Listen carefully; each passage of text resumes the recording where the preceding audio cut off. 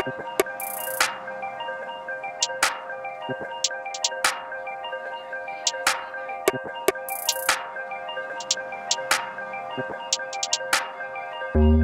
all they've been saying is true, there's a wall before your eyes. Tell me, can you see right through? Right through, right through. Down through the wires and the pipelines. We go disconnecting from the city and the skyline. This is the numbers again.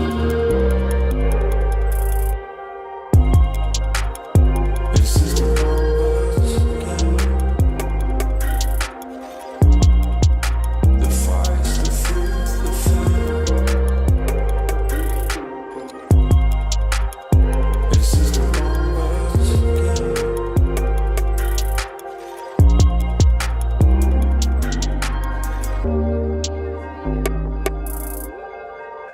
Counting up coins for a soda can.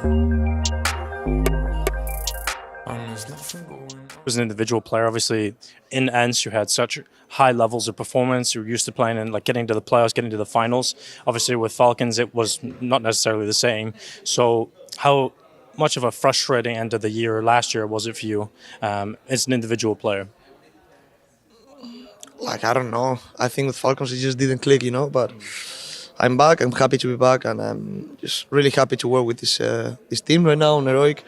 And yeah, I think we will have fun a lot and try to do our best.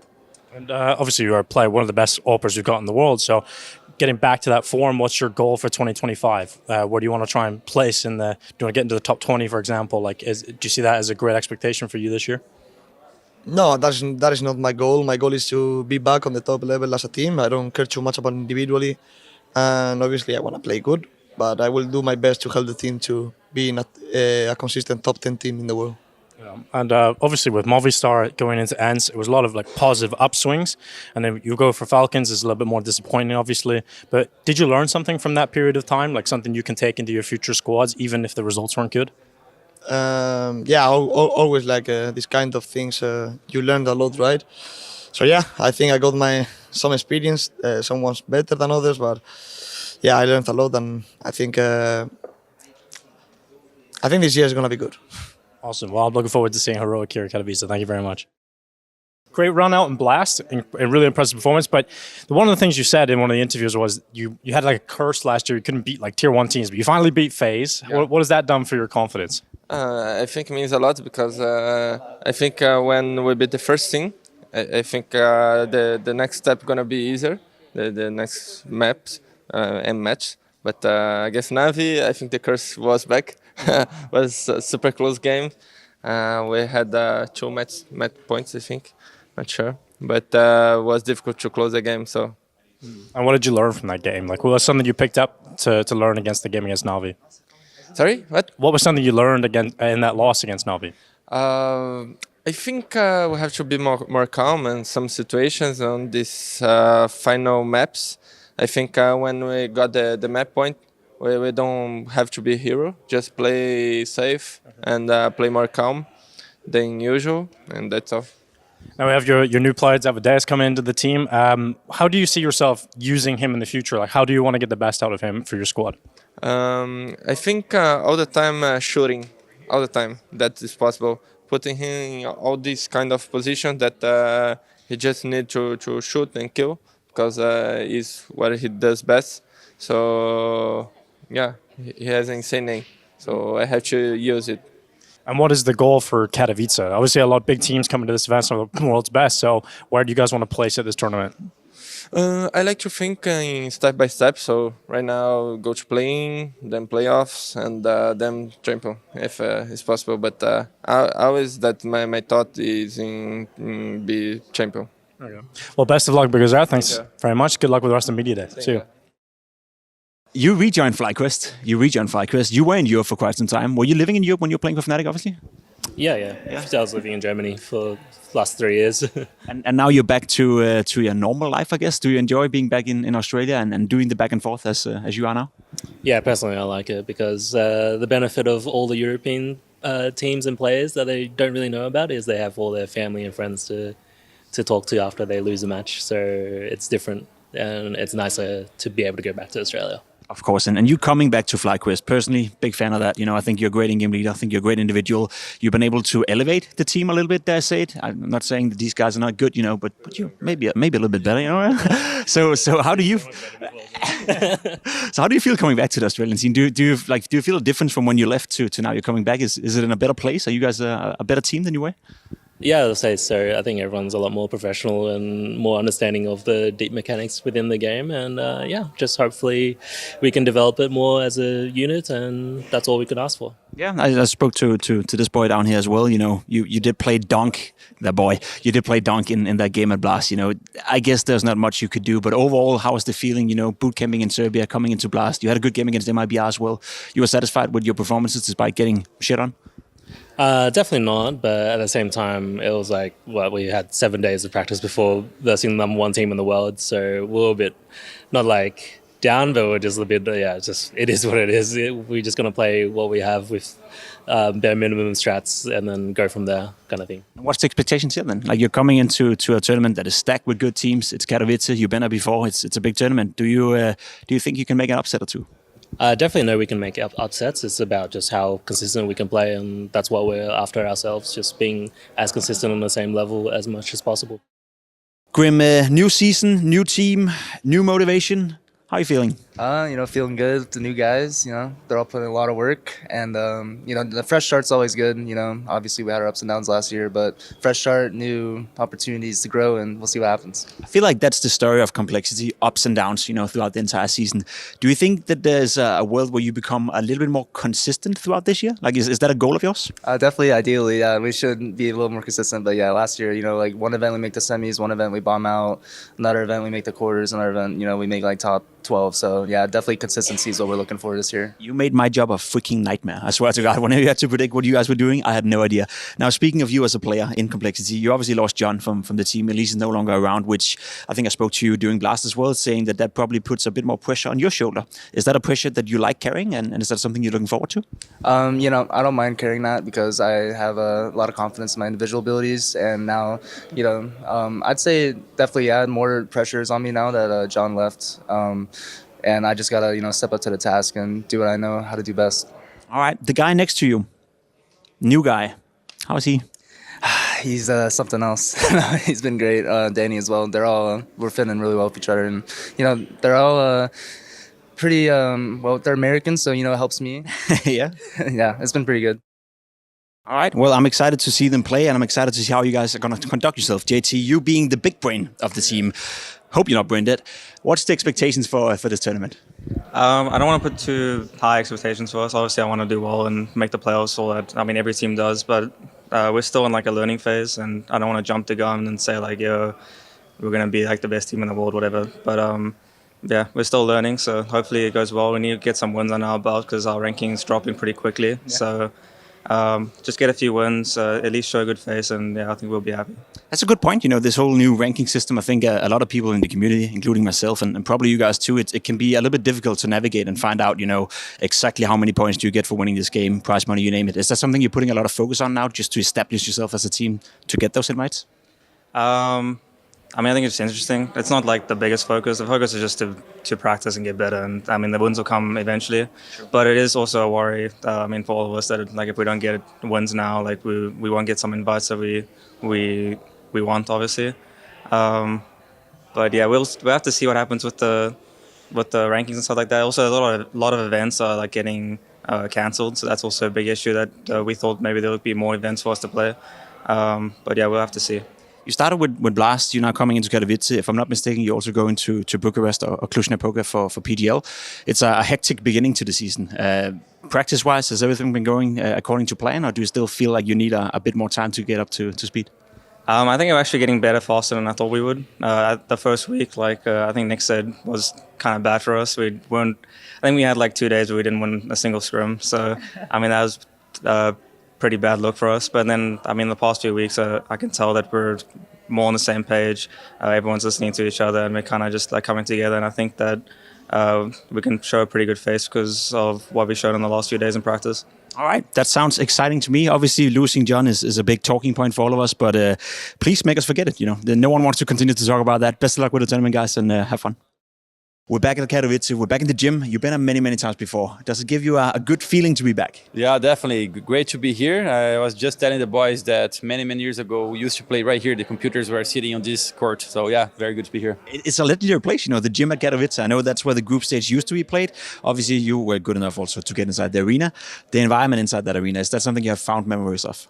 Definitely, yeah. Playing in the Katowice arena was awesome. I remember sometimes watching the VP guys as well play, and the Polish crowd was immensely and very supportive towards their team. So it's always a good atmosphere here. It does feel like wherever you go, there's some love for Fallen and the boys from Furia. Now, coming into this tournament, the expectations, you played a blast and it was all right. I think we saw some improvements. We saw that you guys were competitive at the very least.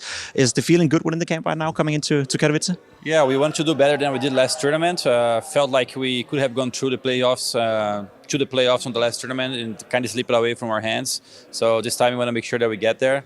And yeah, I think the team is playing well and we're feeling good. Hopefully to do some good damage here. You've been together for a little while now. You're getting to gel together. Is it a feeling that you're getting better game by game, practice by practice, or is it tough to keep finding those improvements? No, I think the overall feeling is that the team is improving. We have been with the schools for over 7 months now. And yeah, I think the team is doing well and we want to get better. We need to get better, but we are working step by step. So here is a good opportunity to do better. Kadian, Astralis, it's been, 4 years where it hasn't been going too well for you guys. Obviously, it's the same story over and over. Focus on 25. Vibes feeling good in the camp? Yeah, I think so. Yeah, it's nice to have David back. And, we are the roster that I wanted to join. So I think practice has been going well. I'm kind of lacking that feeling of us going to multiple tournaments in a row and kind of building on something, because it's been a little bit like roller coaster ride with everything. Because I feel like we're building the right pieces, but it would just be nice to be able to build one piece after every tournament. So yeah, hoping we can start here. Blast was decent, I guess. Obviously, you would have loved to have been in the playoff. You're now here at Katowice. If I'm not mistaken, you're going to PGL as well. So you have the opportunity of building into the season. At what point during the season do you think that we are ready to see not the final version of Astralis, because that's never going to be it, but a version that is able to compete with the best again? I mean, to be honest, already now, I think the problem right now is more our floor than our ceiling, because I think also we showed in Singapore our ceiling with the way we beat Navi and Mouse 2-0. So right now it's more the ceiling. The floor. We need to raise the floor a bit, because I think we can beat the best teams, but we can also lose to some teams that we don't want to. So we want to create a little bit more of that stability. Beating the best teams requires the guy next to you to be at his best, and what he did in Copenhagen was very impressive. How nice is it to have Device back on your starting lineup? Yeah, I mean, he's good. Always a joy to spectate him as well when you're dead. You know that he can make some good moves. I think he's good with every weapon as well. Doesn't have to be the AWP. It can be the rifle, the pistols as well. Very dynamic. And I don't know, I think also it just brings another player who's good at communicating and setting up plans, and with the kind of style we are trying to play, where everyone needs to be decisive and play into that, he fits perfectly. Obviously, you have a history, but you're now back to Astralis, back to the starting lineup. How does it feel to be back inside this gym where you've been so many times before? Yeah, it's over 10 years now. So it's always good to have memories in the cities we go to. I think Katowice is one of them. So this arena, I remember Pasha opening a knife over in the corner and stuff like that. And I think it was even maybe 13 or 14, something like that. Yeah. 14. Yeah. It's a lot of fun. A lot of fun. You're coming into this tournament with mixed expectations, I guess. Me being an expert, I have to be, objective, and I find it hard to place you guys in the world of Counter-Strike right now. You saw in Singapore how well you can play. Obviously, the major was a story for itself. That's over now. What is your sense and take on Astralis coming into 25? I mean, I think we have a pretty good start of the year. I think playing the online matches is always good to get some sense of feeling where you're at, and I think we could have played a little bit better against Navi, maybe won Inferno. That's how it is. Going into this tournament, obviously, it's different caliber of teams in the beginning. You have to be able to be ready from the start and just build into the tournament like we've seen other teams do in these long tournaments. So it's just step by step. I think expectation-wise, it's more or less about living up to what we have, like what we expect from each other, and if we do that, then for sure we'll be fine. Alrighty. I know you hate this, so that's why I'm going to ask you anyway. Your individual level Device has been great to begin off the season, and you're not typically a guy that likes to praise yourself, but I was a little bit surprised that you're playing that well in Copenhagen. Were you surprised yourself that you just came straight into it and basically owned up pretty much everyone? I think also for me, from last year was like hectic role-wise as well.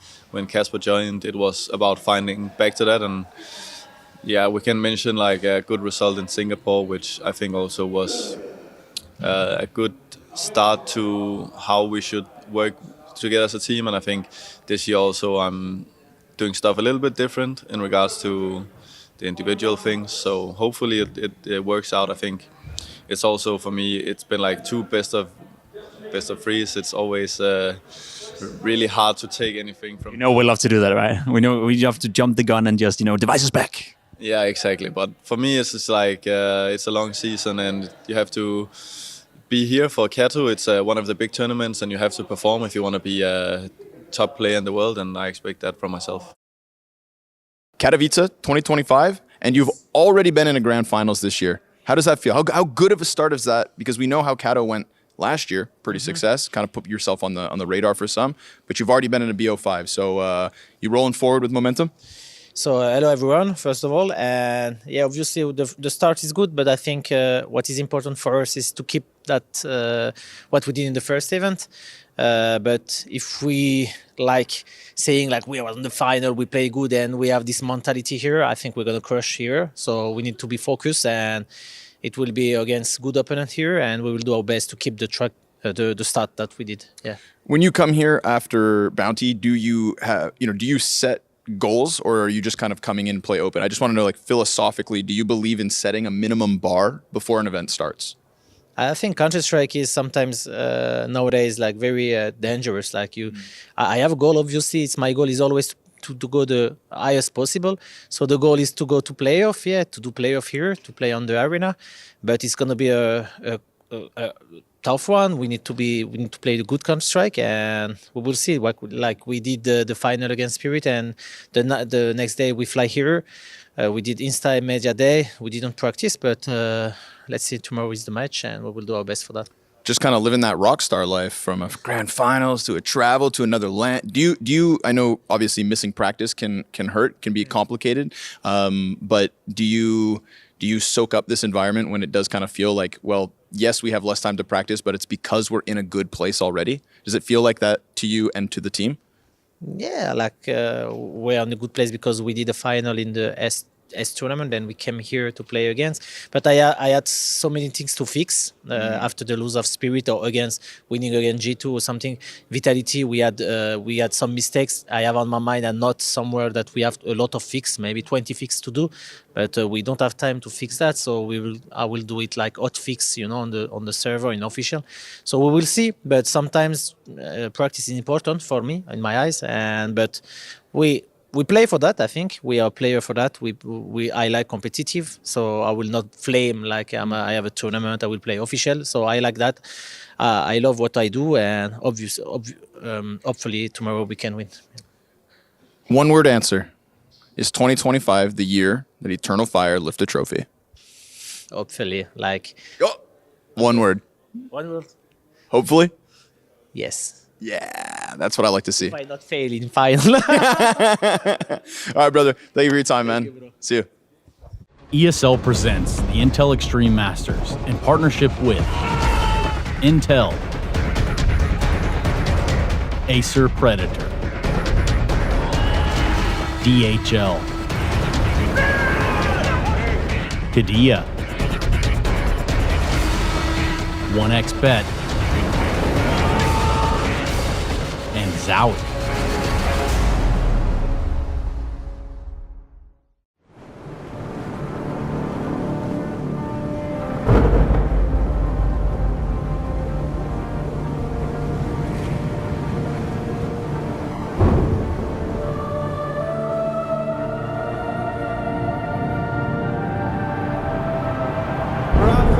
Really making history. Absolutely phenomenal. And Ace is the champion of the Intel Extreme Masters World Finals. Storm's still not quite done. MC is going to take this fight, though. 3 seconds left. Last 2 rounds of matches got to start it well for ESC. And this is a massive move for Zez, but he's not content with just a Nexus kill. He wants to win. GG! And it's all done. And Strowlitz with it. Unbelievable Rogue with a 4-0 victory over Classic. And they did it again in the grand finals. It's Navu! Give it up for your Intel Extreme Masters World Champion!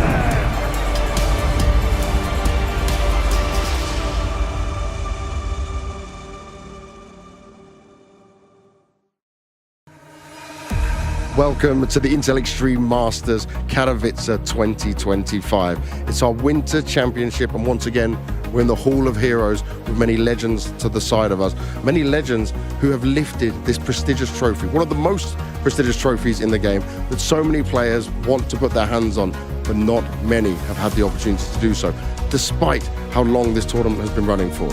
Now, things are going to be changing quite a bit here on the B stream, and I'm going to break it down to you in some Counter-Strike terms. I will be here as your B anchor the whole way through. We're going to be focused on the players, on the game. There's no more analyst desk. Look at the commentators as the leaders guiding you through it all. We're going to be just getting the games out for you, all the action, all the fun, all the insight delivered to you in a unique and exciting way like it's never been seen before. Now here, we're at stage 1. Stage 1 begins today, and we've got Complexity going up against Eternal Fire later in the day. A big one to end with, especially with how Eternal Fire have been playing. Then we had Wildcard going up against Big, which could be an exciting one. Wildcard have been grinding out. They did very well at the Major. After that, Saw taking on Game Legion. But to start with here, this one could get interesting because both FlyQuest and 3D Max have had changes in their own ways. For 3D Max, coming into Katowice, their first ever attempt at this, where FlyQuest, they've been here before, but now they bring in a bit of European talent. Before that though, some more of me with Pimp. Look at the 1xBet power rankings. All right, it's IEM Katowice 2025, and it's time for our 1xBet power ranking. We've got me and Pimp to talk through this all and try and agree on this. You have to be the reasonable voice here. How should we go? Should we go from bottom to top? Let's do that. Let's do that. From bottom to top, okay. 24th, Pimp. Where do we want to go with this? Well, I'm going to start off by being slightly controversial, but I'm going to put Imperial female in there. I think what we saw at Blast, they did well for themselves. They actually proved that they were more competitive than I think anyone would have expected, but only the best teams are here. I think they're going to struggle to get a W, so I'll put them as the 24th team. For 23, do you just go for like an obvious pick of maybe like a wild card in there? Do you look at how bad Saw were, for example, with their new roster? Do they go in next? Yeah, I think it's between those two, to be honest, and it's tough, but I'm going to go with Saw because they did not impress me at all. Wildcard at least played some decent Counter-Strike in the one online game we saw at Blast. So Saw 23, Wildcard 22. There's only good teams as well. I'm thinking something in the lines of FlyQuest, maybe? You want to put FlyQuest there? Yeah, I don't want to. Actually, no, 3D Max. I'd say 20th Complexity.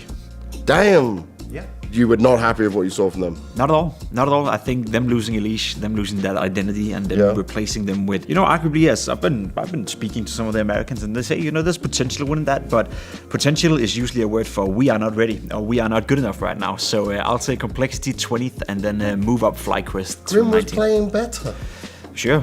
That's still not enough. That's one player. Oh, man. Okay. 18th in there. Would you perhaps be open to discuss MIBR? It was just one game. It was one game and it was against FlyQuest. I think most of us thought that MIBR would win that as well because you look at the players they have. Yeah. But they have spent all this time now in Europe again. I'm surely expecting a better MIBR at Katowice. Big because it's not online. Oh, Big because it's not online. You want to put Big at 18? I'd rate Gamer Legion above Big. You put Gamer Legion above Big? Yeah, slightly above Big. So I'd say Big 18th, Gamer Legion 17th. Okay. And then we had MIBR. MIBR will be next. That makes sense. Yeah. Yep. Now we're into top 15. But this is where it gets really tough. There's so many good teams, bro. This is, for me, is like, we saw how good Eternal Fire can be. Yeah. And I think they're going to be well up above this. Virtus Pro? Did they impress you? Not really. No. Not really. No. But obviously, they're going through more than just a player change, right? 2 players. Let's put Virtus Pro as 15th, because they could be fine, but I don't really believe in it. I'll put Furia next. Okay, Furia as 14th. Yep. Then I would put probably Falcons. 13th. I'll buy that. Okay. Yeah, I'll buy that. Me as so we have Pain above all those. That's fair after what we said. Then I would put Pain there just because, yes, Pain did it online some good games, but they also did Na'Vi in a very very solid fashion. Astralis, we haven't had... Oh, God, we forgot that. Well, they didn't impress me that much either, But I'd say I would probably put Astralis under Payne. Mouse is 12th. Honestly, and I won't be Heroic below Astralis as well. As much as I respect Heroic, I respect Saw. I'd say Heroic just below Astralis. Paying Gaming is 10th. That I'm agreeing with. That's perfect for me. It's getting spicy now. I think Liquid. Liquid, yeah? Yeah, Liquid, that's fine. I think that's when we end into the Liquid conversations. We saw FaZe, and they were underwhelming. Oh, so no. is an underwhelming FaZe on a power ranking higher up than Mongols? The last time we saw them was super impressive. No, FaZe going next then. There we go. Yeah, FaZe going next. Should we then try to take it from the top now? Because I think that's going to be easier. Spirit number 1. Yes. Yeah? That's without a doubt. Okay. Number 2, there's no argument for not putting Navi second still, but it's... Because the other teams made changes, right? So exactly. Yeah. That's what's given them the benefit. Like no Spirit one else gave us any hope yet. You're right. Spirit 1, Navi 2. I think a tournament this early in the season, G2 above Vitality. Vitality will need a little more time to gel in Rubs. Had you asked me in a month from now or 2 months from now, no doubt I think Vitality is going to be a better team. But for now, I'd say G2 3, Vitality 4. I do not want to put Eternal Fire above G2, Navi, Spirit, and Vitality. I think Eternal Fire is 5th. Okay, that's fair. But I even think putting them 5th is crazy. But to be fair, that's what they showed us. It's a power ranking, and until they've proven otherwise, we'll put them as a... Let's see how our power ranking works out, Pimp. That was, I think, pretty fair. I think we were being reasonable, but knowing me, it's gonna be bad.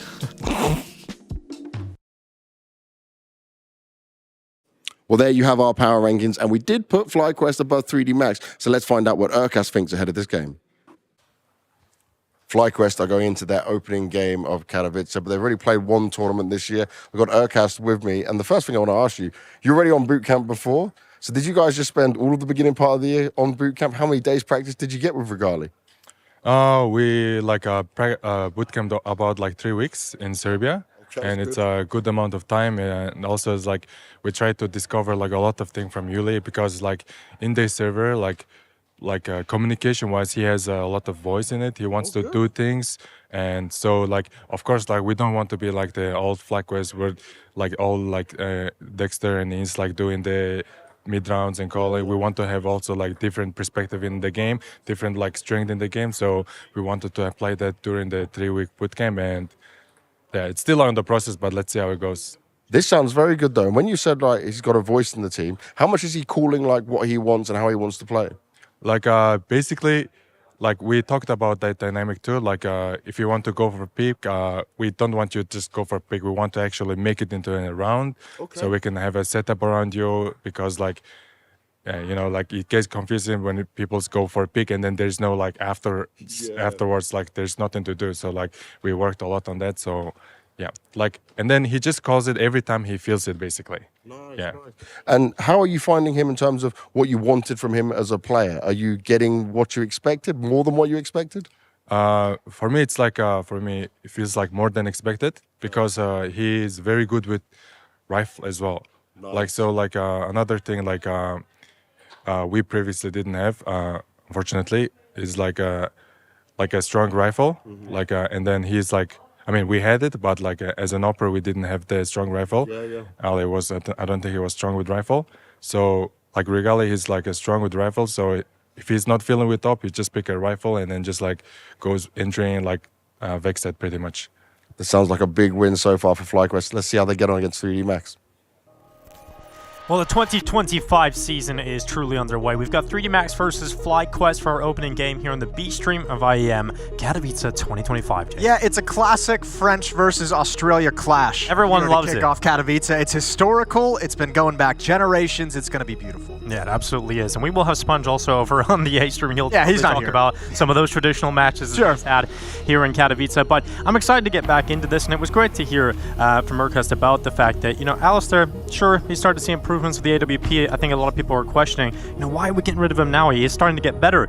But it's the fact that he was maybe weaker on the rifle than Regali. That's an interesting point to look at. Yeah, it's a fun dynamic, and I mean, I think you talk to any Opera, and they'll tell you now in current days Counter-Strike with MR12, with the economy the way it is, and Opera, has to be good. Kind of gone are the days of those save after save after save and bringing that op forward. It's still around, but you have to be able to get the rifles done.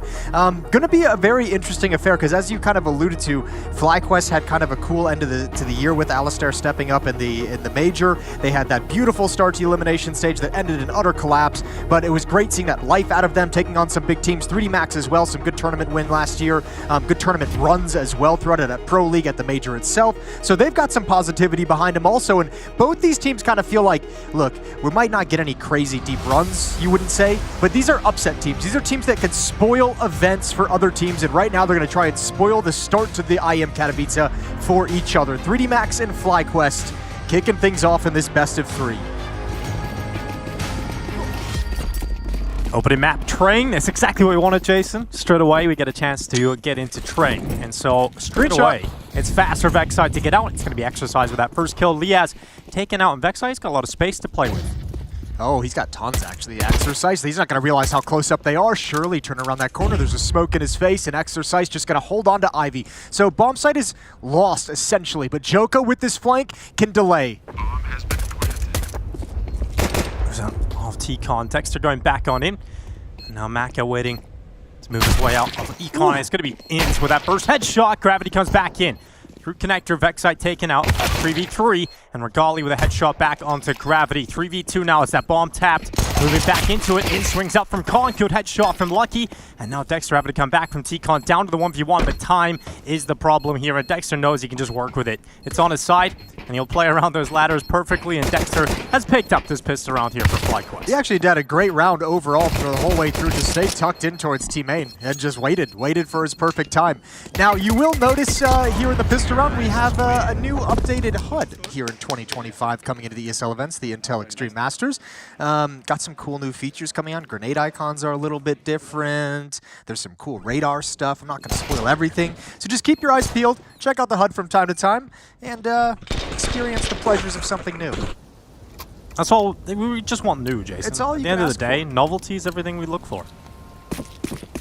Joko, looking like a Lego character you haven't unlocked in the game yet.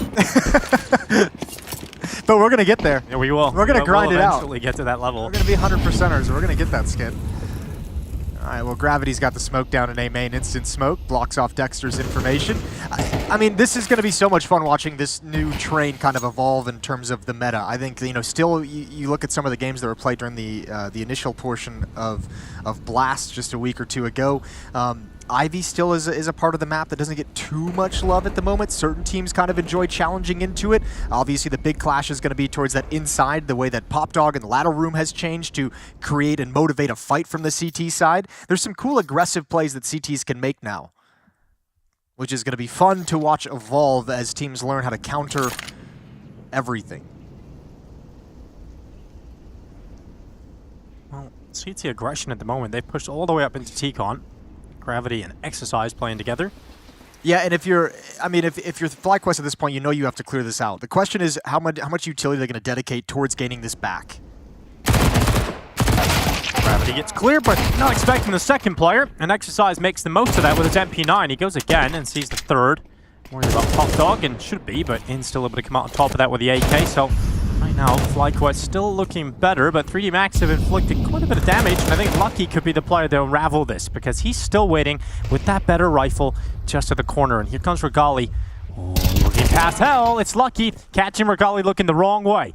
And so another kill goes to away 3D Max, and with 15 seconds left, the bomb is down in the open. Another shot this time from Joko, and suddenly it is just Ins, not enough time to win the round, and 3D Max able to bounce back immediately after losing the pistol. Yeah, I think it's going to be one of the cool, interesting things to keep track of with this new Train is this like really passive T-side default that they did. They had 3 players kind of watching for that inner collapse towards the new Pop Dog area, towards those stairs, towards the lower ramp.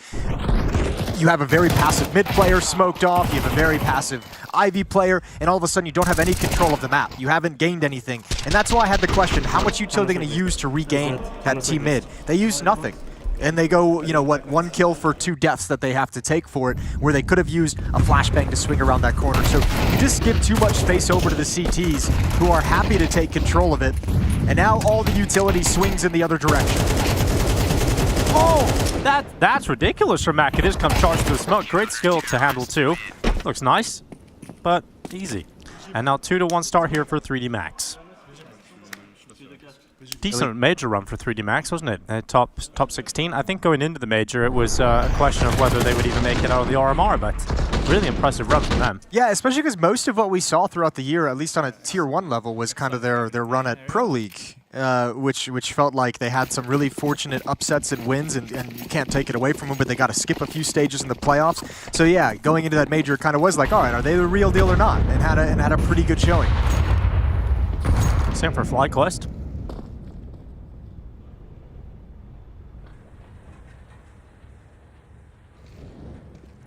Regali had a pretty good first tournament at the start of this year, and wasn't necessarily a standout all-pro from his days in OG. I don't think many people were super excited about the Regali to FlyQuest prospect, but seems to have woken up in the first tournament at least. And I think a lot of people are now a little bit more excited than they were when the move was first announced.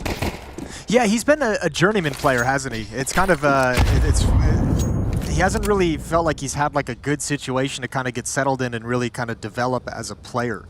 You know, OG, Entropic, Copenhagen Flames. You know, like he's been around in so many different teams, but never been able to spend a lot of time there. Never been able to kind of rise through the rankings with any kind of a team. So yeah, it's been going to be fun seeing him kind of join this roster and see what he can create with them as they try and kind of move on from the Alistair lineup. Yeah, I was part of that Fnatic Rising Academy project for way too long. Sat on the bench for a long time. He even stood in for the main Fnatic roster for a while, for like a month or two back in the day. Yeah, who didn't? Yeah, that's fair.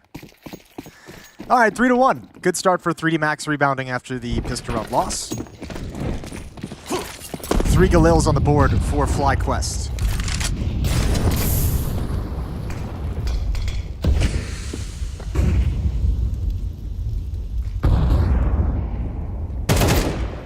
Maka. Involved in the first fight. Gravity, they know exactly where he is. Facing that sound cue with a fire. Yeah, but I mean, this is part of that aggression the CT sides can now bust out. Makes you really kind of nervous when you realize there's a CT defender pushed all the way into Pop Dog that deep. So you're going to have to spend some time to clear things out, waste some time waiting for the smoke to dissipate, and then find the information you need. Strong inner bomb site defense at the moment from 3D Max. No eyes on Ivy. Happy to have the defense centered around the bomb site. One in Pop Dog, one at the bomb site train.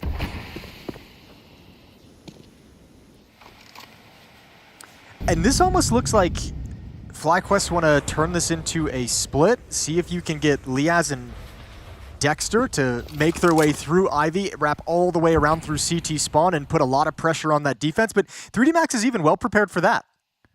Got Exercise waiting in CT spawn to slow it down. And only 30 seconds to make this work. Joko needs his teammates to come over. Mac is going to get involved in this first fight, holding down the back line. Here comes Liaz. Oh, big swing. And Mac would have expected at least 1 kill out of that, but now it's about Joko.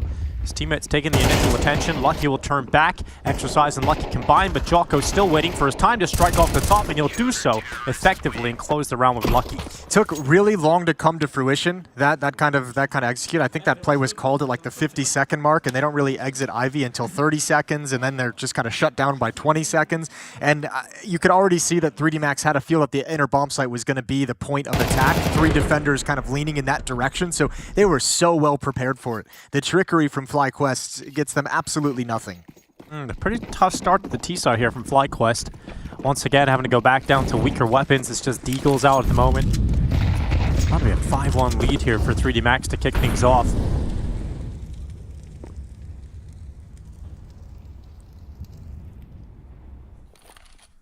Last year, 3D Max. Damn. Oh my god, okay. Good shot from Inns, but traded out immediately. Damn. But another one, and now we start to talk about this round as a possibility for FlyQuest. Yeah, the bummer for Lucky is he actually kind of has to maintain the aggression. He might, in another world, if he had a teammate at the bomb site, think that, it's time for him to fall back and gain some safety elsewhere, but he has to take this kind of a risk to make sure he can hold on to it, allow Exercise and Maka to stay outside. So far, so good. But some beautiful deeks from FlyQuest have made this round doable. Yeah, I bet that aggression feels a little silly now when you realize you're up against pistols and you're in the halls, giving them exactly the kind of fights they want. But under a minute left.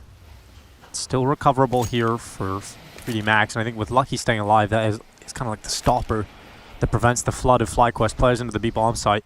Yeah, now it falls on Maka with the op, taking a really shallow angle. I'm going to start creeping up now. One shot reposition. You got Exercise playing underneath Old Heaven, or in Old Heaven, I should say. Good kill. Now he can reposition. He can try and clip one more as they make their progression through the connector. Oh, missed shot from Maka. That's a big problem. Another one from the Deagle. Now Exercise, waiting at hell, jumps off, gives himself a different angle to work with, but all his teammates are gone because these Deagles are just firing here for FlyQuest, and it's just unbelievable that the Deagles have come out and won that cleanly in the end. Yeah, beautiful shots from the Deagles. Missed shot from Maka was really, really painful. That was still a very salvageable round, but that last rotation, Lucky, who did such a good job holding the inner bomb site, just gets wrecked by Regali on the shift. Just 2-on-2. That's a gift, though. You kind of mentioned it, a really tough T side for FlyQuest. Again, that's like, it's great to have that win. It's not something that you're going to call and be able to replicate. Beautiful shooting with the deeks from everyone, especially Vexite on FlyQuest. But now they've got to build on it with the rifles. Yeah, it's a lifeline. It's an opportunity to try and build on it. But here goes Maka with some aggression with the AWP all the way through Pop, up into the halls. This could work out nicely for Maka. Yeah, it does. FlyQuest slowly walk into the scope, not expecting him perhaps to be scoped up with the AWP in that position, and so a great opening kill for 3D Max to work with. It's a really hard thing, I think, for Tees to manage, is this kind of aggression from the CT side on Train, because I mean, if you're gonna put more bodies to kind of negate that push, we saw it earlier on in the half, as you lose so many resources towards Team Mid, and maybe you lose control of that. You lose resources if you want to apply some pressure in Ivy. So putting 2-3 players towards Inner to kind of deal with this aggression from the CTs is just a lot of resources you want to use elsewhere. And now they got to spend so much time being concerned about this control from the defense, bringing players back to handle the push. I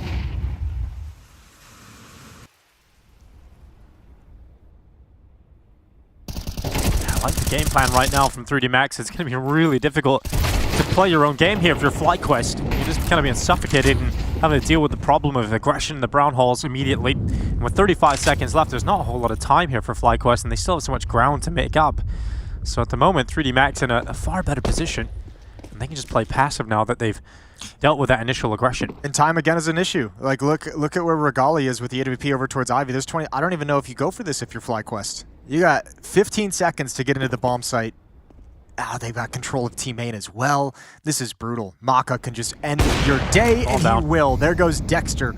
And now for sure, FlyQuest, you have nowhere to run. You're already kind of committed, so you're in a dangerous place to lose money, lose your weapon. No bonus coming in. Liaz connects the shot, and they somehow get away with it. Yeah, at least worst case scenarios avoided, but you know, we talked about that being an opportunity to build on this T half when you win with the Deagles.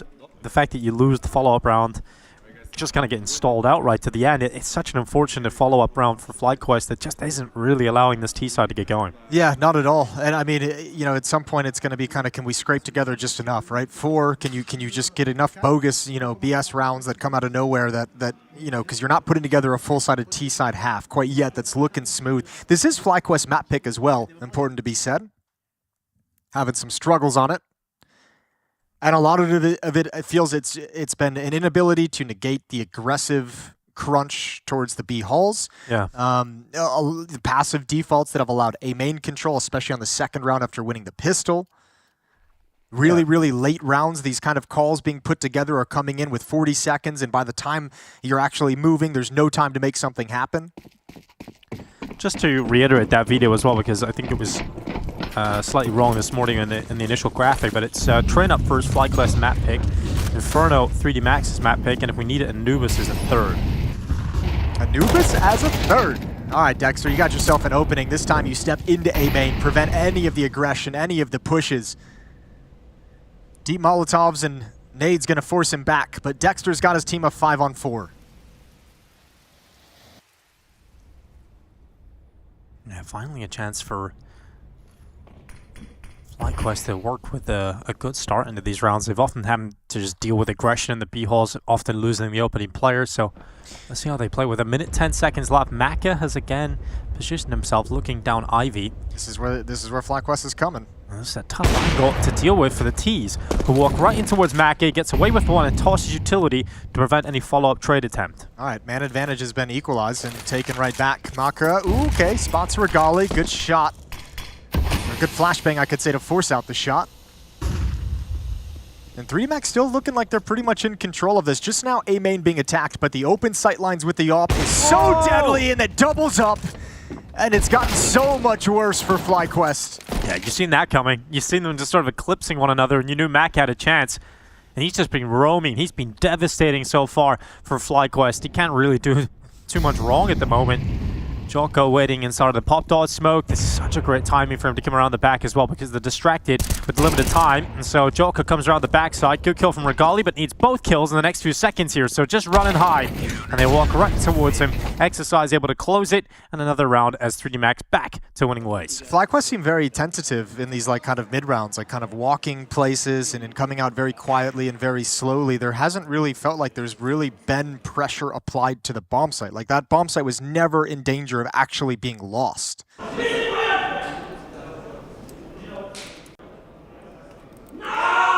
Yeah, 3DMAX, a lot of reasons to be happy at the moment.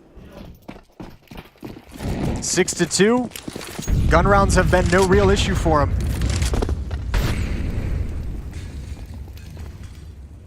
These rounds have been, though. Pistols, deagles. Oh, just the one. Two, I guess, if you're going to go pistols as an entity. Yeah. Scraping the bottom of the barrel here for yeah, we're just doing but our best for the boys. Now they got to give us something.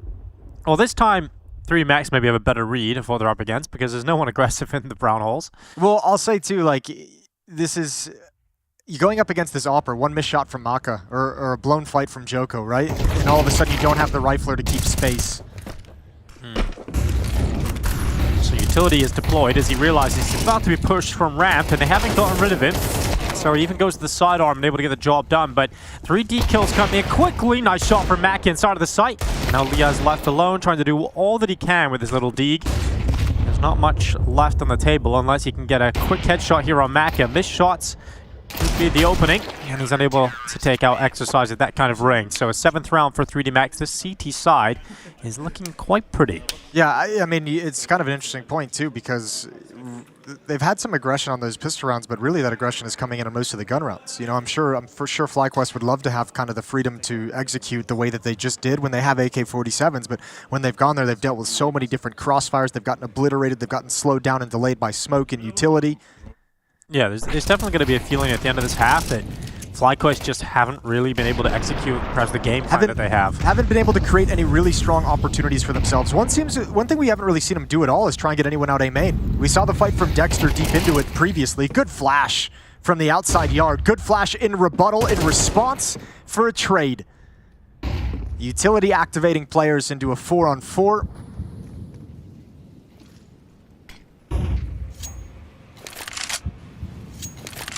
That's FlyQuest cracking open that aggression towards the B bomb site. Do they want to do anything with it?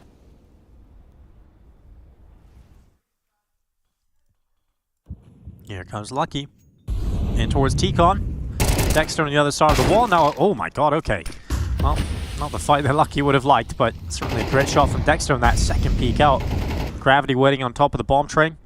And Maka lining away. It hasn't been missing much today. And there's another shot added to his tally. Now 3v3.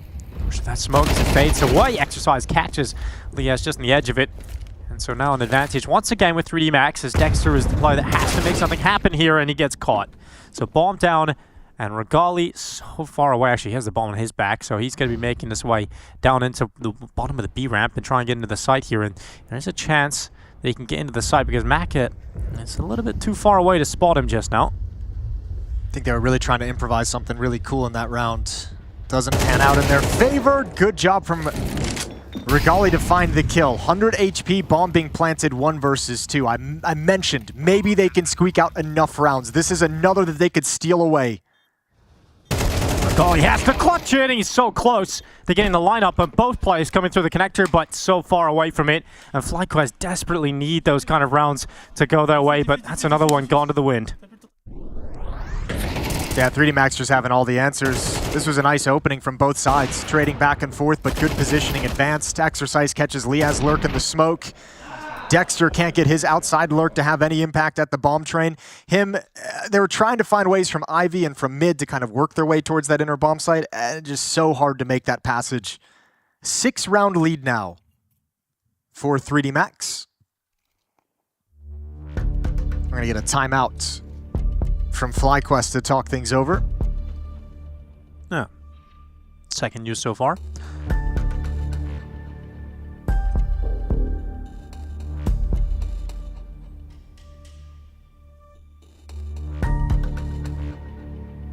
Cast, the Mongolian, who obviously has a lot of experience playing with the Australians at his time in Greyhound. With and against. With and against, that is true. Went back to playing in Mongolia for a while with Tiger and went back to studying. So took some time away from playing and now returns in a coaching role.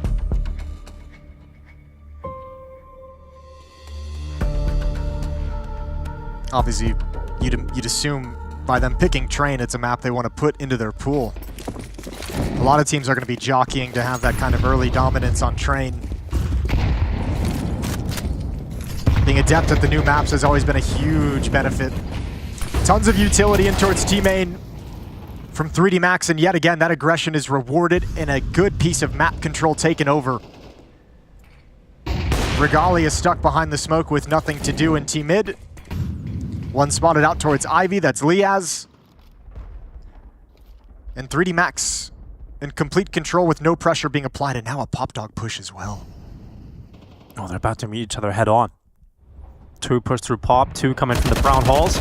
Exercise unleashes his bullets first, and he's the only player required until Lucky steps in just from behind him, and both of those kills go the way of the defense. So right now, FlyQuest, it really couldn't get worse for them as you get towards the end of this first half.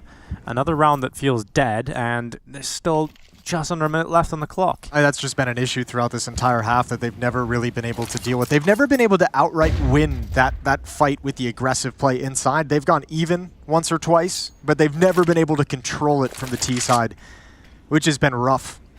Because that means those inside defenders never feel a whole lot of pressure. You're not forcing any movement, any rotations, any shifts in the defense that can make things easier elsewhere. And now you have control of Pop Dog, so you have this really awkward angle for the T's to deal with. Oh, great shot again. Side of the smoke. Liaz walks right into it. Nice and easy execution from the French guillotine of gravity. Now Regali left 1v5. Move into the open, and Gravity's got a follow-up headshot as we head into the last round of the first half. It is pure dominance right now from 3D Max. I mean, it's got to feel so deflating if you're FlyQuest going into that second half from your T side of your map pick. You don't want a gun round, right? You want a pistol round and a deagle round. Yeah. Like, you haven't won a full buy at all, so... Haven't even been close. No. I mean, it's exactly what you said. It's like they're losing too many of those initial fights from the CT aggression. They just never had a round where it felt like competitive in a buy round. Well, it's just like if you think about it, like they've never had control of anything. They've never really had control of B halls. They've never really had control of Pop Dog. They've never really had control of A main, you know, from the T side. And what are you going to do with that? You know, how are you supposed to work the map if you're constantly bullied away? This time around, they kind of take the leash off and they just work up the courage and say, you know what, nothing's working. Let's just go as a pack mentality, group up, and attack this inner bomb site, see what happens. Yeah, well, Maka, it's a tough angle to be in when you miss that first shot, but he's able to get away no problem. Good counter utility to allow his reposition. So now they drop back into more passive angles. Jocko will play from the bomb train, and Maka. This is perfect for FlyQuest. 3D Max is pushing Ivy for information. Well, Maka just waiting. Here comes the attack. Final round of this first half as FlyQuest so desperately look to try and close out one buy round. This has been their map pick of their T side. Regali fighting forward for FlyQuest has created a little bit of space as they now get into the site. This is one of the best rounds so far for FlyQuest in terms of having a foothold in the round. Mac is still making it difficult with another shot connected in that AWP, but FlyQuest 3v4 to close out this first half. Flank is everything. The flank from Gravity can change this entire round, and now they're going to be forced to peek FlyQuest. They can't wait any longer, and it just doesn't matter. There's the wraparound from Gravity through Pop and a 10-2 scoreline to close out the first half. 3D Max, they are dominant here in the opening half of Train.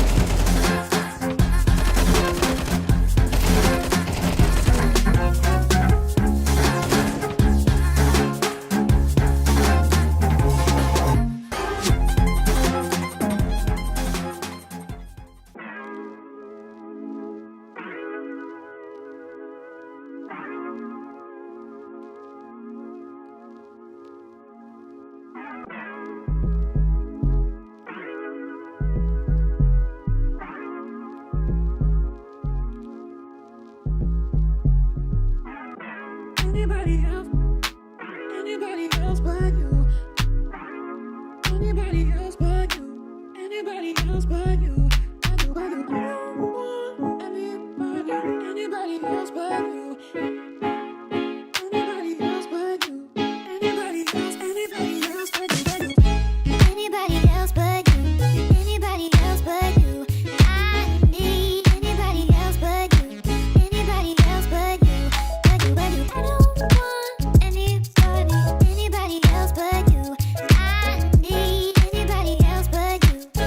Anybody else but you. But you. Anybody else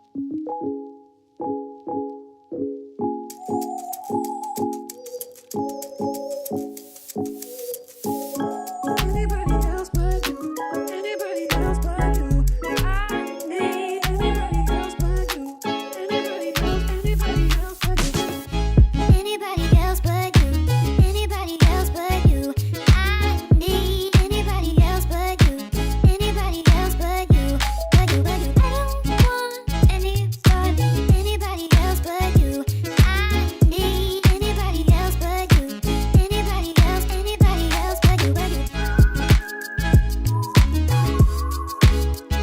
you.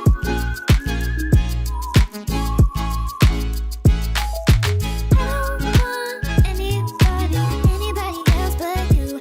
I need anybody else but you. Anybody else but you. But you.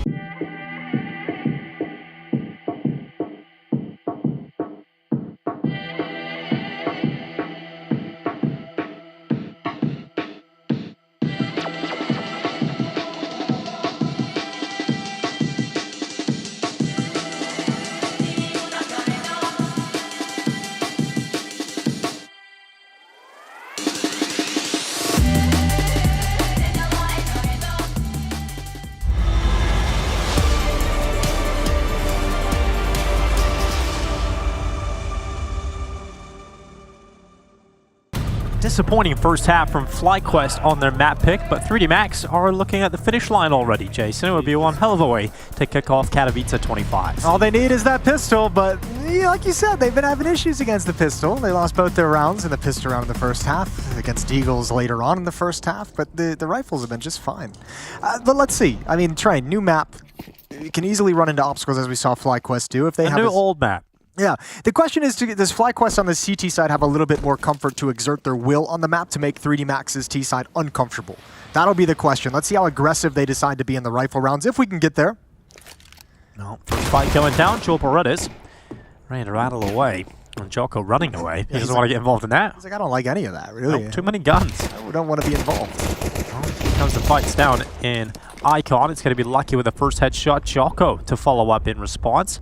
And we're looking at 3D Max in a perfect position in this pistol round so far. Lias going to prevent that perfection with a great shot back of his own, and Vexite getting involved as well. So numbers once again even with 1:13 left. Okay, now FlyQuest has finally put 3D Max in an uncomfortable position where they have to make a decision of where they want to rotate to. Going to try and get the CT spawn. Good shot from Liaz. Exercise needs to make the crossing.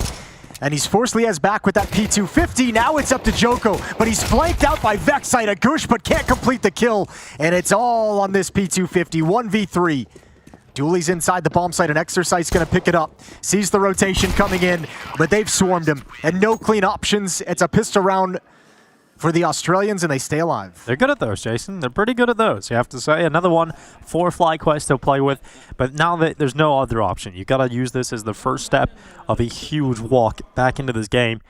They have to win the follow-up. They have to convert this. Go on a streak here, FlyQuest. Yeah, they need to go on quite a run.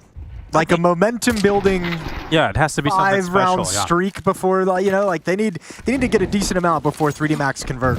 Problem is, they still could lose this round. FlyQuest have got to deal with a force buy on the other side of things. So Tech9's come out, plenty of utility and some speed behind this as they go down through Ivy.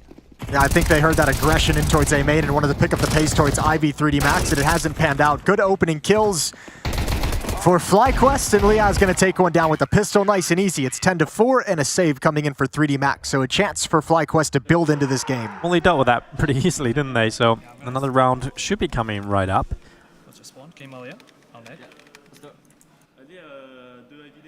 Hello, referee. His close-up. I like that. Yeah. That was good. Everyone deserves a close-up. Yeah.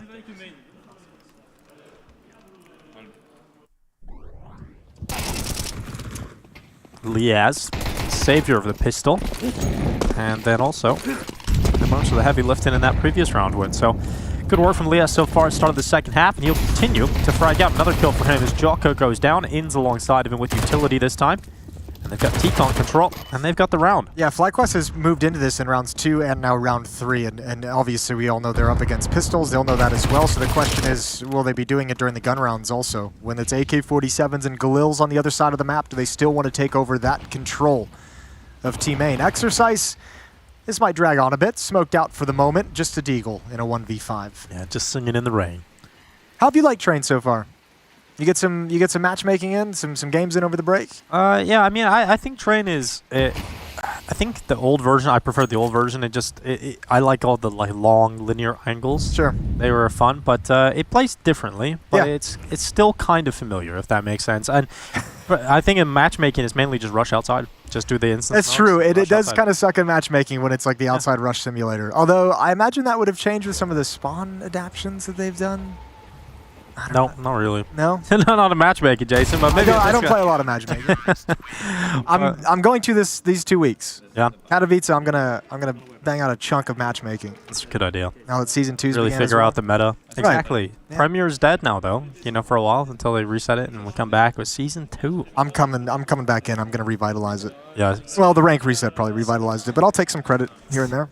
I'm glad season 1 actually ended, Jason, because I was just like, when is this going to I think end? it would have been great if we just had an eternal season 1. Season 1. Yeah, it was just constantly season And 1. then CS3 comes out or something. Yeah, it'd be great. Valve don't make trilogies, though, do they? No, but you could name it something other than 3 and maybe find a loophole. Alex. Backside and Gravity. A couple of kills back and forth.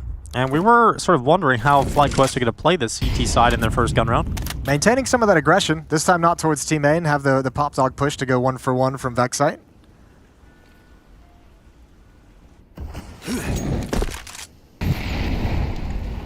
Ooh. I've been loving that little window. That's a cheeky Malo. Yeah, it's nice.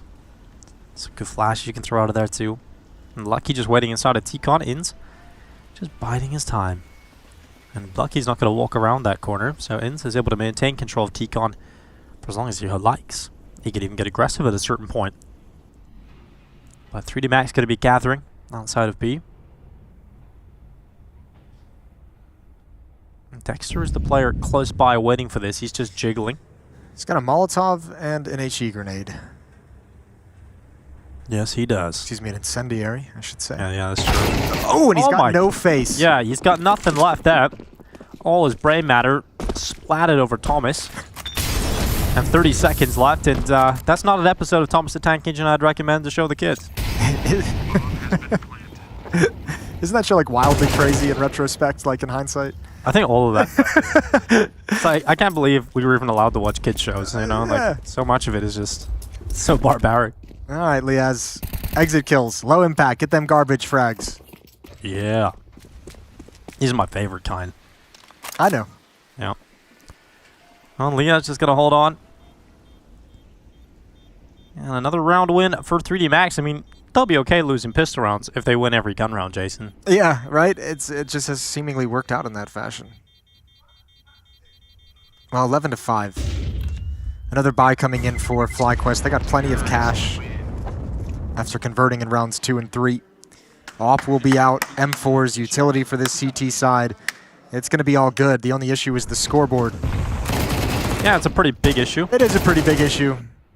Well, a lot of people, I'm sure, still will have missed the note that we are not playing on the the new patch, right? True. We're playing on the previous patch for Stage 1 here of Katowice. But Stage 2, we will switch over, and the better FAMAS will come out. So that's what we're all really excited about, isn't it, Jason? I don't know. I don't know if I'm excited for it, to be honest with you. No, we'll see. I'm excited to see. I don't know if I'm excited for it, if that makes sense. Apparently, a lot of people have been playing more with the FAMAS than the MP9, but I think that's just a novelty thing, and that will kind of wear off. I changed it to what, $19.50 now for the price of the FAMAS from $22.50? Yeah, just trying to force more diversification. M4, A4's cheaper now too. Like we got a whole lot of price adjustments coming in. And good start here for 3D Max again as they're in search of map point on train. Jocko pops the head of Vexite. That was a fight FlyQuest never took in the first half. No. Because they could never get control of Pop Dog. 3D Max on defense never had to worry about that sort of an angle. Regali, shadow of Jocko would sort of assist him in terms of reacting into that kill, and so now the numbers still favor 3D Max, but only by 1. There's 43 seconds remaining in this round. Yeah, but it looks like they don't really want to mess with anything in A main. The bomb on Maka's hands is going to join up with gravity towards the inner bomb site. You're going to have Exercise lurking towards Ivy. The big question is, what does Lucky do in A main? Does he want to move out and try and coordinate with his Ivy player? Does he want to be a distraction? Going to make their way through Pop Dog. 3 different angles to this outer bomb site attack, and FlyQuest has shifted inward. With 15 seconds on the clock, there is an open runway to the bomb site.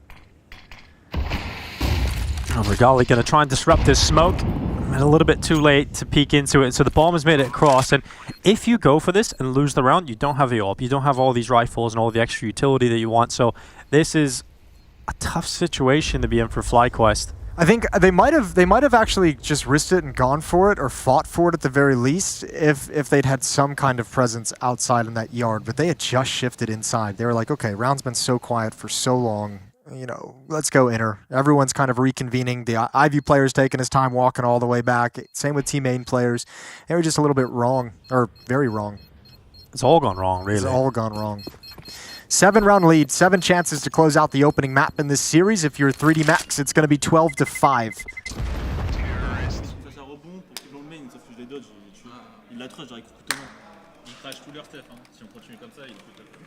Not happy that the offer so far here for FlyQuest. I mean, to open up Katowice and come out with, I think, some positive signs of Blast, right? It wasn't negative by any means. There was a lot of excitement. Okay, well, Regali's looking good to see what FlyQuest can do heading into Kato. Beat a Brazilian team for like basically the first time. Yeah, so there's a lot to get excited about for FlyQuest. And then coming to Katowice, your opening map, your map pick, and you don't want a single gun round? That would be very disappointing for FlyQuest. Yeah. At least, you know, in this format, we're best of 3s now, Jason. It's not the best of 1s, so they do have a chance to bounce back, but they are going to have to go to Inferno, which is 3D Max's map pick. And right now, 3D Max looking like the far better squad. Oh, absolutely. Look far more comfortable with some of these aggressive plays and stances, far more comfortable in just one-on-one duels and fights. Been looking really, really good. And this T side is starting to show some power to it, where FlyQuest could never really figure things out in their offensive half. 3D Max have the mid-round answers, have the late-round answers. Maka's off, looking for a pick.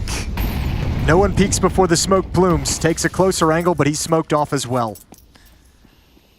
So stalemate in the outer yard to open up round 18.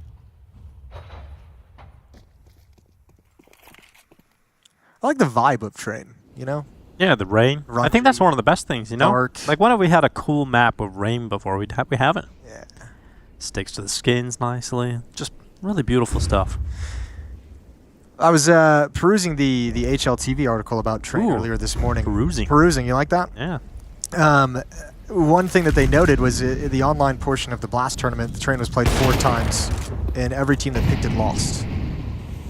Well, we're keeping that trend Yeah, we're up. keeping that trend very well. Yeah. Don't pick Train, guys, for your own safety. Nice flash, good clear. Gravity gets there a little bit late to help out. Maybe he can salvage an equalizing frag, but doesn't want to chase it.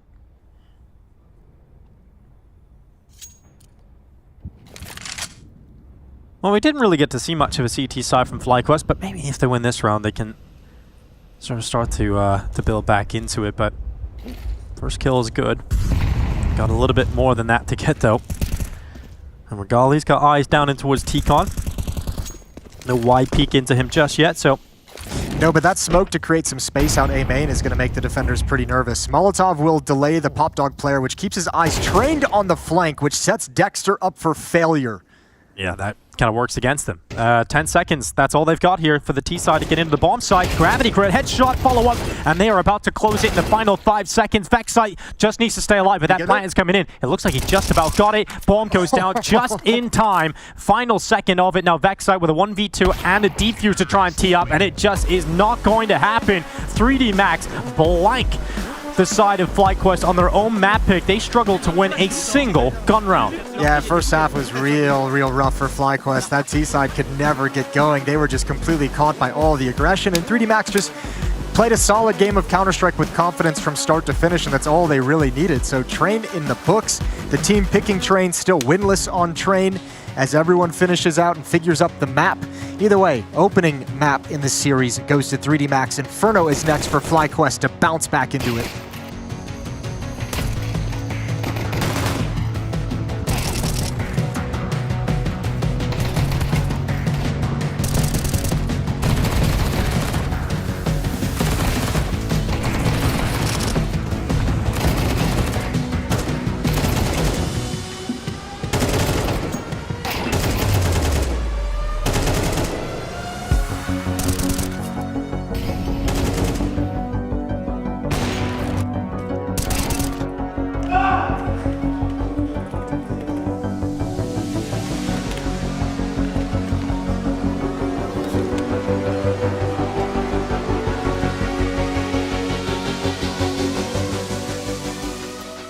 Well, picking Train might not give you the win, as that does continue here.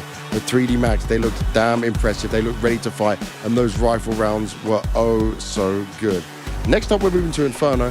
That'll be coming up after just a few minutes. But what we have to wait and see there is how FlyQuest are going to fare, because Regali hasn't played it just yet with this team. This will be a new test for them, maybe one of the reasons why 3D Max went for it. Obviously, it's the very beginning of the season. But I've got something to show you when it comes to more game footage coming your way, especially with more stuff coming from what we'll see on the A stream, because we're going to be looking at Virtus Pro right now going up against Pain, and the new players. The new players to the teams have been the ones that were shining to start off with. Davideus has been looking very good across all the Pain games so far. Both Flammus and Icy have come in hot at the same time. We know we're touching on Electronics in-game leading and how that might work. We're going to have to work it out. He's going to have to go through some growing pains for sure. But right now that fight's still going on. So take a look at this, and we'll be back with a second map later on. And reflecting, the key match for Pain throughout that bounty run, now they did beat FaZe. That's a good victory. They beat Gamer Legion as well. That was the key. They're online, and if anybody knows how I feel about online Counter-Strike, just... No. We don't need to talk about it. Yeah. But when they played Na'Vi, that series went all 3 maps, and there was 2 barn burners in there. One was Dusty, one was Mirage. Those are the first 2 maps of this series. And you reflect on that across the 3 maps of play. Clutches were a key factor for Pain, 8-3 at Na'Vis.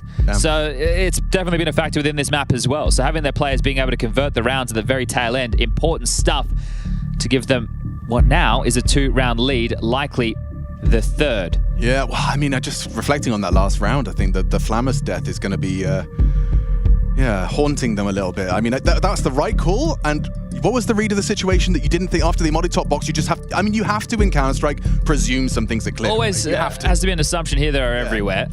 But yeah, not ready for the cross back towards the top mid box. Biggie Zero getting essentially a free kill. Flamus looking the complete wrong way. His crosshair's like vaguely ready for short, and Flamus's head just happens to be in it. So what do you do with this one, VP? I mean, how do you get anything out of this round? You've got one M4. Well, the thing is, that was Payne's timeout, so it did allow time for VP to discuss what to do with the M4 and the 5-7 that's saved. But really, for Payne, it's about, hey, this is the XQ we want. This is how we want it to be drilled. Rifle's in the perfect spot for this. Flash at the ready. Here they come. Yeah, there's legs to this. Timing everything. Oh, they're already out. Team Flash. Team Flash, Icy blind. Oh, it's gone wrong. Oh, it had legs. It's the timing on that. It's just timing. It happened so much quicker than what Icy was ready for. He starts hearing the steps. He calls for the flash. Fame does as he's told. Icy has to swing because he's already taken the first fight.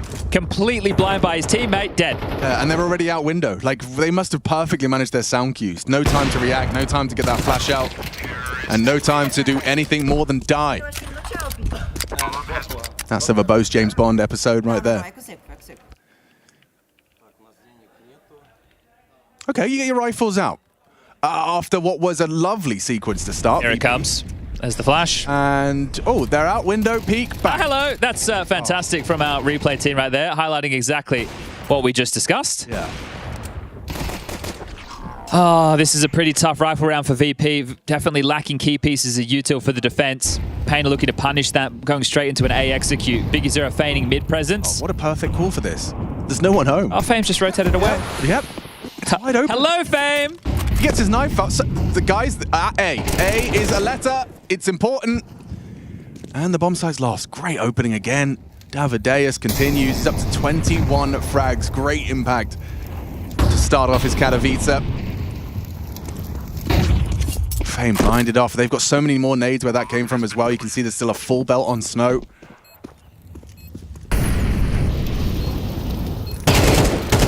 Katowice, good first. Unable to string together the second. Electronic trades out. Smoke on the bomb. That can cause chaos. I'm looking for a kit. Don't see it. Heavy advantage for Payne as they do tickle the bomb. Panic sets in. Frags come through. Payne makes it 12. Everyone hits their shots. And that really should be the map. Now, coming into this, Payne were the favorite, at least by my books. I think what I saw for them against Na'Vi was really, really positive signs, as well as the online matches. VP, this is a more drastic change. Electronic being the in-game leader, probably doing a bit of that when James was on the roster too, but the addition of Flamus as well as Icy, so they've had quite a fundamental change, whereas for Payne, they brought in Davideus, who brings experience and a punch. Even though they've been changing things themselves, it's more standard of the team. Here's a mid-fight. Good night, says Big U0 with the double. Lovely, lovely. This one done. Trying to stick a fork in it. Flit does want to fight back, and he's actually got a lovely little opportunity. Davideus doesn't think so. Comes in through the underpass and leaves it all onto Icy. VP's highest rated player, walking around with the FAMAS. He's just getting the reps in before it gets cheaper and less spready. This will be the greatest 1v5 of all time. Yep. Or not, as Davideus closes it down. 13-8 map, one of the series. Payne looking in full control as they take the first. Looking forward to Dust 2. Think that could be an interesting clash. We get to see, of course, how Flamus integrates into that Dust 2. And more of that after the break.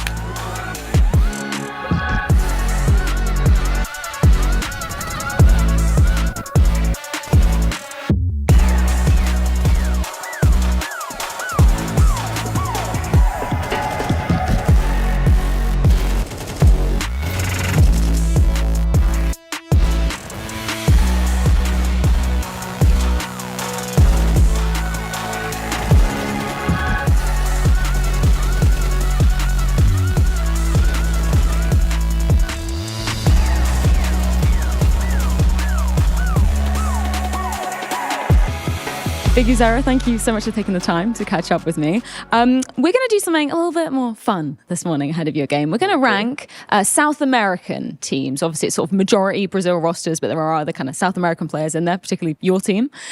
First team, I'd like you to put on a scale, 1 being the best in your opinion, 7 being the least best.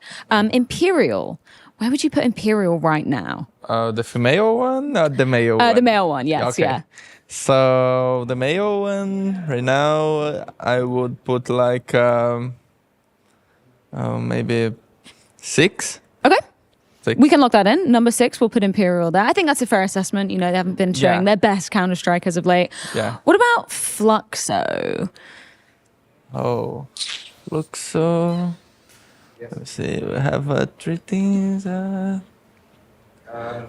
think Fluxo can be 5. 5? Okay, yeah, that's 5. fair enough. That's fair enough. We saw Yeah. some decent things from them at Blast.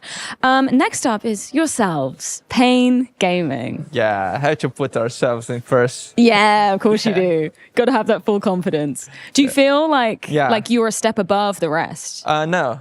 Actually, I think Brazil right now has 3 things that is always being the top. But I think in Brazil what they are missing right now is consistency. So Pain Gaming, MIBR, and Furia, I think these 3 things can be in the top 1. But for me, it's us. Well, speaking of which, Furia up next. Are you putting them as number 2 or number 3 then? It's difficult. I would say number 2. Okay, we can lock it in. Number 2. Why would you go for them over MIBR? Because of experience. I think Furia has been the top one of Brazilian teams for a long time. And I think because of that, when the MIBR or even us, when play against Furia, they have a lot of confidence against Brazilian teams, you know? So MIBR we can lock in as number 3 Yeah. then? Perfect. Yeah, Put that in number 3. And that means we've got 9Z and Red Canids left over. I know that Red Canids have had a number of roster changes recently. So I guess, would you put them 7th or 9Z? 9Z? Yeah. Oh, I will put a 9Z in 4. Okay, let's lock Yeah. that one in, which means Red Canids down in 7th. Yeah. Do you think this tournament is going to, cement the best South American team, in your opinion? You said it's very close. Do you think this tournament can make the difference? Yeah, no. I think it's the best that we have right now. Well, thank you so much, Big Azera, for your time. Thank and best you. of luck in your opening game. Thank you. Hi, it's Bob with Face It. The official broadcast is better than ever on Face It Watch. Yep, that's right. Switch it up with the POV selector. 4 angles, your choice. From the main broadcast to your favourite player's view. And it's available on the Face It app and Chromecast. But wait, there's more. Keep watching, keep winning. That's how we roll. Watch IEM Katowice while having the chance to get skins and Face It points. Look at this beauty. Change the channel and control how you watch.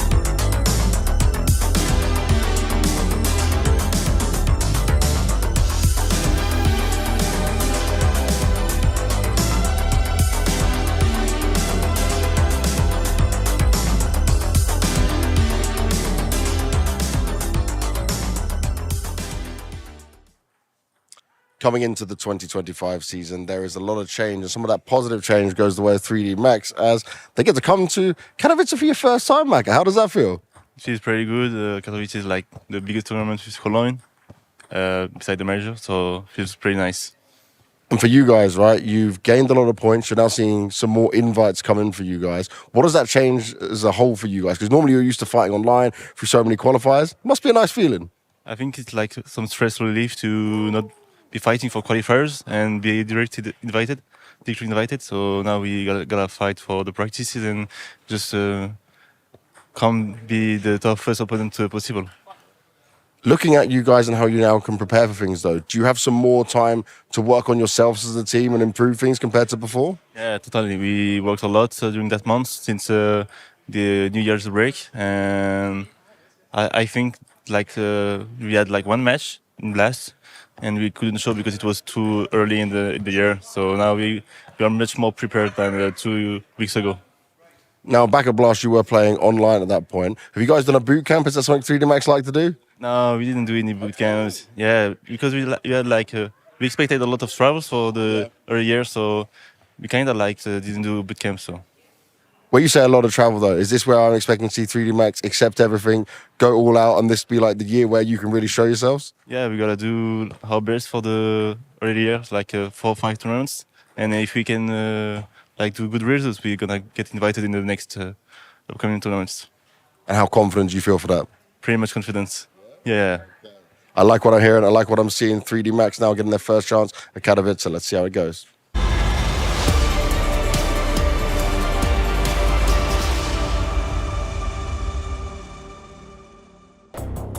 3D Max dominate FlyQuest on the opening map of Train. That was FlyQuest map pick. But now we take this battle to Inferno, the selection of 3D Max, as they are on the merry path to a 2-0 to kick off Katowice. Yeah, this could be a really rough start for FlyQuest if they can't get anything going here on Inferno. They get to start on the CT side at the very least. We'll see what they can open up with, but really it was just the confidence and the aggression, the lack of fear out of 3D Max that was FlyQuest undoing on the first map. So they better come back into this with a new mindset, change things around. The nice thing for them, if you want to scrape the bottom of the barrel, come with a positive thing, pistol rounds win one in the first half. They were solid. If you can, they win both of them. If you can win it here, get off to a good start. Let's see where it goes. Let's maybe also win a gun round at some point. That could hopefully be expected to be seen here on Inferno. That would help too. Certainly would. And FlyQuest is going to start on the T side, or rather the CT side. And I'm looking forward to seeing what their defense looks like. We didn't get to see too much of it on Train, and wasn't a lot of rounds to work with. And Maka going to be burnt out. Ins to take the first headshot, so pistol round's off to a good start. Yeah, pistol round's going smooth, at least for now. Liaz going to back away. Oh, gosh, down to 2 HP. That forces Regali to turn. He's got some aggression in Hull, so he knows that's not dangerous. And there's the dualies. Nice and precise on exercise, and over to the B-bomb site we go. I like what you did there, Jason. That was good. Thanks. I don't really do the rhyming thing too often, yeah, but that felt solid. That felt smooth. Vexite back from the coffins, splits open heads. It's Gravity to go down alongside Jocko, and this pistol round is comfortably collected by FlyQuest. Every kill goes their way. Yeah, that was beautiful. But I mean, you know, par for the course with the pistol rounds going in their favor. The question is always, you know, can they continue it? So 3D Max, no bomb plant. See if they choose to force up into this round. Looks like they will. Good shooting from Vexite with that USP. All of his opposition focused elsewhere. Yeah, they did this as well on Trains. It didn't work out for them. They got melted. No bomb plant to buy. Yeah, so let's see what they can do with the Tech 9s and the Mac 10.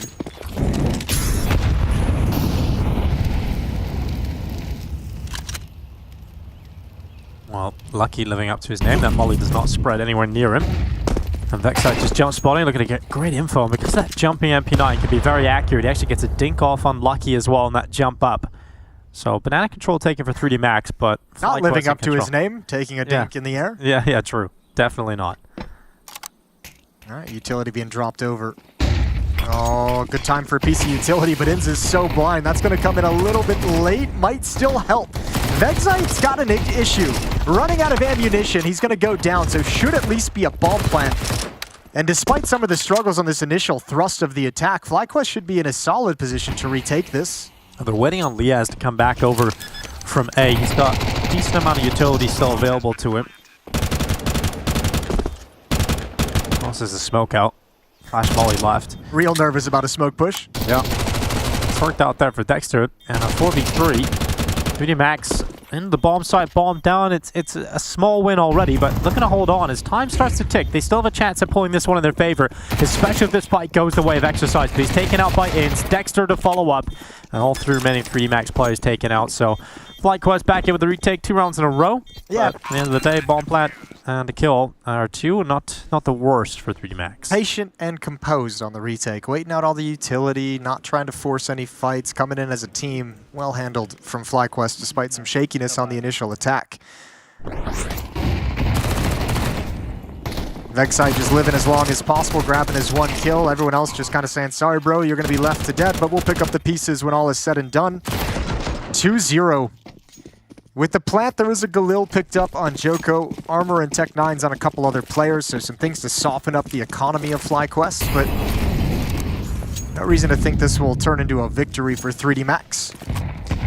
Early exchange and barrage of utility down Banana.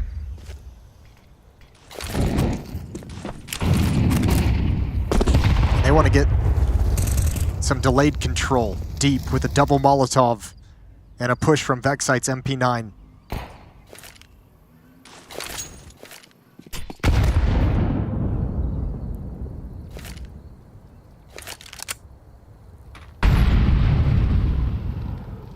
Kind of gotta let the Galil sort of play here. Probably want to pair it up with an unarmored Glock for bait. But they've got to wait out that initial nades thrown down by FlyQuest. They know there was deep control possibility. So 3D Max will test the A defense first.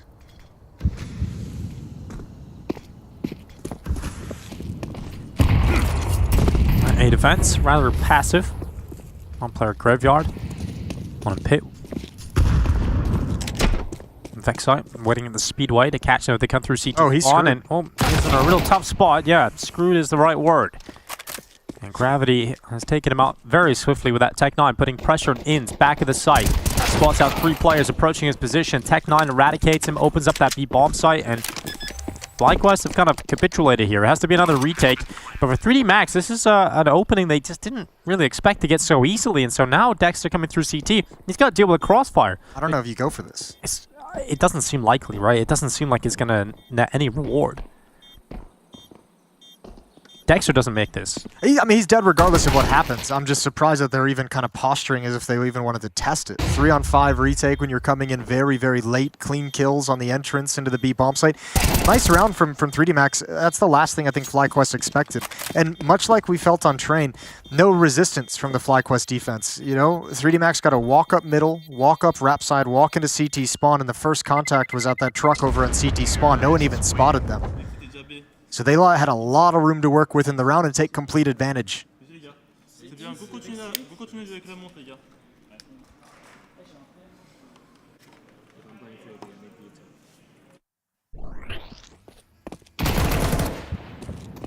Yeah, that's the awkward fight inside of CT. It's one of those, I kind of don't like the rotation just because you're really on your own with nowhere to fall back to, right? And with no information on that wrap side, with no kind of knowledge of the timings, it's like you would have been better off kind of hiding over in ruins. And even on the rotation, I think he took one of the worst positions possible. Yeah, it was kind of like if they come, you know, speedway or lane, like sure, I'll have a kill and maybe a chance at a second, but if they came around through CT spawn the way they did, gonna be real tough. But yeah, you hide in ruins, you get a pair up with Inns in the bomb site, and you can do some damage on that eventual attack. First round for 3D Max. And some free weapons. FAMAS, MP9, M4 on Lucky. This double setup. Liaz down in the darkness and Dexter up on top. And they heard the sound cues. Players falling out of apartments. 3D Max is going to rotate all the way back around. No contact in this round, really.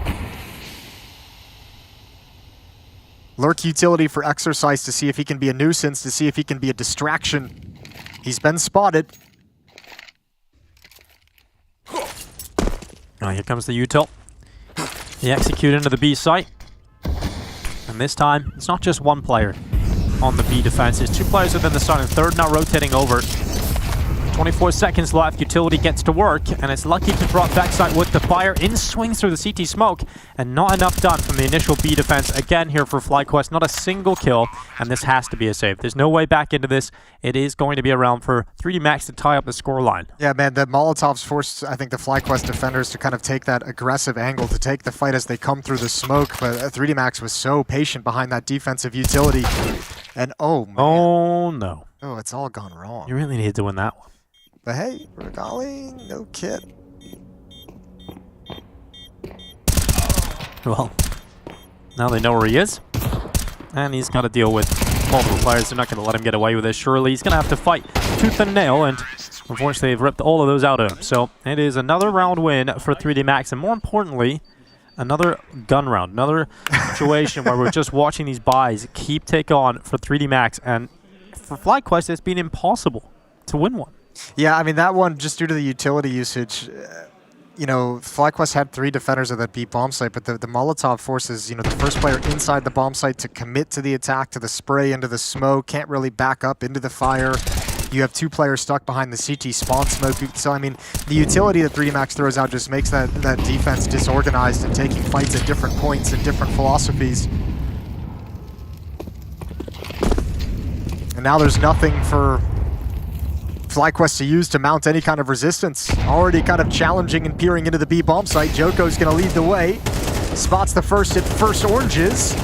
Awkward spray on the second, but, you know, he's the tip of the spear and he's doing a damn good job of it. Yeah, the defense will melt like ice cream on a summer's day, and 3D Max back into the lead. 3-2 as they kick off Inferno. Not too bad for the T-side start since the guns have come out.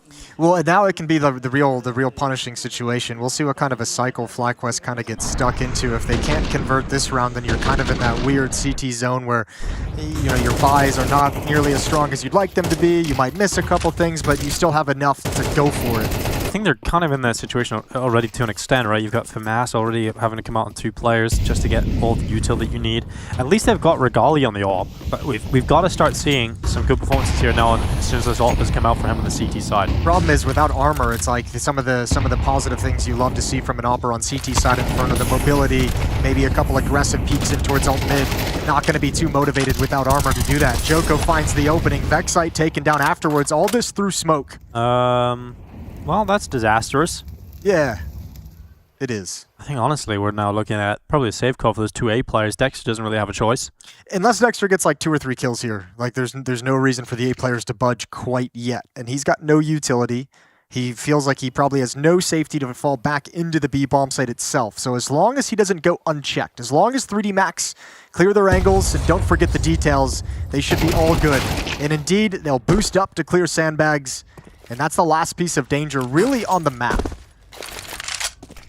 Because now in a 5-on-2, like, you might not feel comfortable. You might be like, maybe they stacked, they over-rotated, but you can sacrifice Joko with low HP to just figure out what's at this B bomb site, and he's going to find it clear. It feels very similar to Train, where in these buy rounds, it was just consistently solid openers from 3D Max with no answers back from FlyQuest, right? The openings are just too clean without the trades to even really compete into the round. And that happened almost every single buy round on Train. And it was mainly from the CT aggression of 3D Max, but now they're controlling the pace on the T side of their map pick. Could be a very disappointing first half here for FlyQuest. They're really important that they save these weapons. The hunt is definitely on. They can feel the pressure. I think what I really like about this 3D Max team is, like, every time I watch him play, like, we mentioned it kind of in the pre-match coming into this with, you know, the Pro League performance last year, the major run that they had, you know, some good showings from 3D Max and the rise up in 2024. 2025, it's like the battle that they're going to have is, you know, change the perception around you from the upset team who can ruin someone's tournament to an actual dangerous team that's going to be consistently challenging for playoff spots, playoff positions, and playoff runs. And look, I don't think beating FlyQuest is going to make us say, okay, they're here, they've arrived. Yeah. But it's a very good sign that they're able to come in and handle business. I think for a team like 3D Max, and a lot of other teams that just kind of appear and have a good year, it is generally off of the back of being really good on one map, right? If you think about in the past, some of the squads that started to come up for a short amount of time, like 9, they were the the Vertigo core team, the Vertigo. Sinners as well back in the day were also the Vertigo specialists. They would do some damage, surprise you, but then never really took the next step. I think 3D Max are now in phase 2, where people have figured out they're Anubis. There's no longer a map they can rely on, and now they have to try and deepen the map pool and become a more fleshed out team, and that's the stage the squad are at now. So we'll see if they can make it, because 9 did not, for example. Some teams definitely fall off after their initial map picks get figured out. Here's that saved op having impact. Opening pick, 5 on 4. That smoke is very close to the wall. A good follow-up from Liaz, but that, I imagine this just prompts the B hit to come a lot quicker, which is a good read from Dexter, who's rotating over. But can you stop this? You've got Vexite, Inns, and Dexter. They're the pistols. You have no rifles on this side of the map, so 3 on 3, but weaponry advantage goes to the attack.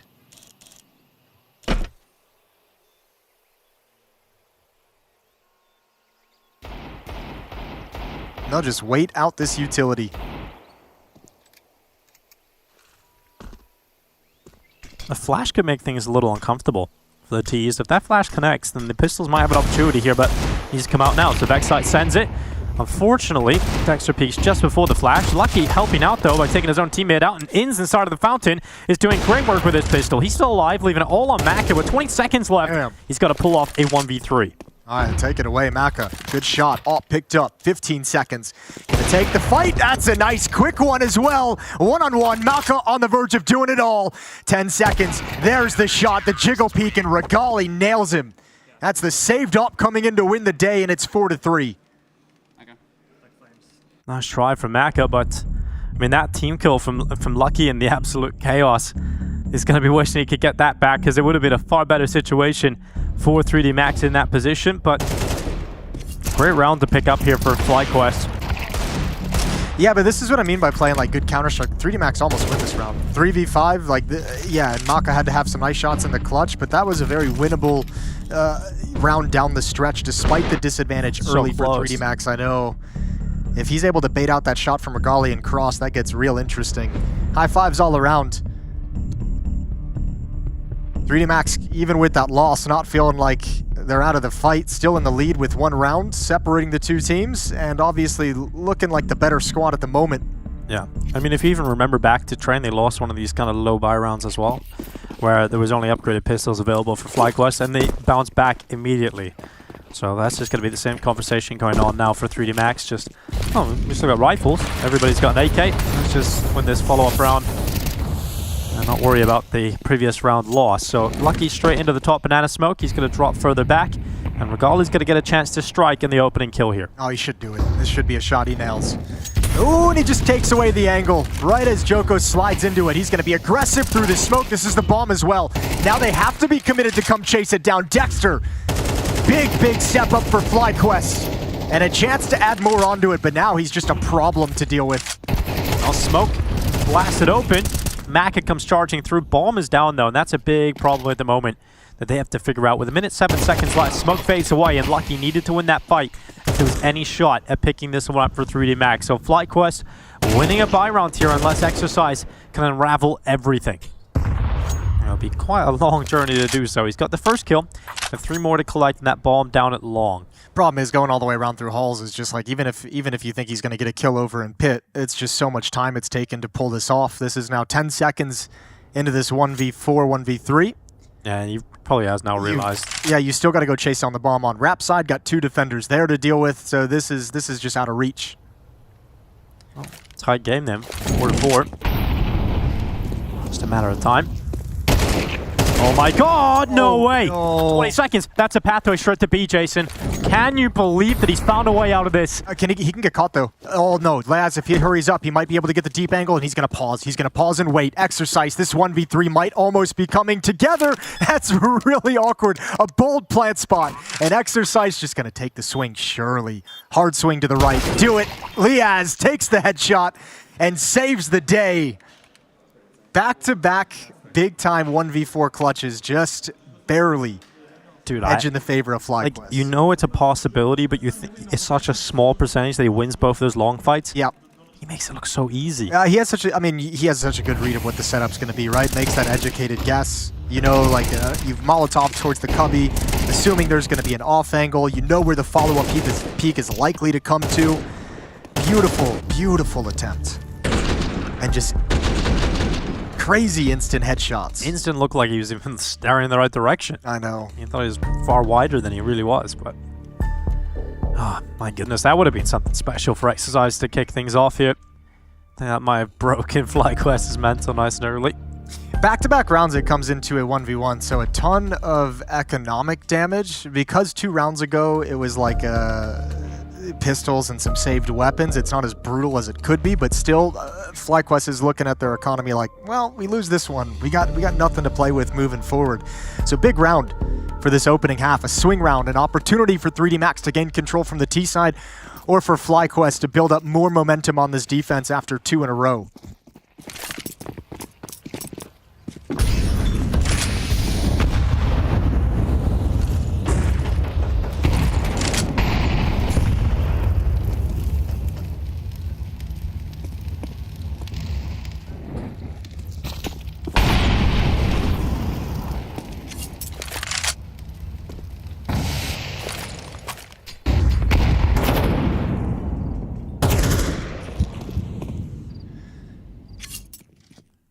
Well, there's going to be a clash at Banana. It's a matter of when. Vexite Nins set up with Dexter's flash timing just now. There's the peek down from the MP9, destroyed by Joko, so Dexter's going to stick around. Defensive smoke. 3D Max going to respect it for the moment, but they're bringing all their forces to bear at this bomb site.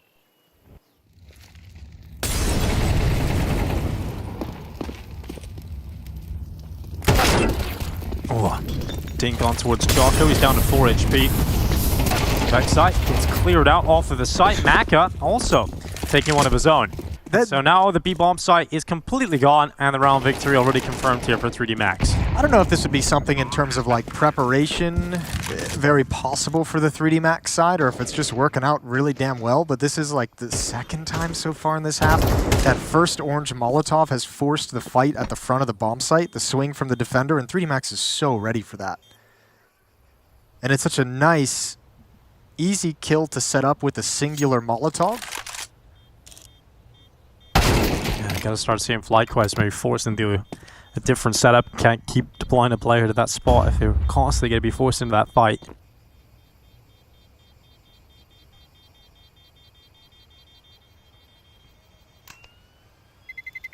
And Leo's going to try and hold on to the AK. It's still a long way off, so... Oh, I actually did get involved in the fight at the end there, but does hold on to it. So, 3D Max in the lead on the T side. Money is the question now, Jason, for the side of FlyQuest. Not a whole lot of it. Yeah, that was the problem of losing or winning those 2 close rounds. It's nice to have the victories, obviously, but you're not building up any money.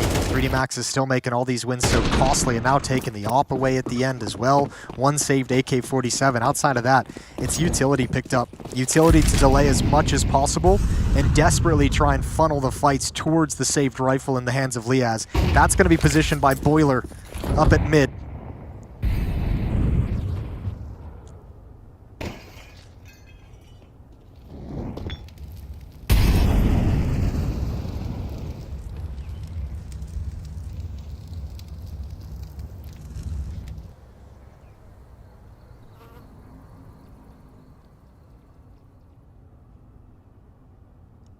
And this is really just going to be a quiet round until 3D Max are the ones to decide they want to pressure something. Like, when do you want to throw utility to try and force out some defensive nades at the B-bomb site? When do you want to make them feel like the hit is coming in?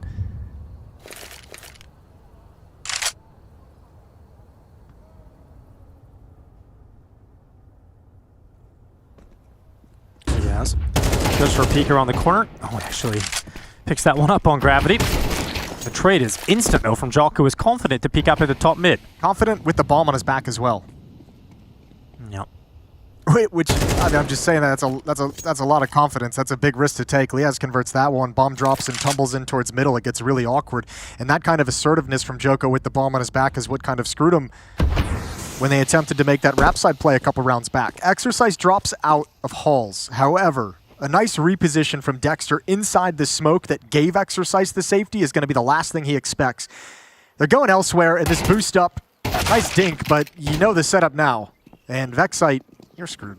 Yeah, he's not got a long left in the world, so Lucky just charged him down to the back of the bomb site. He's out of there. Plant in. Dexter running back over his 2 AK-47s in the hands of FlyQuest, though, so he decides to just take one look and then run back to safety to hang on to it. So Joko's having himself a game. 12 kills. We've seen him do really good work over in Banana. Seen him do some really good work this round. The trade up middle was very nice to find the one saved rifle on the CT side. Dexter and Regali going to be happy to get out of this round with a pair of AK-47s. 6-4, 2 rounds remaining in the first half of Inferno, first half of the second map in this series.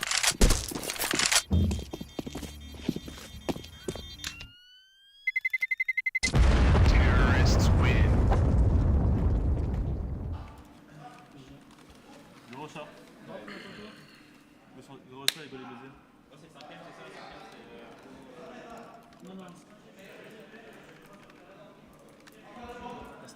Me and Yulin drop the net. There's the Liaz fight early, and Jocko, just before that smoke pops up in his face and severs off his vision, able to get away with that kill. FlyQuest back to a buy. Obviously having saved AK's. Ooh, change of pace. Extra play, and look at Maka sprinting up in towards top middle. He's not alone. He's got plenty of teammates with him, and Liaz forced back by flashes. So it was a stack towards B early, which leaves one player on this A site, and that's all they've got. Liaz to defend it all on his own. Oh, and he's got nowhere to go. Man, what a call from 3D Max. They have abused Banana, attacked Banana, taken over Banana, and right when FlyQuest called a 4-man stack at the B bomb site to control it themselves, 3D Max goes elsewhere with some pace. Lovely calling to get a 7th round, nice and easy. Dude, that's got to feel so frustrating if you're Dexter, though. You know, you call, okay, let's start 4B. Let's deal with the threat that they've been throwing at us in Banana over and over again. Let's have extra util of that. Yeah. And then they decide, all right, we're just going to rush mid into the A bomb site while you have one player there. Like, that is so unfortunate for FlyQuest. I know, it really hurts. It's that feeling you get when you're like, they're the ones controlling this game. We're the ones constantly playing catch up, constantly playing on the back foot in some regard, whether it's a player count, whether it's information. Terrorists win. Nice little fight from Regali, catching Gravity off guard for an exit kill, but it's a 3-round lead for 3D Max. There's probably some sort of conversation going down there, right, with for 3D Max of understanding, okay, well, we have been punishing them on B a lot, so they're probably going to have to adapt to that at some point, maybe commit more resources to that in the early round. It probably felt like a great time to call faster play into the A site. And it is beautiful to watch for 3D Max. As we get into the last round of this first half, they are looking for 8 rounds on the T side. It's not been a great day at the office on the side of FlyQuest so far today. No, it hasn't been. But not all days at the office can be good, Jason. No. And it's the bad days at the office that make you appreciate the good days at the office.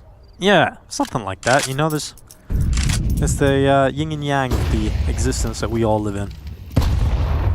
Philosophical opening day here at Katowice.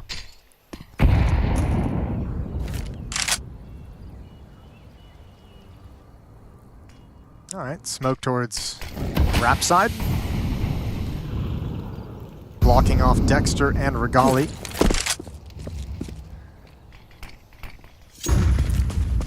Follow-up utility as well is going to isolate them, although Regali comes right through the smoke. Dexter goes 1 for 1. And Regali's going to try and hang on during this set piece. He'll do his best here from default, but start to come in towards him. Great shot. It's going to be Jocko decapitated first. He has weights in mini pit. 39 seconds left. Advantage siding with FlyQuest, but will it result in a 5th round victory? Oh. Not looking likely now with that kind of shot from Lucky and the power of Exercise from the balcony. Site taken, 28 seconds, and a retake required that just looks too far. Too far to go. You got to feel for FlyQuest to a certain extent. Like that, they looked like they had that under decent control. obviously on the edge, but just a beautiful shot. Look at Inns, though. He's got one of his own, and then Lucky God, gets kind of blocked into the open, so Maka's got a decision to make, and Inns knows he's coming for him. Backs off to a new defensive angle. Maka still wins it. He's got to stay close to the site for the bomb plant. Flashbang is out, and just now, Vexite moves into the site. There's the tap of the bomb, the jump up. Uh-oh. Oh, he's got him off. it. Okay. All right, okay. It's fine. All is good. Maka, not the most beautiful clutch in the end, but one that'll certainly work out. And it is going to be an 8th round at the turn of the first half here of Inferno. 3D Max well on their way to a 2-0 opening day.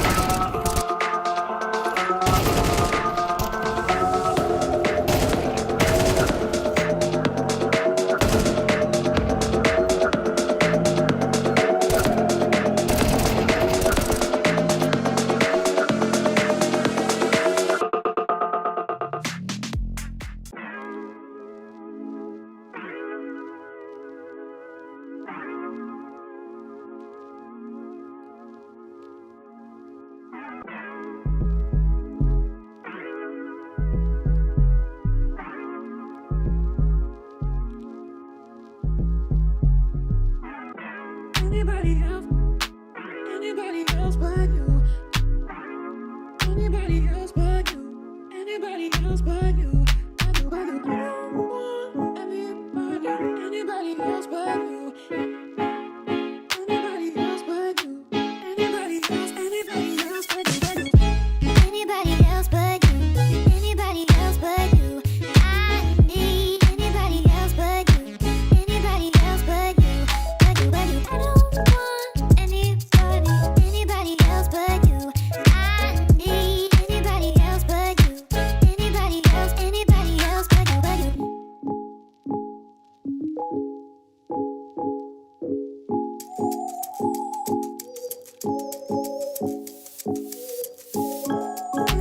else but you.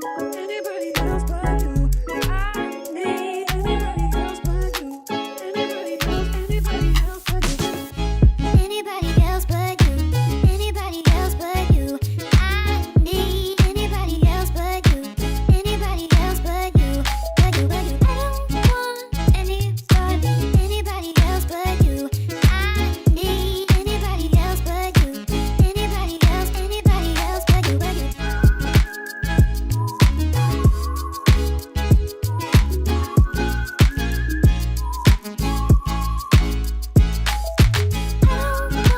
anybody else but you.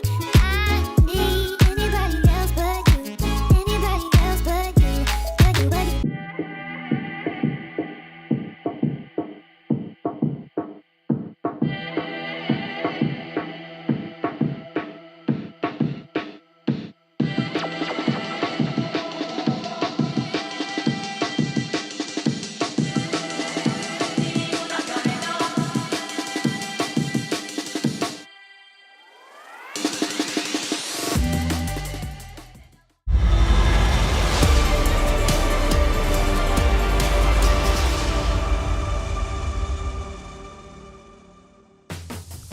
Master for calling and a beautiful T-side overall from 3D Max on Inferno as they now lead the way 8-4 and definitely looking like this is going to be a victory for them today. It would have to be one hell of a turnaround from FlyQuest to get back into the series. Yeah, obviously we're going to have to see what it actually comes out with on this CT side. If we go by Train and how aggressive and assertive and how dominant 3D Max wanted to be with their map control, you'd imagine Banana, obviously on Inferno, is always going to be a big point of contention, but especially here if FlyQuest can't negate that control from 3D Max the way they couldn't negate the B-Hall's control on Train, going to be a massive thing to look out for. Pistol rounds, though, have been, confidently we can say FlyQuest have had the advantage in them. Hey, you know it's all gone wrong when they lose one, though, Jason. Oh, they missed a smoke. going to come charging through with a flashbang. Maka can't land anything. Finally, someone actually gets a kill after how long that fight was. Now Exercise waiting and start of the pit. It's going to heat up for him. The Frenchman forced into the open, taken out by In. So once again, FlyQuest off to a great start in this pistol. I wonder, did they miss that smoke, or is that planned for them to flash through it? I thought it might be for left mid. Regardless, it works out all the same. Dexter going to hold off this this flank up middle. He's already kind of called it out to his teammates. They've set up a nice crossfire. Good wins with the Glocks. And another pistol. I think is that every single all 4 one. pistols going to FlyQuest? Yeah. So not bad in terms of that department. It's kind of everything else. It's the other, you know, 23 rounds that potentially have to be played. 22, I should say. Well, they're smiling. Maybe they're having the same conversation. Like, if we got to play this whole series on pistol rounds, it'd be great. All right, guys. Now we start to build on this. We've been here before. Now for our old enemies, the gun rounds. Mag 7's come out. Never seen eco for 3 mags. Not their thing. I like the Mag 7 though. It's about a minute. Yeah, usually you see it like towards banana, like around the half wall, but we're seeing it in the apartments this time, which is also a good spot for It's it. one of the. Oh, that's not a tick you want to take. Yeah, you're gonna back off after that. Uh-oh. And now he's like, bro, my entire shotgun purchase was made for this play. Mag 7 does have to be the most disappointing gun in the game, right? No, Nova or PP Bison. I feel like so much more I'm shocked at how weak the Mag 7 is sometimes. That's true. I think it's because I remember it being better. Maybe I'm just looking back on it with nostalgia. It was in the really early days of CSGO. It was very strong. And at some point it got ripped away from it. It got taken away. And now it's like a close-up shot that you feel like you land in his chest does like 20 damage. Yeah, it's true. It's like psychologically the most frustrating weapon. Yeah, at least when you pull out your PP Bison, you have no expectation for that. Yeah, you're like, and no one else I am does just either. trolling with the PP Bison, so it doesn't really matter. But the Mag 7... It's true. Could pack a punch or it might not. In this round, no fights. So nice and passive. Yeah, really well done from 3D Max when opportunities weren't there just to back away, save the weapons. Obviously that play over in Halls, Gravity taking the tick from the Molotov kind of negated what they wanted to do to set up in Halls. And yeah, don't try and force it. You get a rinse and repeat the next round. With the save call being so early, probably not a whole lot of hunting coming in. Probably not a whole lot of goodwill either. That's some of your best work. It's up there. Thank you. It's a good movie. It's a good movie, yeah.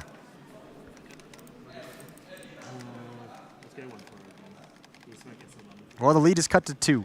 Yeah, we've been here. We've definitely been here before. We've seen decent starts in these second halves, but it's when the guns come out, which aren't here yet. So 8-7, pretty likely scoreline. You still get to replenish a lot more utility than you had in the previous round if you're 3D Max. So you've got a few more tools to use with these weapons you've invested in, and it's not going to take anything away from your next round buy. So 3D Max is all good with how things have developed and played out so far.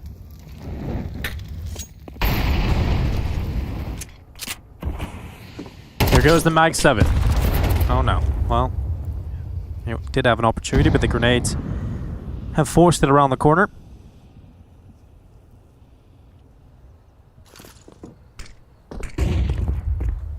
Nice positioning, I think, from Vexite as well, along that left wall. So if that shotgun wants to peek, it's got to take a real wide, committed swing.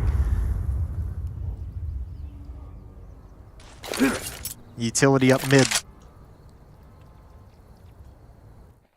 Smoke to show wrap. None of the defenders are home, though, to see it. So that lonely Mag 7 is left up by Halls. 4 defenders lean towards the B bomb site, and FlyQuest attacking the weak site.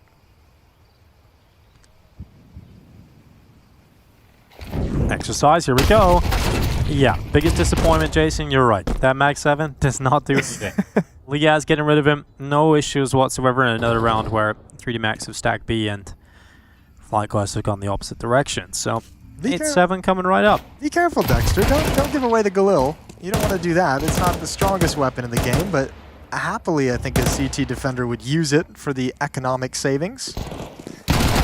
And coming in elsewhere to chase these down, but losing everything. Costly as two attackers, two FlyQuest members falling around. They've already won. And now you've got to be concerned because the AK-47 is up next. And if they find that, they will. Good frag. And Maka's just going to take the chance to run across and pick up an AK. Nice find at the end of the day.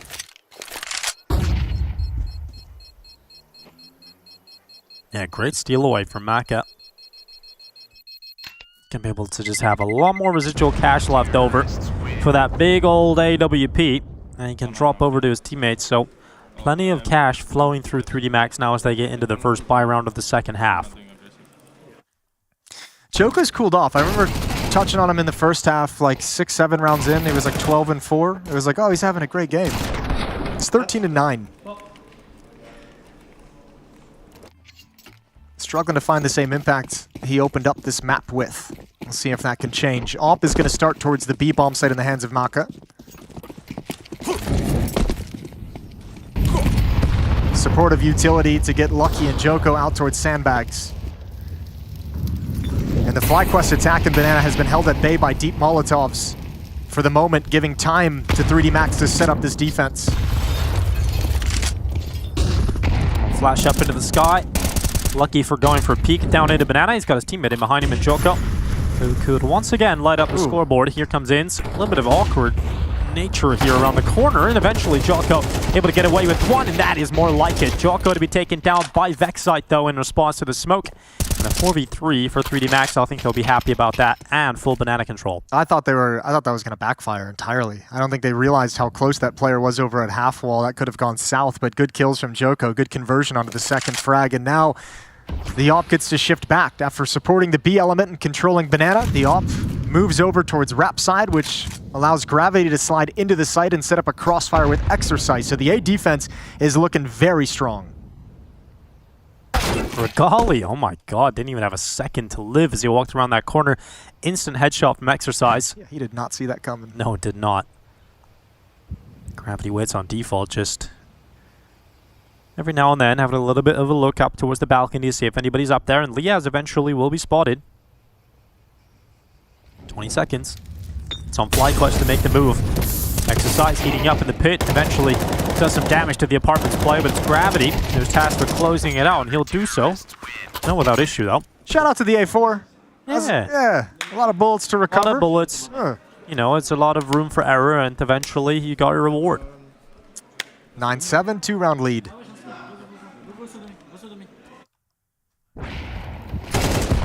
This is the initial fight. Ooh, I think Vexite, did he dink his teammate there towards the end? Yeah. Money starting to run low for FlyQuest. 4 AKs and a Tech 9. No money behind any of these players except Regali at 1100, but that's nothing to be super happy about. And here comes a little bit of an aggressive push. Dexter jumps past the scope, and now he's going to set his teammates up with a nice pop flash through. Maka going to back off into the bomb site, and he's calling out right now. He's under so much pressure. Rap side is exposed and weakened. This is now very awkward. Maka is coming to try and plug the gap, but his teammates are stepping up alongside of him. Exercise taking one. Maka goes back to try and fight out top mid, but eventually gets taken down. So Exercise still in the pit. His two teammates here on this side of the map right now, and so 3D Max will prove unbreakable, unshakable, and immovable as Inns comes through the balcony. The smoke has just popped in his face and made this even more awkward than it was once before. And double figures for 3D Max. As soon as the guns have come back out again, it's back to dominance from 3D Max. Yeah, it's a bummer. I don't even mind necessarily the idea from FlyQuest kind of coming through that smoke really quick off Dexter's opening kill on the push. You saw the AWP there as well. You knew what the defensive setup was. Just could never find success wrapping around that site. Good hold from Maka. Good job from him remaining composed in an awkward situation. Trusting he had some time to check back towards Library. Miss CT smoke for Deep Banana. It's not going to punish anything as FlyQuest isn't aggressively challenging with Deagles.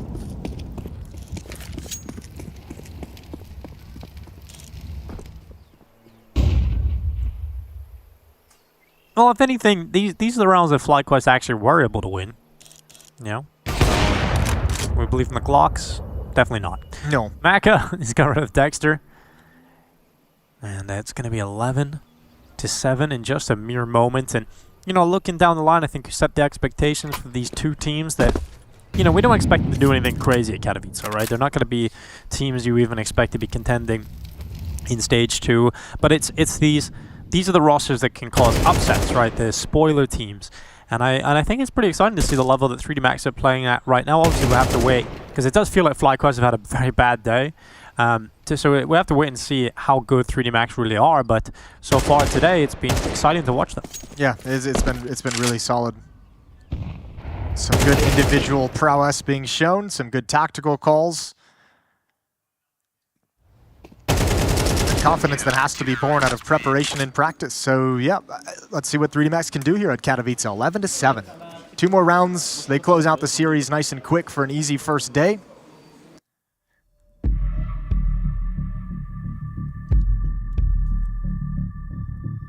Second timeout here for FlyQuest.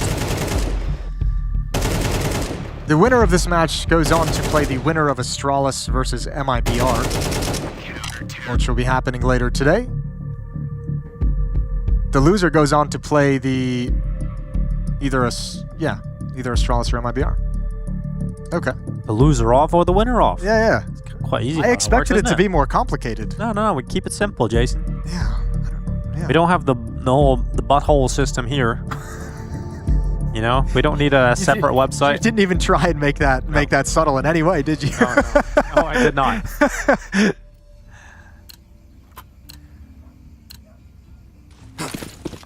Round 19. I feel like sometimes subtlety isn't required. Yeah, overrated. Yeah. Sometimes you just gotta say it how it is. Round 19. Could be map point, series point, in fact, for 3D Max. And that grenade, oh my god. That is just double boom. That is an airstrike straight to the stairs. I think that was 3, wasn't it? No, you're right, only 2. There's 2 grenades. Oh yeah, that's... Well, no, Exercises used his as well. Did not go well, I'll tell you that. No, and that's out of a timeout as well. So like any idea you had, like you don't even get to run it.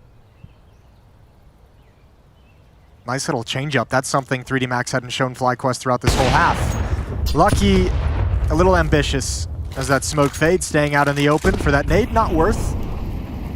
Still a man advantage for 3D Max's defense. With no utility, Joko has to call Maka back with the AWP to give him some support, which weakens this A defense, where Dexter's looking to exploit.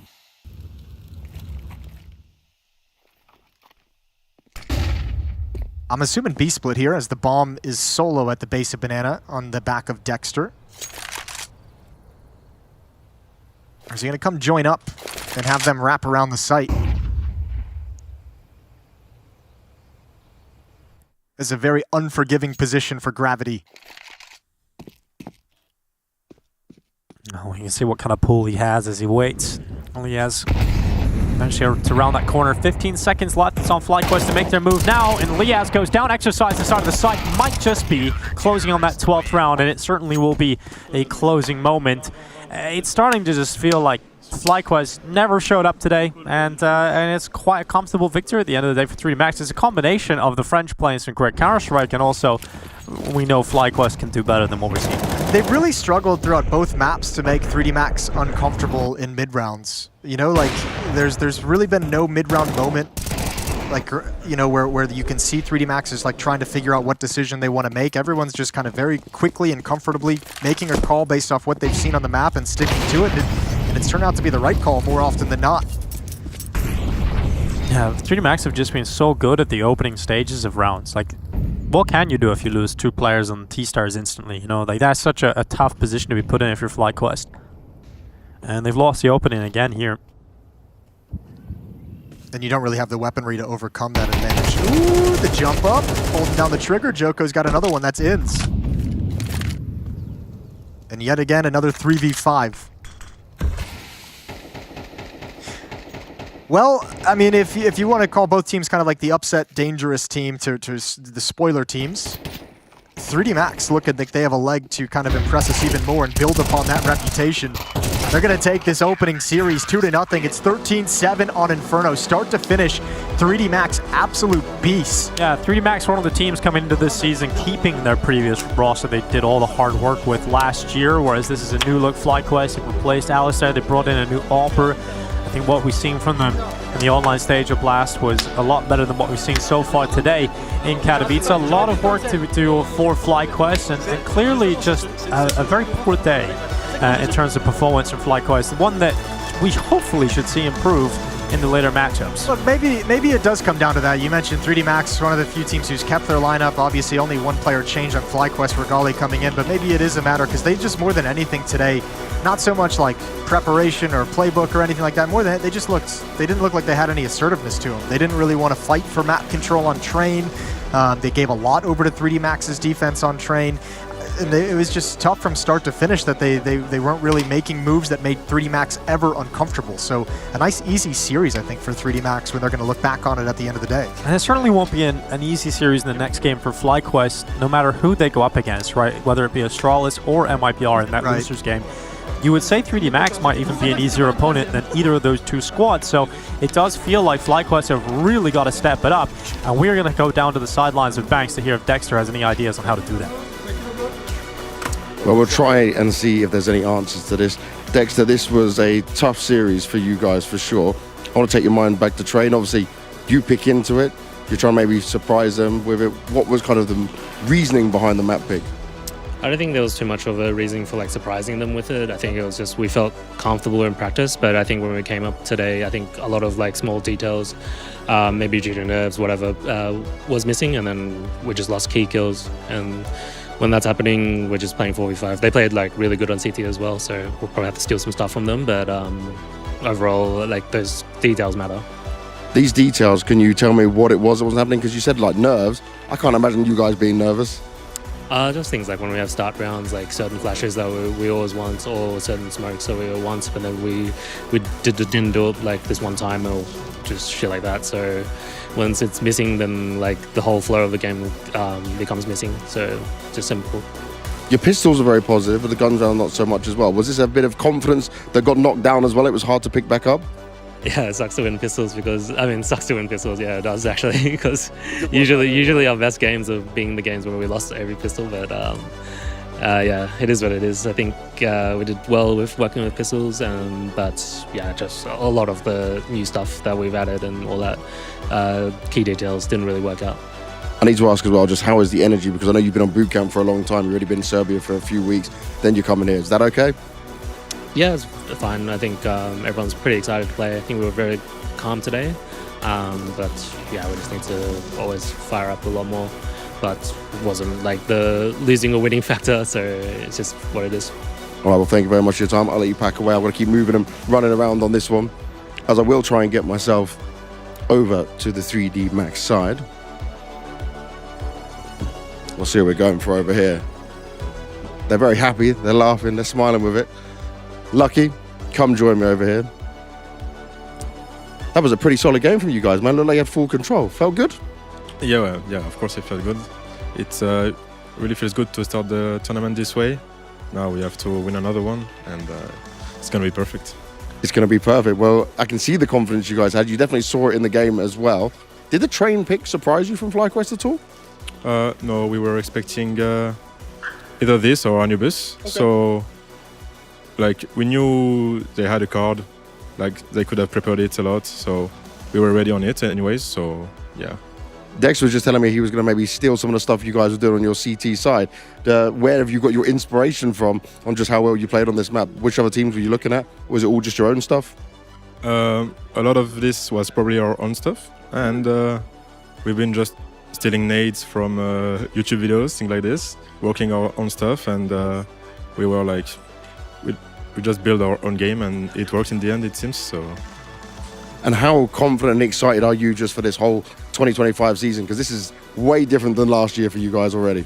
Yeah, it's very exciting for us. Obviously, we're going to play a lot of big tournaments. A lot of experience is gonna be for us. So we're just very happy, very excited, and we hope we can be part of Tier 1 like consistently. Yeah. Well, if you keep playing CS like that, you definitely will be. Thank you very much, Lucky man. Good job. and I keep moving around because I got Machine with me next as well. Look at this magic of television. I know, we're fluid now on Look at everything, us man. moving. How are you? I'm good, man. How are you? I'm very good. You had a pretty like crazy this shirt. game. Is this new? Yeah, it's very new. Very nice. I thought we had to upgrade Sorry, a little yes, bit. Counter-Strike. How was your game though? Because it looked. I thought more from Virtus Pro would be happening. Yeah, I mean, I was very excited. I love the kind of Flammus energy he brings. I was thinking we were going to see it. He's a Bianca on Mirage. We had some questions where he was going to be. Roles clash with Flit and Con. But Mirage first map, he's Bianca with Electronic at the moment. It seems that way. We might see him more short, but Mirage and Dust 2, two-mapper. Pain looking very dominant. They lost both pistols on Mirage, still won it. Ooh. Yeah. Okay, that's good. That's solid for them. Solid for them. Then Dust 2, Chad was telling me a bit about what he'd learned from they played Na'Vi at Blast. Yeah. Close loss, OT loss. They were up, they had match points. But it was a different, like more aggressive style we saw from them this time. Like very kind of in your face, pushing smokes, almost a little we're better than you kind of energy. Okay, I like that. They respect it, yeah. I mean, they smashed him on Dust 2, no chances. And Snow on B, I mean, you start running into his bomb site and you don't hit the first bullet, you're going to die. How was Davideus looking? Because he looked hot at Blast. Yeah, no, he had a great first map. Didn't need to do so much map 2, but he was top of the scoreboard. Impact on impact. It was like, I think the first half of Mirage, it was like 4, maybe 5 1v1s. Davideus getting the edge on every single one. Can I give you then this last question? Please. From what you saw on Pain, do you think they'll advance to the second stage? Yeah. Look at that confidence. I thought that as well. That's looking very good. No doubt. They look good. I mean, you know, we just had Big Uzero doing the power rankings on the A stream. Okay, nice. The Brazilian teams. He put them number 1. It's hard to disagree until Furia show up, isn't it? Well, they haven't showed up in a long time. Yeah. We'll have to see if it happens at this Katowice, but for now, we're going to a break. See you later. Hi, it's Bob with Face It. The official broadcast is better than ever on Face It Watch. Yep, that's right. Switch it up with the POV selector. 4 angles, your choice. From the main broadcast to your favourite player's view. And it's available on the Face It app and Chromecast. But wait, there's more! Keep watching, keep winning. That's how we roll. Watch IEM Katowice while having the chance to get skins and Face It points. Look at this beauty. Change the channel and control how you watch.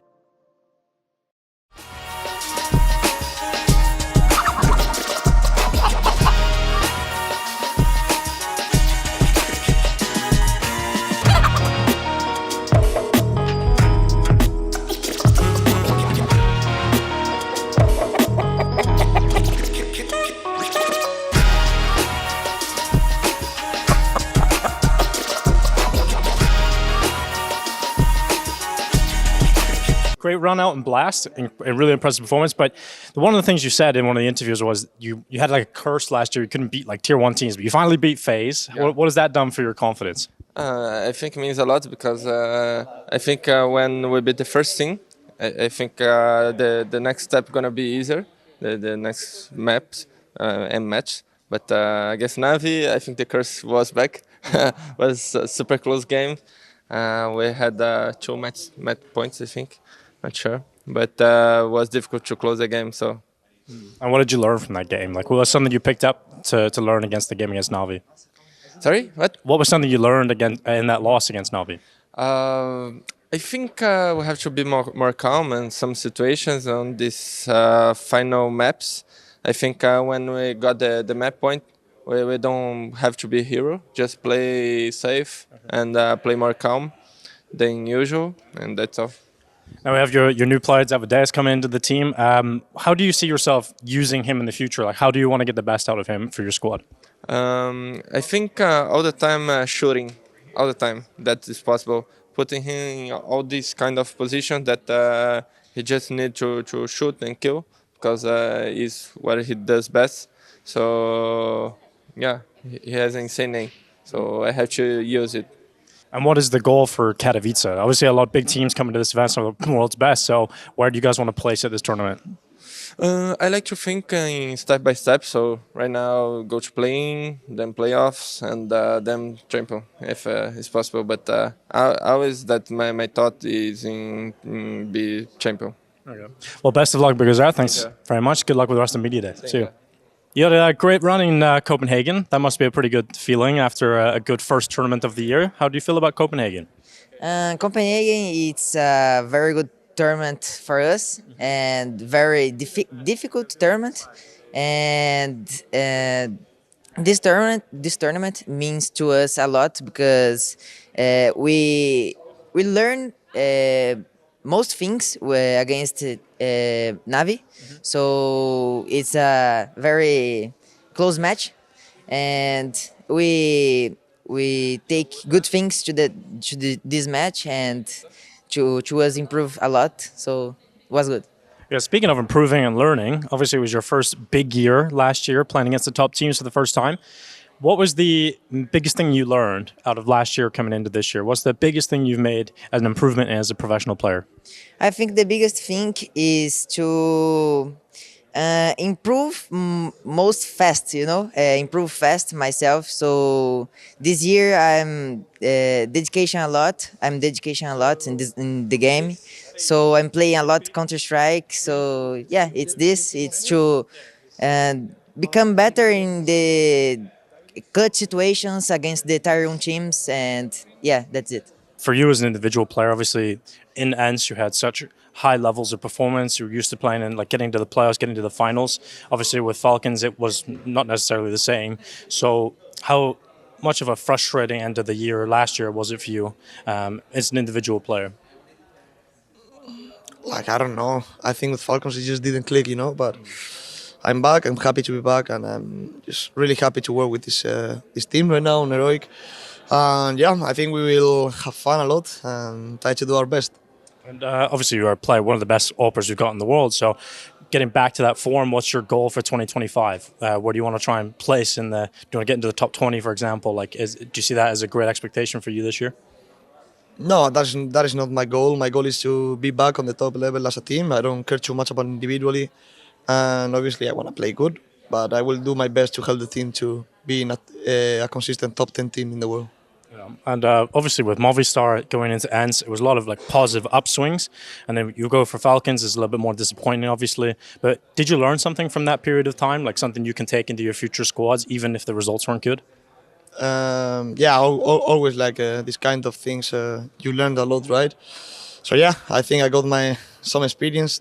Some one's better than others, but yeah, I learned a lot, and I think this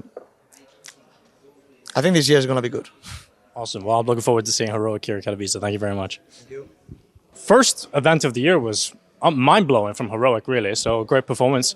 For you as a player, it must be nice to be back playing at this level again, because obviously with NIP, that was the first time we got to see you a couple of years ago. You were thrown at the deep end. So as a player, how do you feel like you've progressed since that NIP day? Yeah, for sure. I think I'm a completely different player now than I was then. Also a different role.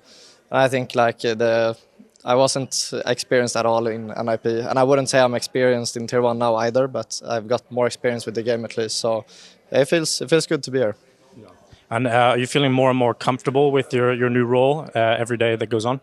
Yeah, for sure. And I mean, I've done it straight now in 2 years, and I think the last year in Sangel was also very learnful for me.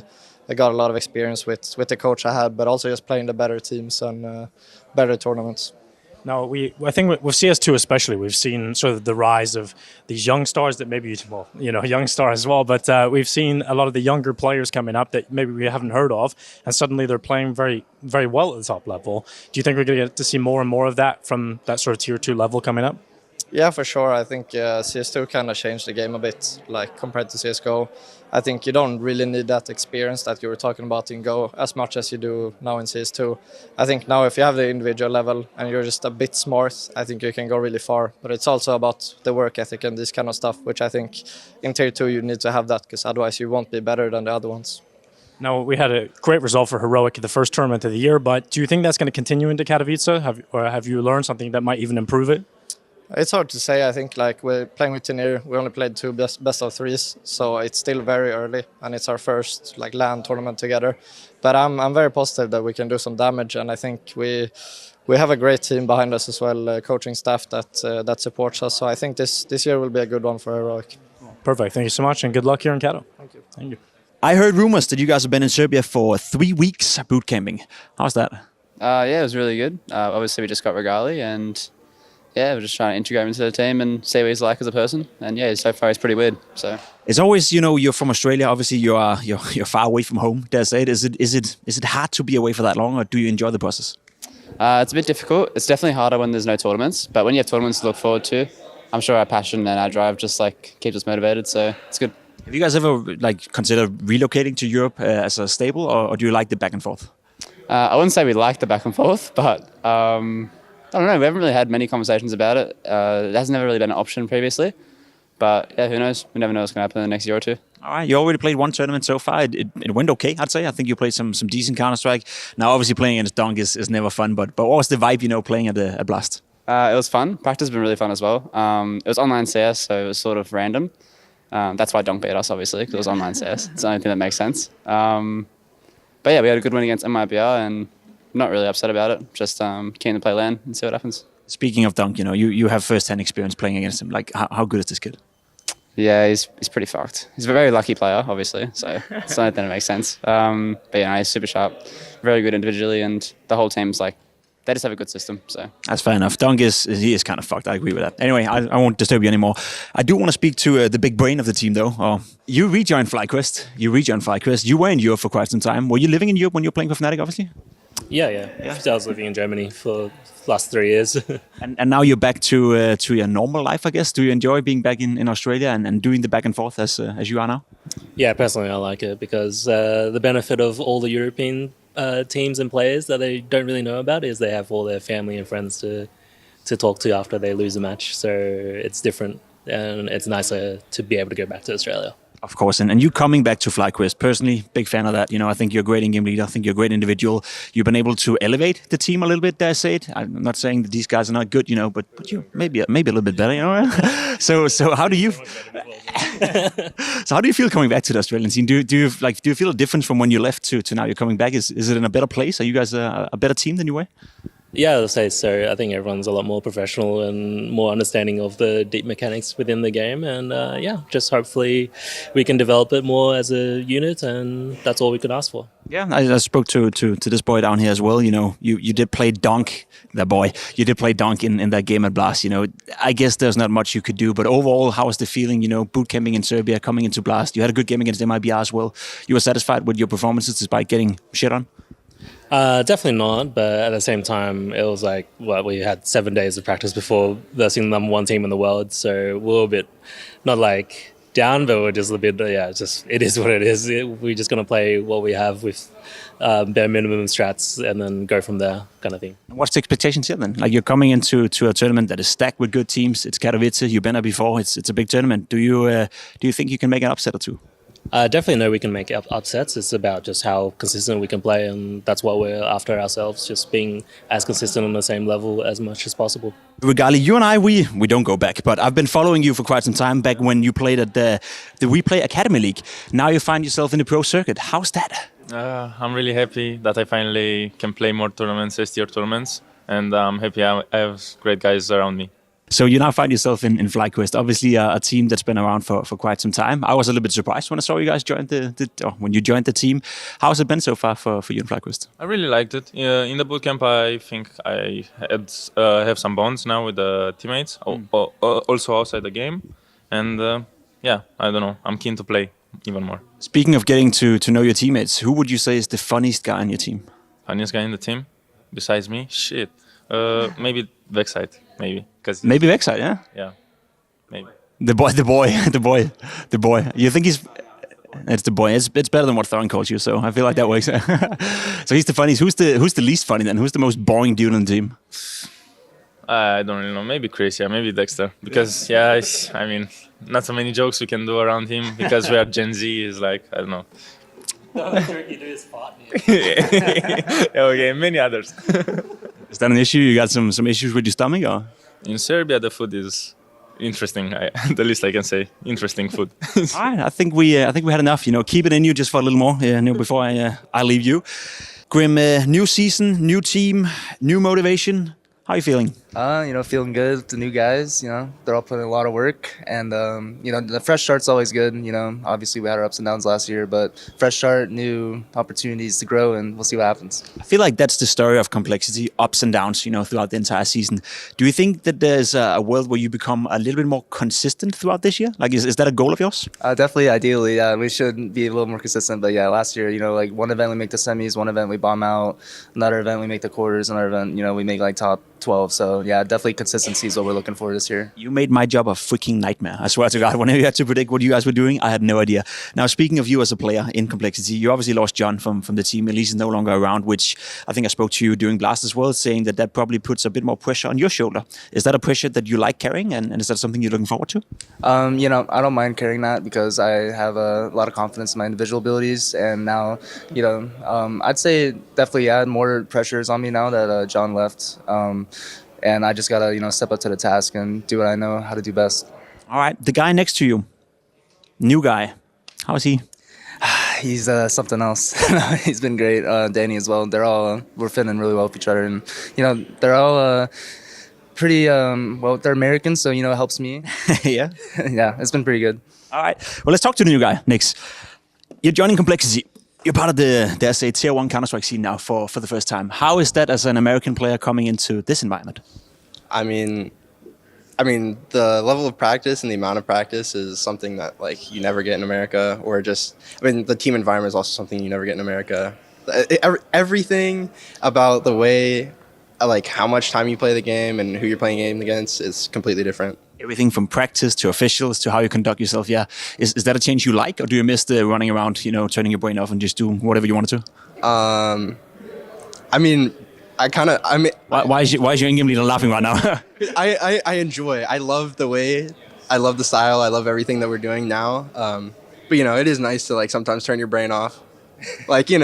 I know. Sometimes I miss that, but dude, I'm having a great time. I'm having a blast. So. And how's the beginning been for you? Obviously, you guys have been practicing. You played a bit of Blast as well. Do you feel like you're coming together already, or is it going to take a little more time before we get to see the best of you? I feel like we're definitely coming together. The first week was not too good, but we've had very steady improvement, from the beginning to the start now. So I feel like we might not be at our best. We're definitely not at our best right now. I think there's definitely room for improvement, but we're definitely improving as time goes on. Alrighty. Speaking of turning your brain off, you're the new guy to the team. There's another new guy behind you. Which one of the two of you are more often than not turning off that brain? Be honest.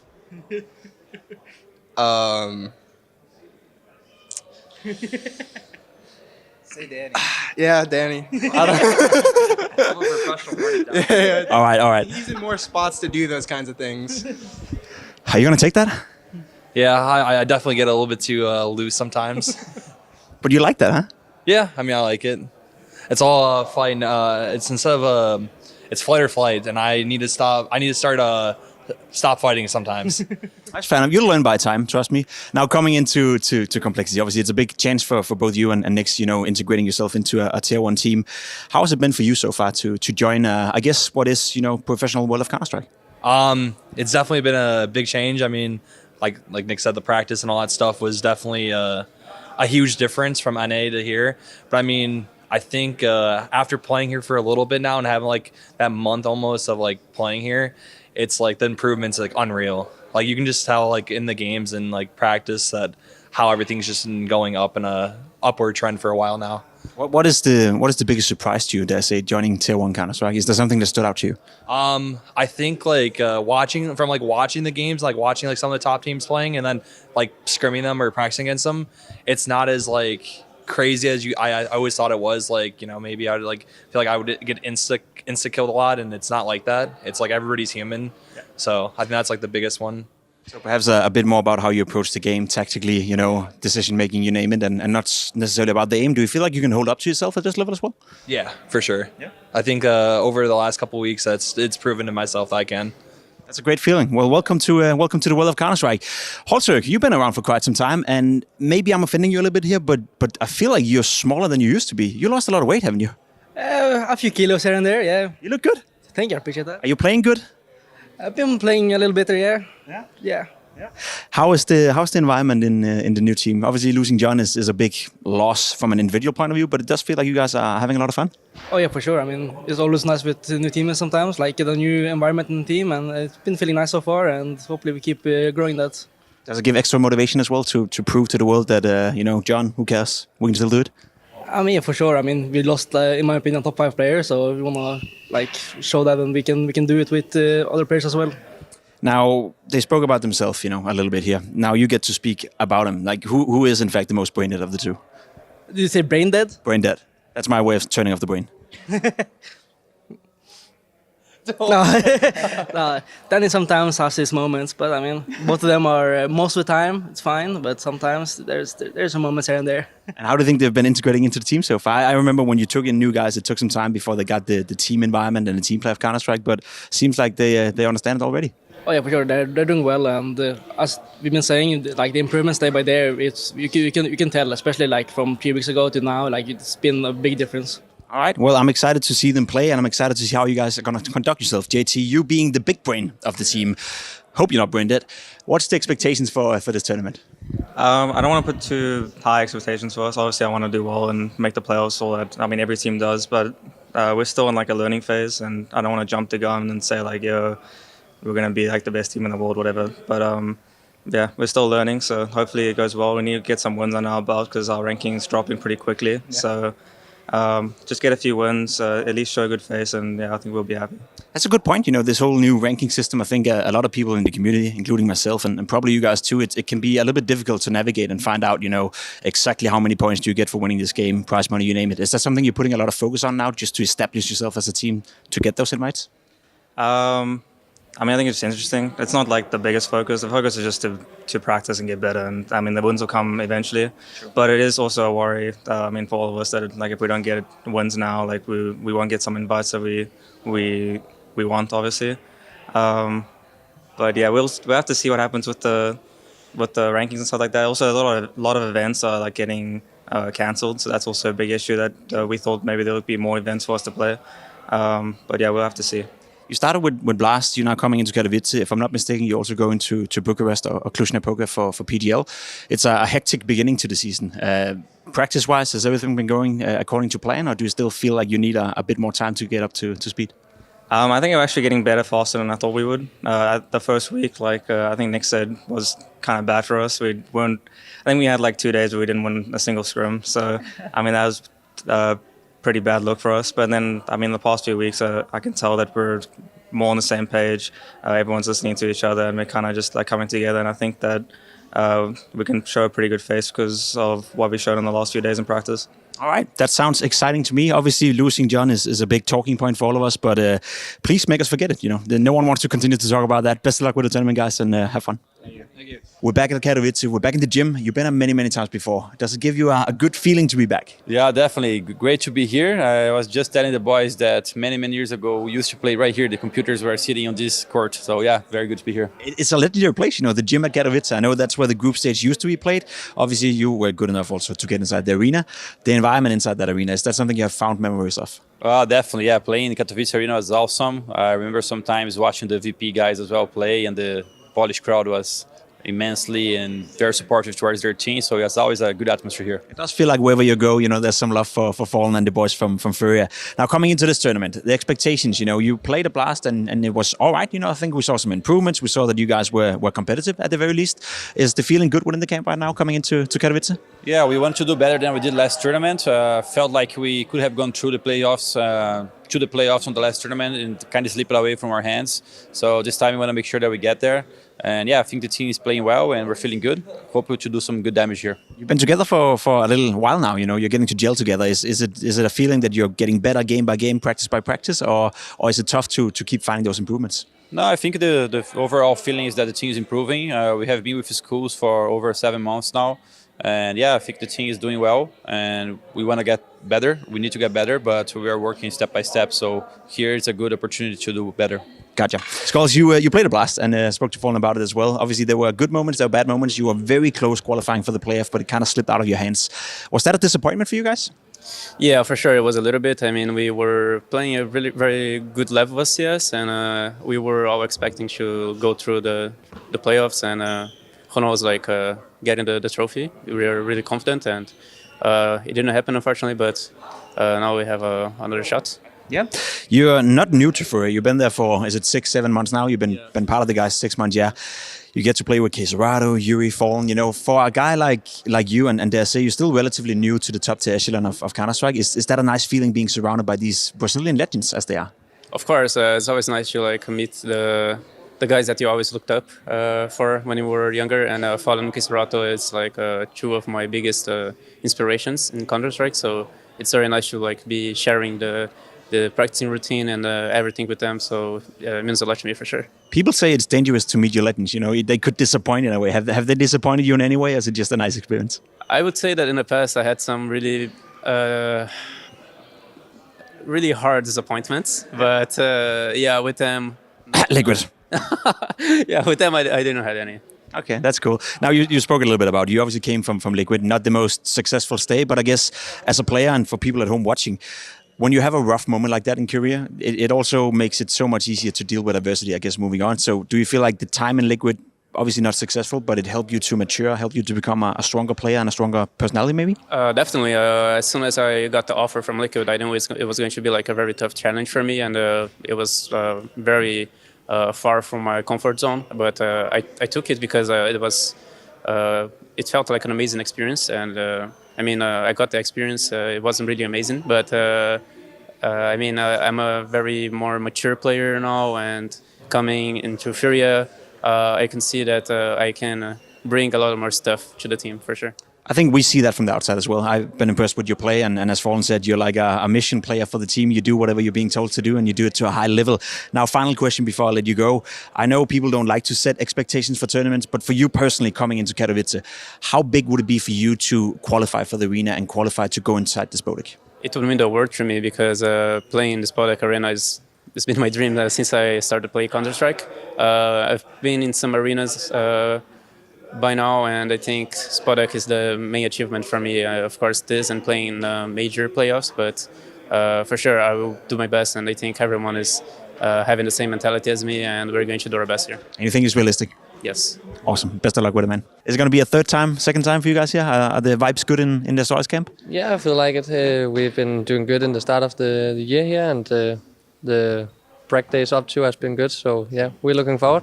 Listen, big talking point. Don't want to talk too much about it, but just a quick note on Device coming back to the team. It must be nice to have him back and now being your full five-man roster. I remember in Singapore you did well. That was like a step in the right direction, and then obviously you crashed out of the major, which sucked. So coming into the new season, are we gonna see a more consistent Astralis for the remainder of 25? Yeah, I would say so. I mean, now we have the full team, as you say, and we have been practicing with this full team, and we know we are going to play us five. So yeah, obviously we just want to show that we're capable of doing the same result we did in Singapore, and yeah, so we're just looking forward to play. Not to take anything away from this guy, but you used to be one of the best players in the world, I'd argue, and last year we didn't have any Danish players in the top 20 at HLTV. It hurt me as a Danish Counter-Strike fan. I bet it hurt you as well. Stavn, you've been, dare I say, you haven't been at your best lately. Do you think that you're coming back to your best in Astralis, and can we expect more from you in 25? Yeah, I mean, I hope so. I would say I'm putting in the work individually and as a team. Obviously the transition to Tier 2, everyone has to get used to that.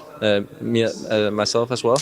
But I would also say that's been 2024 was a hectic year in many ways. So hopefully now, as you say, we can just be us five together, and we all believe in this team a lot. And as you also said, we showed in the end that we did really good in Singapore, and we can play with the best teams in the world and beat them. So I would say right now, I think the season, the beginning of the season has been really good for us. We've been practicing a lot, putting in a lot of work, and I feel comfortable. I think the rest of the team feel really comfortable. So yeah, we're ready. Kadian, Astralis, it's been 4 years where it hasn't been going too well for you guys. Obviously, it's the same story over and over. Focus on 25. Vibes feeling good in the camp? Yeah, I think so. Yeah, it's nice to have David back, and we are the roster that I wanted to join. So I think practice has been going well. I'm kind of lacking that feeling of us going to multiple tournaments in a row and kind of building on something, because it's been a little bit like roller coaster ride with everything. Because I feel like we're building the right pieces, but it would just be nice to be able to build one piece after every tournament. So yeah, hoping we can start here. Blast was decent, I guess. Obviously, you would have loved to have been in the playoff. You're now here at Katowice. If I'm not mistaken, you're going to PGL as well. So you have the opportunity of building into the season. At what point during the season do you think that we are ready to see not the final version of Astralis, because that's never going to be it, but a version that is able to compete with the best again? I mean, to be honest, already now, I think the problem right now is more our floor than our ceiling, because I think also we showed in Singapore our ceiling with the way we beat Navi and Mouse 2-0. So right now it's more the ceiling. The floor. We need to raise the floor a bit, because I think we can beat the best teams, but we can also lose to some teams that we don't want to. So we want to create a little bit more of that stability. beating the best teams requires the guy next to you to be at his best, and what he did in Copenhagen was very impressive. How nice is it to have Device back on your starting lineup?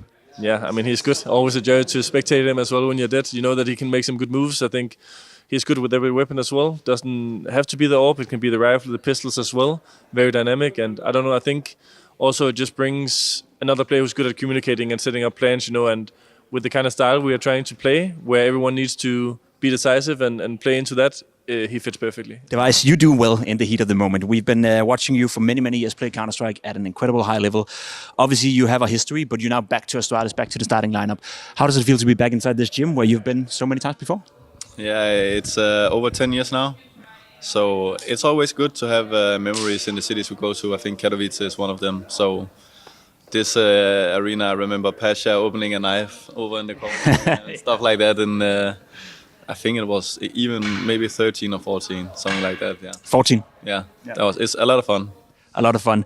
You're coming into this tournament with mixed expectations, I guess. Me being an expert, I have to be, objective, and I find it hard to place you guys in the world of Counter-Strike right now. You saw in Singapore how well you can play. Obviously, the major was a story for itself. That's over now. What is your sense and take on Astralis coming into 25?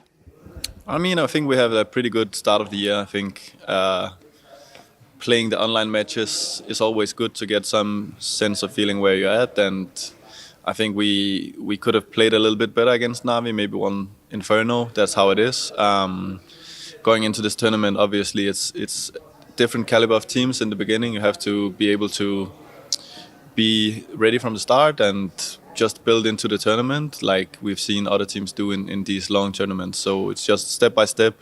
I think expectation-wise, it's more or less about living up to what we have, like what we expect from each other, and if we do that, then for sure we'll be fine. Alrighty. I know you hate this, so that's why I'm going to ask you anyway. Your individual level Device has been great to begin off the season, and you're not typically a guy that likes to praise yourself, but I was a little bit surprised that you're playing that well in Copenhagen. Were you surprised yourself that you just came straight into it and basically owned up pretty much everyone? I think also for me, from last year was like hectic role-wise as well.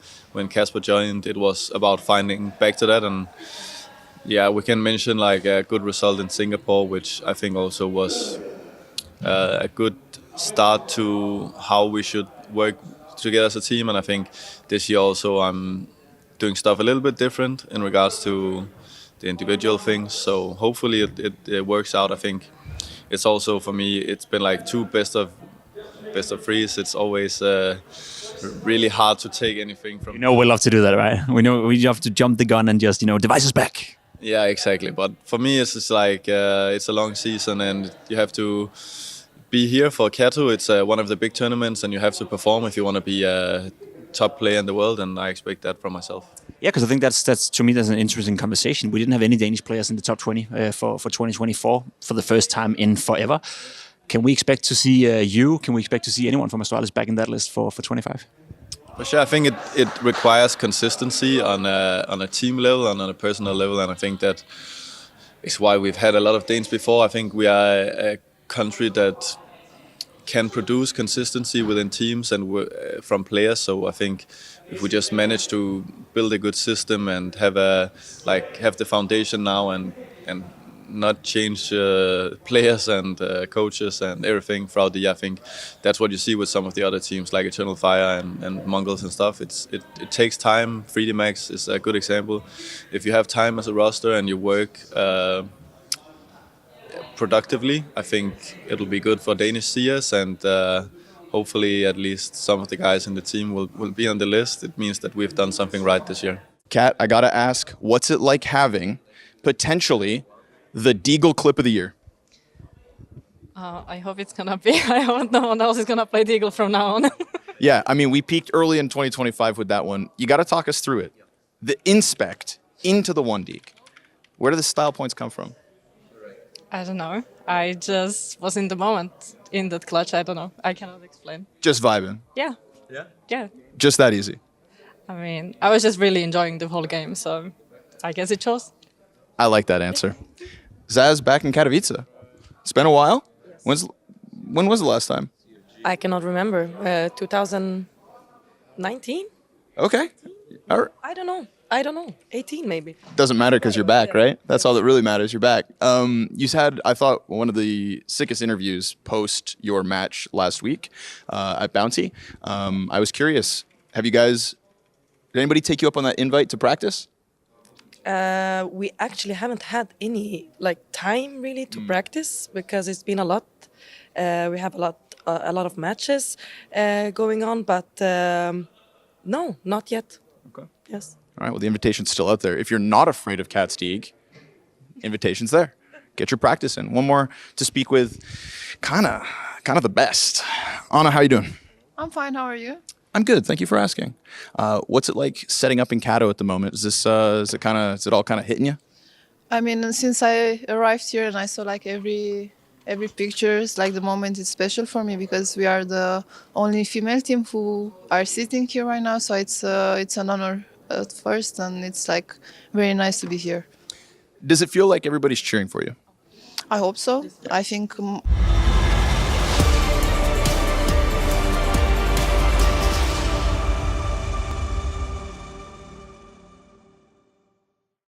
Opening game time at Katowice for SOAR. And Golden, I want to start by asking you, obviously coming into this team, they already did have one coach that wasn't speaking Portuguese. For you, how are you managing this? I'm learning Portuguese every day, so it's I understand some in the rounds. Yeah, so I always had easy time for languages, so learning pretty quick. Nice. All right, I like that. I respect that you're trying to get the language learning in there. That's certainly going to help with this. In terms of what you want to do in the game, how much of your own ideas and imprint have you been able to put in the team in just a short amount of time? I wouldn't say it's over 50%, but there's some things that I'm trying to implement. Some will take time, but it's a slow, steady progress, I would say. And for a slow and steady progress, obviously there's the two new players coming in. For those guys, what are you trying to do to make them as comfortable as possible, especially when it's coming to an event of this level? So just trying to talk to them and, get to know how they think, and just explaining some basic stuff that you might not be able to do if you don't have the experience, and just, teach them that in a manner of how that person can understand it. Because if you say something to someone, they might not get the entire point, even if it's direct. Maybe you just need to speak to that individual to make them understand. So passing on the experience and just make the things easier. That's really nice, and it's the human element as well. Now, for your opening game, you're going up against this new look Gamer Legion. How do you fancy your chances of where you guys are at currently form-wise? Because obviously we saw what happened at Blast Bounty, and I guess you weren't too happy with that. Yeah, we're definitely not happy with that. I mean, we're a young team. In a sense, we made a lot. The changes were a lot. Even 2 players, 1 new coach, some new foundation, some new structure with our mental coach as well. So it's it will take time. We're still feeling pretty confident, I would say. Well, I look forward to seeing it go down on the server. Let's see what SOAR can do against Game Legion in the opening game. See what they can do. That's what we're all here for, and I think for SOAR, I think the most endearing part is that Golden's trying to learn Portuguese. That's great. Yeah, that is kind of cool. It is sort of weird they've gone with 2 coaches that haven't spoken the language, but I think you'd probably go into that and just say, you know what, we don't really have the knowledge and experience within the region, that we kind of have to go this.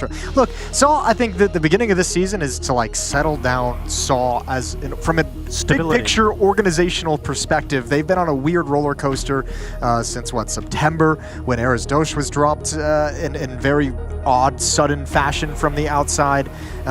You drop Barry a couple of days later. You bring in Golden for the major. You can't use him, so he's kind of there, but he's not allowed to stand behind him. Now Ujerks has departed as well. It's for international rosters, and you brought another young player in. So yeah, if you're SOAR, you're just can we let's just settle this down. Let's just get everyone comfortable and spend a few months with what we've got at this moment and kind of reassess down the road. Well, the map veto, we got Nuke, Inferno, Anubis. SOAR pick into Nuke, Gamer Legion pick Inferno. And, I mean, if you do think about the year that SOAR had last year, right, is they finally break through. They qualify for their first major after so many years of trying over and over again. these veteran players in Mattias and Roman finally get to go to one together, and then we see that later on in the year they go to the Cologne playoffs and they have probably their greatest tournament ever. So it was so weird to see that team capitulate in the way that it did and just completely fall apart. It seems like from the interviews and from the comments, like I know with Eris Dosmor's come out with Ujurks as well, the kind of comment was sort of like, this is what he wants. He wants to go chase an international opportunity, and we understand that, and we're going to let him go, and we're going to facilitate that. So very much just kind of maybe the younger guys saying, you know what, like the entire pro scene looking around, everyone's going to international rosters, everyone's moving, everyone's getting out of their region, and that's where the best opportunities lie. And look, those guys were kind of the engine of that SAW team that you're referencing, so it makes sense that they were going to get kind of, poached. Maybe, but who's poached them? Yeah. Well, I think it's actually a cool project that they have going on over in what is NIP that they were able to join. So you got a new in-game leader over there. You got Ujurks. So, yeah, we don't have to focus on NIP. We'll talk about them later. But I think that's a cool project for those guys. Coming in is two kind of like younger journeyman players who have been like kind of floating through tier 3 of the Portuguese scene. So not a whole lot of experience, not a whole lot of time to kind of adjust to this level of play. You go to the other side. Ash was just on our screen. You've got a very experienced coach for the Gamer Legion side, a guy who's got a lot of respect, who you can see from the content he makes, the way he thinks about the game, going to be having game plans. And he brought in PR, who is a player, a very young player, 17 years old, who he said he has personally scouted for quite some time and had his eyes on for quite some time, really respects his game, handpicked by the coach to come into this roster. You've brought Rez over, who you're looking to revitalize his career after a long number of years over in NIP through all the rosters they've had.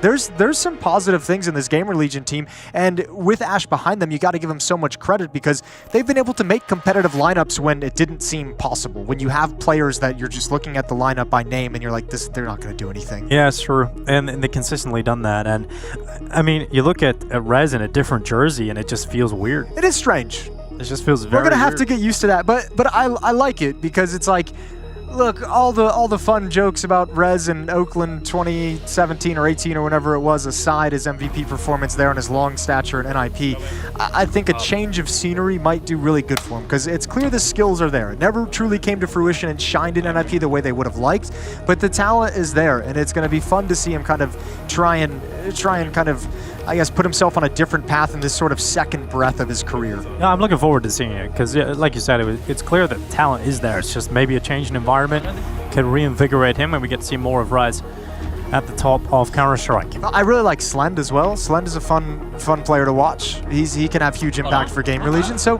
look, I think coming into this, I actually have that kind of gut sense that Gamer Legion is going to come in and just steamroll.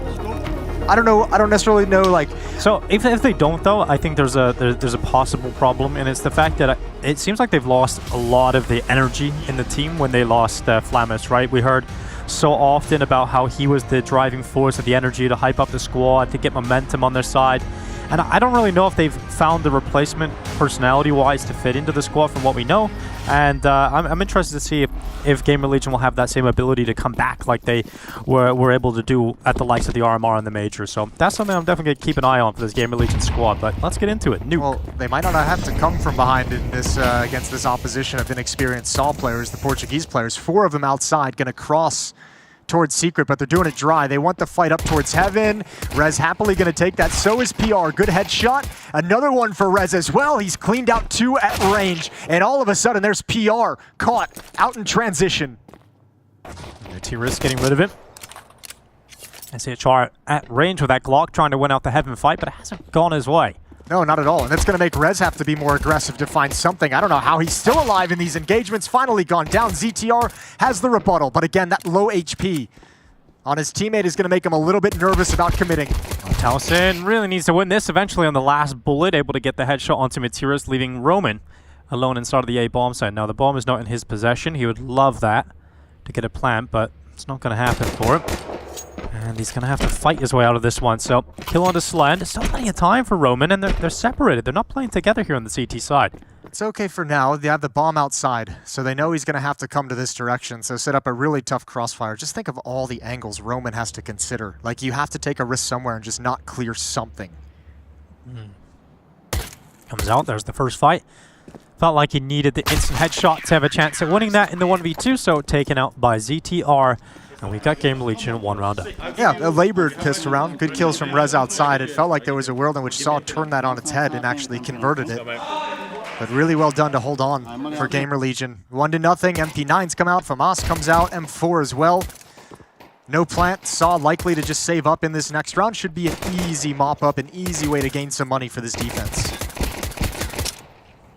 A lot of tedious links between the players on the server today and the ninjas in pajamas. We've mentioned that earlier today, and we've got Rez, who obviously came from them, but ZTR obviously played in that squad a couple of years ago and didn't necessarily get, you know, the most amount of respect. He was a very young player thrown in at the deep end. He was brought in as well alongside Linus, who has also made an appearance at this event. He's going to be with Heroic. So it's quite cool to see that, you know, a number of the younger players that were from Young Ninjas are now sort of rising up and finding different projects to be a part of, and we're still able to stay the course. I mean, you know, it's fuzzy in the memory, but I mean, that was kind of the era, NIP going through all those different, you know, promoting players as people were dropping Device out, at the time too. but like still maintaining some level of weird success, like despite all those kinds of issues. When they had Hampus was there, kind of leading the charge. That's kind of what led to his burnout initially. Was just like, I have had to put together like 5 different rosters in the last 6 months. Fuzi was an AWPer, and now he's obviously with the wildcard guys. So, yeah, I mean, it's There's nice been to some see. talent filtering through the org, just none of it showing itself in the org. I mean, they just found it a little bit too early and tried to combine it together. And there was just too much young talent at the same time. But Golden seems to have a bit of a headset issue, so I'll get that one fixed. Golden. Such a weird. You could never in a million years have guessed he was going to be the coach of Saw. He was in-game leading eyeballers before this. Yeah, well, I mean, just what an interesting career, I guess, is like probably the last like young Swedish player or new Swedish player to come through and actually have an impact for like tier 1 Swedish Counter-Strike, it feels. Yeah. I mean, one hell of a mustache as well, Jason. It's a powerful mustache. I feel like I want to put like It's only gonna a get floral shirt on him and have a nice cocktail down at the beach or something. Okay, I see what you're doing, like a daiquiri. Yeah, that'd be great. I feel like we'd have a great time. Golden actually worked as a broadcast talent member a few years ago. Did he? Yeah, almost 2.5 years ago. Where was that? It was in Sweden. We did a tournament in Lund with was Harry, Hugo, and I, and Golden. And Golden. And it was kind of random. Yeah, he was a great guy. It does seem pretty random. Good table tennis player, Jason. You might give him a match. Okay, run for his money. Yeah, that could be fun. He's gonna have to train me. I gotta beat Zaiwu. Yeah, that ain't happening. That's my goal. Dude, I remember like we at the Blast Paris Major, we had the hotel had table tennis tables in the hotel, so everybody was kind of playing, and we ran like a tournament, and I won our little inter talent, so my confidence was like high, all time high, and I played against Apex, and he embarrassed me. I haven't played Apex yet. I hear he's taunted, but from what I've been told, Zaiwu gets the better of him as well. Oh, okay. I played Zaiwu once. He taught me some lessons. He's just good at things. It's unfair, isn't it? It's because French ping pong is all spins. I can't handle it. It's like stop. You have that little French flair to it. Can we play real ping pong, please? You hear me? All right. Can you hear me now? You hear me? It's muted on the TeamSpeak. It's a classic problem. There's no tech issue. You've just muted yourself in TeamSpeak. You have muted yourself. That would be the problem. Oh.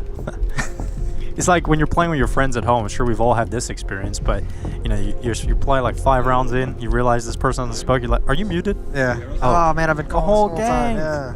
Bummer. And then it turns out it's just Harry, and he doesn't talk anyway. All right. Well, let's see if we're all set and ready to go now. They are some seriously used keys. Is that what that is? I thought those were like designs. I thought that was like the cool kids keycaps. Hey, to me, that just looks like overuse, Jason. I don't know if I've ever seen a keyboard get to that level. Ever in my life. Have you seen Mattis's mouse pad? I have. Anything is possible. That's fair. That's a really good point. All right, 1-0 for Gamer Legion out of the pistol. Extended tech break to fix some mic issues, and we're right back into it. Should be 2 rounds in a row now for Gamer Legion. Only Glocks. And a Deagle. Sure. Materis. Ready to get going. Yeah, Towson's going to be this initial defense. Spots one jumping across.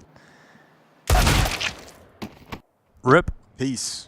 That's the Deagle gone. That is the Deagle gone, and it looks like Roman is going to go hustle to recover the said Deagle. So when I seen Towson added to this Gamer Legion squad, I was like, why does that name ring a bell? And he was part of this Danish team called Masonic that I got to cast out in Barcelona a few years ago at a very random tournament. I was going to say, you're battling on some very avant-garde tournaments. Yes. Yeah. I just kind of, like to get around Jason. And yeah, that team had Buzz in it. He was like the standout star. Obviously went on to play with Astralis, now OG. But yeah, Towson was a part of that squad, and was more of a supportive element. Obviously fits that role here inside of his new squad too. Just got 4 very sharp headshot kills in this round. Unarmored pistols, so no big deal, but just looking good out there in the yard. 2-0, and the AK-47s will come in for the first time for Saw. Yeah, they were sharp, weren't they? Oh. Yeah, see that again. It's not bad.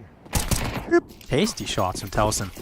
All right, AK's out, finally, here for Saw. Yeah, and you got the 3 MP9s on the CT side, so Saw firepower advantage, but if these MP9s can convert and upgrade for free, that's a very nice boost to the CT economy very early on in the game.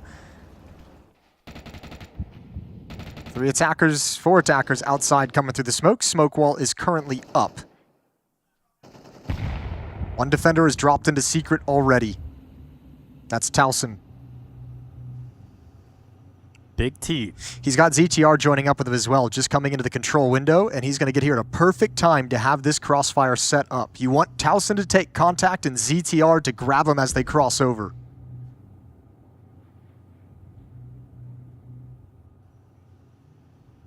Towson taking the first contact. Able to get much done on the first peek, nor the second. So it's on the SMG to get the work done, and yeah, the bomb actually still stands. Mutiris and Agil taking a couple of kills between them, and Mutiris goes into the vent. He flies up it though, and PR was waiting for him. Roman was there to try and cut that possibility off, but PR's got out of there. Yeah, I think that's a round I think Ash is probably writing in his notebook right now to go over with the boys later on. The fundamental mistake of them attacking secret and you rotating down vents is just a death trap, and they lose a couple players for it. Crossfire downstairs is set up nice. Really good defense for Gamer Legion. Just can't get any of the production that they really needed out of it. And it's looking like some headset. Is that what I was going to go for? Yeah. Yeah. Headset issues. I like it though. Yeah, it's not bad.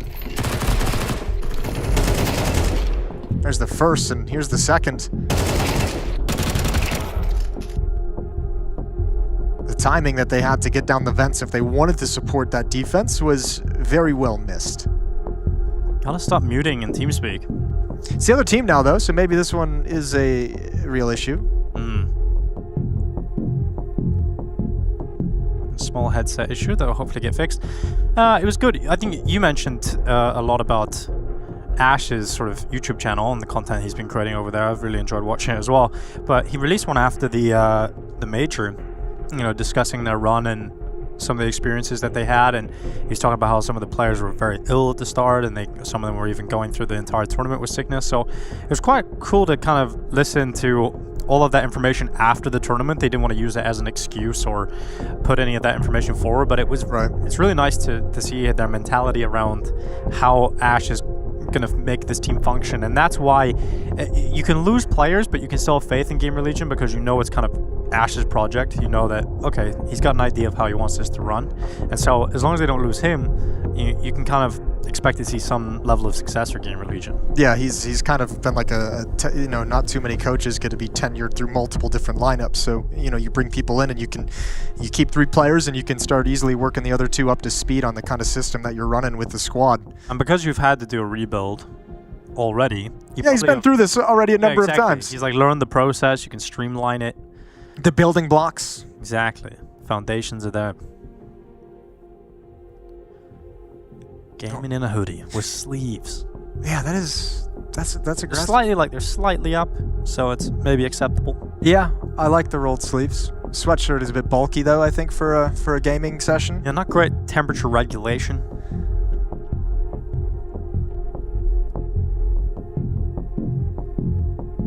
Alright, so in-ears going back in. Headsets over the top. And we should be good to go. The Hall of Heroes, it's back.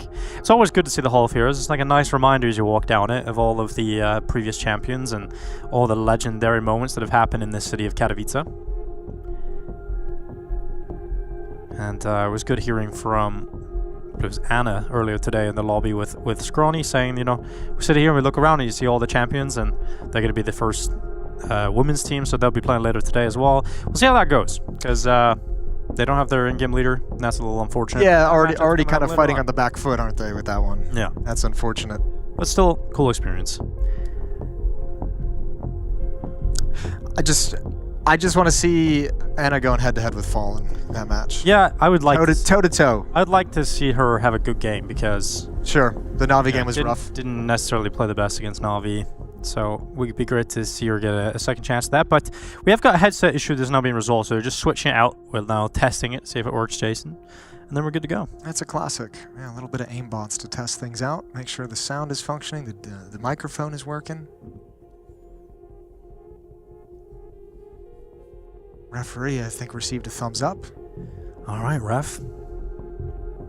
You do love to see it. Saw and Gamer Legion.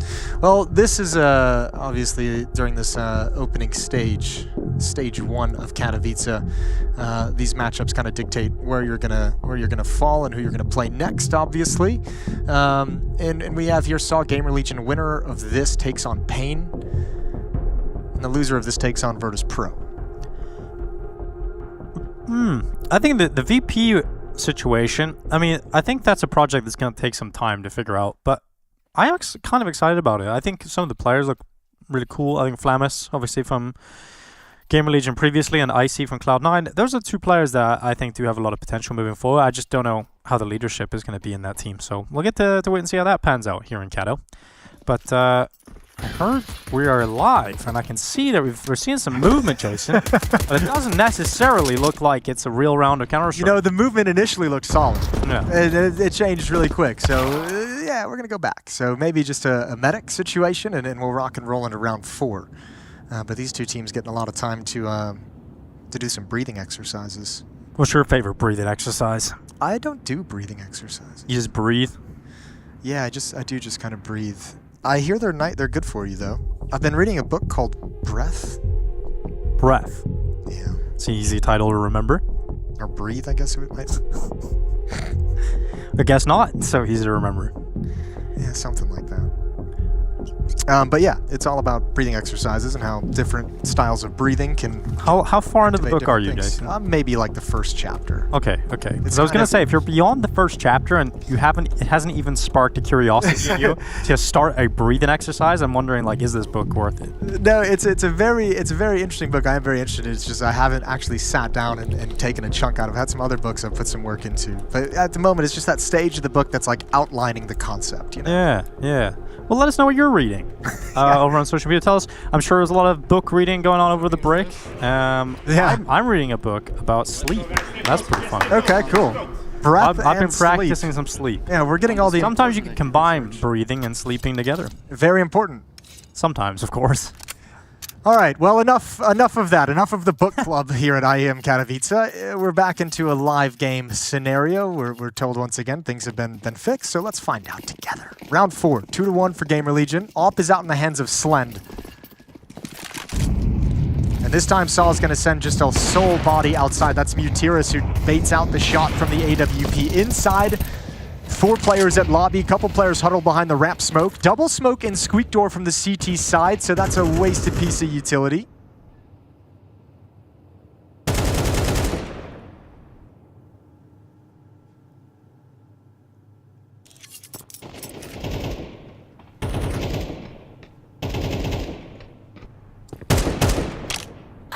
And the final smoke just deployed by Gamer Legion as well towards squeak door. Saw happy to wait this out. I mean, it looks like Mutiris has already jumped up onto the roof. They might just want to. This could be like a double pump just to pull out any last pieces of utility. But an upper exec might be how this round is looking to finish.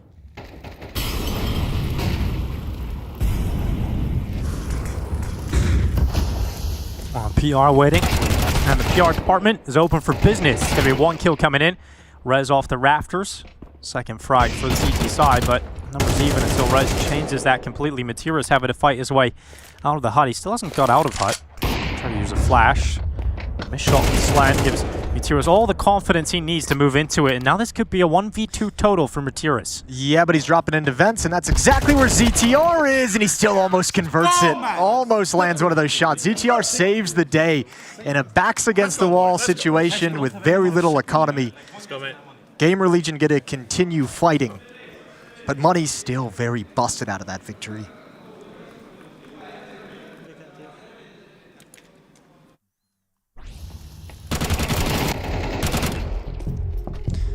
Well, this round is put together really well. Good job from Rez up in the rafters with his double kill. I think in the 2v1, Slen dropping into the bomb site, you obviously get the advantage of that nice, easy, free shot because Mateera's doesn't expect the drop. But when you miss that, you've put yourself in a really crappy situation. You put your teammate in a really crappy situation as well. Absolutely. A little mic issue at the moment. Mike is really causing a lot of problems today. Mike. You know, I did see on the AK, one of the AKs there was a red charm. Okay. You can get a gun charm. And the default one looked like the picture icon in the game. The charm comes in purple. And so one day Scrawny found out that you could actually get different colors, and that really sort of ignited the passion within him. All right. So we were sitting on TeamSpeak, and for a good hour and a half, he was scrolling through pages upon pages of the Steam market, going in and inspecting each item to see which one was red, and then tried to cultivate them. You know, he tried to buy as many as possible. Yeah. So and then I guess he's gonna tell everybody someday about this, so that he'll have the supply. So if you guys can go and get yourselves some different colored charms. Scrawny's stockpiling. Yeah, exactly. He's like a Counter-Strike. He literally was like a squirrel trying to find acorns. Like it was amazing. That's a good description of Scrawny. Yeah, fits well. He is pretty squirrely. Squirrely. Some great overalls though. Sure. Yeah. Ready for anything, that guy. Towson over at Mini, one down in secret. Again, Saw gonna execute the cross with this wall of smokes. Mateera's coming close to it to challenge towards Big Garage. Easy kill. Mateera's takes a gamble, gets the losing end of it. That's a rifle hitting the deck. Now it's a Deagle, 2 Tech 9s, and an AWP for the rest of this round, and Towson has a nice reposition towards Mini.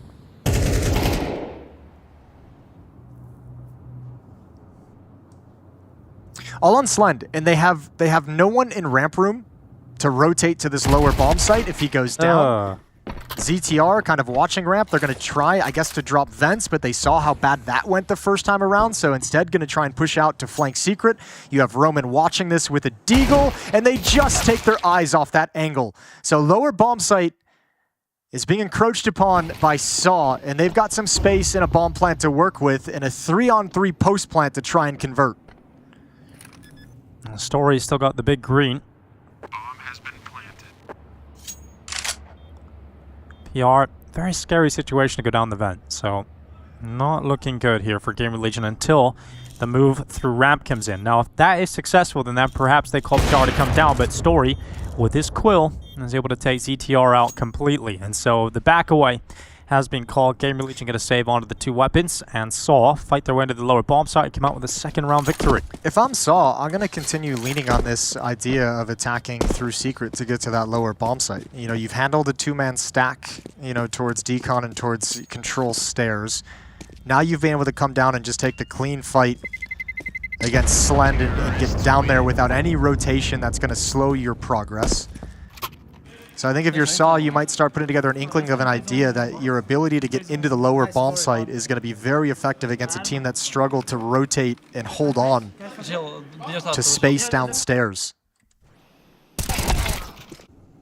50% success rate on fist bombs there, Golden, but appreciate the attempt. Not the best situation coming up here for Gamer Legion economically, but those 2 safe weapons, they could make the difference. All going to be fast-paced towards the upper bomb site. Already utility is coming out and held back for the moment. Follow-up Molotov, that won't slow anyone down. And this is just going to be a save call for Gamer Legion.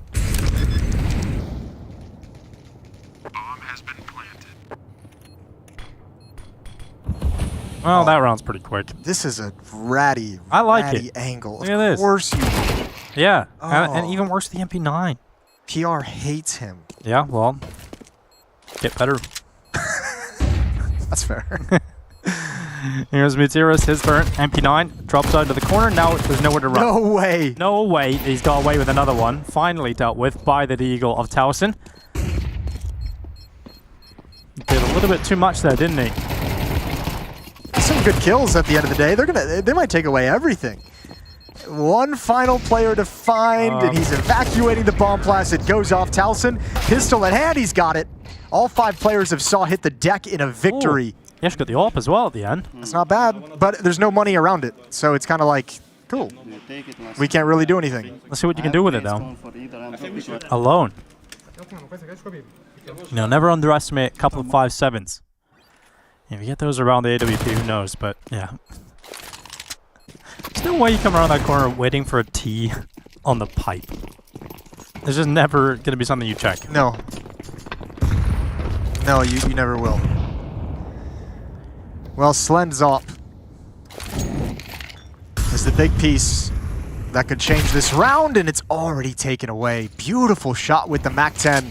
Sliver gap in Hut. And that's the only winning recipe that Gamer Legion had.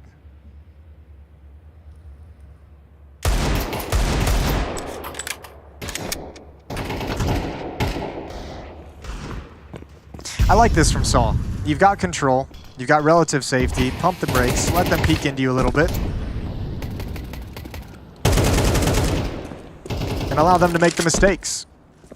It's going to be 4-3 for Saw.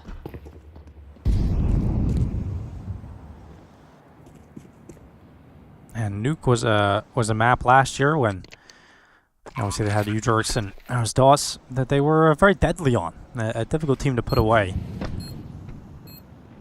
Mutiris in particular having some big moments, especially in the most important tournaments for them last year. It's had a great start to the game. 9-6 for Mutiris.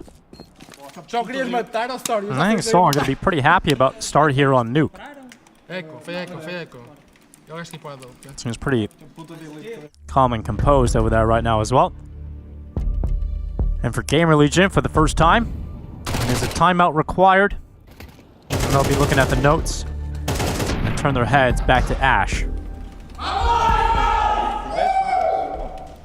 I'm surprised to see Gamer Legion kind of, I don't know, maybe I shouldn't be surprised with the roster changes, but I am kind of surprised to see them struggling this much to contain this. A lot of it's the fashion of it, the miscues in the lower rotations. I don't have many expectations for Gamer Legion at the moment. Like, yeah, that's kind of been my take of Gamer Legion since, like, well, I mean, even during the Paris major, but they continue to surprise. You know, every time they're like, nope, you should have expectations. And it's like, okay. I think every time that Gamer Legion made one of these impressive runs, though, they've started really slow. Like, if you think about it, the Paris major, they were about to be eliminated in the first stage. Right. They came back to the final.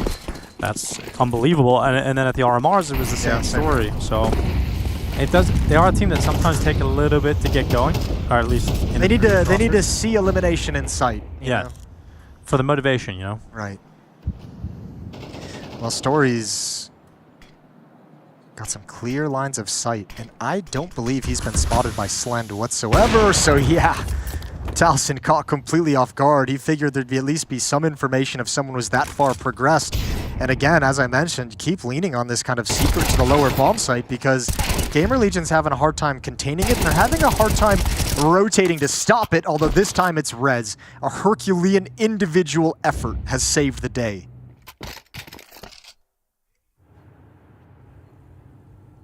A few decent multi-kill moments out of Rez so far in this game. That should have never been a multi-kill. First one, sure. Second one, okay. Third one, there shouldn't be a chance in hell. Never. All right, do we give them a chance at this, though? Rez is low. Mutiris and Story still together, and look at the position that Mutiris has. Slend just spotted him, though, and instantly gets that dink off, so Mutiris is down to 17 HP. That's a save. He needed that kill. That might have been something you can build into, but you want this op. And with all the space that Story created in the opening kill, he gets so deep into Yard and Secret. for them to drop the ball from there has got to be frustrating. What a round from Rez.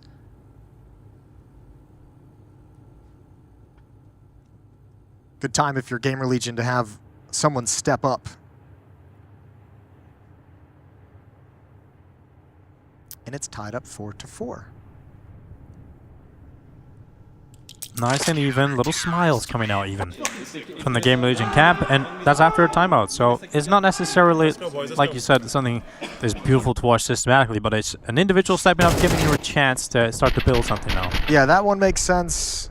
This one is like, yeah, 50-50, swinging for the trade, good movement, but the spray control and grabbing that third one is like, nah, shouldn't be there. Shouldn't happen. There's just an outline of Raz painted on the wall behind him. All those bullets missing. Good thing we saw, though, is they're not forced down to an eco, right? They've got to buy straight away again. Oh, and they like this pace. They like the aggression. They like something faster. Towards the upper bomb site we go. PR goes 1 for 1. Young player brought into Gamer Legion can't hold on to the bomb site, and his teammates are falling as well. So a man advantage inside the site for Saw, but a quick flank from ZTR. Oh, it's quick. And it's unexpected. ZTR, though, not ready for Story to be in the lobby. Okay, nearly gets away with a Tech 9 kill as well. But it's suddenly a 1v1. Towson up against Mutiris.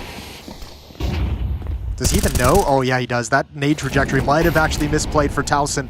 Now Mutiris does know. A good reposition inside the smoke, though. With low HP, Towson's like, I got to take some risks somewhere. I've got to find a way to kind of confuse and throw him off. And he's done just that as he disappears into the smoke and repositions up towards heaven. Bomb is still dropped on the ground in the upper bomb site. But Towson doesn't really have the HP to defend and hold on to it as staunchly as he'd like. Molotov to give the timing to plant the bomb, and Mutiris has a good sense of this. Oh, he's not just a sense, he's just completely looking at it and then turns away. Oh, no. Everything was looking so good for him. He's looking in the right place, right time. Nope, then just turns just as Towson walks over the top. So Towson giving it a scream. He's had a great game so far. 11-5 in a really important 1v1. Yeah, Towson even gave him the little calm down afterwards. All right, get a little frisky out there into the Hall of Heroes. This flank is brutal. Ruining the bomb plant, ruining everything Saul wanted to do. Nice try, nice try. Big time clutch from Gamer Legion. Back-to-back rounds where they've needed something special. The Rez triple kill, a 1v2 in this round, but even just coming back from a 2v3. 5-4 with the narrow lead. It's a MAC-10 on Roman. Money's starting to be an issue for Saw's attack.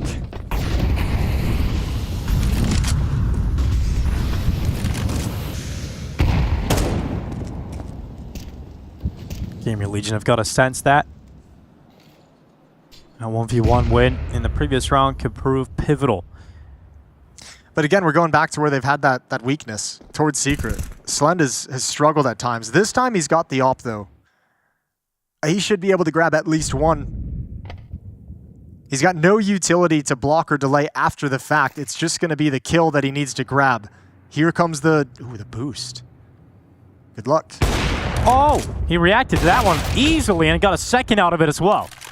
Huge from Slend. Agil able to respond, but is it going to be enough with a minute left? ZTR holding down Rampart. Story walking right in towards Towson.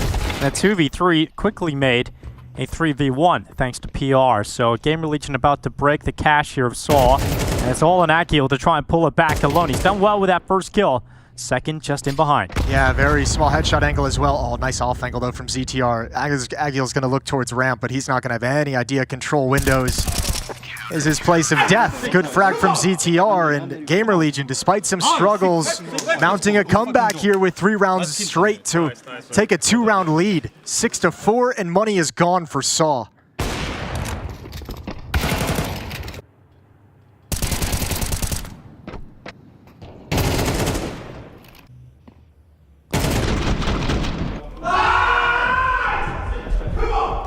And Saw realized that there may have been a nice little patch of form for them.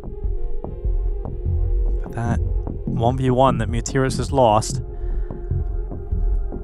is likely to cause difficulties for the rest of this half now. So timeout, it's a tech issue, another sound issue, so hopefully we'll get that one I, for one, solved. am shocked.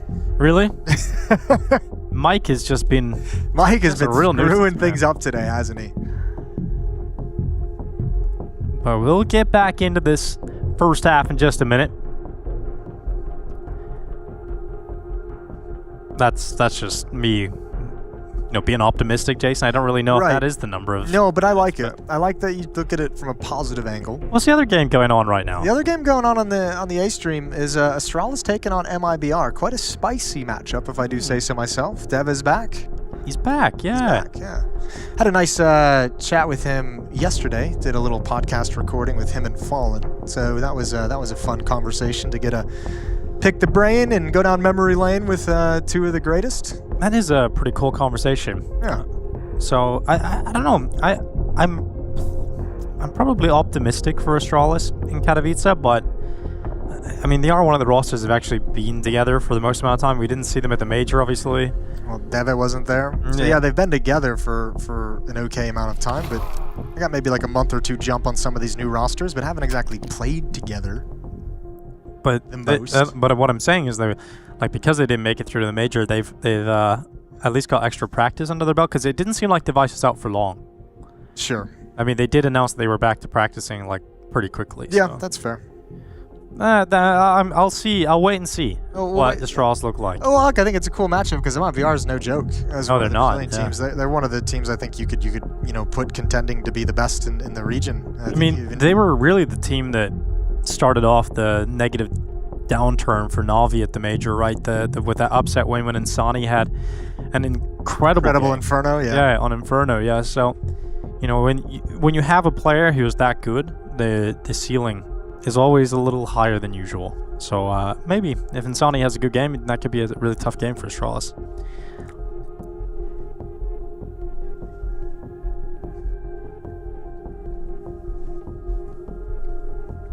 Obviously got plenty of more action coming on later today. We still have Liquid and Heroic who have to make an appearance with their new rosters. Yeah, Heroic's an interesting one. Yeah, it really is. Sun Pius coming in, reuniting with Saw as his coach. Could be some cool things. We saw him have some good games over in Blast. Liquid obviously bringing in Nerds, looking at how that's going to retool and change the team, looking for an upgrade over Yakinder in the previous lineup as well.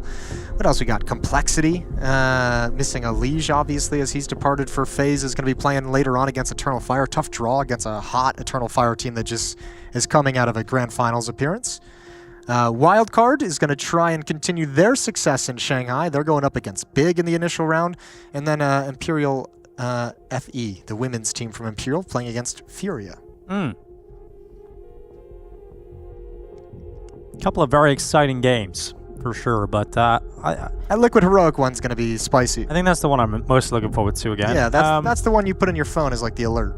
Yeah, Nerds coming up against his former organization, this time on LAN. A lot to get excited about. For Complexity, though, how do you feel about going and grabbing some of the North American players available? I think it's really the only option that you have at this point. You don't have a whole lot of draw to bring in like kind of bigger names from Europe. Even like some of the tier 2 ones are going to see more value in sticking around in Europe. And yeah, at some point you're going to have to develop some younger talent. So cool to see them get a chance at it. Sixy and Nyx. We're going to see what they have to offer. I mean, look, from one sense, it's kind of cool if you look at it from that perspective. The other side of it is sort of you're never going to be able to replace Elige. You're just not even two players coming in are going to be able to match what Elige was giving you. So, yeah, the short-term future of Complexity looks rough, and then the question becomes, with his departure, can Grim take a next step from where he's at right now? Can Halzer continue to improve and find consistency?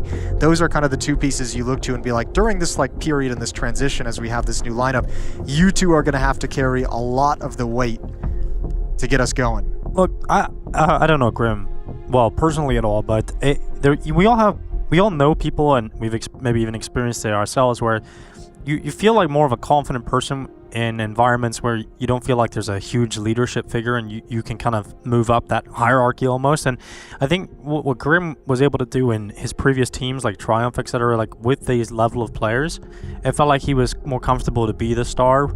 And I think in this, ever since he went to Liquid, didn't really get to see that from Grim, right? Because then you're playing with these bigger names, bigger personalities. Got put in some spots that aren't obviously the most fun and kind of outside of his wheelhouse, as a lot of the more rookie and inexperienced players that frequently happens to them. And then in this complexity squad, you know, you got Liege, who was in there, and so I do feel like it really is on Grim now to be the star rifler of the team. So When I look at it, I'm like, all right, you joined Liquid in what, like 2020 was when he joined that roster. It was right when I joined in as coach, right before I hopped in as coach. And it's like now you have that year and a half experience on Liquid. Now you've had this experience in complexity with Elige, who's come back, one of your former teammates from Liquid. Now you kind of are hoping those few years you've had, those 4 or 5 years of development, is like now it's time for you to step up and say, I'm the guy. And that's kind of the mentality you have to go into it with if you're Grim. Yeah, you have to be to perform with this team. And for the likes of Sixy coming into that squad as well, it's like he's someone we've seen a lot during the online era, because there was a lot of North American only tournaments. But ever since obviously we went back to LAN, we just haven't seen him all that much. But he's only 24 years old, had a lot of teams, played with all the classic North American squads. Triumph. I'm just looking at this list of teams. Party Astronauts. And I mean, this is just like true, like, not to be a dick, it's just like trash tier North American Counter-Strike. Just, I don't mean that to be mean. Like, I just because I look at it and it's like, okay, you're on this team for 1 or 2 months, this team for 1 or 2 months. Like, there's just a lot of chopping and changing and moving, and teams and rosters blowing up and moving around. So yeah, he's had some opportunities, and I know he's been a name that's kind of been picked out of the crowd to have had more opportunities in the past. So let's see if he can capitalize on this one now that he's been given it. And I think that's the difference between South American players and North American players, is even when you see these like unknown South American players, you look at their team history, there's a lot more squads and consistent real teams that they've been a part of. It's the process of going through the ranks of like playing in competitive Counter-Strike. That first year or two when you're on your first team, like those don't last long. Those are going to blow up and reform and blow up and reform. But it seems a lot more sporadic in North American Counter-Strike. All right, we've got Australis versus MIBR going on. That A-Stream, as you mentioned, currently 6-4 in that game. They too have been plagued with some tech delays. I feel like we've just kind of been copying each other. Yeah, well, if that's the case, we're gonna be let's keep copying. Australis versus MIBR. Device going to be moving up catwalk with the AWP. This is the alternative commentary. 4 players. Listen to 2. Yeah, 4 players coming up catwalk is going to be great. Device over the smoke, beautiful. Found him, Lukowski. No clue what was happening, but that's a weird miss shot from Deva. They could have had a double. Could have had a double, Tinko. He could have, but he didn't.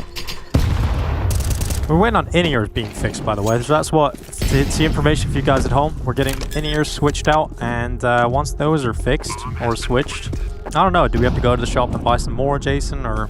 I think I forgot my my wireless earpieces for the gym, so I might have to go do that myself. Oh, so if someone is going to get new in-ears for the players, feel free to pick up a second set. Yeah. Preferably Bluetooth. Bluetooth, yeah. You don't want wires? No, I don't have a headphone jack. Who does? They've removed that from the phones. Yeah. It's very sad. It's kind of a devolution. That's a reposition. That's like the get ready to frag reposition. Oh yeah, all right. As he stretched up, scooting the chair in. Oh, we're getting back into it. Round 11. If you've forgotten, it is 6-4 in the favor of Gamer Legion. They're currently on a 3-round streak. It all started with a triple kill from Rez, and now we're here. Back where it all began. Back where it all began. A 1v2 from ZTR with low HP. It's good that you remember that. I was trying to remember the third round, the most recent one that's occurred. I've got nothing. It's gone from my mind too. I do not have enough dedicated wham for that. Wham? Yeah. It's like the Minecraft video. You seen it? Nope. What's the recommended dedicated wham? You gotta look it up, Jason. It's internet famous. It does sound like something that I need to look up. Yeah. It's really important. Smoke's disrupted. Outside Towson disrupted by that bullet through the brain. Great shot from Story, and Slen dropped to 12 HP, and here comes Roman. Nice little P250 kill on PR, and can Slen do much more with his op? Looking outside towards Garage, hasn't seen anything just yet of that next victim, but as we speak, Saul moving into the lower bomb site. Yeah, but you got ZTR down here. And he's going to be right above him in the rafters. Oh, My they God. kind of really needed that kill. They kind of really needed it. ZTR. This is the weird thing is like Saw doesn't even have to commit down here. They can just shoot up the vents if they want to. And I wonder if Roman over towards Squeak Door with that P250 has kind of been like, yeah, you guys have been rotating down vents when we go secret. So let me just pop through this on a timing and see if I find you. And obviously he did.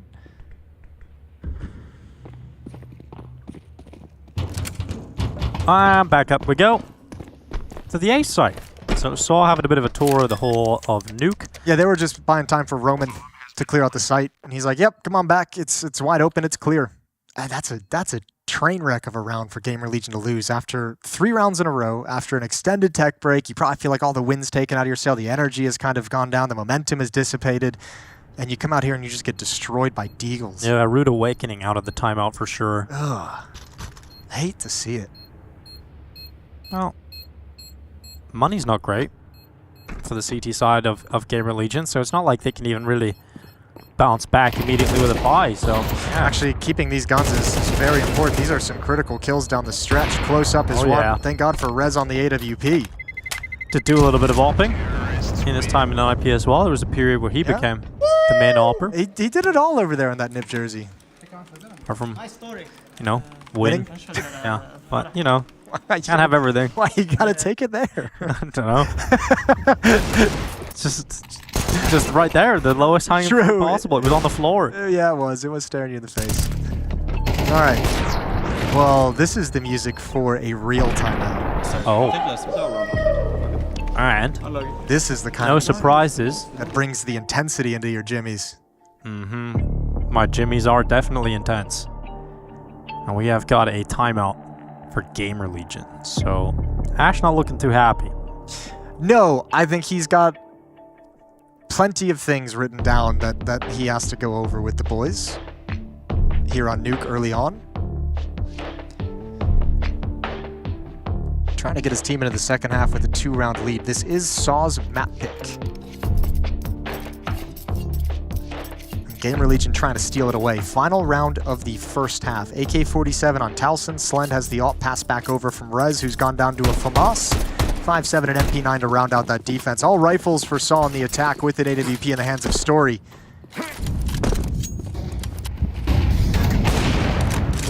Great shot from Slend.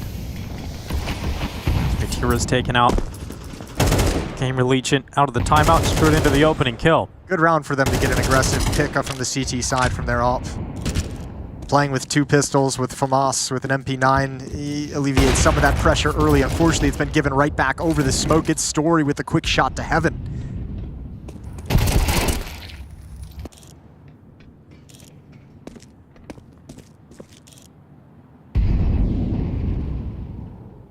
Oh, Sled into the open. Story backs up into him without even looking the right way. I like how he took his time. Oh, and he's way too many angles on his brain. Yep, Roman's able to get rid of him. Now smashed window goes into the lockers. Oh my god, that's the bomb. So it's gone completely. And Aguil now in a 1v2 that looks almost impossible. He's on 7 health and you know kind of where he was last spotted. So they're going to go and find him. But a great first headshot, and now he has a chance. He was close to it, but ZTR able to take him out. Pretty close half, riddled with pauses, but it is still going here between Gamer Legion and the side of Saw.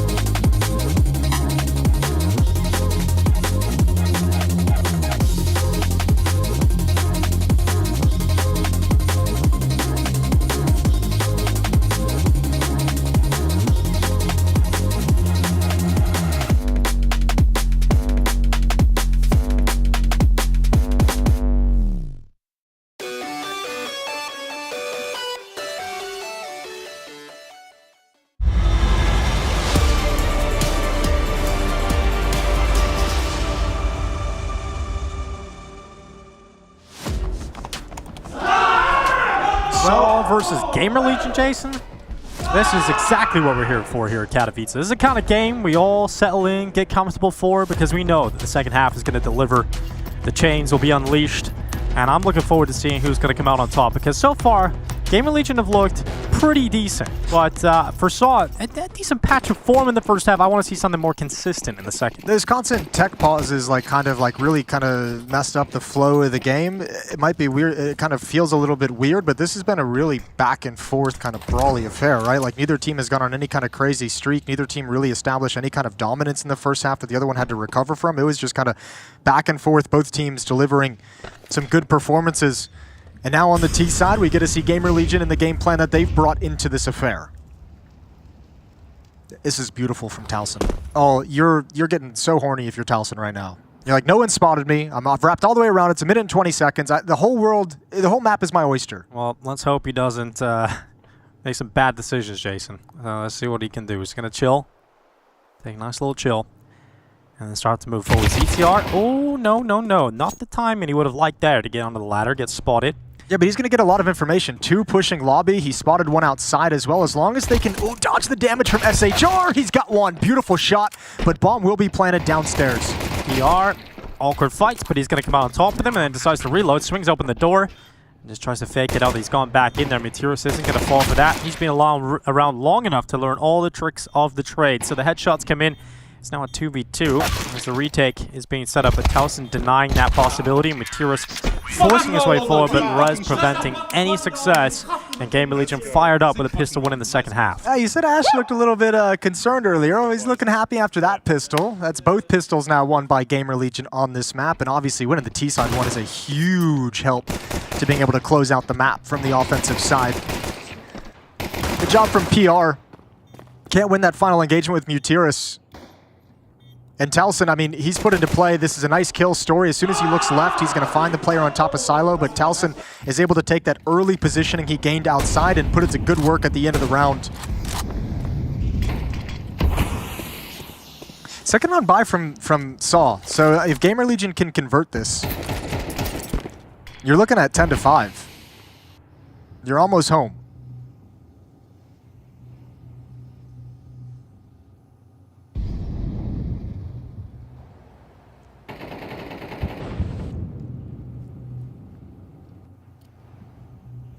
Towson. 2 players are on the corner here. Might be a difficult fight, but if they walk into him 1 by 1, well, that certainly makes things easier, doesn't it? So Towson, he's got himself that first kill. The rest of his teammates going to start making their way towards the ramp room, and Towson has dealt even with the second player at Secret. It is the worst held Secret in this game so far. And SHR is just going to wait down with his D ready to go. Needs a multi-kill. Some madness in this moment, and it is just the 1 before being cleared out by the MAC-10.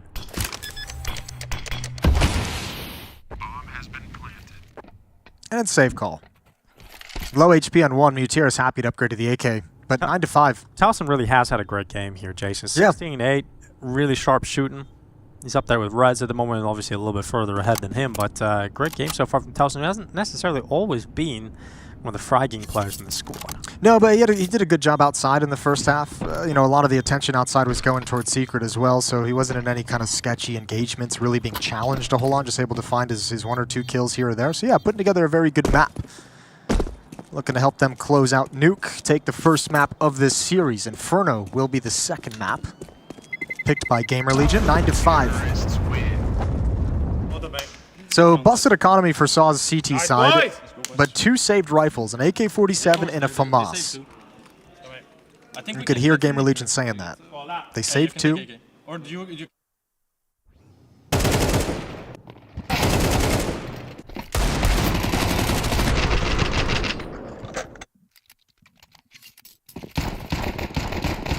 And that's all they will have. Those 2 saved weapons on over. FAMAS, AK-47, pretty good weapons at that. Gamer Legion should be taking a 10th round victory here, heading to double figures. And Towson, because of his success in the last round, no surprise to see him go back to Secret, but this time going really fast. He's all the way down already. And this time, no one there for him to fight with.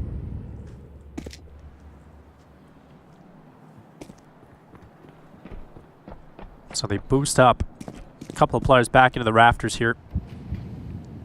The defensive Saw just hoping to bust into the A site. I like this approach though from the Gamer Legion side of things. Moving outside, you know there's been a couple saved weapons, but you know there's 3 pistols on the map somewhere, so take the range. Get the advantage with those AK-47s. There's some spam from CT. That's the FAMAS, both rifles outside for this defense. And the rifles of Gamer Legion cannot find or connect on anything. This is a wild round. How have Saw found their way into a competitive position? Like, this is crazy. They need kills now if you're Gamer Legion to not let this one go awry. There's one, but they're still killing, and a USP, even in the midst of all this chaos, has come out on top. So ZTR with a 1v3 ahead of it.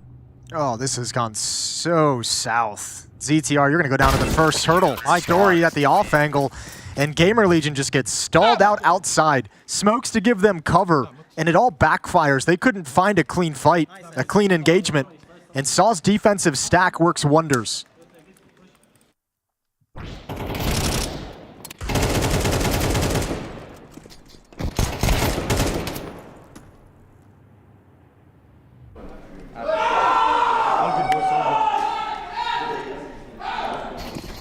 Well, that's got to feel like a pretty rough missed opportunity for Gamer Legion, right? The fact that you could have taken everything away from them, but losing that round will wipe the smile completely off of Ash's face. Now, as an AK-47 into the hands of Rez is the only thing they really have worth talking about. Some util as well. They're going to try and get in towards this upper bomb site. Rez went for the first test. Agil spotted out his legs and shot a warning shot into his feet. So Gamer Legion just taking a moment to breathe and perhaps even readjust outside instead.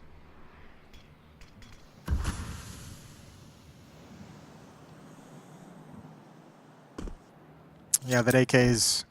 Well, they're kind of considering different options. I thought Rez would join up with the outside push, try and bait and work with those Tech 9s to find a fight in the yard. Instead, it's going to be this push that might be the first contact. Joined up with a push towards Radio Room as well. Saw trying to do a mid-round lobby crunch, and they will. It works. That's the AK-47 on the ground. They find it first. PR picks it up, but even he goes down next. As Story's not going to let him get away, and this force buy for Gamer Legion goes nowhere. This money is going to be wasted. 28 seconds. And these Tech 9s still not finding a position to attack anything at all. And you got to go for it. Oh, well, Tech 9 comes in. It's SHR blasted away. Story doing what he can. And it's more than enough. Almost had Agil's combined efforts, leaving Towson with the Tech 9 nipping at their heels. But with 5 seconds left, no bomb in his back. The round is done, and the best thing he can do is die before the time. So, Gamer Legion have gone from being on top of the world and sort of opening up the opportunity to close this first map out to now being behind for the next few rounds here. Saw very likely to get an 8th round, shrink that gap just down to 1 round behind, and the game is completely back on for the Portuguese. It's back on, baby. Good shooting from Story. Very good round put together by him. 2-round lead. Utiris outside looking towards Silo. Roman going to be over by Mini. Gamer Legion's got to be a little bit worried now. You lose that round, you drop that round to a force buy, a couple saved weapons and pistols around it, and all of a sudden all that momentum is gone. And all of a sudden there's a real world in which Saw just builds up enough money to kind of outlast you throughout this half, and that CT side just turns into a wall. Next round's going to be critical.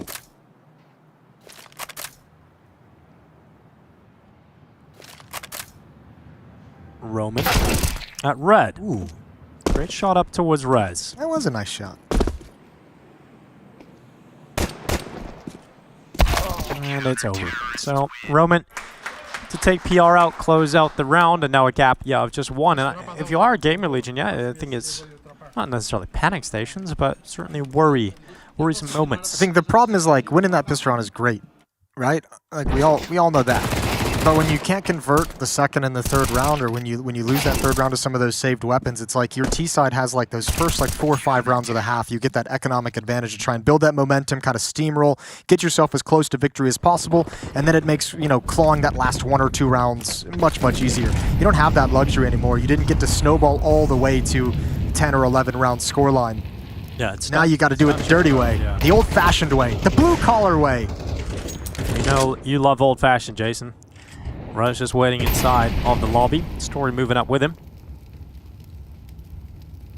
I'm going to try and catch him, but not too much foul with the AWPer.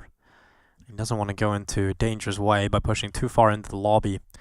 So we go back on board with Secret Offensive, and CTR and Towson making their way down as a pair.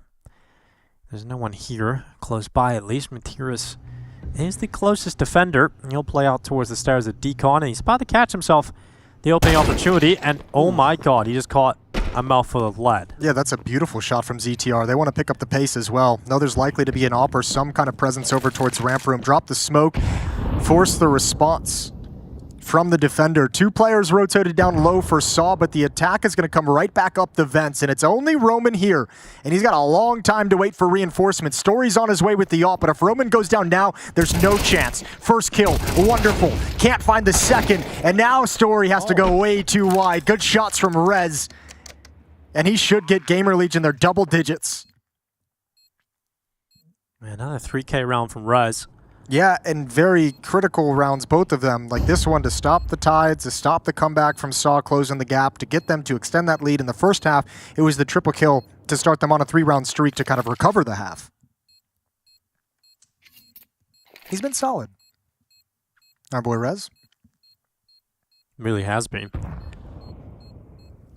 Good to see Towson slowing down just a little bit over the last few rounds. Perhaps he'll get back to winning ways soon. I think he's still got some in him. Yeah, a couple more rounds at least. Yeah. But I mean, look, we could talk about that Rez triple kill all day. ZTR blowing the brains off Mutiris is like, that's the winning round right there.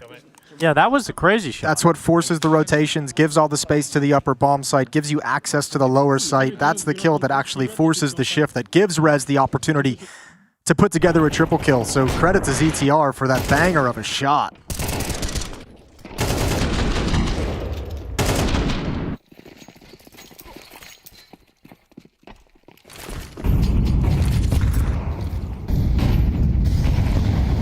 Story having to peer outside with his ult. Slend is going to get rid of him at credit card, so he's going to cash that one in no problem. Story down first. Gamer Legion, they've got the opening kill to play with, and they accelerate outside. Yeah, tense with the man down for Saw. Ooh, Rez lucky to get away with one. Maybe a little bit of a too quick of a reaction from Utiris. Maybe shocked to see Rez in that position, but somehow gets away with it. Slen's op has that deep angle, now going to slide down to Secret to join up with his teammates. Nobody from Saw has adjusted to this lower bomb site just yet. And if SHR can't get there shortly, I mean, if the bomb just gets planted in this lower site, if they hear the utility and the executed, it might just be a save call. They've got some money in the bank to challenge and provide some resistance, but it just might not be worth it. Especially now. Ooh. SHR and Agile, a couple kills back between them and the CT side, and SHR, oh my god, he actually got away with that. How has he got away with that? How's he gotten away with all of this? I have really no idea, but he's still alive somehow, and he's marching his way down the rafters, leaving just Slen in a 1v3. 25 seconds left, and SHR just does way too much. Damn. All right, I'll eat my words on that one. Fair play to SHR. He's made me shut up. That's a fine sequence from him. He gets away with a lot there. But a lovely job holding onto that site solo.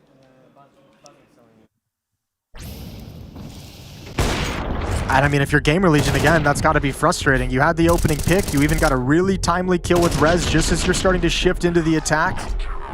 That kill from Rez felt like the knockout blow that was going to throw that defense into disarray, but SHR just holds on single-handedly. Keeps it within one, and money still forget. Even in the first half when Gamer Legion was winning, went on that 3-round streak, their money was never pretty. They've been battling economic issues on both halves of this map.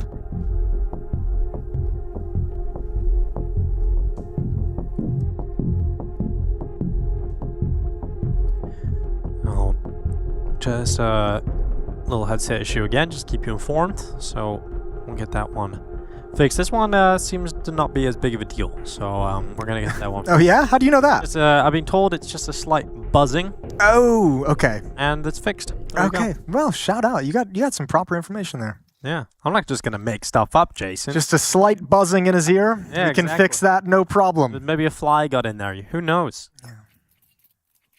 No, we just tell them you got to deal with the buzz. Look at this, Dinko. This is Gamer Legion pushing their chips all in. Right on the edge of a buy. 2 AKs. That's how you win big, Jason. Mac 10, Tech 9s. It feels like it's got to be some kind of an upper bust on a timing. They're going to let this initial utility go away.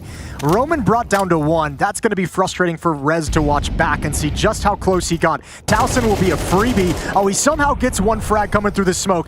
Oh, up in the rafters. Slend has a Tech 9 kill, and it's all coming crumbling down. How has this attack gotten to this point? Slend with bomb on his back has a chance. Yeah, limited health, though. That's the biggest problem. And they know where he is. Can he get away? He's got an AK now instead, but good descent down into the site there from Story. They close in on him. But yeah, you're right. I don't really know how it got that competitive towards the end there. Towson getting away with one was crazy as he came through the main smoke. Yeah, it's Roman with 1 HP. He just gets to like shoot in the toe. Yeah, so just like sneeze and the guy falls over. Actually, was a headshot as well. But it looks so good up until there's a little patch of form there for Gamer Legion in the midst of all of the chaos, but in the end recovered quite comfortably in that 2v1 for Sol. And SHR had that good previous round. He has that one critical kill sliding into heaven, that upper bomb site to kind of help hold it down. Well, Gamer Legion, as their economy has gotten worse and worse, and they've descended into these Tech 9 and Mac 10 buys, have been more grouped up. More of a straight hit. Good utility. SHR is so blind.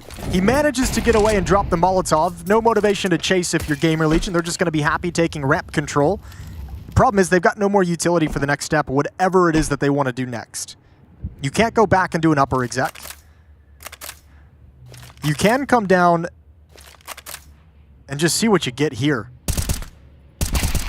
Roman. Good shot. Rez eating dust. SHR, though, you sung his praises. This round unable to get too much done at all, and that puts Roman under excruciating pressure, but where there's Roman, there's Mutiris. And so a double kill comes in just to save the day. It's not entirely over just yet, but... Bomb plan is everything. Like, that should be the priority, is trying to get that bomb down, and none of the Gamer Legion players made the move to actually get that plant for the bonus money. So Slend in a 1v3.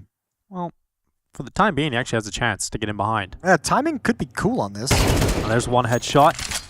Oh. Now getting spotted out by the site, but he's going to turn back. He actually had a series of 1v1s being lined up if he was able to get that kill down into the bomb site, but unable to do so in the end. So 11-10, Saw are into the lead. Saw in the lead. They've got 3 in a row. They've got 6 of the last 7 rounds. So not only they're in a lead, they're in a kind of a commanding position in terms of the momentum and in terms of what it feels like inside the server. If you're Gamer Legion, you're like, man, it's been a while since we've been able to get anything done. And this is nuke. This next round is for the map at this point, because if Gamer Legion lose this and they don't save any of their weapons, they've got no money left over. So it would be just Eco coming up. Yeah, they'll have that full losing bonus built up. Yeah, but it's not. But it's not gonna be a full buy in any way. No. If they get a bomb plan, it might be a little bit better. They'll have to juggle around some rifles or go down to Tech 9s and Mac 10s and MP9s. Not always the most fun thing to do in the world on T-side nuke. And we're gonna come out of their 3rd timeout. Let's see if Ash has some kind of a magic call to keep Gamer Legion in contention for the map.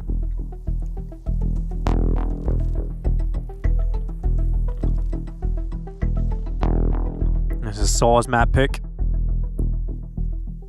So far, looking like they're just going to snatch it away. But this round could change everything. Gamer Legion get to do battle with AKs on every player.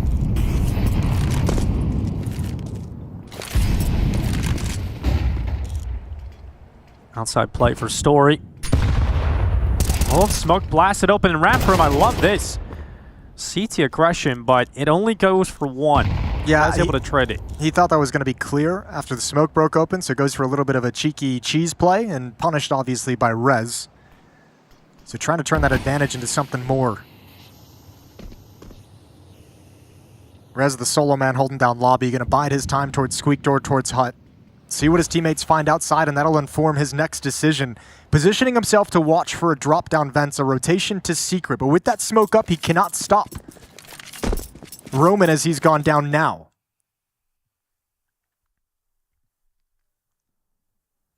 All three make it down safely to secret here. And I like this position from Roman. It's relatively passive. You can get it's very passive now that can see he's jumping, but also, you know, you get the chance to live. And back into the bomb site. You've got a teammate over in ramp room, Utiris, who can try and help you out if he wants to. But Roman has been able to wheel himself into a new position, but can't stop it in time. Sharp from Towson. Gamer Legion looking to fight on and tie up this scoreline. Such an important round for them to win. If they conceded this, it is over in all likelihood with that bomb plant. And now a 3v3. Still a good shot at this, but look at them with patience and awareness from Utiris. It still isn't going to work out for him as Rez takes that headshot. Gamer Legion should be winning this now.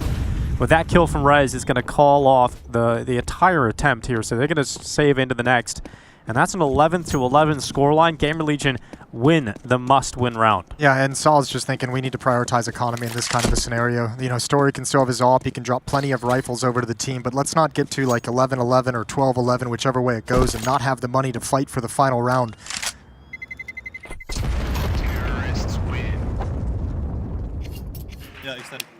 Now, Gamer Legion haven't been able to string 2 gun rounds together on this map yet. They won the pistol round in the second round of this second half, but outside of that, it's really just been dominant.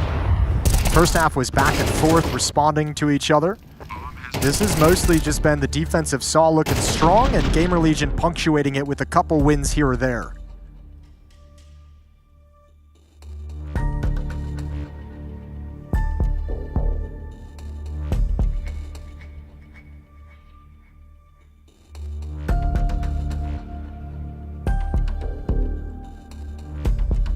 Rez settling in as freeze time begins. Round 23.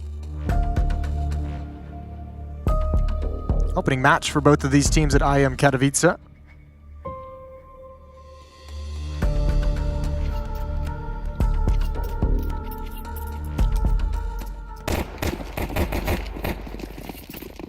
Both these teams having a rather rough start to their 2025 back at Blast. Saw losing to Big 0-2. Gamer Legion losing to Pain 1-2 to be eliminated from the bounty. Both of them trying to take the lessons learned with these new lineups and bring them into Katowice to show a different level.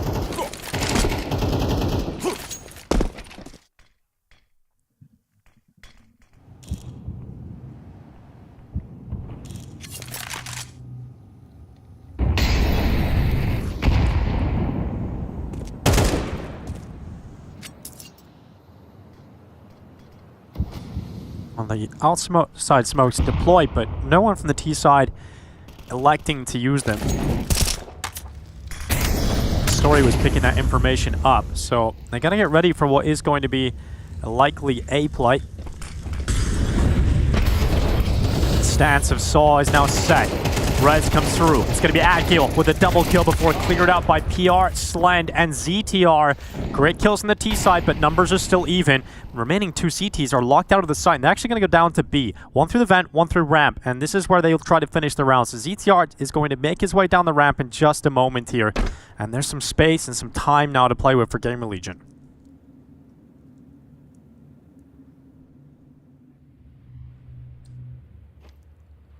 ZTR just crawling in. Sprints down to plant the bomb. Both defenders going to rotate through vent. There's the first find. PR grabs Mutiris. And that's going to make Story a little bit nervous about dropping down, and money is an issue. Look at the economy of Saw. If Story can't win this 1v2, they're in a lot of issues going into the next round, but he's going to clear to the right. PR holding against the wall for the angle, and there it is. A nice triple kill from the new addition to Gamer Legion. Saw's hand-picked player delivers a 12th round for Gamer Legion. Or Ash's hand-picked player, I should say. Yeah. That makes more sense.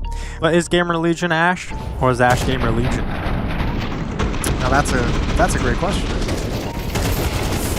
One we will pontificate at length between maps. Of course, which could be coming up soon, because it looks like they're about to close this one out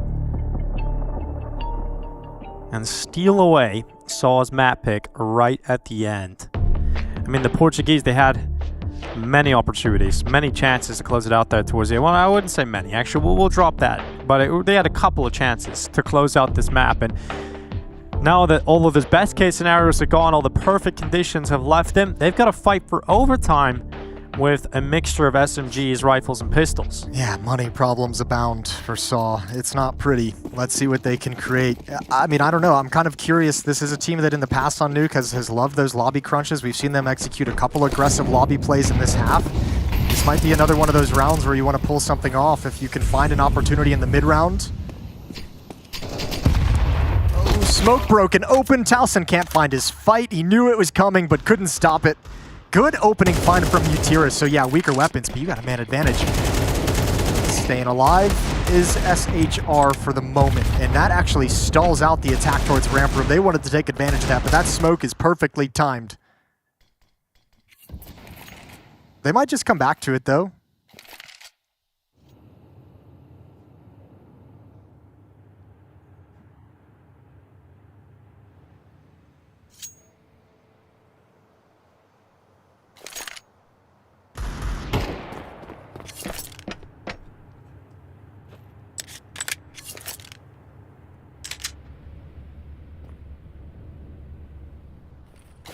Take a breather. And then come back into this A plate. Top hut molly deployed. Here they come. Marching out a squeaky door. They're going to go down the vent, and that flash came in at the perfect time. It stops Agile from getting a great angle, but Mutiris, he could spoil the party. Oh, he absolutely could. Same with the Deagle. If that can take some attention, take attention away from Mutiris, and it is. It's great tags onto PR. They eventually find it, but they have not cleared Mutiris. Inside the smoke, bomb being planted. It's checked for, but stopped. 22 seconds. 2 versus 3, and Slender's going to be the next up. He finds it, clears out Mutiris, and now it's all down to a Deagle and an MP9. But they don't know where Roman is. Both players isolated, good find, and there's the final kill. Gamer Legion outlasted right at the end, 13-11. A good win, a hard-fought win, and the series goes in the favor of Gamer Legion at the moment. Yeah, definitely a hard-fought win. I think there was moments there where it could have went either way. Saw definitely had their chances towards the end of this first map, but their map pick is gone. Gamer Legion picked it up, and it certainly wasn't a dominant showing, but good positive early signs for a squad that is brand new, Jason. Yeah, brand new, and I mean, yeah, good to see them work that out. I think a lot of it, I mean, look, we're giving some, I'm giving some blind credit right now, but I gotta imagine Ash probably had some pretty impactful calls during those timeouts. We saw him like really happy. The pistol round call he made seemed to be something he was ready for. And you know who else is ready? Banks. It's Banks. I'm always trying to be ready, and it did not look like Saw was ready on their map pick this time around. But I'm going to show you what's going on the A stream. I'm going to remind you guys what we're doing here. On the B stream, it's all about the games, and it's all about the players. You're going to see a lot of me, hear from the commentators, and we're going to get you into the A stream right now. But let me fill you in of what was happening. So Astralis had started off pretty well. Some clutches had been going their way, and this was some phenomenal work coming out there from them. These kind of clutches were very important at this stage of the game. MRBR were on the back foot some of the way coming into it. I'm just going to take a look further down into this one as well, because this was Stown getting it done with the Mac 10 on a time, and they thought they would be able to sneak this one away. Wasn't going to be possible as well. You look how Stown plays into this perfectly, using his experience to his advantage in it. Now, I will say though, on this one, this was the one where we saw them get very hyped up about it. There was a hell of a lot of loud and crazy, I guess, typical Cadian plays coming in there. And these are Cadian plays that we're waiting to see happen in there. Obviously, him coming in with the rifle is kind of something that he's adjusting to, but, you know, give it time, give what we saw at World Final, give what we may see throughout here on this series. There could be a world in where it works out quite nicely for him, but we're still going to have to see how it goes down. So let's get into the game, let's look at it further. MRBR are trying to fight back. Can Astralis win on their map pick? Stay tuned. Of a conversation with Rugger, and we're now down the home stretch. Exit did well there. He was under a lot of pressure. I know it's just against light pistols, but still, if he goes down, that's 2 rifles given over. Maybe a completely different round. This time, aggression. Something early from MIBR. There we go. It's cost him a great deal of chip damage. That HE landed square between 3 of them.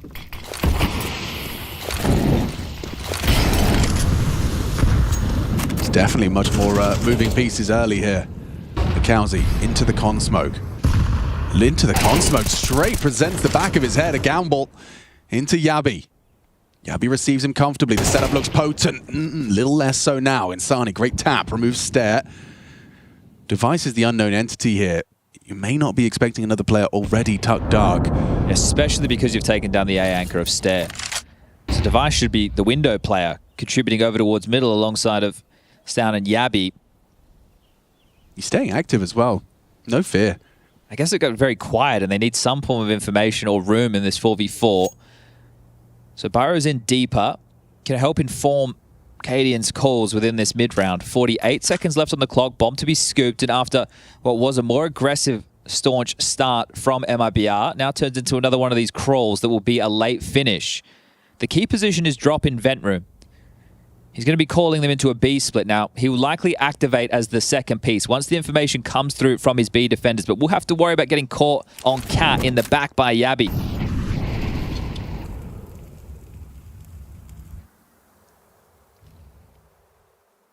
Stown's in a very powerful position. Yeah, and he gets the perfect timing on that. Just uncrouch, checks it out. Now Cadian rewarded as well. It's perfect for Astralis. Only safe. 1 versus 4, now 3. Cadian doesn't need to swing. His elbow betrays him, but luckily gets away from that orb shot. Trying to run him down. Safe, trying to save his AWP. Looks like he'll get away from the wall bangs. And Rugger's going to be happy to see double digits on the board for Astralis. MRBR have come in with a bit of a point to prove. This T side has been kept pretty dead even after a 7-5 lead for Astralis after our first. After a sequence of 3 consecutive T rounds here from MRBR. This one starts off with a Yabi opening, and this is the Stown close. Yeah, just catching a bit of a timing there. And again, the clock really being run down late. It's worked for MRBR in some rounds, and it's gone against them in others. Same start, out mid, looking for the biff. Get out of there, Cadian. Spotted on his cross. Ooh, mantling up. Device inaccurate. Good punish. Back traded by Stown. Safe as quick on the scope. Removes Stown as well to keep MIBR with a man advantage. Looking like B is wide open for the taking here. Yabi a bit late to clearing out mid. He's abandoned B. It's about how they fortify this post plant. Still smokes to work with for the T side to block off, and it might just have to be the save for Astralis. Yeah, and Cadian smoke doesn't achieve what he was hoping in keeping. Oh, there's a kill here for drop. Good reactions. This is good if they can take away all the rifles. Look at the finances of Astralis. Still not great. So they are going to have some issues going forward if they do remove these rifles here, MIBR. Cadian and Stare over towards Palace to hold on to their investments. But otherwise, we tie things up again. This one going back and forth down the stretch. Unable to separate themselves from one another just yet. And we still potentially have 2 maps of Counter-Strike to go. So this series has been quite drawn out. And then after that, 2 more games on this main stream. Same to be said for the secondary. What's the most exciting matchup in the next batch? Eternal Fire is playing today, aren't they? Yes, Complexity, Eternal Fire. That should yeah, and Heroic versus Liquid is a rematch from one of the online matches where Heroic did take down Liquid in Bounty. So that one's exciting too. See if Liquid can enact revenge. Nerds up against his old, well, I was going to say roster, his old organization. And teammate of Sampaius once upon a time. That's true. Ooh. So a couple of parallels there. Well, there's a gift for Astralis. Rugger is given the liberty to get back on the mic for 30 seconds, courtesy of MIBR. And those saves did come in handy. They've been able to drop rifles across. Everyone's been able to invest. And that round right there, when MIBR went for the fast mid control, Astralis decided to contest, which made sense. They had a player connector, they had 2 players short, and they had a player window, but they didn't strike in unison. So that's where it was a little bit more troublesome. Do they do it again? Or do we go back to a pace change from MIBR? Let's find out. And well, this time it won't just be the Lear out mid and take that early fight. Vent boost, Cadian on B. We'll have Yabi supporting from ladder, Stown and connector, Device the swingman, and Stare already tucked in towards A. Oh, there you go. AWP has been noted. Can't really use that on the CT side for an awful lot, but at least it's early info. Safe was searching for a B pick, denied by Cadian's flash and rerouting to look elsewhere. But this is now just a passive default spread from MIBR. Back to spawn late, a window smoke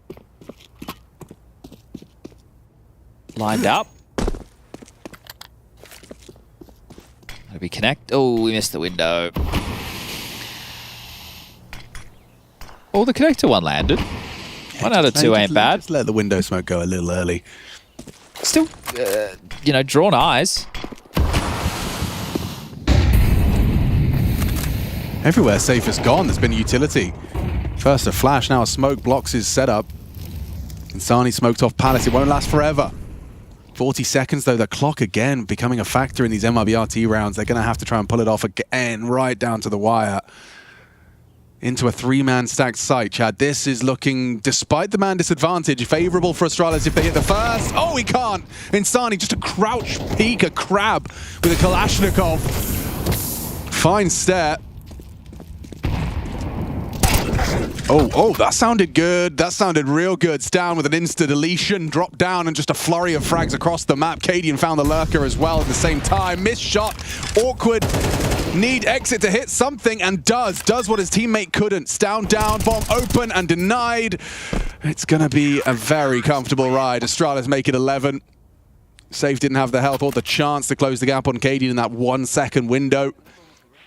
Hunting open, and so Astralis just 2 rounds away from taking our first map. Down to the wire again, though. Yeah, it's crazy. I mean, imagine having like an extra 10 seconds. 10, 15? At this point, 28 seconds that kill comes Smoke through. just faded. And a big one from Stound and Device both contribute. You highlighted it well. Cadian hanging around on B to deal with the pesky Lakowski lurk.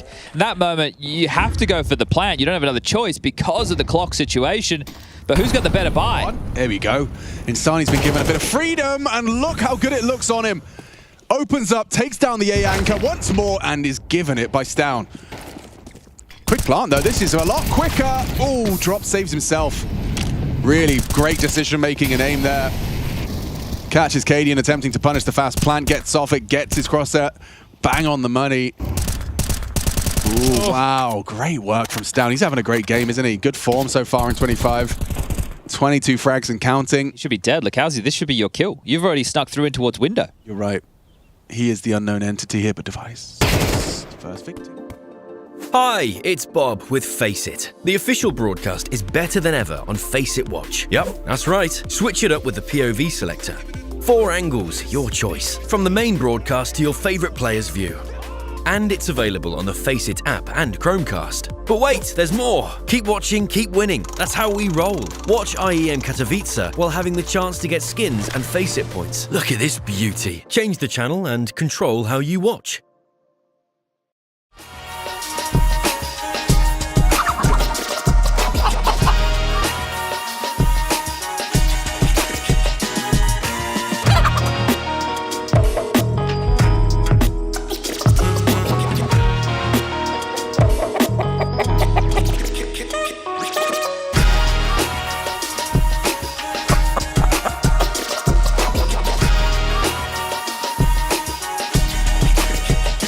It's true. I think all of them are probably comedians. They probably do some stand-up.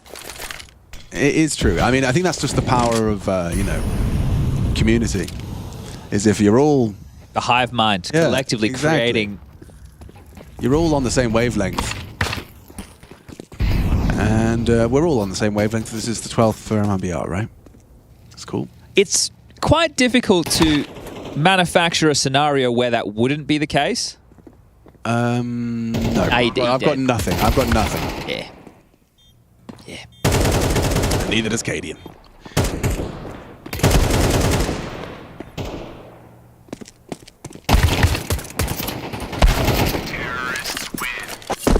Well, that's 1 map point for MIBR. An opportunity to avoid that overtime that's apparently written all over this.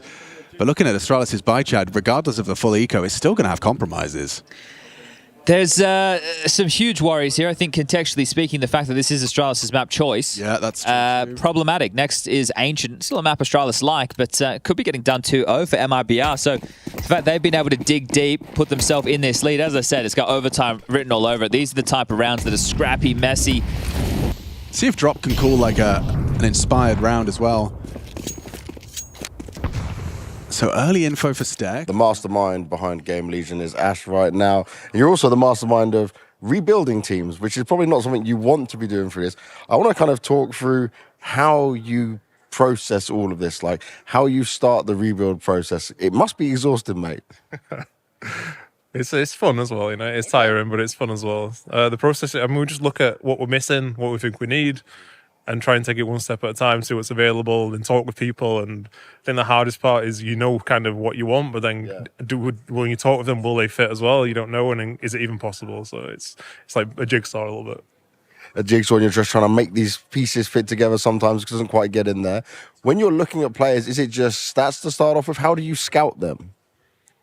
Stats definitely play a part, but I think I watch just a lot of random Counter-Strike, to be honest, anyway. Really? So, I mean, you kind of, if I'm bored nowadays, I don't play games, I'm just too old. So I just think Counter-Strike, I'll sit and watch it. So I get like impressions a lot of time from watching people, like seeing people playing to actually win the rounds, not for themselves, and playing in a smart way, putting impressions on the map. But I mean, it's not always like this, but if someone is there on your radar and heard a lot of good things about them, and you check them out, and you're like, okay, this could be a guy that could work.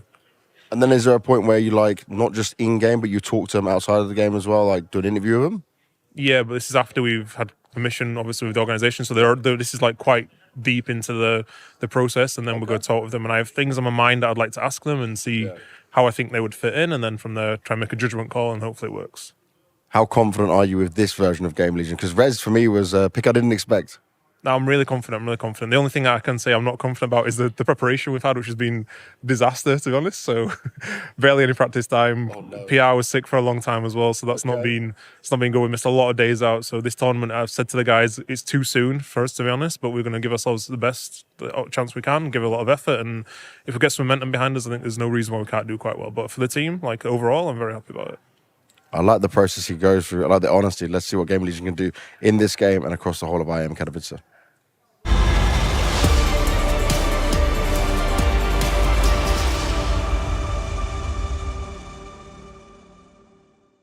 Welcome back to the Intel Extreme Masters Katowice 2025. We have got Gamer Legion, we have got Saw. A couple of new look rosters right now, and a very close first game on Nuke. We now go to Inferno. Saw lose their map pick. Lots to figure out going into the second here, but Gamer Legion, could they 2-0 this, Jason? I think they could. I mean, I kind of mentioned I thought they would come into this series and sort of steamroll it. I saw put up more of a fight than I expected out of them. Gamer Legion had some struggles that I didn't expect to see out of them, but I think more than anything, a weird first map in the series, considering how punctuated it was by tech issues. We weren't able to kind of see a team really get into the flow of things, especially in that first half. We'll see if that can happen here on Inferno, which is going to be Gamer Legion's map pick. So they're starting on the T side, attacking into the Portuguese defense.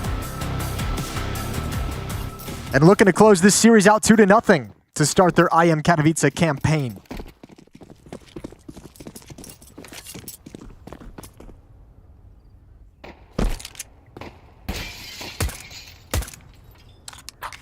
Nice hit chart. Going for a peek down into second middle. Not getting involved in any of the fights he would like right now. So, more of a play towards Roman. He's going to drop back in towards CT spawn. Has got a smoke ready to deploy. He's going to wait for that information. Have the perfect time to throw it. Here comes the execute, though.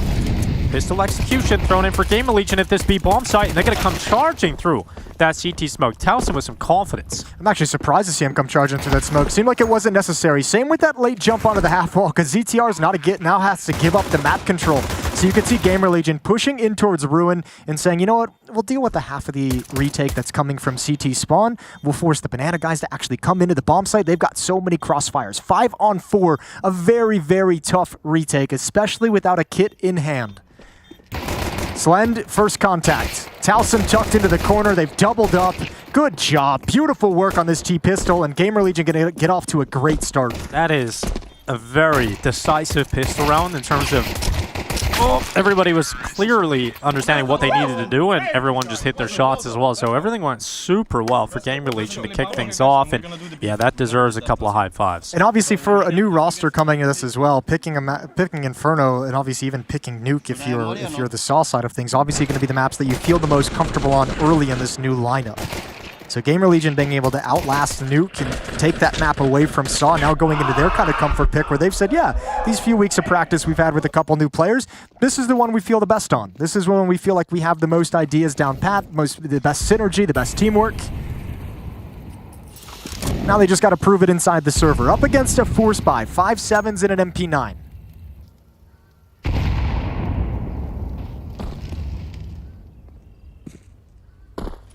I think for a team like Saw, you're going to be kind of figuring out the dynamic of the squad too. Like you have these older, more experienced players the young ones are going to look up to. There probably is going to be some sort of social dynamic there that's going to take time to grow, understanding when you can sort of cancel someone else's call or for talk back or understand like how that's going to go down. So I'm sure those are the kind of things that will improve over time as well. And that we're on the same page in that regard. Maybe first map would have went a little better for them as well. Yeah, I think there's just some miscues on that first map that made things more difficult than it needed to be. I would imagine on Inferno going to be a little bit better drilled.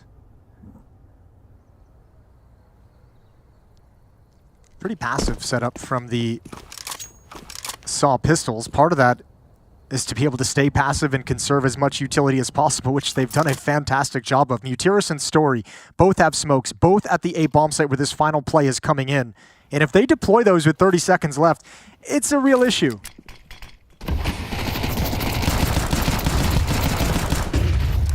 Back 10. That's a weird engagement. It is a weird one. And inside of the site, Mutiris is 5-7, ringing out. Agile from the pit as well. And my god, it's an AK. This has gone wrong real fast for Gamer Legion. That AK-47 once picked up gets another couple of kills out there for the side of Saw, and that is a round that gives them life early on. They didn't apply nearly enough pressure or establish presence throughout that round as they needed to. If you're the CT side with 5-7s and you've got 2 smokes at the 30-second mark, like, you've won the game. It makes it so much more difficult, negates so many of the advantages that Gamer Legion has.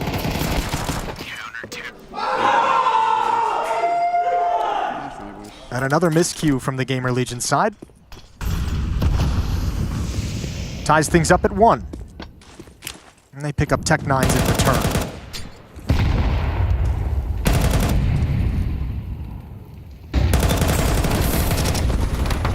SHR trying to back away to safety. He's got Roman in beside him. And that rotation coming back from Story as well. So they've got an extra player available if they need it, but things have gone a little bit quiet. So Story no longer required, and is going to be sent back over towards his A duties. Might be required. Yeah, he will be. At the end of the day. Yeah. Might have to hustle back. Not for the moment, though. 1 smoke, 1 flash remaining for Gamer Legion. All they have is this B hit. So going to wait out this smoke. SHR has another one he can replenish immediately if he wants to before it completely fades. And if you wait out this smoke, I think Saw's going to get the idea of what's happening because there's nothing going on the other side of the map. Good flashbang. First kill is there, but Roman mows down 3 from the back of the bomb site. And once again, we're seeing the tendency of Gamer Legion to push through the spawn smoke. Roman's going to go down. PR has done as much as he possibly could. Bomb being planted, 1v2, but no rifle picked up. Can PR win this 1v2 against rifles? He's got a Galil, which I believe Roman just reloaded. Yeah, 26 bullets. He's got the ammunition necessary. The first kill just has to be clean. Story's going to turn the corner close up. PR's got 1. Now can tuck himself in low on HP. Swings for the fight. Unexpected, but still loses the battle. And that's a second round for Saw. Tough 1v2 to put together, but a nice attempt.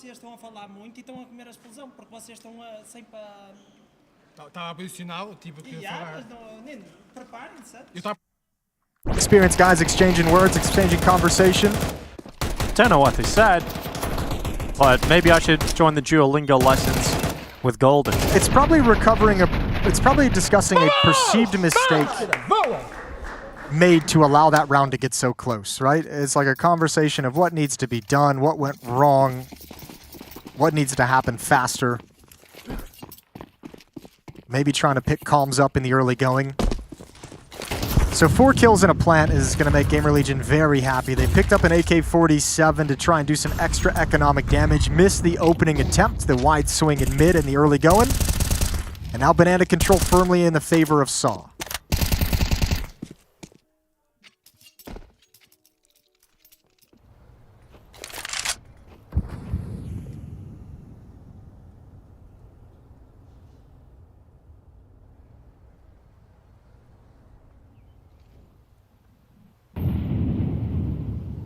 Nice little setup for Saw as well. They've managed to cheat a 4th player over to the A bomb site as Roman jump spots half wall and car position, and Banana Help them shore up against these pistols and this one AK-47. Agil, that's a one transfer downward. Mutiris saves his life on the next engagement. Can't do it on the third that comes in. So PR's got a wide angle, and Mutiris, he's really locked down behind these bomb site boxes, and the P250 is going to shut him down. SHR gets caught in transition, making an aggressive play, and just like that, Gamer Legion's got the advantage. Smoke has faded away before that bomb has gone down, and so Story able to connect a shot into the site. So ZTR taken out, Towson to follow up. So the AWP no longer there, so it's Roman who can't build back into it. And Gamer Legion able to fight their way out of the apartment, down into the site, and ZTR is full of compliments to the rest of his team. We're seeing on both sides for someone like PR and someone like SHR on the SAW side of things, both of them kind of more inexperienced players. And I think we've seen a little bit on Nuke, but certainly here a couple of times already in the first 4 rounds. Some plays and decisions made, I think, born of inexperience. That one from SHR to try and push in and kind of cheat that smoke and try and break in and catch him off guard, and just kind of gets punished with the timing instead of waiting it out and playing for the retake. First time out used by SAW to talk some things over as they fully invest in this round. Everything they've got, the last remaining funds. With very little losing bonus built up, only one single round of it.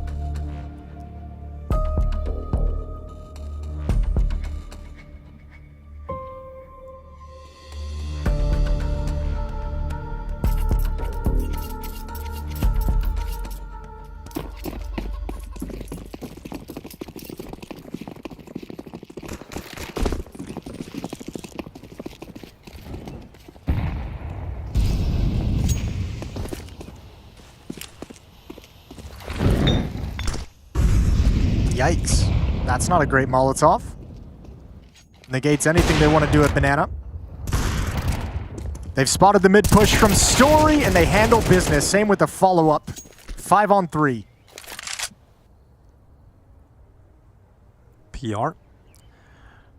Great opportunity there on SHR, but he didn't peek out of the balcony, so was never spotted. And this Deagle is going to make its way down to the boiler. I think he was spotted that time. Yeah, that time he's looked like that little swing from TR or Rez was like, I saw you lurking up there, trying to make an aggressive play to try and claw back the numbers, the player count.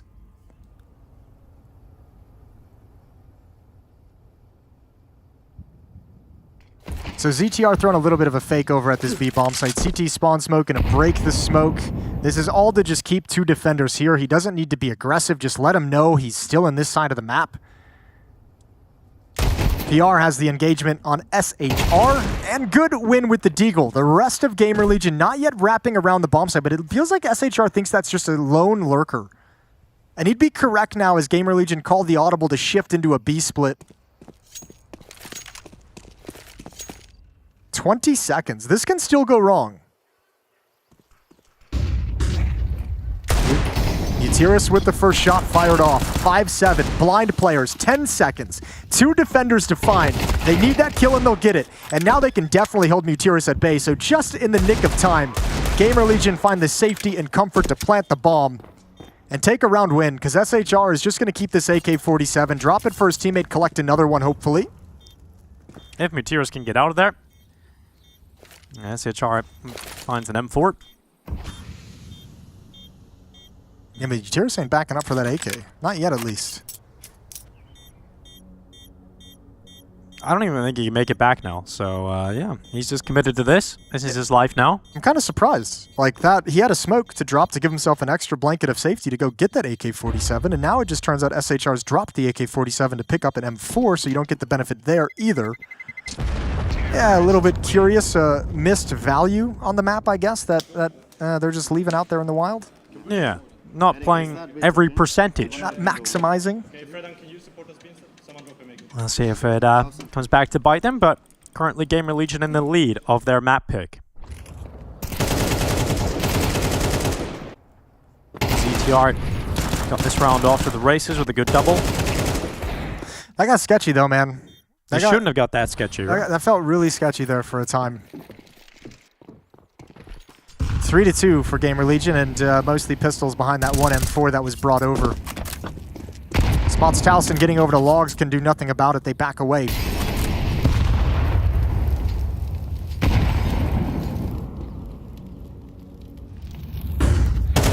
SHR on the peak with Towson. And SHR is going to come out on top of it. So that's the one rifle that was saved over, getting a kill. And not really expected to do too much more than that, even though he had the opportunity. And now he's got an AK, Jason. And he'll throw it back. This one he successfully passes to a teammate. There we go. That's more like it. And Roman with that AK-47 is booking it to the other side of the map. He's thinking for the time being, while that smoke goes up at half wall, Gamer Legion is going to be looking elsewhere for control, and he'd be correct. PR and Rez take brackets control for the attacking side. And that's even going to pull SHR over, but it's all a ruse. Gamer Legion have set this up nicely, shifting back down mid towards Banana to an empty B bomb site. And I think this is the right call from Saw as well. Stack up the bomb site with these two weapons. Saved rifles, going to help boost your economy moving forward into the next buy round.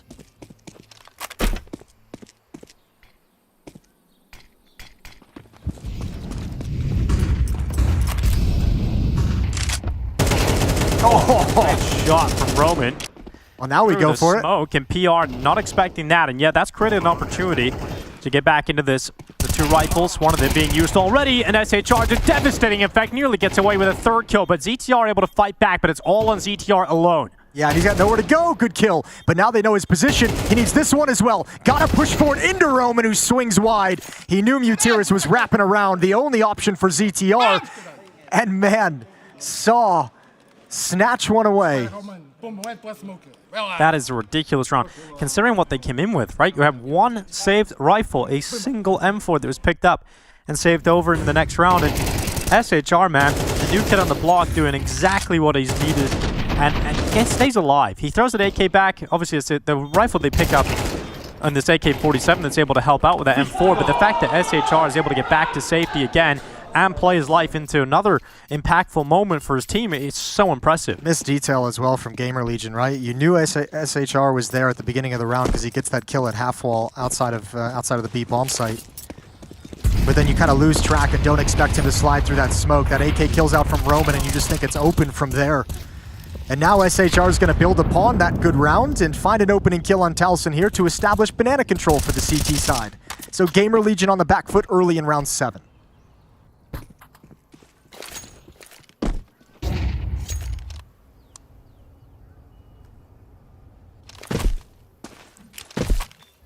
Bow chicka wow wow. Uh-oh, Roman. Don't mess up.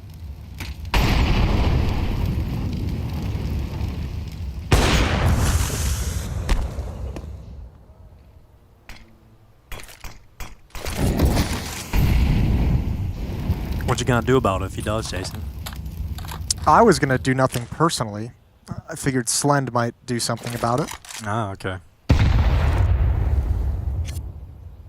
See what Mutiris is capable of pulling off with an AK. Oh my god, that's a lot. Turns out he can do a lot with it. 3 kills in the blink of an eye. He looks so lazy too, and he's playing like in his POV cam. Yeah. He's just... It's like barely touching the mouse. His face has no expression to it. See you later, Slend. Good round from Mutiris with a quad kill. That was a hell of a round. Yeah, one hell of a round. 4-3, and they've taken the money away from Gamer Legion's T side. Should get an easier little bit of breathing room. And look at their economy now. With those 2 saved weapons in the round they turned under their favor from SHR. Now you got tons of money spreading down throughout all 5 players of Saw. And this half can start feeling, you know, not comfortable in terms of gameplay, but comfortable in terms of the fact that you got some buffer behind you. Really does look lazy now looking at that. Yeah, he does. He's slouching, he's leaning back. Just chilling, fragging out. He's seen it all before.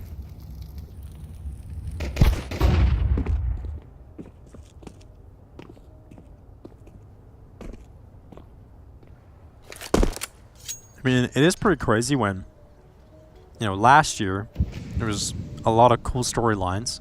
One of them is, you know, Mutiris is able to get to his first major. He's been playing since 2009. And then you have Donk also going to his first major, born in 2007. Yeah. Won his first major. It's true. Number 1 player in the world. You know. And if you're Mutiris and you look at it from that perspective, you might cry a little bit. Just a little bit. You might actually cry a little. Like, damn, okay. how different the experiences are. Good shot from Story. Mathias there with backup. Going to continue his tear from the previous round. Eventually shut down by Towson, who gets 2, but op in hand, go for that fast peek towards Boiler, gets the tag through the edge of the wall. Not the kill. Could have been interesting to see where it would have gone from there, but 5-3, a 2-round lead for Saw.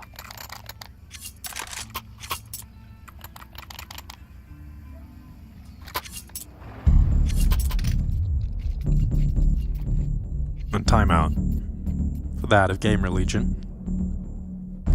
Hey man, it started well. It did start well. Started real well for Gamer Legion, but it is very quickly falling out of their hands. So, well, one thing that was really good about the timeouts over on Nuke was it did feel like there was a noticeable improvement every single time they had one, right? It felt like Ash was able to come out with a lot of really good calls. So maybe that can turn things around here for Gamer. And again, as we kind of muse coming into this, both these teams going to be picking the map. You know, they not picking for weakness. You're picking for your own comfort with new players entering the roster. So you have to think Gamer Legion picking Inferno means, you know, they've got some plays that they can kind of lean into to find a round when they need one. Let's see what they've got here. 5 AK-47s, good amount of utility for Gamer Legion's T side. Problem is now they're also facing off against a Saw team that's built up momentum but also has money and funding behind them. You gotta win 2 or 3 in a row to finally get a break on these CT buys. Rez up into Halls. He's got 2 aggressive players to find. Flashbang is okay. Okay indeed. Okay. Achiol just getting away, blinded. It's a headshot on Rez. Like, yeah, I'll take that. Hey, Rez has had a quiet game compared to Nuke. No, when you're getting killed by blind people, you know, it's fair. Yeah, usually, unless it's Daredevil. True. That's a very good point. I didn't think about that. Exactly. Slow start for Rez and Gamer Legion now. I have to think video games would be the eternal equalizer for Daredevil. I would assume his powers doesn't work inside the server. That's true. It would just be a regular old blind dude. Yeah, he'd just be some blind dude playing Counter-Strike. It's like some of my teammates in matchmaking.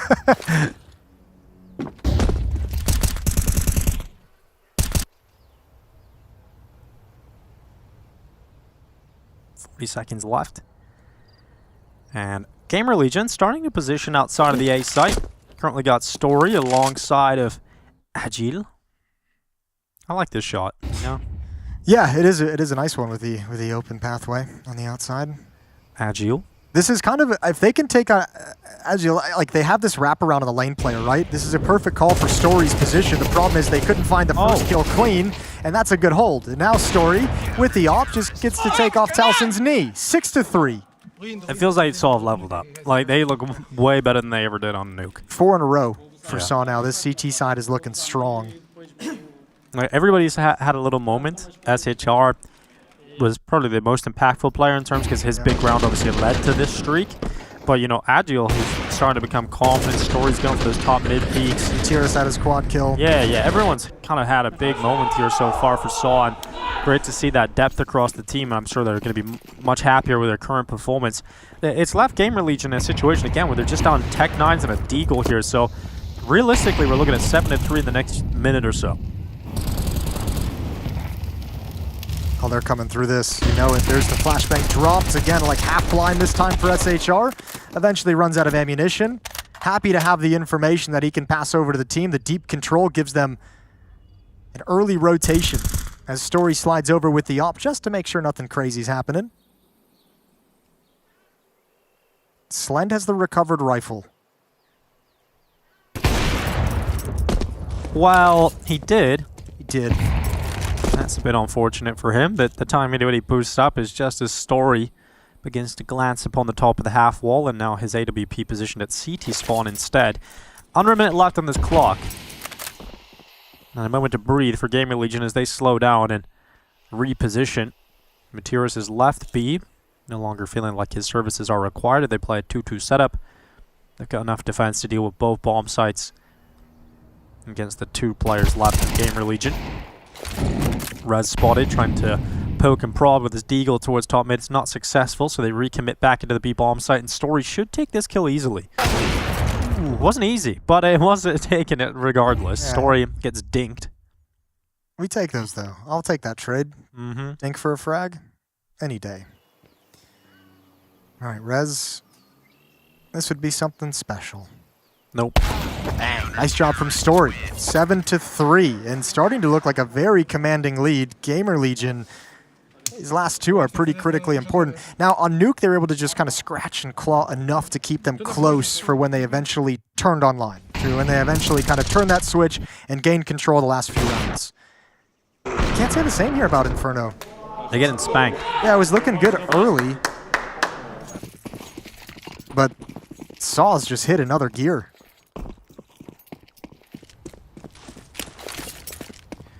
Yeah, I don't think they're going to be too happy about this, but 2 rounds pulled back would be impressive, but they've lost the opening. Although that's a team kill. So Roman's actually killed his own teammate, so it's worked out really well here for Gamer Legion somehow off the back of those early skirmishes. They're up now 4-3 in the player count. Yeah, they went from like, oh, damn, it's, oh, great. All right, thank you. Sweet. We'll take that. Got to roll with it now. They desperately need this round. I like that Story's maintaining this aggressive angle, and he can do this as long as he has Agile over in Boiler to make sure he can't get peeked from that different angle. They're going to smoke it off to disguise the push. And look at this wraparound. This B bomb site. You might be able to get in and get Utiris. That's not even going to happen. Regardless, there's a flank coming in quickly, and Gamer Legion just getting peeled apart. Yeah, I mean, it's so weird to see because after the initial fights, they actually had the player advantage, but they just do nothing. They just get unraveled. Slen would have to 1v3 this. He gets into the smoke, and now he's been tagged, so they know his position. And it really becomes impossible for him. Yeah, everyone's like, yeah, we're gonna let the smoke do its job. You have to come out of that, or it's gonna reveal you in a moment. So we're just gonna back off, play this one safe, and get back onto that defuse. Yeah, everyone just give him some space, give him some room to work with. Yeah, crazy. 4-on-3. That's a good find. That's a good follow-up as well. Story just does such a good job of giving them the advantage right back. Nice setup from Saw. His defense has been impenetrable. 6 rounds in a row. Only 2 of those by defuse, right? So. Correct. Yeah, it's been. And one of them was that previous round that wasn't even close. Yeah. So, just dominant, really. Surprising to see Gamer Legion this week on Inferno on the T side. Expecting a little bit more out of them. Anubis would be the 3rd and deciding map if we need it. Certainly feels like we need it at the moment. Agile, getting information. Look at this. That's way too easy for Story in mid. Yeah, he's just peeking with impunity now. We found him the equalizers in the previous round. Now he finds him the advantage in this one. And Roman is set up with a good amount of utility over at the B bomb site, so they've left him alone. It's 4 defenders at the A site.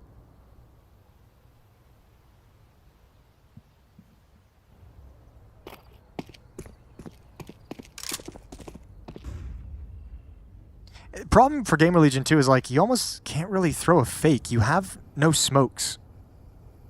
All you have are flashbangs and a single Molotov, so you can't like block off any lines of sight. Now they have just thrown a flashbang over the B wall. That's going to pull SHR over to this side of the map. That 4-man defense is now split up and spread out. Oh, good shot. Swings back into it, and so quickly it's just 2 defenders here. But once there were 4, it's cut in half. And up on balcony, going to be a tough task as the smoke plumes. Agile holding on. Smoke up behind him. It's temporary cover, and his teammates holding down inside of the side. But look at that. Patience pays off. And that's the bomb down inside of the pit. The pit of despair opens up once again as Gamer Legion will be swallowed up by it. It is a half not worth talking about. It is dominance from the Portuguese. 9-3 here on Inferno, and they are teeing us up for an Anubis finish.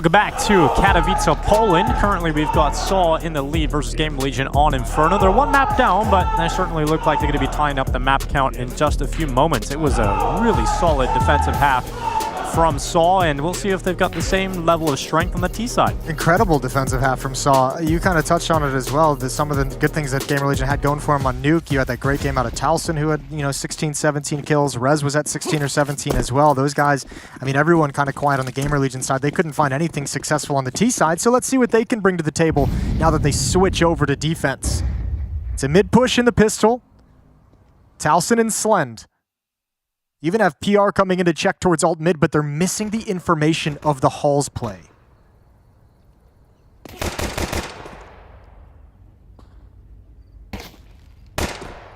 Oh, that's not what Roman was hoping for. This is weird though. Look at Story's position. He's kind of slid behind the push. That's a good frag from PR. Now he's going to hear the information as they drop in towards pit. It's still like Story's just an X factor, and PR loses track of the possibility. And Story's going to hunt down this final flanker. He knew one got past. So, he gets himself into the corner as well. He's You don't check this. Oh, Towson. He's going to walk right into it. P250 execution. And Agile going to be waiting inside of the side. ZTR, good clearance. Oh my god, he got a follow-up kill. And Slend to round out the final headshot. So Gamer Legion come through with the pistol victory. Yeah, both pistols in this map now. They did lose the second round in the first half. But that might be what they need to get going in this map. That's what they're trying to tell each other down the line right now. Pistol round has given them a new lease on life. With a 6-round disparity coming out of halftime. Story had an excellent pistol round. I'm almost feeling bad that doesn't actually have the impact to win the round, but that's a very well put together sequence from Story.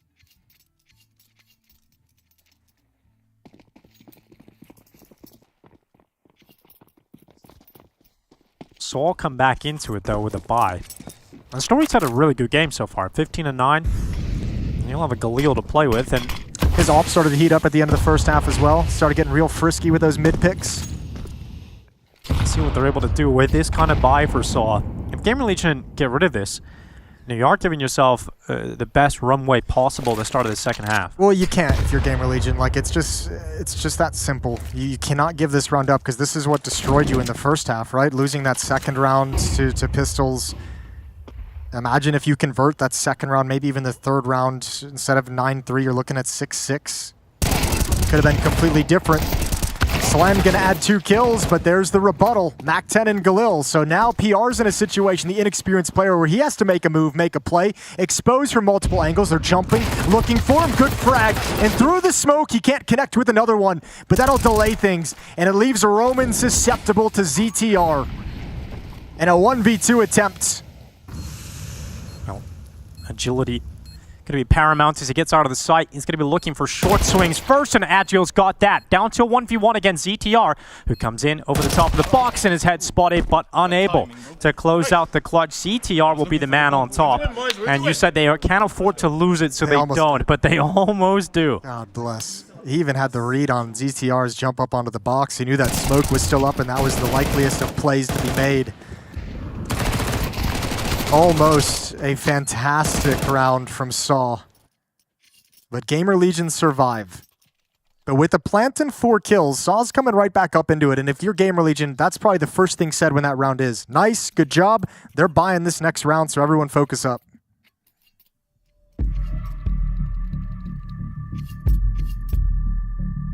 And so a timeout taken this time for Saw. This is their second use so far. They just want to make sure that they make the most of this opportunity. You get them down to a 1v1. You know that their economy hasn't had time to grow, so you're going to have some weaknesses over there, some SMGs. So how do you make the most out of this opportunity? Take this chance to break Gamer Legion's economy early on, force them down into a half buy of their own, and have a chance to run away with Inferno.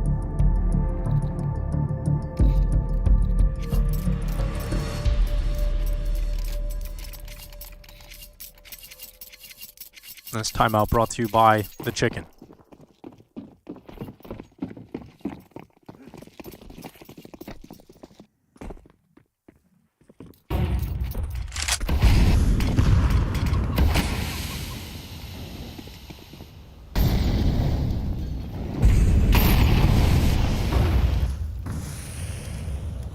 Here goes Rez into the apartments. And Agile to go down first. That's Rez's 4th kill of this map so far. He's going to take the risk to get the AK as well. Oh, is he going to take an even bigger risk to push? No, surely not. Yeah, back away. Run. Get that AK-47. Get out of there, Rez, you crazy, crazy person. Yeah, that's what you were going to say. He's got the AK now. This is where we see a big Rez performance in the second half, Jason. Is this the moment? It'd be a lovely time for it. Gamer Legion would certainly appreciate it. But look at how much he's at least stalled this out. I mean, you get that kill, you smoke it off, and we're down to 55 seconds left on the clock. Now you get a flashbang. That's got to be frustrating to deal with. It's only PR, though, over in pit. He's got no smoke for this attack. Rez is going to try and help out, but he's pinned down against the wall. And there he is, the young guy pouncing up at the wall and grabbing a couple kills. It's going to be 9-6. Yeah, the PR pounce. And yeah, he's still on top of the wall. I don't think Story was ready for that angle, so good work. There's some crazy eyes. That's focus right there. Did everyone buy? Did everyone buy? Yeah, I think so. Okay, let's fucking go. Can you do deep smoke further?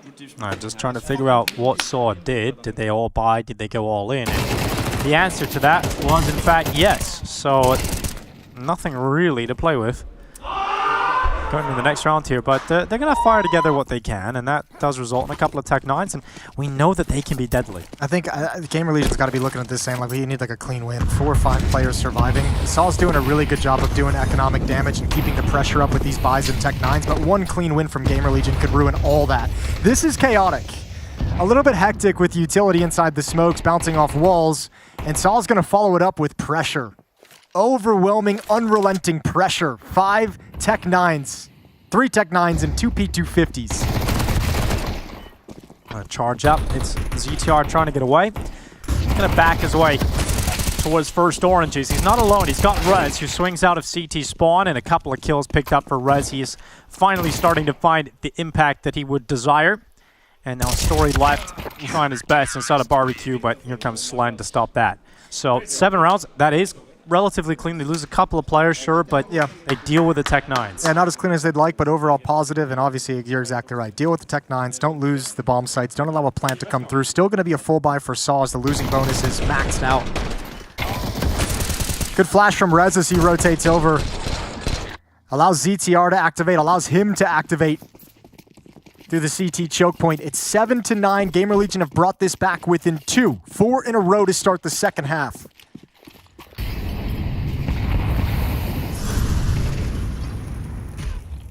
Rez is getting frisky. In the bedroom as well. Towson waiting. No burning sensation yet for Towson, but he's going to wait it out and the fire will fade away. And Rez is still waiting. Been here all along. He'll peek out as SHR in middle is taken down. Well, where was he in the first half, Jason? That's my question. How he's always this good. Yeah, he's having a great time now that he's got on defense. Good sequence there. Going to maintain the aggression as well. And this is the bomb if he can find Story. Ooh, good transfer, good tracking as well. The wide swing threw him off for a second, but Story not ready for that close-up fight. And yeah, with the bomb dropped and Molotov on top of it, Rez is single-handedly winning this round. Triple kill, delaying and controlling the objective. Saul saving. Roman and Nutiris want nothing to do with this round. They got 2 smokes to bring into the next one. No money in the bank to rebuy anything at all. And Saw is starting to have some real issues. Defenses down Inferno have been solid. Yeah, not been a great day at the office for Tees, but I think they'll take it.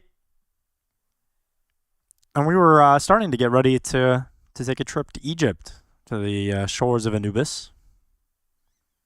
But it does not look like we're going to have to book that just yet, because Saw not the greatest start here into the second half. And Gamer Legion started to take control of this. And that is the problem. On the CT side, when you play this kind of risky style with the economy, you know, we're seeing the constant buying can be a big problem if you're on the back foot as a CT side. But fortunately for Game Legion, they got off to a great start. They were the ones with money, and it was actually Saw on the T side who kept having to go with these Tech 9s and these little half buys here and there. And they've allowed Game Legion to build up so much money now on the CT side because of some of these cleaner round victories. Yeah, and should make them feel a little bit more confident and to get risky and make some plays and make some dynamic plays. We saw the res push in towards bedroom. We saw the mid push and the pistol round. Those are plays that Gamer Legion, with this money behind them, is going to feel like even if they get punished, it's not going to be a long-term punishment in terms of their economy. So puts them in a much more solidified position. Timeout comes to a close. The gap has shrunk down to just 1. 2 saved AKs on Roman and Mutiris. Half buy on the other 3 players around it. And I mean, conversely now, with this kind of an investment in 2 players not getting bonus money, you're in a situation now where the Saw economy is kind of in an odd place because you got 3 guys on a different buying schedule than the other 2.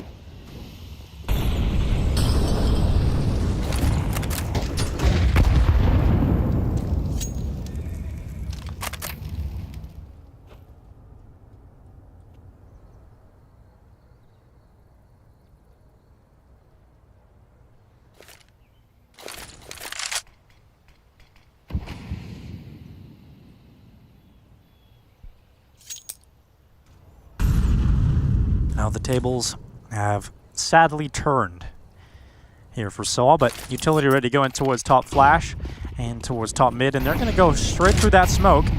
Rez, who has been their reckoning, is ready to go again here at long. And he's holding them back with Utility, and now Bullets, as that is an incredible shot from Rez. He's going to go back again, and Rez is resurrecting his own performance in this second half. It has been so much better from the Swede, and that is what they wanted when they picked Rez up for Gamer Legion. Yeah, the difference in impact from the first half to the second half is palpable from Rez. He's basically in the past few rounds just kind of shut down the A bomb site and just been like, no, yeah, it's too costly for you guys to work your way through me. Beautiful shot there in Mutiris. Keeps up the confidence, keeps going for more and more peaks. And Rez is doing God's work to bring Gamer Legion right back into this. Saw have not won a round in this second half. Now 6 in a row for Gamer Legion.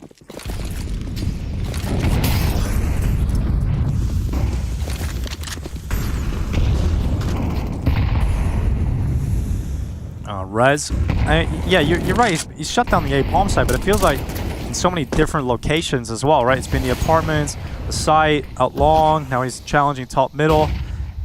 Just so many areas where Rez has been dangerous, and it makes it sort of unpredictable for Saw to deal with. It's not like you can just avoid one area. You gotta avoid the whole side of the map. So they're going back into Banana. Towson able to come out on top of the first, but it's on Slen now to try and shut down the rest, and he's done a pretty good job of blocking out SHR. And look at Rez. He's so confident now. Yeah, I mean, he's also thinking in his head, like, I've destroyed you guys so frequently over here that, you know, you're never going to expect this. But they do. Oh, they do. Oh, but they do. They do, big time. However, will you expect 2 defenders in pit after that kind of a push? That's the kind of push that tells you they're stacking the B bomb site. Now you've got a really tough defense to get through, and it might not happen. Good job. The pounce up from ZTR. He's got a double. He could use one more if he can find it, and he will. Does it with that low ammo as well. That is so sick from ZTR. Great setup. They actually make it work. With Rez going down, you think, oh, now there's going to be too much pressure, but that double, that baiting switch inside of pit, that was so good. That's what I was saying. Like, think of the layers to that. Like, you see Rez pushed up in alt, and you're like, okay, if they have a player pushed up in alt, they feel like this half of the map is pretty clear, pretty open. At least one player is shifted over. And then you go into the A bomb site, you get that fight in pit, you kill a player, like, okay, that was the guy, and there's still one more left. So just layers of traps, whether intentional or just a nice little coincidence for Gamer Legion. It gets them the round win, now 7 in a row, and now they've taken the map lead. Happy little accidents. And now it is Tech 9s and a Mac 10. Saw have not won a single round in the second half yet. They went into a 9-3 up, looking in full control, but their T side has been disastrous. Well, this is a great chance, though. Ooh, I take that back.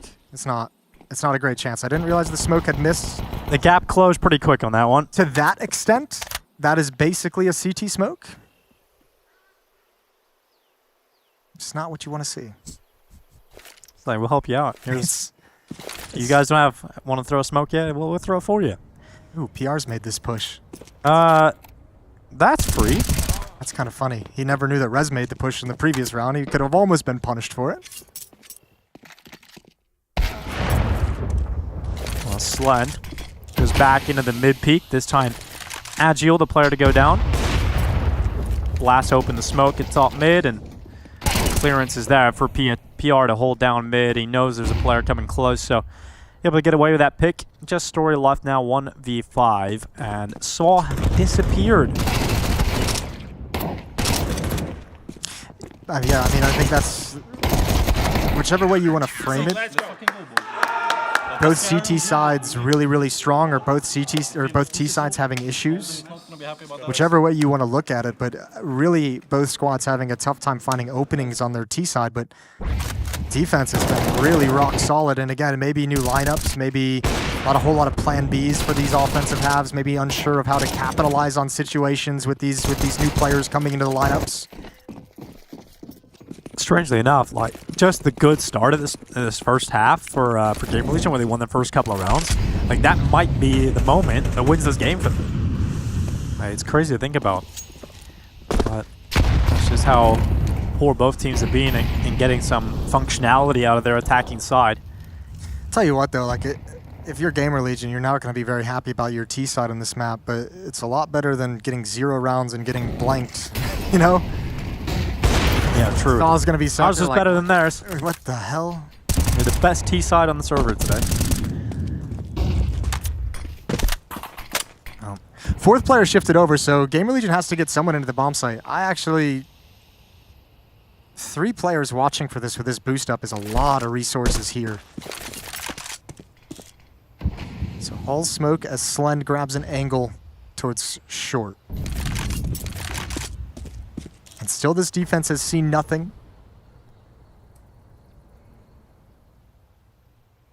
Roman waiting for a timing to just chuck out a smoke at the B bomb site just for the weakest of fakes to see if it can do anything. Oh, Rez. I don't really know what they can do about him now. Like, he's just destroying. This is kind of what's gonna happen. Like, think of how long, if we rewound this and just watch it back, like Saw is like taking brackets and is in brackets for a while. There's not really a whole lot happening on the map. They're waiting for smokes to fade to throw that little bit of a fake. But it's so much time for Gamer Legion CT side and someone like Rez, who's already been confidently pushing to be like, you know, this is bullshit. I want to go find something. Yeah. I want to find something to do. And boy, did he. And what a double. What a second half Rez has had. Yeah, I think that's a little glimpse into some of the performances Rez is going to be able to give you. If you're Gamer Legion, it's a nice amount of firepower that can happen every now and then. How many do you know how many he ended the TF with in the first? Is it 4 maybe? 3, because I think he got his 4th kill in the second half here in the apartments. I called it out, and then he went on the streak that we're seeing now. He's had 13 kills in the second half so far. Plenty of them multi-kills, plenty of them controlling alt-mid, controlling apartments. That part of the map has just been closed. No access for Saw throughout it. And now they put an op there just to boot.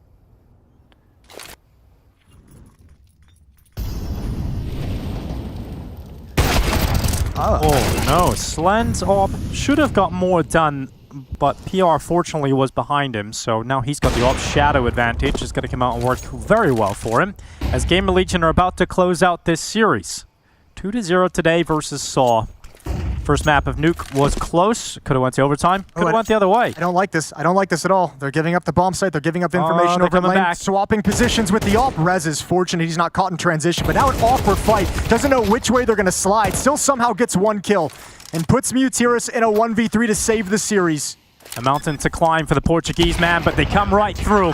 And Gamer Legion will get through Saw in the opening day of the Intel Extreme Masters Katowice. It's a 2-0 for Gamer Legion, and a defense led by Rez gets the job done here in Inferno. That's great to see, because that's the expectation is, can you rebound your career after leaving NIP after such a long tenure there? This is a great opportunity for you to transform yourself and enter a new stage in the career, and that's a great performance here on Inferno. And it makes me think of a tweet that Yanko did just after the move. He was saying, wouldn't it be so funny that if you just waited 1 more month, Rez would have got good again? Yeah, NIP after 7 years of underperformance, finally send them off, and Rez will climb back to the top of the mountain. We'll see what he can do in this Gamer Legion squad. But so far, looking good in the new colors. Yeah, some miscues, I think, on Nuke, especially with some of the rotations to the lower bomb site. Some mistakes out of the young guy PR. He also had some fantastic rounds, so let's not focus on the negatives too much.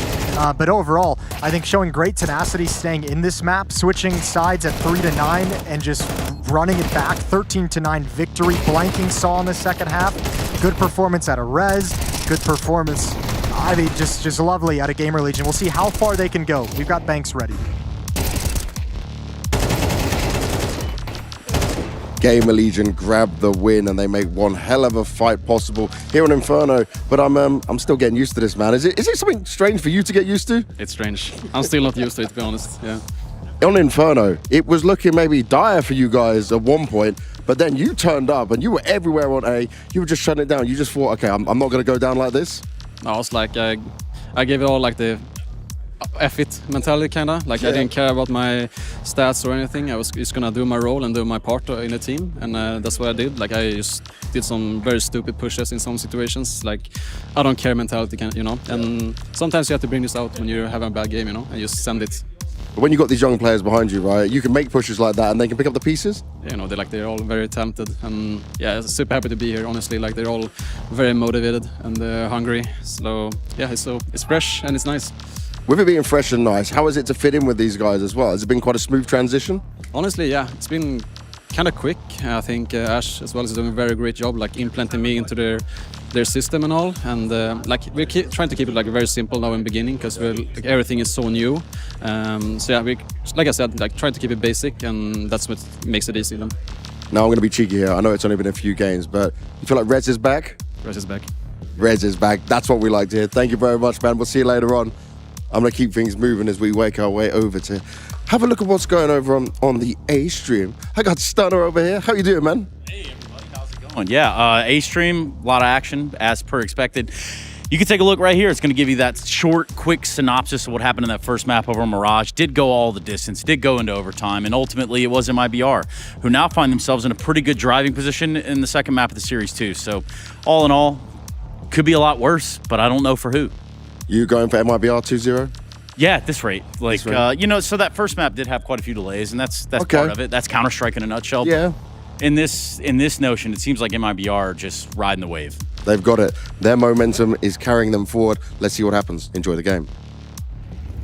Hi, Croft. Cost. Doing okay so far, though. It's that Temple duo pushing out now. Activate beautifully. Astralis, get away with it. Komnu. They're not Scottish. Don't know why they sounded Scottish there. It was a pretty good accent, I think. But blow for blow we're going right now. That was Astralis forced by with very little. Snatches one back, and the conversation just continues. So back and forth we go. If we take a look at how this half has transpired, it was pistol conversions for MIBR. Then we had 2 on the drop from Astralis, and then back and forth since then. So 4 rounds in back-to-back fashion that have gone either way.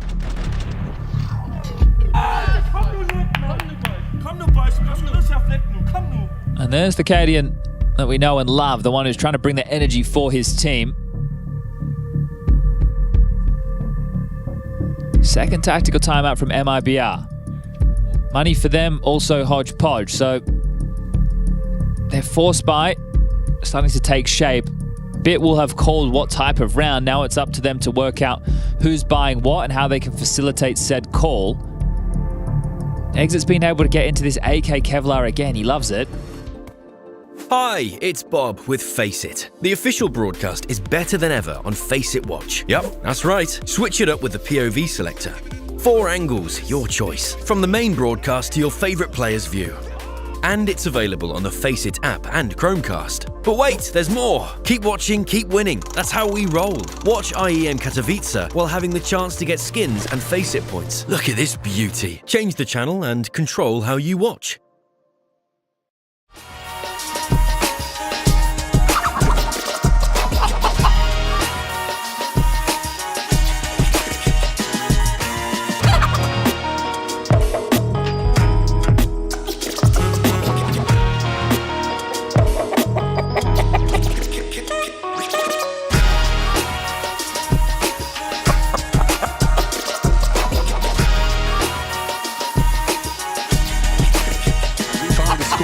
Dead even 5-5. All right, well, that fast response time on that A-bomb site. Nice and quick. And making sure that MIBR are not able to fortify themselves into a post-plant setup.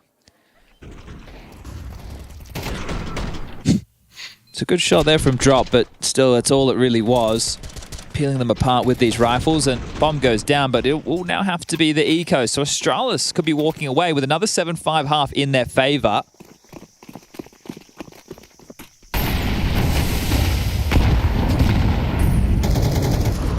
All right, full mid control for the CTs. This one isn't going to have a whole lot of mustard on the hot dog.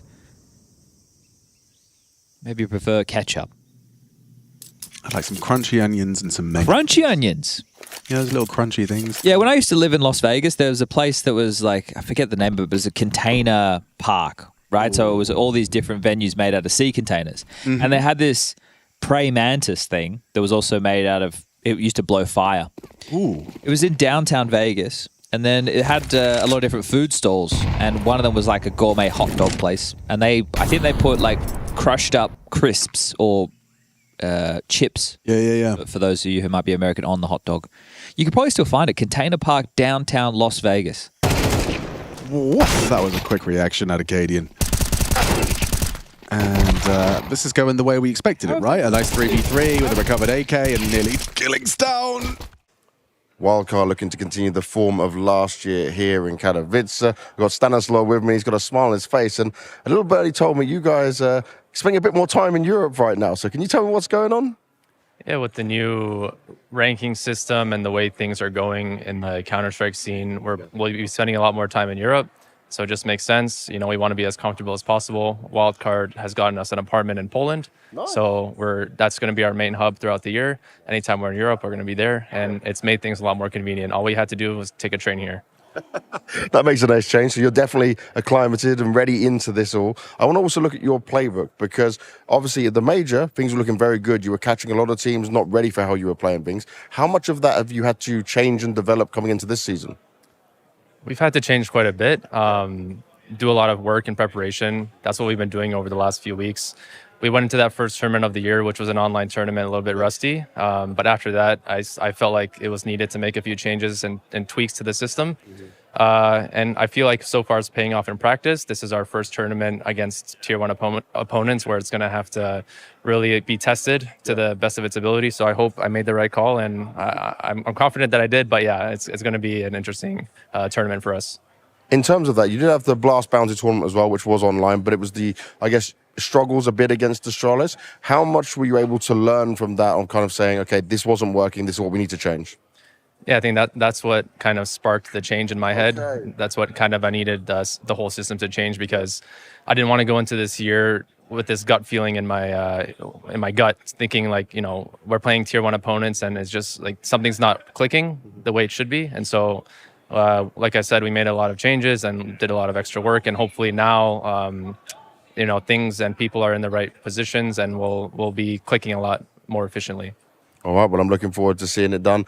Stanislaw knows what to do when it comes to these events. Let's see if we can get it done against Big Clan, who have been looking pretty good.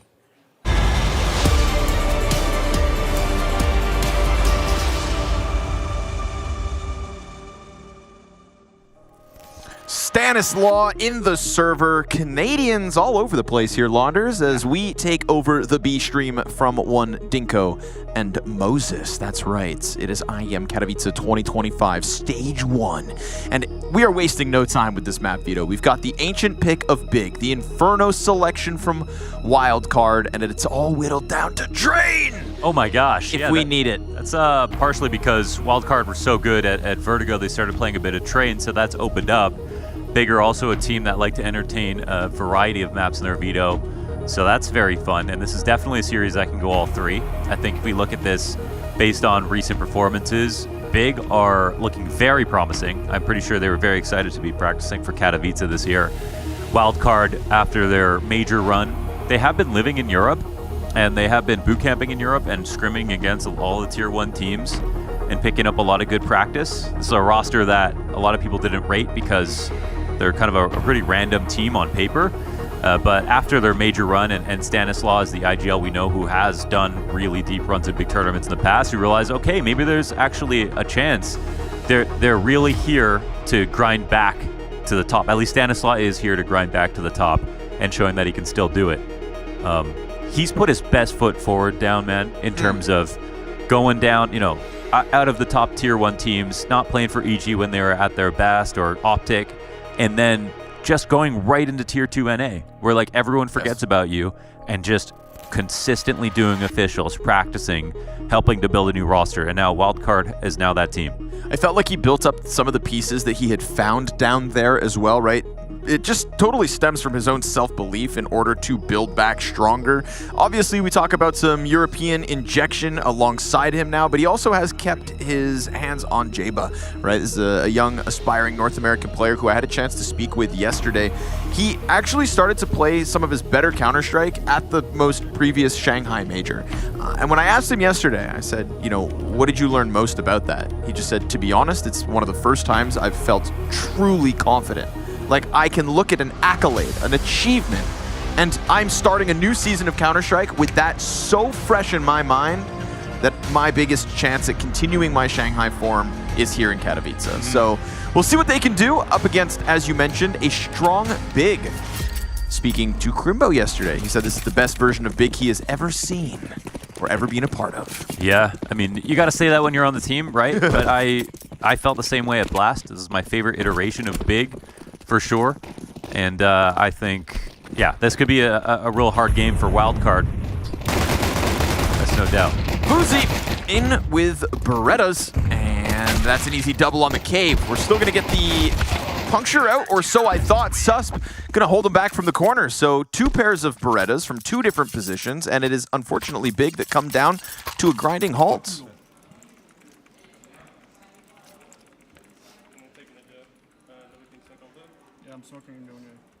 Worth their weight in gold and positioned correctly. This is one of those moments, one of these head-to-heads between 2 teams that I think, you know, pre-match prep could be a big one. These are teams that want to be heavily focusing in versus their opposition. It's one of the reasons that Wildcard in their opening game of the Major were able to cause an upset, because the team that laid ahead of them, Stanislaw knew for a good amount of time before that match happened. And that, I think, is where we put Stan on a pedestal, is it not, when it comes to opponent prep? 100%. I've always viewed him as somebody who's an incredibly strong anti-strat. Also somebody who, for a long time, ran one of the best teams at retaking of any roster. So very well-prepared guy, very intense guy if you talk to him. Definitely cuts to the chase when it comes to, you know, how do we improve, what went wrong. And I think that kind of conviction is missing in NA. So it's really great to have that again. This round definitely could be a bit of a wash. It looks like Wildcard are fully prepared for the A site at the moment. UMP up front, that's rare. Nice double kill from Fuzi. And the SMGs will make mincemeat of the attempted push out of A main. Hyped back with a vengeance. Can't be understated how much Hyped has improved since his... Can't be overstated. Over-under. Can't be overstated how much he has improved since departing from his first run with the Big main team. And I think that has a lot to do with the moving pieces that were here when he was first included. There were more Academy players around him at that time. Maybe too many all at once is what Crimbo said. So, you know, too many at once. He kind of fell through the cracks alongside that entire project. But he went back, reinvented himself, and has been given a second chance. And he said it himself just yesterday. He knows how infrequent second chances can be. Yeah, very real. Sometimes that could be a nice wake-up. Great opener here for Fuzi. Round 3, Big starting off on the wrong foot. And B control in for Wildcard as well. They'll have to respond to this. Tabson not going to shy away from positioning behind the incendiary. Oh, cave fight from Stan. And Tabson opens up. That's the opera down in Fuzi. I mean, this is pretty much excellent from Wildcard overall, just blocking for the rotations, even the small things right here. A-site, though, under question. At this moment, it's a great spot to be. Crimbo, will he be able to figure this out? Not seeing anybody just yet. And flanking Donut, because the timing they came in to retake mid, yeah, they would forget about this. There's not enough resources here for Big to watch everything, and Tabson has the bomb. He has to go. He's just a dead man, surely. Yeah, timing's strong. Look how... Oh, God. Okay. Well, thank goodness timing's for that strong. nerf. That doesn't happen yet. a bad omen of what's to come. Hyped will get cleared out. It looks like the recovery's all good. It's all good, Launders. Yeah. Nobody sweat, nobody stress. So right there, we had an amazing round at a wild card from a few different perspectives. The opening op kill, the map control, the spacing of grenades, and again, there's even the small gap where they had inside of window, they made sure to molly for the lurk in case Big tried to do something fast to take map control somewhere else. The only thing that was left open was the A site. Big found that, but at the same time, Wildcard were ready to evacuate the A site just to go for that mid re-clear into Donut, following Big perfectly. So, I mean, this is real beautiful CS out of Wildcard to start off the day.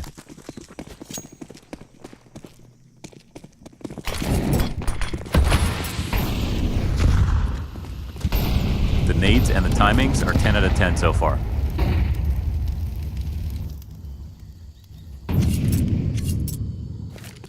We saw QB playing at Blast. That was awesome. Like how well he slotted into the roster. The calling overall looked astounding, to be honest, for Big. And I'd say they had a pretty successful honeymoon, relatively successful. Stan, just the one. There's an M4. With an M4 offered up to QB. Ava goes for the boost. Good timing to catch the fallout. That M4 goes into Crimbo's hands.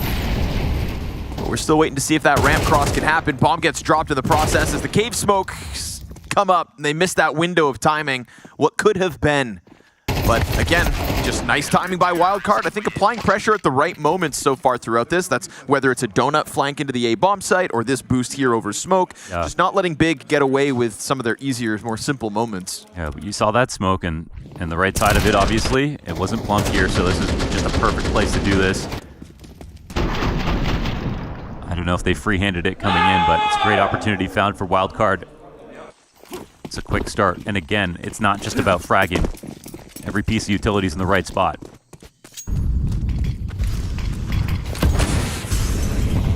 The bigger the team coming out of a tournament of practice. Yes, true. This one. Yeah. Wildcard probably wondering, okay, oh, how's our form looking? Could have been a second. It's a delayed frag out of Tapson, but they were so blind, yeah. Gets one at least before he becomes blinded a second time. Oh, huge wall bang from Stanislaw. And then Sonic's going to catch Tabson out top mid at the same moment. We got hyped in with the op response. Still man advantage hung on to by Wildcard. Sonic peels back to play from sight. That's both of the remaining players spotted out, but they're still cautious about where Hyped got off to with the AWP. And he is joined through Donut into this A bomb site. Still, look how slow it is to be back over towards Cave. Sonic doesn't take over Temple. Jabo will start to walk in now, and they want to make sure it's all clean. They could plant for CT in this spot, but the problem is it's the bomb on Hyped. So instead it'll be looking for a kill, and that will only work out so well. Crimbo, 67 health in the 1v2. And the bomb has just gone to a really tough spot. Yeah, nigh impossible to recover this, right? CT's going to be able to trade frag so efficiently. Frag grenade. Oh, Stan actually going in a little sooner. 13 HP now left for Crimbo. He knows what's up. That's a good swing. You could see him figuring it out and picturing it all, but yes, good swing from both. Enough's enough, says Stan. And Wildcard keep Big locked out of this T side so far. Yeah, I think, this mid interaction was something we saw that Spirit Navi game. That was just consistently who was going to time their flashes better, who was going to get the spray. It's the Imma play out through the corner of the elbow smoke that he's pretty much the best at doing. And it's good to see Wildcard playing those games. And again, they are living in Europe. They are playing against tier 1 teams, scrimming all the time, so they're getting super high quality practice. I mean, they're going home to NA to vacation, basically. Yeah. That's the way they're living at the moment. The world has made a grave error, Mohan. They let Stanislaw come back. I mean, I don't know if anyone did. He really grinded in every sense of the word to get the opportunity. Didn't wait for a big contract to come along. We don't even see him on a big, super org at the moment in NA. No Liquid, no Cloud9, nothing like that. No, I really feel like Earned he it. is a prime example of like putting your ego aside when one opportunity comes to an end. You know, when the bigger paychecks dried up, he didn't let off. So he has earned his way back up, and proud Polish Canadian as well, for the record. Yeah. Gets a chance to play in Katowice once more.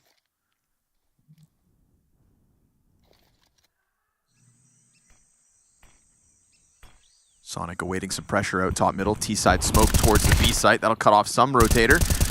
And Sonic finally whittles one down. Missed a chance at maybe a clean multi-frag. Obviously the temple hold from Fuzi could have stopped that weapon from being nabbed, but he misses his opportunity. And that's a Galil now for Tabson. As long as they're not worried about A main, Fuzi has every right to just cut this off entirely. But walk back into spawn Jabo with a extremely confident angle. Yeah, maybe the Cave player catches him off, but he makes that contact with him. Dives back into the cover. Stanislaw ramp angle, denies any short play. Just really nice moving piece. This is, okay, I'm going to interrupt myself. This is a sick version of Wildcard. And it looks super good. I like almost everything that we're seeing so far.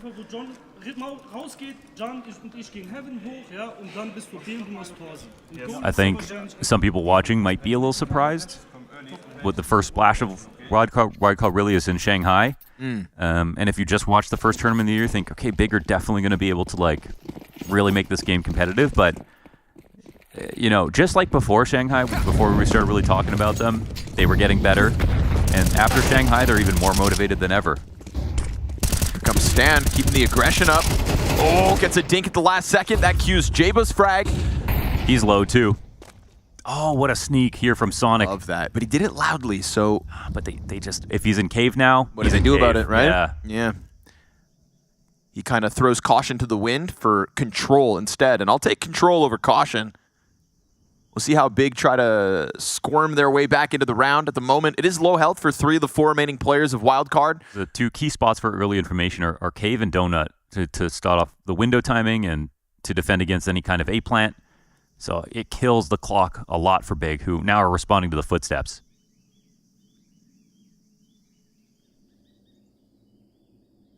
Remember on the slow approach, we've got the jiggle here with the Ob's going to post on it. Sonic just does that off intuition, you know, certain amount of time, not seeing anything. Doesn't want to give them what they want. Puts a smoke in front of it as well at 45 seconds. Hate that. It's cave control 4-2 with bomb included here on Crimbo.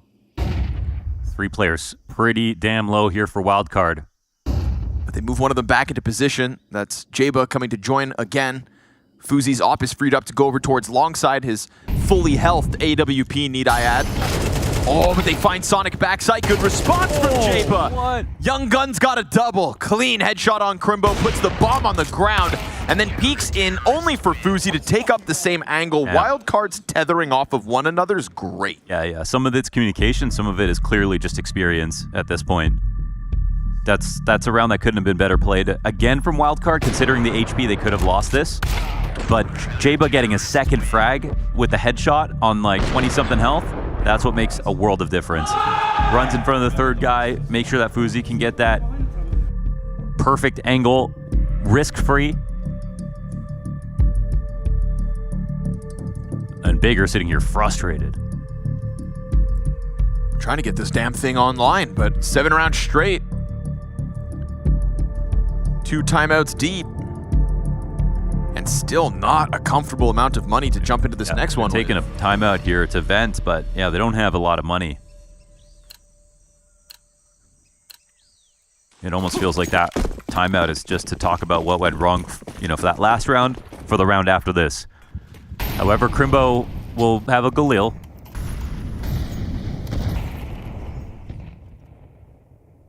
I feel like just make that an AK, but he's got $800 left. Noise outside of B from QB. Yeah. They know it's a Tech 9, so I think they're going to be quite careful about the other side of the map too. And they see the block from the Molly, and immediately, you can see that even if a Molly or an incendiary doesn't touch somebody, it can still influence the other team. They don't know what they don't know. They have no mid control. They've only peeked outside of B. And at least QB can tell them that he's took a peek and no one's pushed. So here's the first part of basically a double fake. They're trying to make it seem like they'll eventually go A, but the rotations are just fine here for Wildcard. Oh, Stanislav goes all the way to the bottom of these steps. He's in such a key spot because they can't jump up heaven from mid, so he's going to get the information so early his teammates are leaving. Oh, and he's going to milk it for more. Perfect from Stan. Oh. A double kill there. You know, the early warning like you alluded to, but a double kill to boot. You'd think Q's up the close. Fuzi's going to go peeking in. Really offers himself up and offers Hyped an op. Yeah, that's interesting. You've let him grab his signature gun. He fakes out the plant once. Oh, finds Jaba trying to walk up. Commits to it on the third attempt, and we have an even 2v2. Hyped has been given an op. His teammate comes over, Crimbo, with just that pistol. Oh, and he gets the sus frag. You'd think that could be enough. Hype misses his shot. Sonic into the Bomb's clutch. on default. You got to be careful. Yeah, it's on the other end. He's got the kit as well. He doesn't see the peek to the right side, goes back into short and finds it. And that is Sonic 1v2 to keep the flawless CT half going. He knew how that round was going to end right when he got the first kill. That was a mistake from Hyped. They could have played off each other in that spot. Crimbo could have been spotting long off a shoulder. Hyped could take his peek into short, but not full commit like he did. And Hyped hit a first shot that was awesome, but I think he was still playing that as if they were in a 1v2. It's a great moment for Sonic too.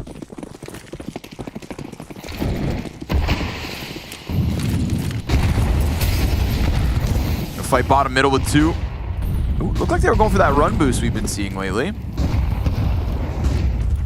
Didn't stick it. Stanislav, oh, that's a ton of damage. That counts for something.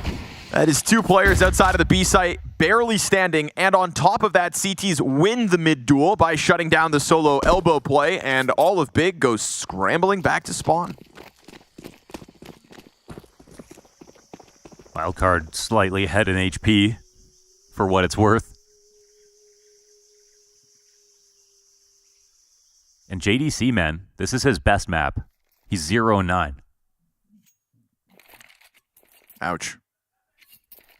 He'll have a big responsibility playing middle once they swap over as well. We'll see how many rounds they even get to play for it come that CT side of Big. Oh, the boost on A. Perfectly timed, huh? Everything has just felt like it's perfectly timed from Wildcard. Right amount of info all the time. I love how much attention they give to Donut as well.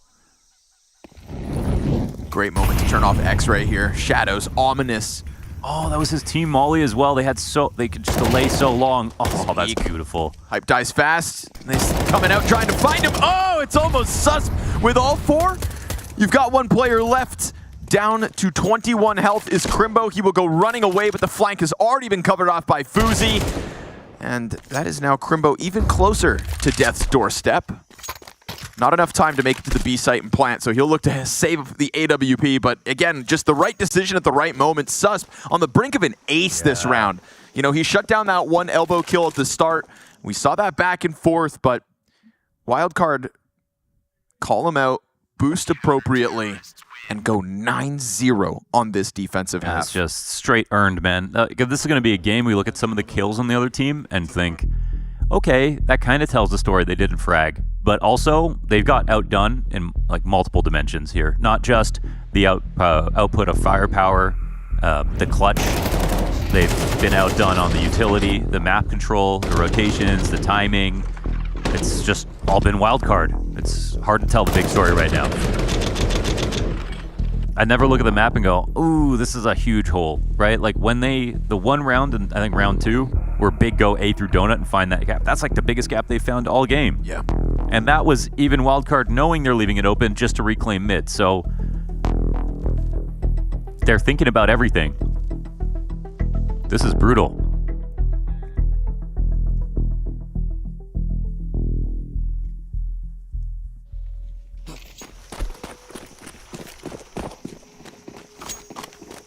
Fun though. It is fun. Yeah, it is fun. Fun, good game. It's good CS for Wildcard at least. So. Oh man. One man's misery. misery, another man's pleasure. And they hit him with the nade, so. Ooh, they're going to disrespect that smoke with a quick pop. JDC, there we go. First one's the hardest. And the flash support for Jaba's going to net him a quad on for the ace. That's that Shanghai confidence thriving in Kato. 5 kills on that play for 10-0. Sits them down. He draws a line in the sand and does not let them cross it. Shout out Sonic with the flash assists. It's almost 2 aces this game out of wild card. It's a big highlight for the kid. Tech9's AK and a scrambling big. They're going to try to hit this again with speed and conviction. Don't give it to him back to back. What? No, the Tech9s on the pillar are going to topple him at least, but barely anything left of Tapson. He is done to the stand USP, and Wildcard can do no wrong. They are looking furious right now, man. Jaba, after a round like that, you sometimes need a pause just because your adrenaline's pumping from the excitement. You know, you just put together a highlight. Your team needed the ace. You grab it, and yet he still looks super clean on these next 3 kills. Sometimes I like a rush call after a frag clip like that. The other team still basking in a little bit. Yeah. Especially maybe, catching their guard off when they're up 10-0 off of the back of an ace like that. Thrown into the fire. Sonic still emerging with the kill. And again, it's just Flasher. Wildcard straight up into the lane fight to boot. Taps and popped. And the ramp play will work for Hyped at the very least. He opens a door for that bomb to come up into the site as well. And I like that he's going to try to go take more space towards Cave. But bomb plant coming down, and he may not meet anyone. We get this huge flank coming through from Sonic as Fuzi and Susp look to join up. Pushing around the backside of the bomb site. We are looking at the 12-0 because that smoke in front of Hyped on half health. You're toast. Oh my god, 12-0. No way. 12-0, Jaba ace. When's the game start? Woo. Wild card dominating.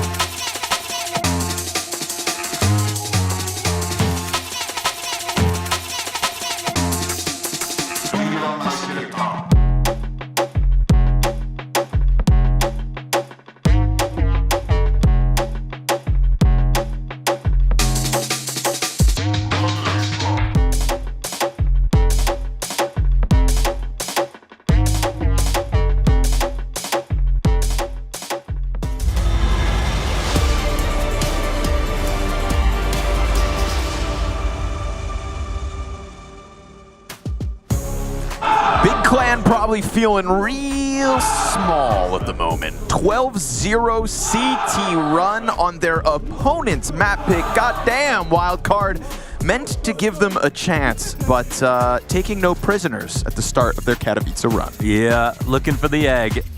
Big, not a single round so far in Katowice.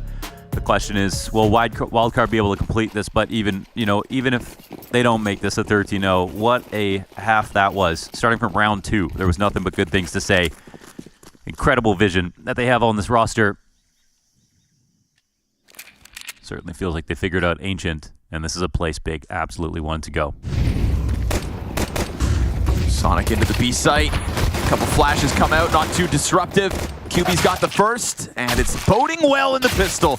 Just don't get 13-0'd. That's the game plan after the first half. 2v5 for Fuzi and Stan, and that would be really embarrassing. So good on Big to make sure the goose egg's cracked. Yeah. That's some headlines averted here. Big will actually at least win a round. You got to take the wins when you can. Soak it up while you can. Oh, boy.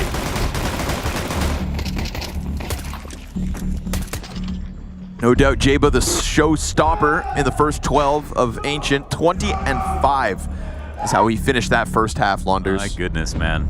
20-5. Yeah. You know, there are very few IGLs that you want the new talents to be under. I'm glad it's the Stanislaw JBA pairing. Agreed. Certainly one of the guys that people have been talking about for some time. Yeah, and again, like he kind of went back down, as we mentioned, kind of into tier 2 of North American Counter-Strike, and he merged with Jaba, and he changed out a lot of pieces. Me personally, I still keep Sonic. Sonic is as North American as JT and TC. He came to Launders Land. That's what I'm saying. All right? He has been playing in our region for countless years at this point, so to me... I mean, he lives in Toronto. Yeah, we claim him. He's ours. Fuzi and Sus, still a couple Euro nerds. We claim him. But Sonic's ours. JDC, we said he was going to be key when it came to playing Ancient.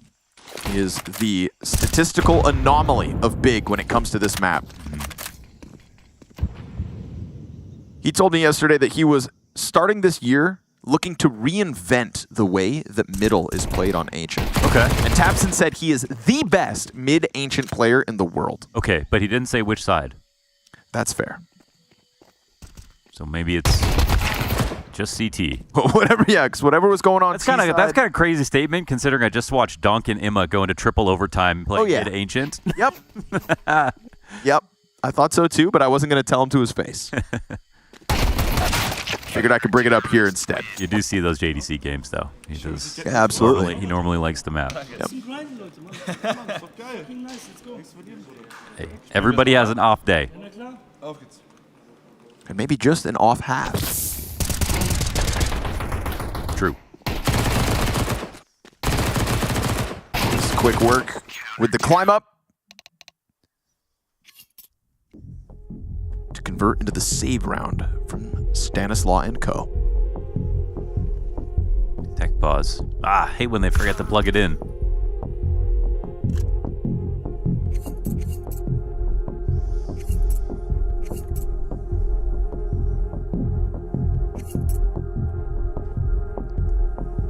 I was helping Maddie with the TV yesterday because the Wi-Fi wasn't connecting. Oh, having to do tech support while abroad, huh? Yeah, and I was like, does everything else work with the Wi-Fi? She's like, yeah. So I was like, oh, maybe you just got to turn it off, turn it back on. She's like, that's just like most tech support advice ever. Yeah. And? We were in bed, so didn't try it. But okay. Yeah, I'll give you an update, actually. What a cliffhanger. Yeah, I don't know if it's actually fixed. What the hell? You'll find out when you get home, and it's still broken. Yeah. But then it's easier to fix. Yeah, of course. It's all these years of esports. Mm-hmm. I know how to kick a TV. What is it your mom tells her friends that you do for work? IT. To this day. You know, computers. I built a few computers in my life. Computers and whatnot. I am Indian. And no one can take that from you.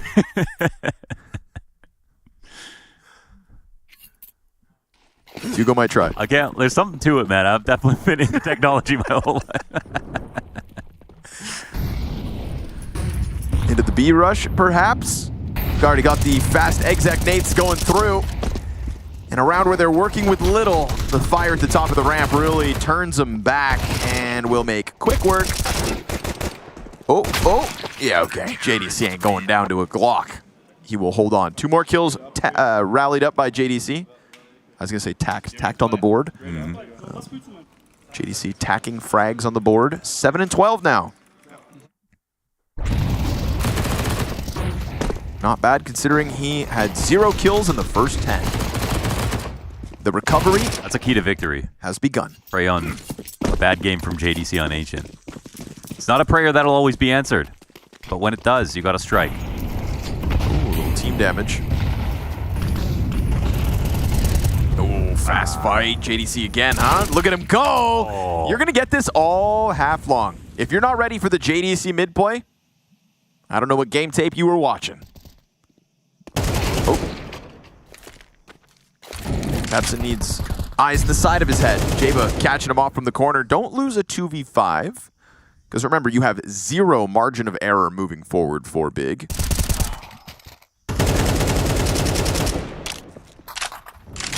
Looks like they're going to start their CT side with 4 rounds straight. So it's mid takes look good. So better. It's getting real better. It is kind of interesting because, again, watching that Na'Vi, like a lot of people were saying, that was from the highest level Ancient. I'm just like, yeah, I mean, for how deep it went for the teams and their form and everything. But it's about the fact that, like, you're fighting for this no matter what. And the T's getting kills means you win the round because you win with 2 frags usually and take mid control at the same time. But getting the kills because you have to dodge those flashes. You have to dodge, like when we got that deep in OT, we saw Donk start to count flashes and, you know, really take it to the next level. Oh my goodness gracious. The hell? It's a yo-yo. Tech9 rush up ramp. We'll see if QB can hang on. Oh boy. Sus gets the instant headshot. Oh, Hopper's don't miss dead. now. And after a streak of 4 rounds, Tabson said, come get it. You want it, come get it. Well, they've given it to you inside of this B site. Comfortable looking 5v3 post plant. Trying to be disrupted here by the util. Jaba on the angle. Misses the off shot. AK up next. And that's going to be Sus to line up 2 as Sonic taps in the last one. It was all but a technicality. After a lights out 12-0 start, they may be called wild card, but I don't see any jokers in the server. This is an extremely serious game. Competitive from one side. We saw at least a couple moments where Big were ready to enact their game plan, but you lose to a Tech9 rush, it really validates exactly how much of a crushing defeat this was for Wildcard. I think they flexed every CS muscle that you could in this game, from the utility to the rotations to the fragging, and yeah, it was their A game. That's what nets you a 12-0 half. They got to be super proud of themselves. We got Banks ready with an interview. I wish I had an interview for you, but not this time around. They need to go and get ready for that second map. Even though the first one was so dominant, this is a wild card that showed up with a fierce force behind them. That was dominant. Jaba had a fantastic showing, and we just got to touch on this kid a little bit more, because when I was talking to Stanislaw back at the major, he was saying how much he's taking this guy under his wing, how much he's willing to learn, how he's trying to work with him, all these different things. But it is certainly paying off. And for Ancient on this map, this is a map they had a hell of a lot of experience from. They played it 5 times at the major. They only beat Passion Ue on it. They were struggling back and forth on it. Well, Stanislaw told me in that interview before, they were preparing right, they were changing the strat book a little bit, they were getting this playbook ready for this new season. Well, that certainly showed up, and they just dominated Big. Inferno's next, we'll have to see how it goes, but I did manage to catch up with Tabson before, so let's find out what he's got to say.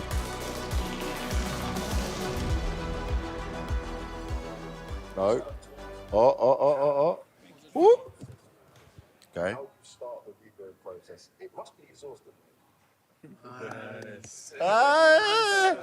Okay, some Jenga to start with. This is how Big's getting warmed up. We're waiting before we can get into the game. But Tabson, the new players coming in. Talk to me how comfortable it seems for you leading with these roles and positions and how it fits. It feels very good, feels very natural. Everyone is giving very good input. Everyone understands the game which we want to play. Yeah. And everyone is giving good input, and it feels very nice to play. I also can think about a lot about myself. Everyone is thinking about the game non-stop, and it's very nice to play. Now, this man over here, hyped, comes back into the team. How much have you seen him change since you last played with him? He's changed a lot. He's matured for sure. He grew up a lot as a person. He definitely knows what he wants from himself, also from the team. He gives, as I said before, also very good input. He's a very good teammate to play with. He's enjoyable to have around. You know, he's a funny guy. He's a lovely teammate to play with, and yeah, he's changed a lot. Also, need to say, of course, we also changed a lot. Myself included, changed a lot. You know, and we will make it work this time. When you say you've changed a lot though, right, you've been doing this for so long, what do you want to change, like, in that, when you're saying it? What did you want to make a difference in? The biggest difference, I would say, is just being more positive in general. Like the positivity I need to share, you know, that everyone is getting included, that they also feel the positivity, not always just saying, also basically feeling it. And I think that's the biggest change for me personally, to also just enjoy the journey again. Also being around with people who also enjoy being here, you know, and also just love to be here, love doing what we do. And this feels amazing. And it may just be the start of the season, but I am seeing a smile on his face. This sounds very positive. Let's see if that positivity can take forward into the games for these guys. Hi, it's Bob with Face It. The official broadcast is better than ever on Face It Watch. Yep, that's right. Switch it up with the POV selector. 4 angles, your choice. From the main broadcast to your favourite player's view. And it's available on the Face It app and Chromecast. But wait, there's more. Keep watching, keep winning. That's how we roll. Watch IEM Katowice while having the chance to get skins and Face It points. Look at this beauty. Change the channel and control how you watch.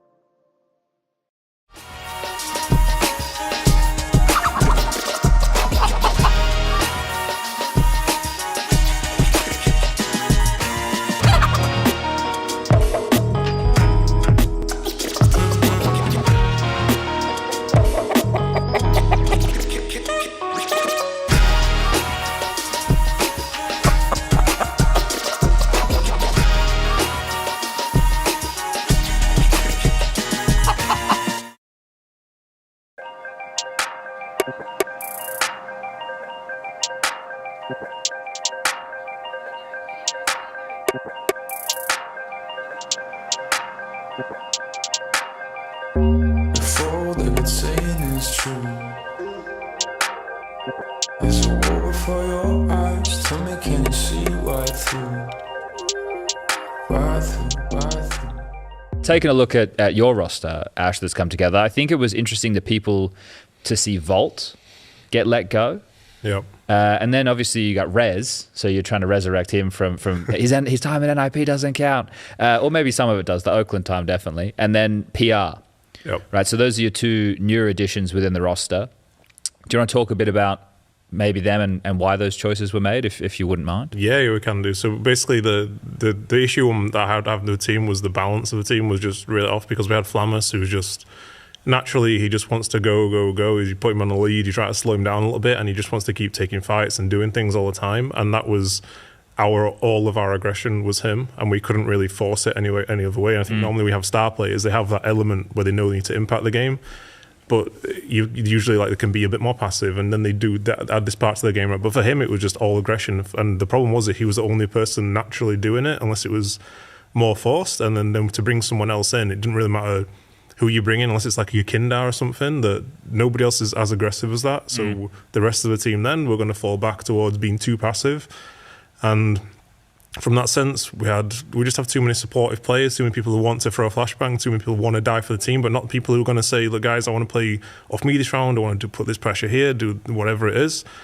And not people who have the natural instinct to go be aggressive, go get information when you kind of need it. So I just felt like having one person there wasn't going to fix it, and it wouldn't be fair on whoever we brought in. And to bring Rez in, I think he takes initiative and space and stuff, but he's not the guy that every round goes, guys, I want to do this round, I want to do this round. And your in-game leader's like, shut up, man, just let me have a minute to call something.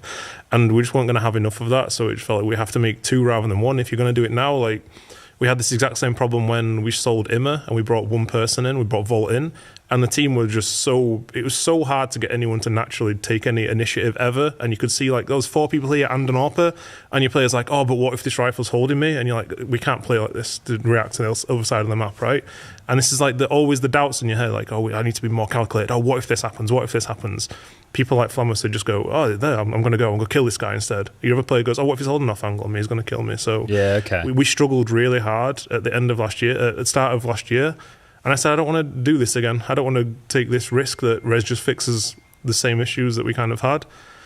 Let's do it now. And it wasn't really fair so much on Volt that we had such a good run, and he was like a big part of it as well. But to do this, we had to try and cut off the problem before it happened again. Sure. I didn't want to waste another 6 months of my career and everyone else's career doing everything wrong and be like, okay, guys, the last 6 months didn't count. Let's aim for the last 6 months of the year. Maybe we can have a miracle run or something. So that was mostly it. But the guys are fitting really well.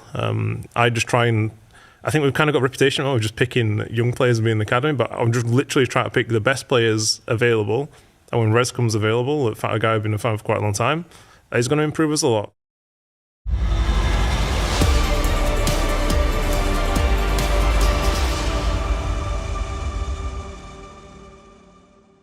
Crimbo back in Katowice. How does that make you feel? Feeling good. Always great. One of the best tournaments of the year. And start of 2025, does it feel like this year is Big's year? Yes. Yeah? Yeah.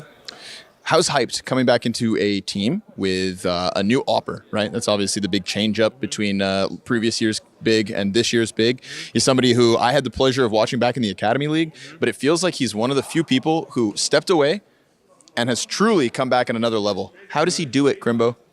I think because we played with him already, I think we all know he's individually insane and he can become the best German Opera that's I've ever played. But back in the days, it was like kind of a bit, we as a team didn't integrate him really good, and also we didn't help him to overcome all the mental obstacles, I would say, because we as a team and as a core back then weren't that great as well. I came newly into the team. I also didn't play so many events. We had like Sin as well and Prozos, all like so many young guys, who is like all have their kind of debuts in these 31 tournaments. So everything kind of fell apart, not only because of him. So, but now I think we have a great system, like also great personalities with JDC, Tabson, me, and Kakafu, who can help a guy like him, also QB. You have kind of experience now, and that definitely he will fit into the system better now.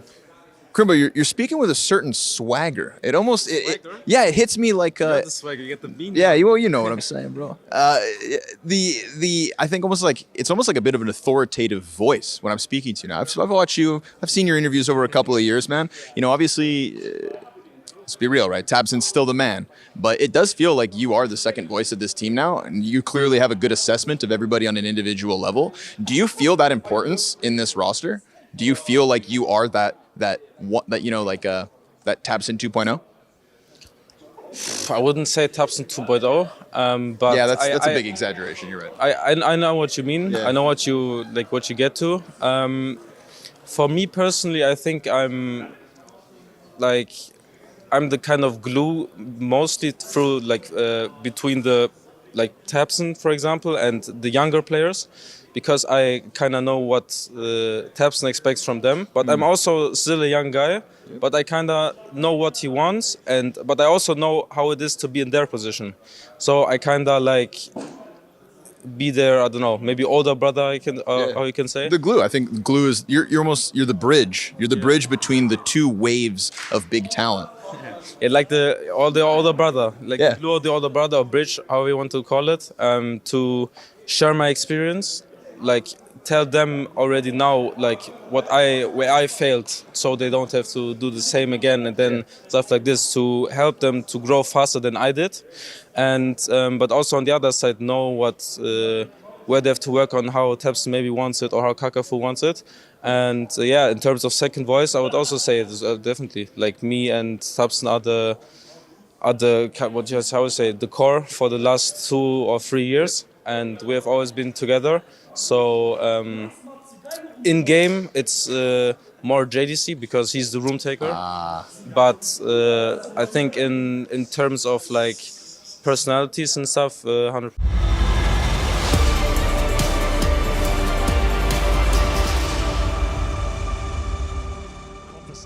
In and of itself, we've seen the highest heights, we've also seen some pretty low lows, but coming into LAN, I think one factor for me is nerves, right? Zaz says they're just going to treat it like a basic game, like a pug, and not going to think about it too much. And they kept it pretty simple in that Na'Vi matchup to their benefit, right? Lots of pops. Think about that Ancient T-side to start. They were running very quick rounds. They were winning rounds off of the first couple of entries and playing very fast CS like they do when they play the Impact League. So I think coming into a game with a similar mindset, coming in confident, coming in swinging out the gate is a good game plan for Imperial. The question is LAN nerves, right? Furia are not going to be coming into this game scared.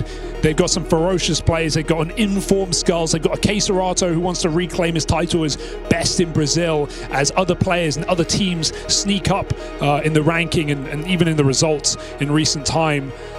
So will Imperial come in nervous? Will they come in shaky now that they've got the lights and cameras walking around their booth? Or are they going to be calm like a face-it pug, Harry? I mean, we're going to have to get answers on that one, but right now, things are looking fine. There's no shaking on cam, everyone's looking composed. That's going to change as we get ready to head into Mirage. Something I'm interesting here, flipping the script a little bit, looking at Furia. This map in particular, as we were just saying, has been really awkward for them as of late. And I think one of the big issues for me, something I've not been able to move away from, I think so much of it comes from Queserato finding himself as the apps player for them on Mirage. Him and Yuri floating around over towards that B side of the map. And that is the kind of top dog of Furia, restricted to a position that is usually for your team captain to just jump spot over and over and over and over again. Now you've got your star there. And you want to talk about Brazilian rosters having that problem? Payne were talking about it recently. Bigazera jumping B, the firepower piece of that squad for the longest time. And he talked about it. Well, he came into Katowice today, Harry, and we saw complete position swaps for Payne off the top at the start of a new year, right? He was back in Connector. He had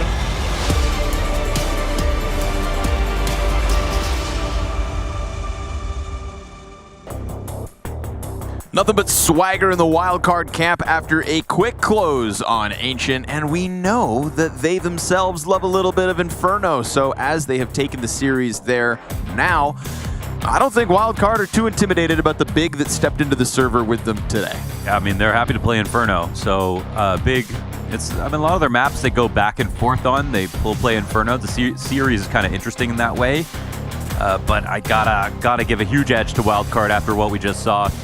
Especially with how happy Big were to come into this event, how happy they were with their roster, how happy I was with their roster watching them at Blast. They just got leveled entirely. That was a beautiful game of CS out of Wildcard. And even in the second half, man, Wildcard won that on a half buy. Yeah, rush. True. We saw 2 good rounds, but it wasn't the comeback to get into the Dignity rounds or anything like that. It was relatively clean. What's nice as well is even with those 4 rounds that they did piece together at the start off with the pistol, Big that is, to make it happen. We saw them try strategies just like the one wildcard won with, right? We saw Jaba, who went absolutely lights out in that first map of the series, holding them back on that B site when Tech9's rushed. So to string a couple rounds together, but then still lose on something you yourself were able to... That's a huge point. Think about like the Na'Vi game, how many times JL's having an off day. Think about how many times he got caught switching grenades, not blocking, not ready to shoot. That never happened in Wildcard a single time. Not on the A site, not on the B site, not in middle.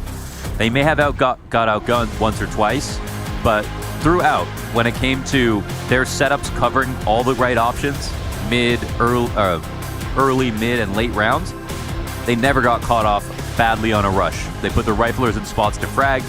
They maintained map control. So let's see if they can do some of that on Inferno 2. That would just be too much. To begin, on the CT side goes Wildcard, now skewing those 1xBet odds into their favor. My goodness. 1-3-3-3-7. Ooh. Extremely elite. Let's get at it. Fuzi hanging on, top mid. There's a little gush for Sus to have to deal with. See ya, as he retreats back into the safety of his B bomb site.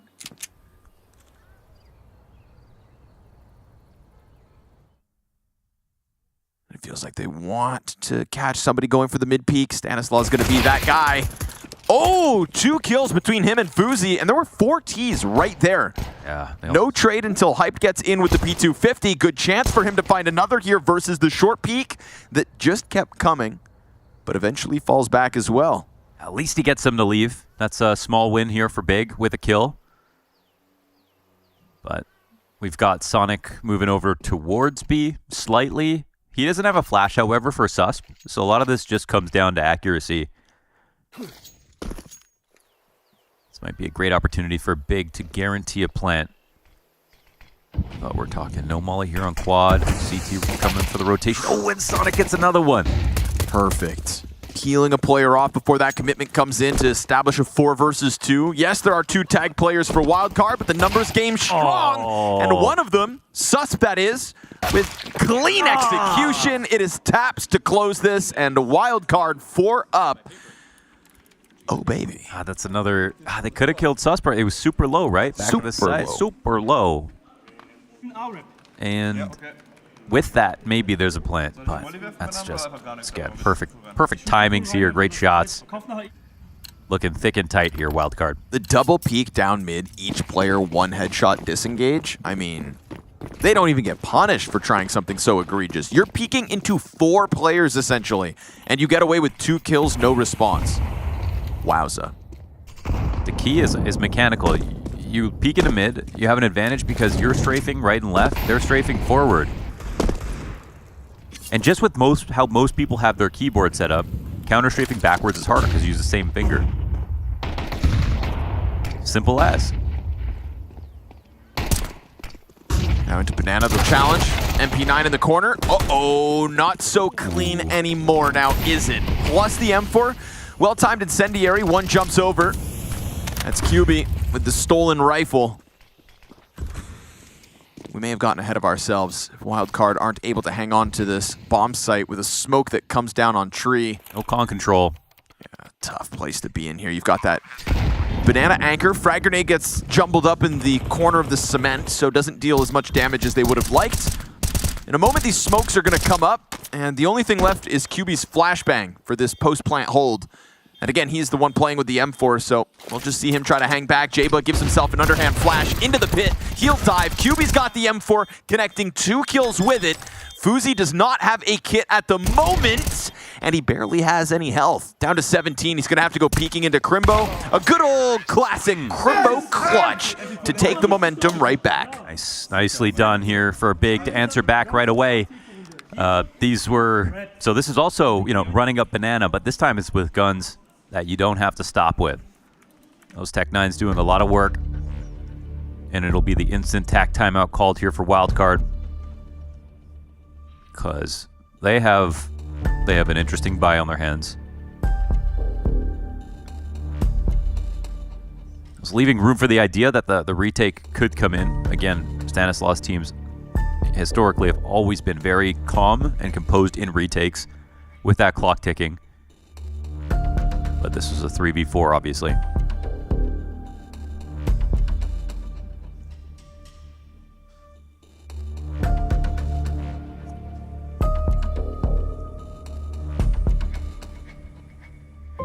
The attack here can actually also be good for Big because they're coming off a round that they're not expecting to win. So circumstances change for both teams. Expectations change.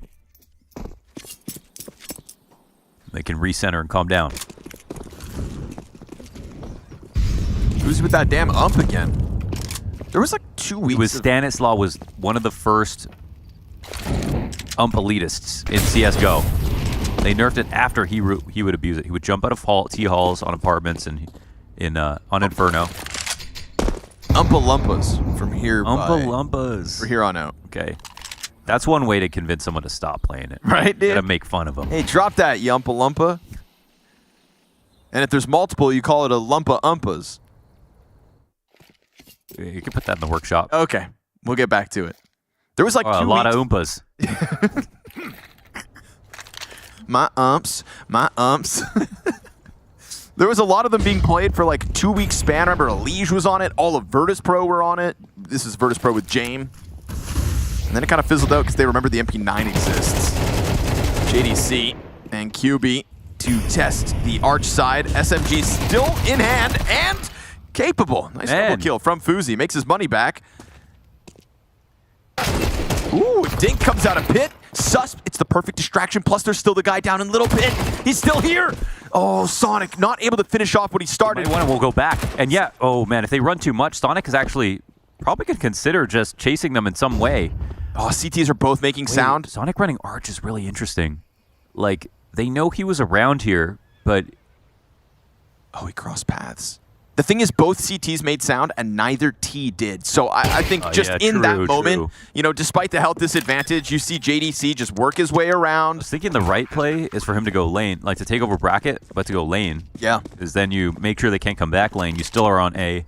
But I think before that, he had kind of already started that little bit of a panic rotate that put him in Arch. And then he thought about slow clearing brackets. So you give JDC all he needs. But Susp, this is still a winnable round. Oh, walking away? Damn, disengage, I guess. He's super early to it too, but no kid. Look how far away they are. They have such little health, but he's going to let this one slip through his hands. Maybe find an exit. There's one for the road, but he might actually not survive this. JDC's on the angle. Bomb? Everyone dies? Nope, just Susp. Okay. All right. Sketchy, sketchy. All things considered, SMG's going big there from Pit. That was that tethering you brought up on Ancient. Yes. It's just like, they know when to start swinging with each other. They're picking some great spots, and it's not out of spawn spots. It's like mid-round spots that you got to be ready for many different situations, and they seem to be on the same page. But again, around for big. That's what matters most.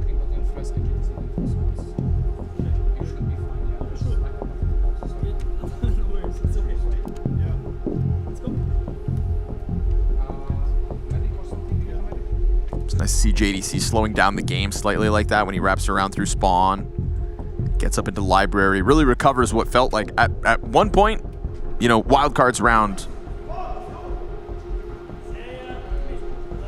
They throw caution to the wind for a split second. It was like something small, like Sonic trying to jump out of mini pit but missing the ledge. Yeah. Even that. Oh, that's true. Good points. Gotta go fast. Yeah. It's the downside of having long legs. That and airplanes. Wouldn't you agree? My feet are always touching the seat in front of me.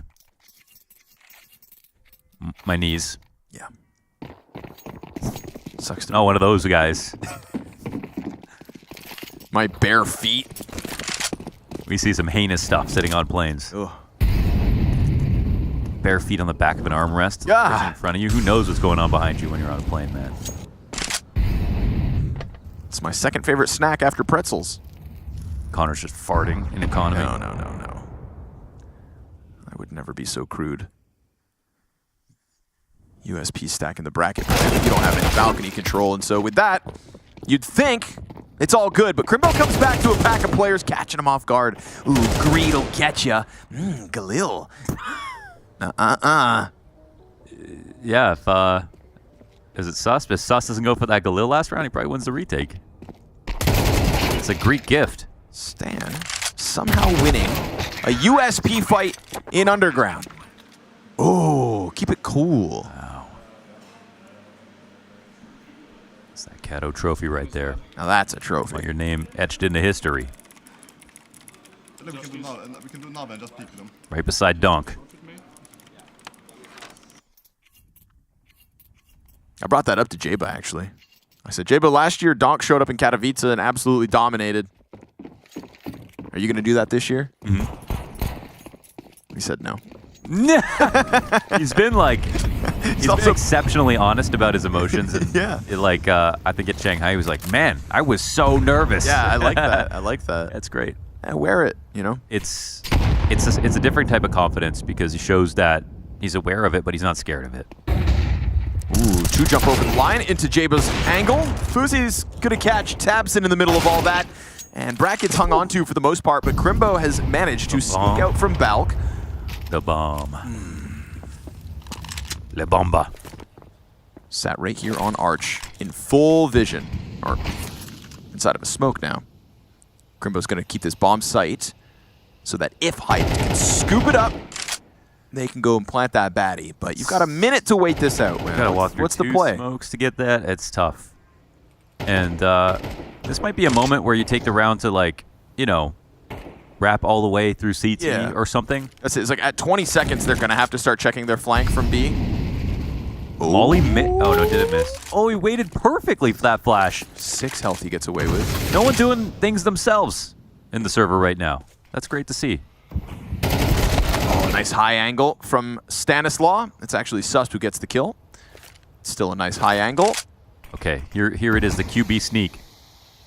Now the craziest thing to do would just... QB is dead. This is Crimbo. 1v2. Bomb. But he learned it from him. Oh, gotcha. Doubles it back at his short side. Nice still be hurt, priming from Susp. He's locked in. And Crimbo's going to think that he's still further back. Actually so smart. Yeah, Susp. Really good reposition. Good pit play coming out from Wildcard so far. Wildcard. They got a little bit of catch-up to do, but they're only 1 round out. Even just running the rotation is a really helpful thing for your pit player, because Crimbo thinks he's done something ingenious, when in reality it was only just an average IQ play. Just a good play. What's your IQ, Connor? Triple digits. Triple digits, nice. Up there with Magnus Carlsen. Thank you.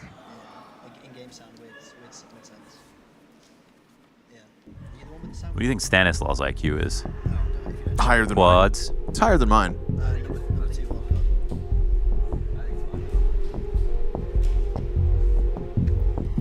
So you think Donk has the highest? You know, there's a term in basketball called court IQ. Yeah, sure. Because some people are, and this is a joke, because obviously IQ is like, depends on what you're doing. You could be a genius in art, you could be a genius on the court. And Donk's probably got the highest court IQ in some sense. Or maybe it's a player like Kerrigan who can manage everybody. But someone like Donk, no one can figure out how to play against that right now. I'd say Kerrigan's got great stadium IQ. Stadium IQ, that's another, yeah. You know, studio IQ, server IQ, yeah. Stadium IQ. Yeah. It's a spectrum. And we're all on it.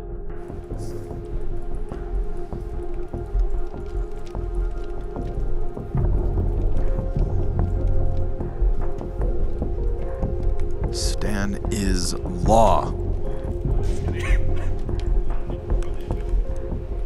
But it doesn't feel like he really rules with an iron fist. I think he does. Yeah. Okay. If I had to guess, I would say he definitely rules with an iron fist. Yeah. Knowing Stan, man, he's You know him better than me, so I'll trust you. Yeah. I mean, I don't know. He's just quite soft-spoken, so... Yeah, it's true. He can also be a nice guy. But I think, I think he'd be a dictator in another life. No context. Frag into the pack. Damn, good spam from Jaba. He has been good at hanging on to the brackets, and this no different. All-time boost up. Does cost a bit of HP on the fallback, but of course they never see it coming. He's on for a second ace in this series, and this one nicer than the last. Nah, look at this smile. Jaba gets it done like it's nothing.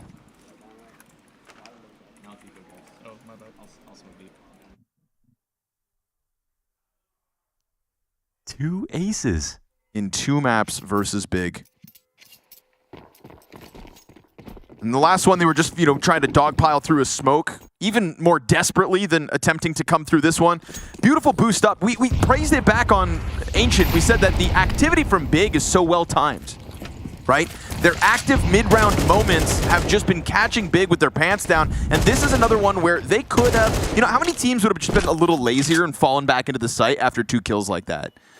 But Jaba goes up. Jaba goes up, and Big goes down. That's true. They're making moves. They're making moves at every point in the round. Scared money don't make money. That's right. Damn. Rifle work is so crispy. Maybe he'll be Donk, but even more humble. Donk's already humble.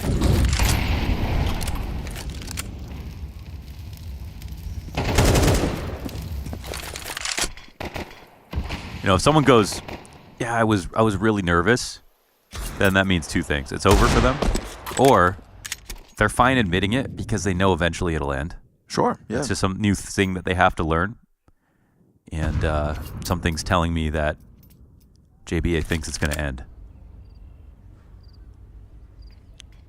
I think there's also like a subcategory of human that can admit nervousness, but don't necessarily see it as like an all-ending thing, right? You No, may be it's a nervous, good but thing. you're not anxious. It's a bigger conversation because it can definitely be a good thing. And ooh, he wears it well. He wears it on his sleeve, that much undeniable. Shut down. Full house in the B site. Your pistols will net you nothing. Huge. And remember that if you're not nervous, then you don't care. You know, most of the reason you're nervous is because you want it so badly. You're invested. You're scared to lose it. It's not about not being nervous. And we know like a lot of MMA fighters that are like, they could have used a bit more sort of pride about the the difficult parts and stuff instead of just relying on their talent. Like DJ Penn is a good example, one of the best fighters of all time, but could have been even better. You know, feels like now you're just watching videos of him getting knocked out in Hawaii by drunk guys. It's like that won't be JBA. I hope not. I hope not. He's got a brighter future than that. Great grenade damage coming out of Banana. They just keep pelting him, and still Sus jumps up onto the sandbags, gets away with a kill. Will even get away with the exit here. Imagine if he didn't jump up there. He would have definitely died of that spray. Hands down. Really even comes back, huh? Thing is, he is solo at the moment. Yeah, this is usually a mistake. Yeah, it's feeling like one, unless he can headshot. No, I was gonna say maybe get a second kill, but with that, it's a B site cleared for the taking, and I don't see any reason Big are gonna slow off this one. The definite problem is that it's not like it was 2 on the other side and only him. There was still 4 players up. This is a viable round. He didn't have too many options to delay, but.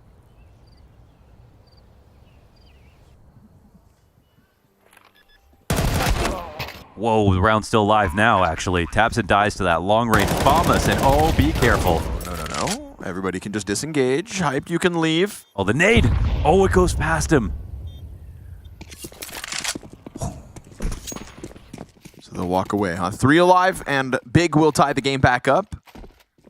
Has to be stated, of course, it was a round 2 force buy that got Big their 3-round streak after losing the pistol round to Wildcard. Been an excellent recovery ever since then, but very good utility usage from Big to give themselves the best chance possible of taking Banana. And after Banana, B-side fell. No resistance offered up from Wildcard. Sehr gut, John. Wir müssen diesen Style, John, ein bisschen schneller spielen.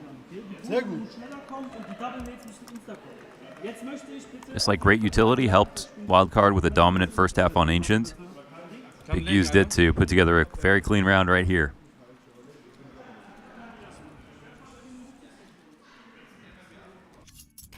But I gotta say, I would love to look at the Wildcard flashbang stats after this, because I feel like those have been extremely effective.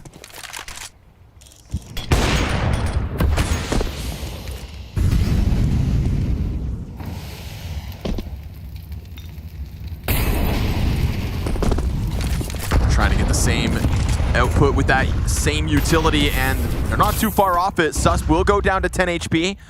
Obviously, last time it was 2 players brought that low.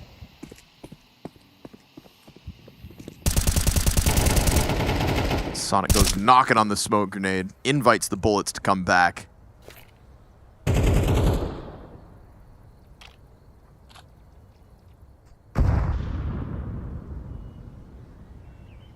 This move from Stanislaw is really important because he's actually playing with the Famas here in Arch, and he gets comfy in the corner. They aren't mollying him either. Op's gonna draw all the attention, especially once he misses the first shot. Easy lineup for Stan. Oh. And all they have to do now is deter the short side. Jaba's gonna do exactly that. Double kill from both sides of brackets. This spray is incredible, man. Oh, it's incredible. Can do nothing when Jaba takes it to him. It's all about Stan, though. Right there, sneaks in a second early enough. If he took any more time, he would have got spotted, mollied, cleared.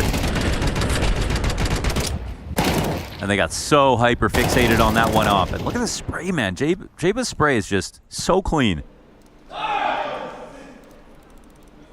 Like a proud father, huh? And again, one of the only pieces that he has kept alongside him throughout his dive down into Tier 2 North American Counter-Strike. Okay. Ooh, JDC, love a good old jumping Tech 9 through nade moment, but you'd think that's when the cleanup's supposed to happen. Instead, they're going to find themselves with hands on guns and a bomb plant at B again. Big hit in wildcard with the blunderbuss. Bust their way through Banana.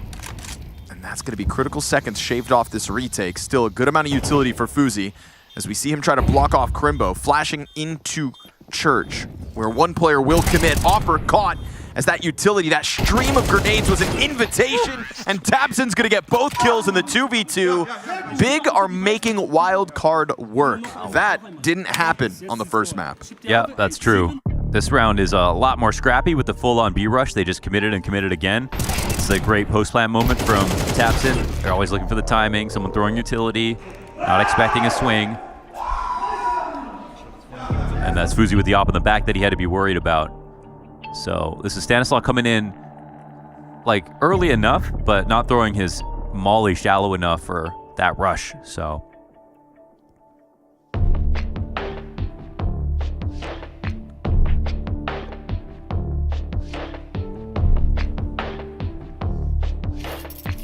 this is the second or maybe even third half buy that Big have won this half, right? They had won the Eco.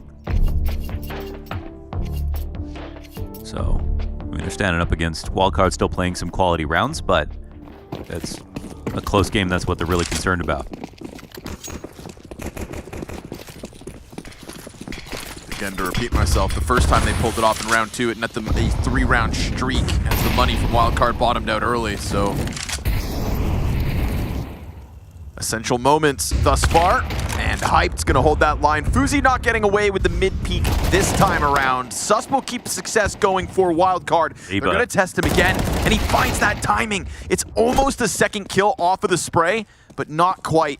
Oh, what? Sonic, he didn't walk. Did he walk late enough? No, they're coming in. Oh, Hyped. Yeah, they saw just that, missed this, but is Sonic actually going to get away? I think does. he will, yeah. And Stanislaw could have technically gone back towards mid to deal with him.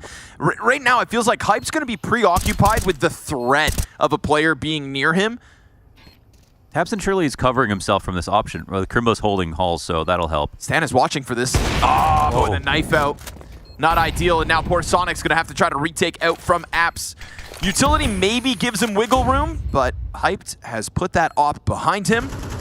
And he's going to close. Clean shooting out of Hyped. 4K for the German op as he gets the better of his counterpart, deals with Jaba on short side, and locks in that 2-player retake attempt. No better way to start a round than your op getting the other offer on the team. So that was off of pure patience as well.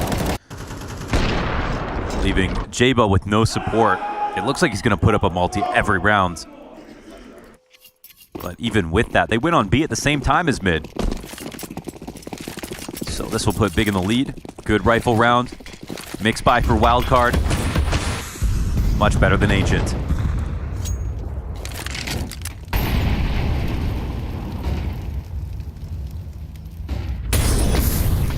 Again, I feel like they've been just getting brutalized by utility on Banana, but Sus blocked into the corner, hanging on and dealing it back. 2 kills to him.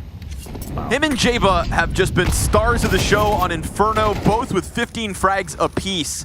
As we get to the final moments of the first half, Wildcard holding back Big and looking to tie this up at 6 a pop.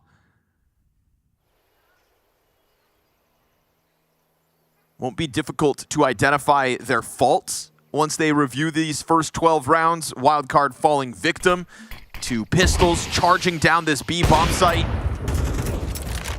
At the end of the day, it's a respectable CT half, and seeing as Inferno is the Wildcard map pick, let's see what they've got in store once they take to the attack. Wildcard map up and looking for the 2-0.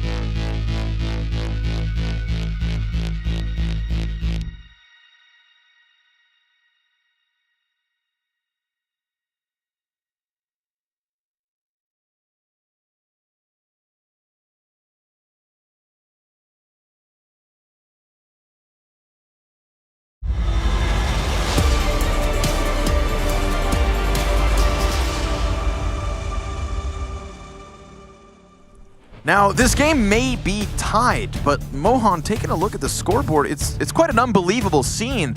We're talking 32 kills across the board for Big, 48 for Wildcard, and this game tied up 6 rounds each. I mean, just look how top-heavy that, look how ridiculous that looks. Yeah, that's, I've never seen anything like that. And 6 rounds.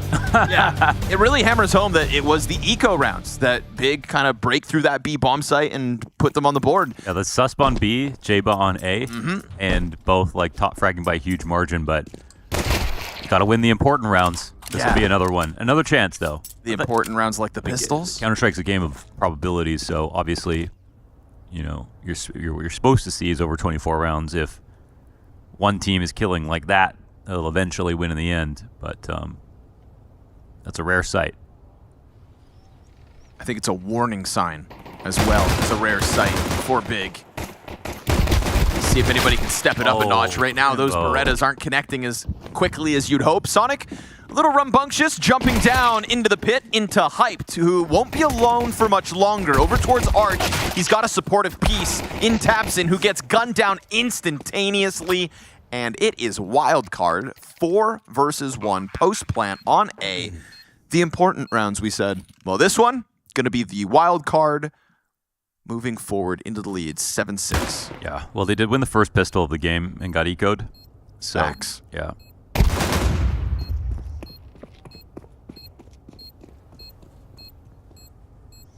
This is them winning the third pistol of the series as well, for the record. The kills across the entire series is going to be an unbelievable disparity. I mean, Jaba's just phenomenal series at this point. Refresh the match page, go take a look. Ancient finished 21-10. Another kill. Jaba? No. Oh, sorry, I looked away. Nice entry, 10. 21-10, eh? Jaba 21-10 back on Ancient. If you guys missed it, it was a 12-0 first half for Wildcard. Nothing but a technicality to finish it. No one went negative, right? Everyone just smacked. Nope, Fuzi went -3. Oh, okay. Didn't even need an opper. Didn't even need an opper. Unbelievable. I know rifles have been the star of the show for Wildcard. I mean, same 1 and 2 in Jaba and Susp. So Stan banking on the rifleman. Look at this stack. Yeah, what do you call this one? The Triumphant Arch. Okay.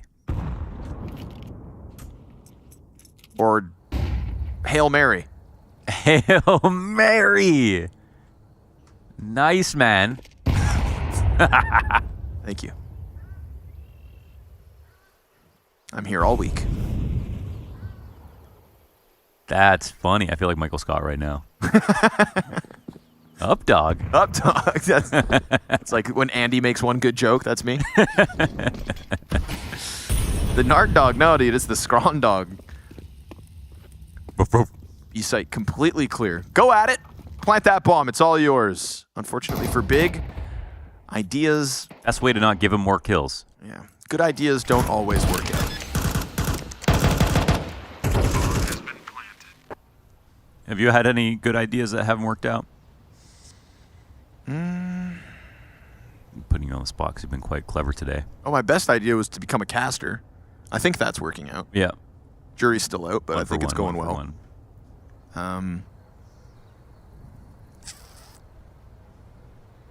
Yeah, I think I'm killing it.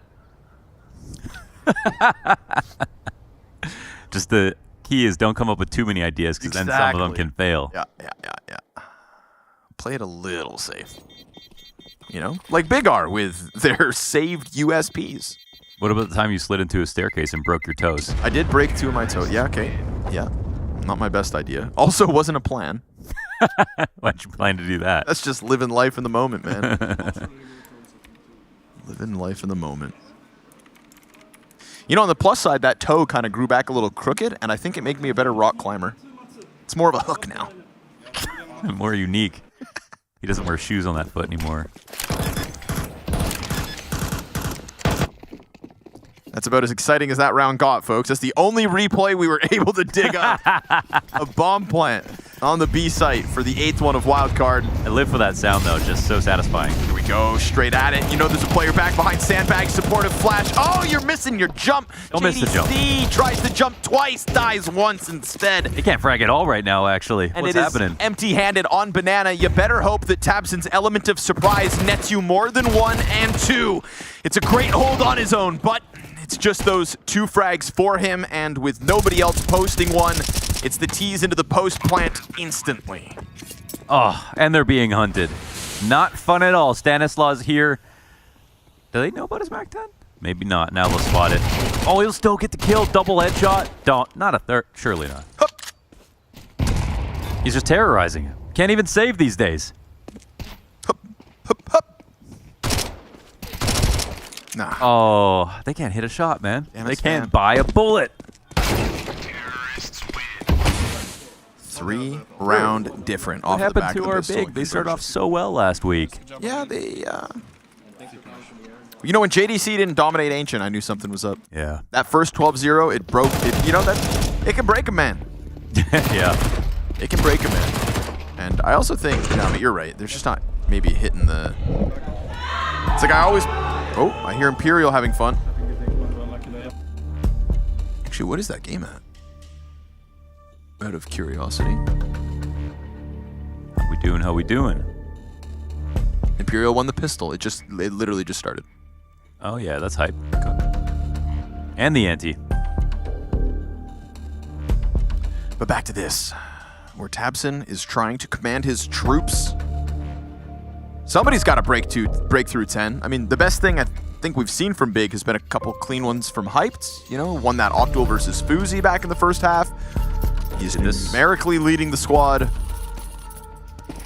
This might be one of the lowest kill games ever for the losing team in a series. Ever? In like a tier 1 match? I mean, it's gotta be down there, if you will. That's fair.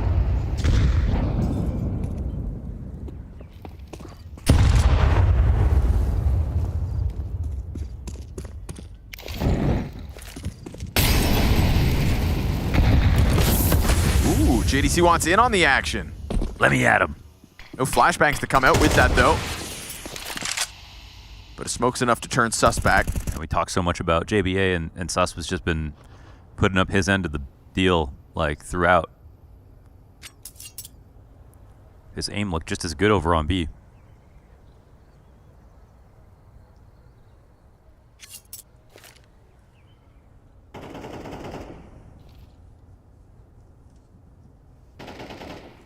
Oh, Fuzi literally went to like an esports high school. Yeah, they do that in Sweden. It's the future. Oh, clean one. Again, if there's somebody that's putting up, it feels like it could still be Hyped. He repositions into the pit. Bomb starting to pull away. We saw that one smoke grenade really kind of fluster Wildcard earlier in this round, but at 30 seconds, they're starting to move pieces at A. And this is a great call from Stanislaus. It's quiet too, man, and yeah, it's quiet on B. Sonic's going to empty his utility belt at that A site. We start to see Big second guess this, but now smoke goes down on the CT cross, so somebody's going to have to go deal with Nubox at 15 seconds. QB could still interrupt it all. There's the potential pressure of tabseN out from Coffins. Great job dodging, but he can't hang on to it. Not enough. Too many eyes all around this bomb site. This is perfect. Just plant, and it's all good. They have enough time to do it, right? Like, it's coming down to the wire, but as long as they have enough time to go through emo and check quad, there's nowhere for tabseN to stand. They have a smoke on Coffins, they have a smoke on CT, and they use their other utility to hold the rotations. It was the perfect play. No way to get through a smoke and help out tabseN in that spot. So, best thing about this round was at least somebody, after 16 rounds, getting to 10 kills. And we're hanging on here. Crimbo gonna rack up a bit of cost for Wildcard. That's the silver lining of round 17. Wildcard double digits. Very clean call from Stanislaus. Perfectly timed. And that is, I think, you know, earlier this game I said, like, he doesn't rule with an iron fist. But then he's also so meticulous with those kinds of timings and details. I think the main thing in terms of the way they play that, I said that, was the retakes. Like, yeah, that's true. You cannot drill retakes without getting people to be, like, extremely organized at every second. Yep. It's just a tough thing. I don't think it's a sustainable style to put all your time into. But it was still something that his team's always got really good at. It's definitely worth having a few skill points spent into retakes. Yeah, it is like the sign of a good team, for sure. You know, there's a huge part of the game that is getting into retakes. Once they get put in action, oh, Susp trying to track it down through smoke. Double kill comes out from Big. And waiting for these guns could bode well. We didn't get to see the Hype shut down, but clearly somebody trying to swing out. Boiler gets smashed. Under porch molly's no good. Fuzi won't be moved. Or, excuse me, Hype won't be moved. Bomb still back in spawn. That'll be scooped up by Sonic in a moment. They've got enough utility to still smoke this off, but it's a good boost positioning to support QB, and they will keep them at bay in Banana. Minute here. Oh, yeah, let's get everybody on it. Double boost. Just wait until they introduce the pull-up mechanic, where somebody on top of a box can pull up their teammate. Grappling rope? Yep, it's coming. Oh. Oh. Oops. They might know. Block. Into the boost as well. I mean, not gonna read that one, so well positioned. Still a recovery at hand. It's a 2v5, but that second player up there, that's the end of Sonic. So Jaba's been good throughout both these maps, but Tabson gonna keep the pressure up as that smoke started to fade, and Big make the most of a 5 versus 3. Only trailing by 3 rounds. There's no doubt in my mind they could turn this one around. They waited for the guns, and the guns worked out. It's just, I don't know if they could have heard that, but it obviously the smoke hit somebody. But because they have they have 2 players up there, they're ready. So this is a great call from Big. They realize it will be B late. They're correct. I feel like Wildcard have actually done quite a good job of controlling when they're stacking and making good calls themselves, but wondering when the moment would come for Big. Oh, they blocked his attempt. That was his best chance to get the kill.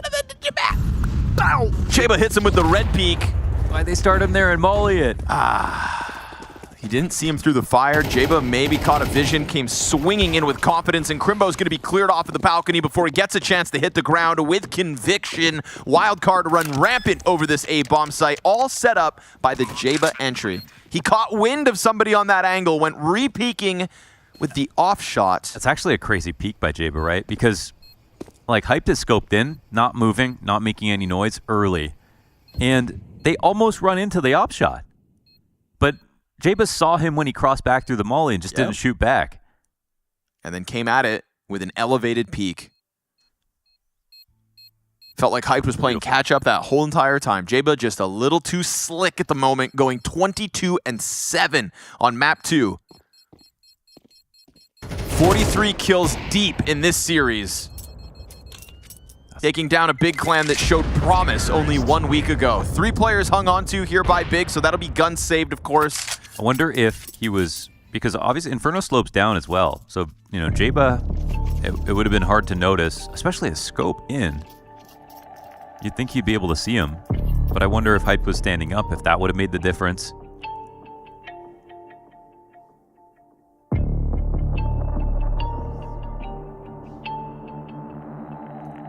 I wonder sometimes the inclination in crouch is...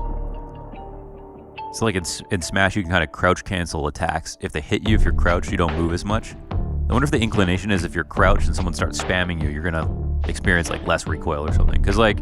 Lower center of mass. In that spot, lower center of mass, in that spot, it doesn't necessarily help you to be crouched. Your model's a little thinner if you're standing up, seeing the exact same stuff.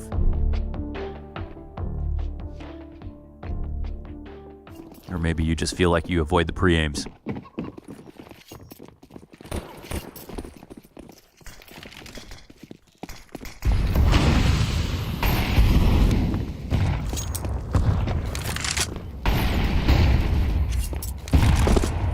Ouch.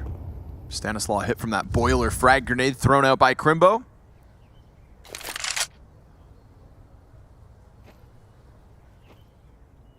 They're sending Sonic in.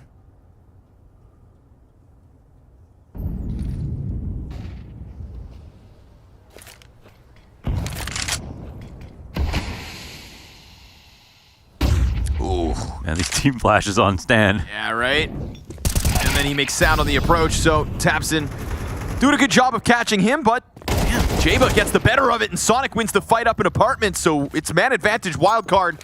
Despite... Oh, man. Dude. The spray from Crimbo, the missed shot here from Hyped. Though, chasing, I like this. I respect you, Hyped. But they're going B. Might be able to catch him on the climb up from underground if he had popped up, but he doesn't. He doubles back to alt mid. Wow, that's tricky. Dude, Sonic's spidey senses tingled. What will Sonic do from this position? Just hold? Or come back at middle from the different angle? Like, he's thinking maybe somebody's flanked him middle.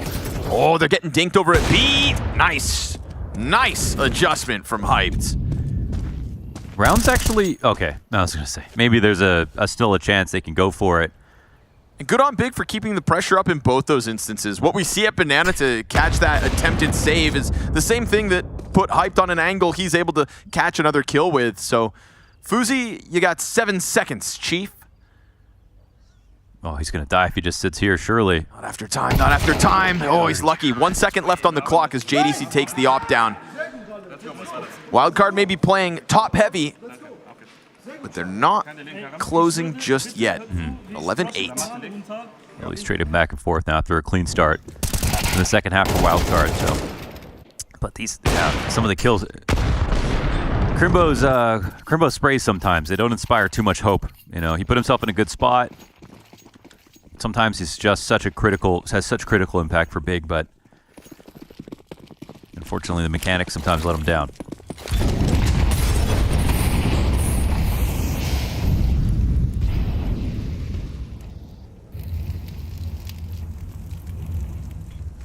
This is a fast play towards A. They don't really care about the bottom B take, so 2 CTs will be tied up for a second. Got the Opera running, sprinting into cover here. Library support, but it's Hyped with the first one. It's going to be a quick redirection into short instead. Crimbo, good chance to make something happen if needed. Right now, it's Hyped and QB. Hyped with the triple kill on the round. That op could serve up a problem for Wildcard if they don't respect it on the approach. Yeah, that's huge. The money is totally gone here for Wildcard, so a great chance for Big now to tie up and make this 11-11. We'll see.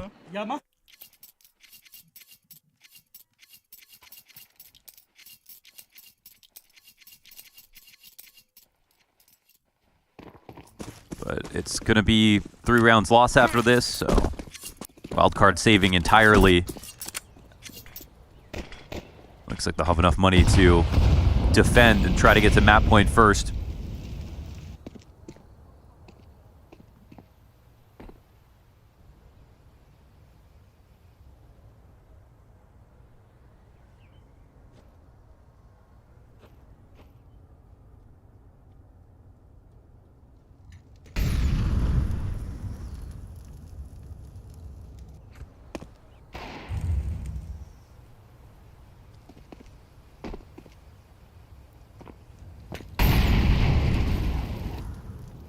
Letting Hyped take that first angle. You hear a bunch of jostling going around in middle, but it's just impossible to get anything done here for Wildcard. So wait out the smokes. We'll see what's given over for free. Yeah, just a ton of utility left. Nothing special going into this round. They still got brackets. Big don't have any reason to move. I think a round like this is actually one of the best instances of this new utility HUD ESL has brought to the table for 2025. Like, seeing how many grenades have been utilized by the defense. Yeah. You rack up the cost, and, you know, considering all you bought was a Desert Eagle, you've at least burned through that much. They're going to run through this. Run boost Glock. As the flash goes down, stuns them for a second. Another flash from Coffin. No kill, though. Kill would have been real nice. Stanislaw will find 2 in the end. That's not supposed to happen. Yeah, that is both B players. Bomb plants will be impossible. So many players on site. Try to face him. He would have loved a 3rd frag, but 2 kills with a Glock. Not bad. It's double digits all. Big, all the money in the world to buy to the very end of this half. Pressure on Wildcard to close this. So they take their 3rd and final tactical timeout of regulation. When we look back on the first half again, we saw the massive kill disparity. We saw Wildcard winning all the rifles they're supposed to, but actually getting ecoed a lot. And again, numerically, that's all that matters for Big. Doesn't matter how many kills they have, how many rounds they have on the board is the key part. And to give Big a lot of credit here, they survived losing a second pistol, losing the following conversions, and still coming back. T-side can definitely be favorable for a lot of teams, but the adjustments have been good. Hyped is now online. And the op difference wasn't there on Ancient, but they just got so destroyed it didn't matter. Like, Fuzi didn't even have to do anything.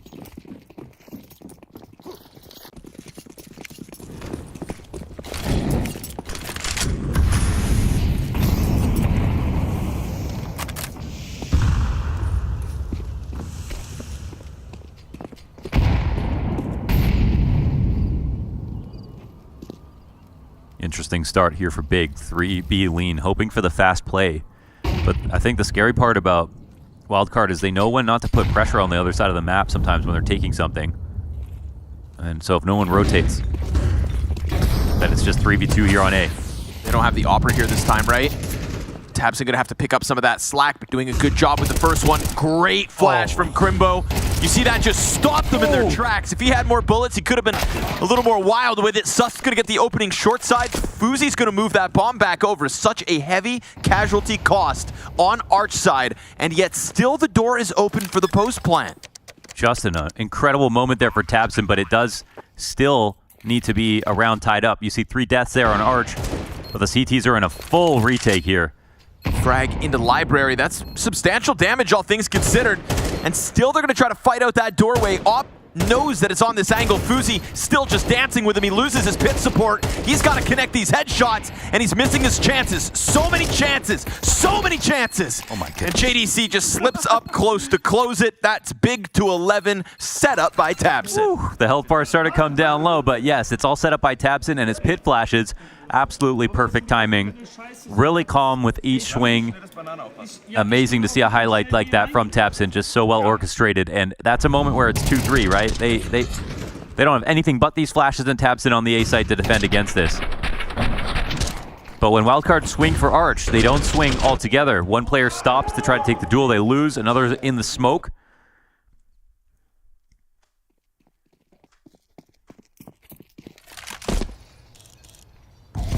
And that has earned them a great spot. Half-buy situation for Wildcard. Not going all in to secure the OT. Flash forward, fall back. tabseN right here on Wildcard's side of the half wall. That's crazy. Ooh, they're going to push in. Nicely held here from tabseN. Rattles off. Ooh, the full mag does a ton of damage. And JDC's fire will finish off Fuzi. Now, you do have one up close on the wall. Follow-up util coming out from Wildcard, but they do not get the opening they would hope for. Someone could walk into Hyped right here. Stanislaw looks like he needs to make a lead. Depends if his team's going to come back, but they have not seen Hyped on B. He's smartly suspicious of it.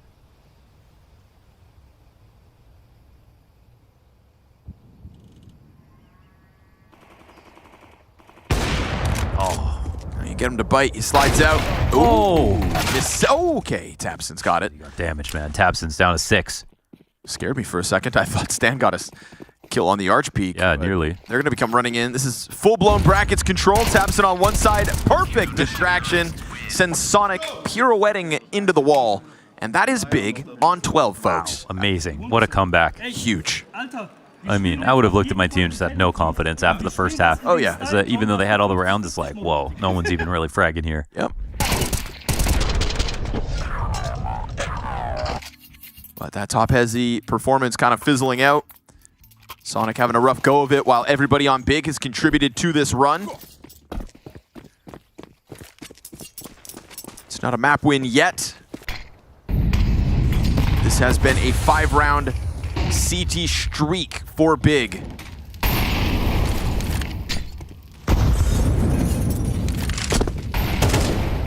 Again, trying to be disruptive on Banana, looking to deal Jaba death before he gets a chance to fire back, and even on a quarter HP, he'll get the 1, but it's all he gets. The utility fight favoring Big here. 4v3 advantage after it all fizzles out. And we've got 2 defenders dedicated to the site with the smoke up. Minute 15, Stanislaw doing what he can to try to keep Big on their toes and to keep this 2-2 split. If you can get this defense to kernel up, then group up, it's technically man advantage that Wildcard could still throw at big. But they themselves remain split. Flash to try and challenge short. Hyped eats it. Player slides out. Hype's going to come clear this, but he's missed his timing. Yeah, Stanislaw can wait, but it's hard for Stanislaw to scale in the spot. His teammate could just die. Comes back. Oh, great damage. Default box. And he's still going to be cautious. You know Stan will be nervous about Hyped in pit, so he doesn't give him anything to fire at, but they've lost track of it, and Hype misses his one chance at getting an easy kill. Now the pressure's on. The rotate's coming over. Stan able to double down on the entry. It's overtime looking likely with a 3v2 post plants. Oh, man, they really want to make this retake happen. That was such a critical miss out of Hyped. You'd think Stapson has been sharp.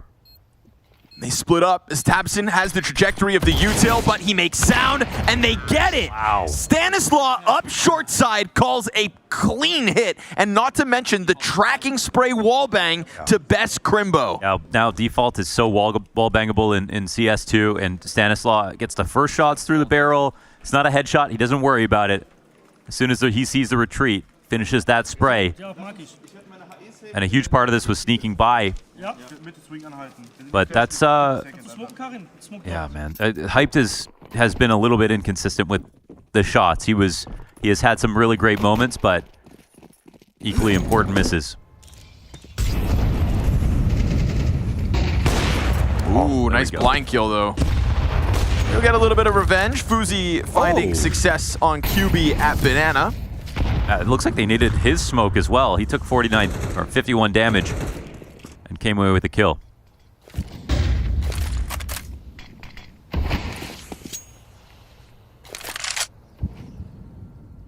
Oh, they have to respect this. You see the moto smoke come down. They've seen some arch wraps take place. Now there's quite a narrow timing here for Wildcard to exec without any rotations coming in. Hyped front of sight. Exposed to this. Hype cannot afford a miss, but they surely don't know he's here.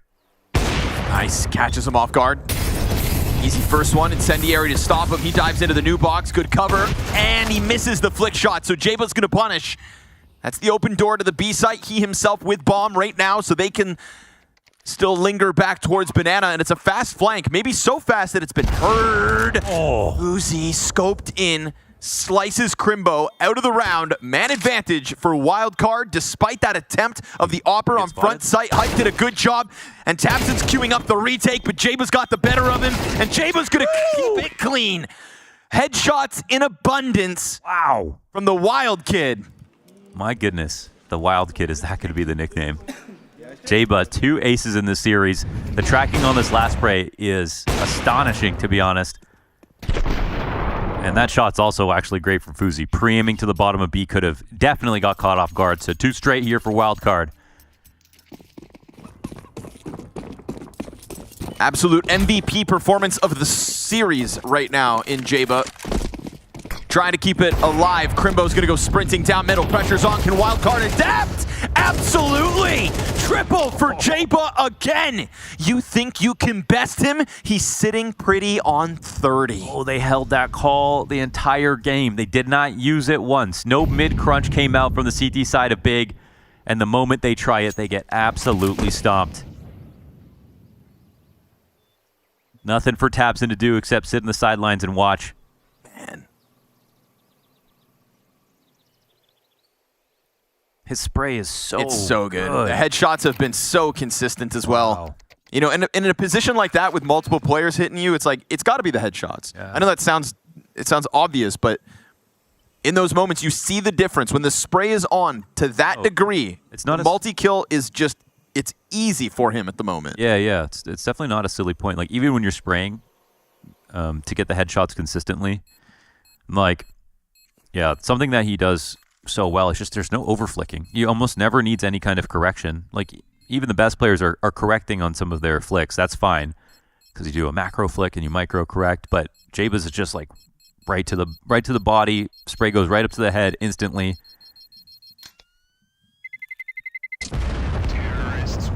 And he's not the #1 player in the world, but it's something that I also appreciate when we get to watch Donk, that you'll see him 7, 8, 10 bullets into a spray and still just like corrected to the headshot. Like, Donk has 100% the best spray in the world. That's 100%.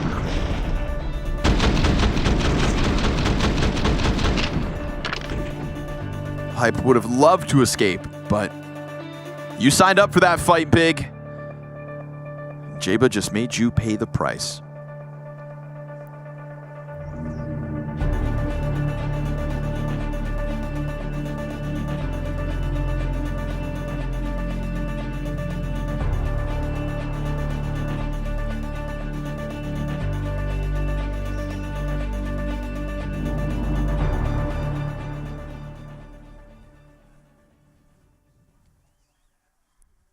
What's the call going to be here for Big? Another CT round.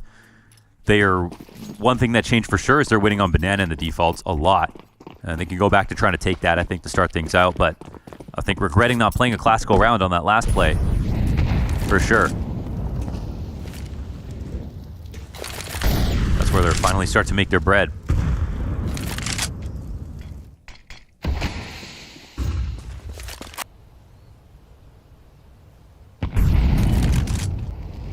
They don't want to be the guy that wear the same pair of jeans every single day. Just to be comfortable.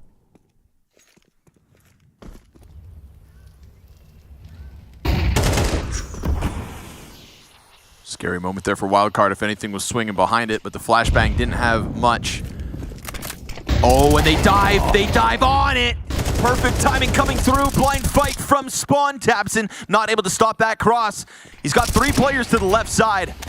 They'll give themselves a smoke to work their way through. Great response in terms of timing there from Wildcard. Be careful. Very awkward for Tabson as he dances in a sea of flames. Bomb being planted behind the fountain pillar. It is safety for Stanislaw. Boozy gets Crimbo off of the jump up. Reads that one like a book. And even despite the low health of 2 of the 4 Wildcard players, this is the hands being forced by Big into the retake. Sonic wastes no time, and Wildcard sweep T-side OT. And they survived it all, man. It sucks that we saw that comeback from Big in the last quarter of the game. You would have never anticipated they could pull that off. So that's nice for them, but if this was map 1, I think that'd be more valuable. Now it's just death's doorstep in the series. There's a series you walk into and you go, okay, I know Wildcard are good. They're here in Europe. They're practicing. They had a better Shanghai Major run than we did. You know, but we still expect to beat them at this next event. But the reality is Wildcard are good. And they did not let up. Wildcard are good and Jeba is great. 31 frags in map 2. 21 frags back on the opening game of Ancient. And Sonic is going to keep the pressure on Big from start to finish. This round has been costly as they attempt to approach the Banana. It is 27 health for Hyped and Tabson combined. You have lost the utility fight. You have lost a player in JDC. You have lost your map pick to begin the series. And overtime could be a total blowout for Big. They disengage from Banana. Sucks to leave with nothing after all that. So close to engagements. Okay, maybe not. We do have sus low in this spot. It'll have to be a great exec. Sonic still hanging on to an incendiary. CT still have mid control though where the smokes go down. Timing. You catch that low coffin player. Molotov's gonna burn out. Molly helps, buys a lot of time. Yep. 2 players too low to push through. He tries to reposition. Sonic man, that was didn't a have the little greedy. timing. Yeah, that was a little greedy. Not afforded that reposition at all. So now Fuzi, Stan, and Jeba on the recovery, but they don't anticipate this. And that's gonna be an easy pickup for Tabson. There's a second CT to come from Banana. First round of this CT side from Wildcard. They could still take a look at this. Odds are against them, but the health is so low for the T's. Now the 3 remaining players are so low, and a continuation spray from Jeba as Tabson tries to jump up and ends up taking a shot, but Hype catches the arm of Stan. And now Jeba's gonna have to finish this off on his own, and he won't. It is Hyped clean with the op. The post plant bodes well. And an egregious reposition from Sonic left that bomb site open. Yeah. I mean, wanting to go back to Emo, I would have been unexpected, I think, if he got there, and he could have delayed maybe for a little longer, but like, you know, very few seconds more, really. Any more utility in that spot would have done him more favors. And if he had a teammate to flash the CT, he could have played a bit more actively. But I felt like going quad was just the safer, easier option. But the molly worked. Took a second for them to actually come through. But the timings were mismanaged. Another excellent grenade to start off this round for Wildcard. Ooh, offer taken off the boost. Missed. Sonic gonna get that 5v4. Good flashbang. JDC able to win the fight. We've still got 2 defenders here. Third, in fact, with Fuzi.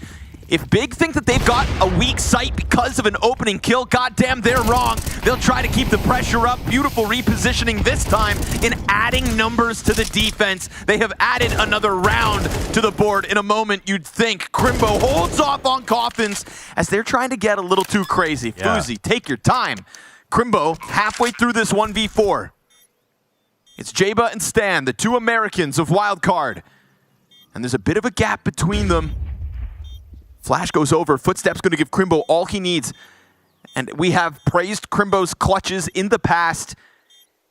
He is on the brink of queuing up another to keep Big in this series. No smoke to work decision. with. Beautiful walk around through Jaba's church. not going to molly behind him. Surely he has a chance to clip off one. Oh, they do have a smoke. They look. They do look. The fountain player looked. Oh, and he gets the spam through. That smoke on top of bomb causes panic. Crimbo, so close. But that is a big loss in a best of 3 put forth by the boys on Wildcard. Jaba starting 2025 with a star-studded performance. It's turning more heads, man. And like their whole goal is to show that it's not just Shanghai that they have behind them, that they're more than that. Kato, the perfect place to do this here for Wildcard. The practice is paying off, and I'm excited to see how much better they can get. And honestly, because of Shanghai, if they can make a real run here at Kato.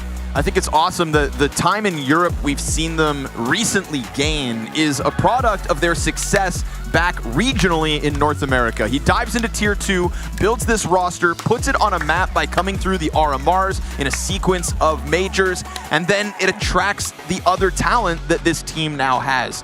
Now you're boot camping in Europe. Now you're getting more reps. Now you're upsetting versus European teams more regularly. And this is just, you know, Stan recreating his own success. Taking a setback and running with it. And fighting Jaba, the star of NA and the star of this series. We've got James with an interview with the kid. I like what you're saying there, Scrawny. It might be the star of NA right now, because that was one star-studded performance. You were just feeling it, fragging out? I don't know. I woke up today, I ate food, ate some good food. Okay. And I just felt good, confident. Some good food? Who's telling you to have some good food? What would you go for as your opening food of the day? I didn't have breakfast, but for lunch, turkey, potatoes, and banana. So, good. This feels like a Stan thing of getting you to eat healthy. Yeah, definitely. I thought that would be the case. Now, you wrapped up a whopping 1.8 rating across this series. Obviously, we saw you at the Shanghai Major. There was moments of this, but this was another level. I know it's one game, but something changed? I don't think anything changed. We've just been grinding a lot in Europe. I'm just trying to find my confidence, and I'm just believing in myself and my teammates to play how I usually do, not letting the pressure of any game get to me and not going for any plays and just believing in myself. When you talk about not letting the pressure get to you, how much did going through your first major, the way you guys did at Shanghai and how you performed there, kind of lead you up into feeling better coming into this season?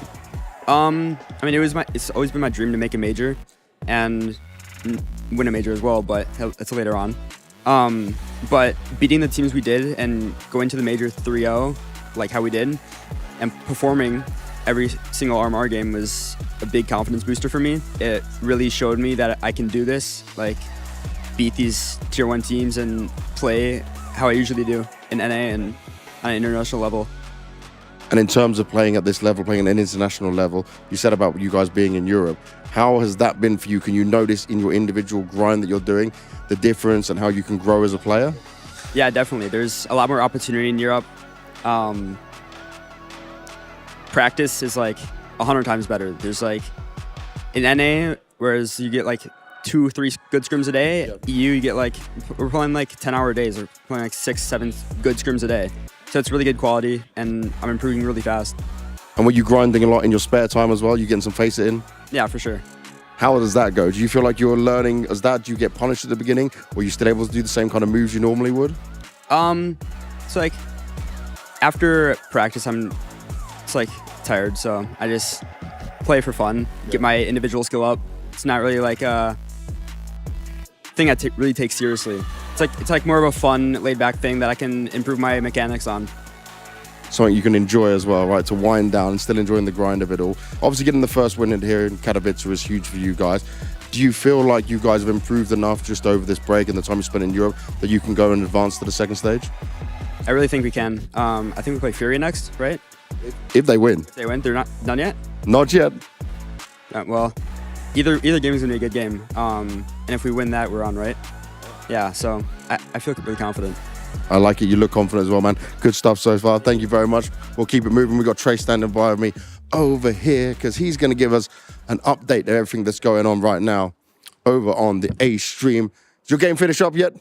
No, actually, in a bizarre turn of events, it's actually turned all around on its head. Yeah, that's right. It's Imperial female versus that of Furia. That's going over to the A stream. And quite the game so far, right? We did have a little bit of a tech pause getting into it, as to be expected. It is day one.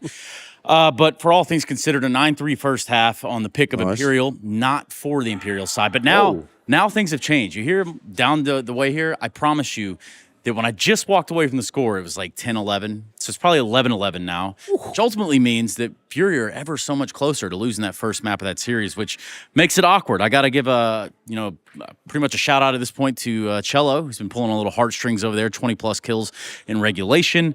And a little bit further than that, it is nice to see Imperial come alive on their CT side. Well, let's see if an Imperial can close this out. Let's get into the game.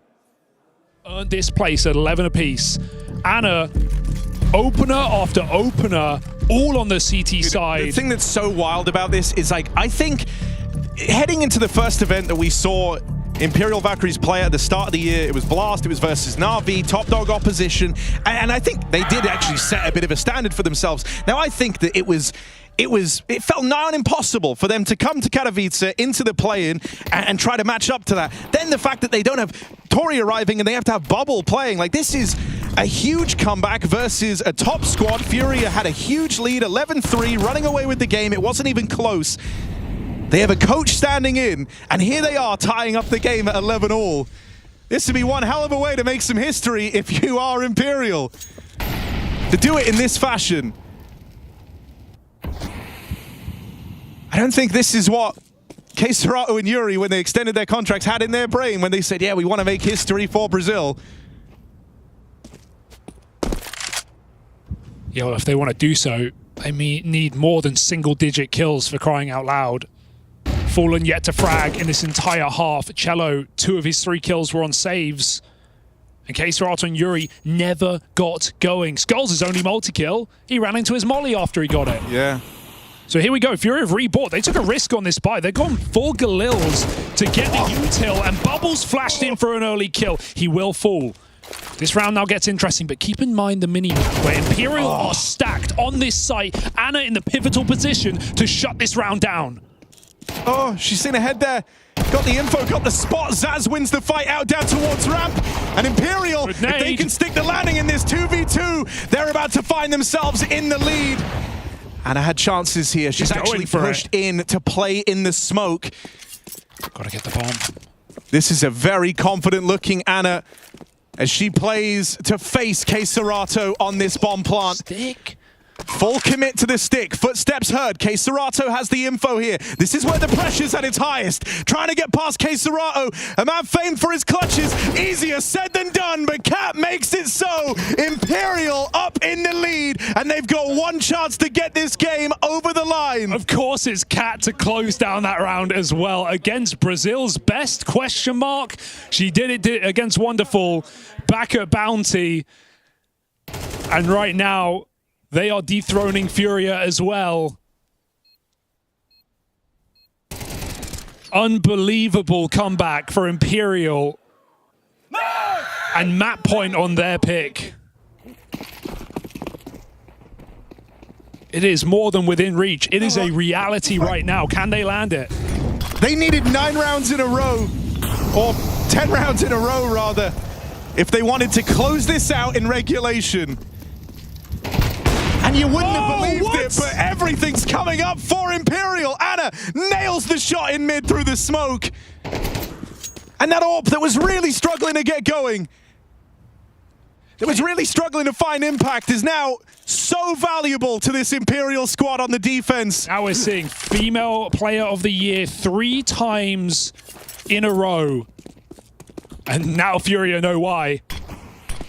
Putting on a clinic here in the A site. Even K-Serato's B-Lux have been nerfed all half by Kat with her util, with her positions. And he's down to 50. He failed his B attempt. He's gone back around the world. They're grouping for an A hit. This is the last chance for Furia. If they don't win from a player down, this is Imperial taking a map in this series for the first time in history. Now Imperial are making the wrong gamble here. They've moved the AWP away. They're going to have to play retake. Furia show their hand. That's a bomb spotted. The players can start scrambling now over the other side of the map as 23 is boxed in. Furia get ever closer. 23 has been such a good buffer stop in these A hits. She's been incredibly consistent, especially at finding these kills over in Palace. But this round is going to be really tough for her. Boxed in this corner. Staying alive at least buys time for the rotates. There's spam damage connecting at Azaz, but it's not enough to stop the plant. This is going to end with a retake. We either get flushed into extra time, overtime on the cards, or Imperial pull this game back. They lose the first 2 in. Bubble with a key trade, 3 on 3. Oh, 23 can't land the shot. It's all eyes on Anna. Half health gone, and Skulls will seal the deal. Furia, it takes them an eternity, but they finally come up with the goods and lock in an overtime versus the Valkyries. All right, Imperial can brush it off, right? They're the ones who pulled the comeback. They're the one who took the pressure off their back. For Furia, it just reignites. Finally, we get impact from Fallen late in the last couple of rounds after a silent T-side.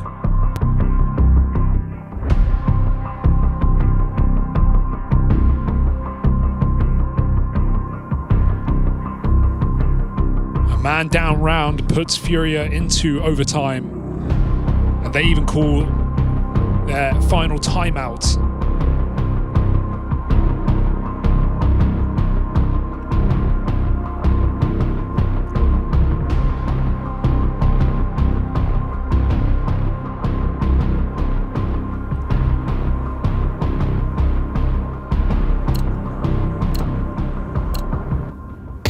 This is what it's all been for. And in a few minutes' time, we'll know who gets to lock in at Mirage. Move ahead, a map up in this series. Furia, from that 11-3 lead, have scraped by into overtime, and now they're looking to completely change the pace of this game. K-Serato immediately runs it through the B site. Look at all these people in behind him. The rest of Furia all there, looking to link up with K-Serato. Cat will not go down easy. She's in trouble. There's support on its way over as Zaz joins the fray, but not for long. There's that fallen AWP. 23 is a long way away from being involved in this round, and so Anna, armed with her trusty AWP, is hoping these smokes fade soon enough and that she can get involved. 23 now faces the same fate over on short, and just nothing's being left open to this AWP. There's been no chances for Anna to get involved. Yeah, got to save it might just be the right call. Bit of pill to swallow after the insane comeback you were on, but Furia managed to break through that B defense for the first time in a long time. Yeah, nice to see K-Serato actually set up for a change. Sure, like he should be able to get away with value on B-Lurks, but he's been going on his own every time. This round, it's a lot more fluid. Furia gets smoke in for him, then they flash him late out of apps, and they're able to play off him there with an entry. So Kat's position gets made very vulnerable. As is Anna's on this save. Oh, she can't get away with the AWP.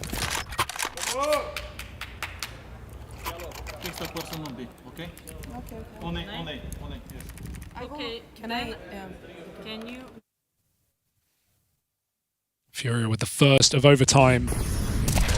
Finally trying to figure out this T side.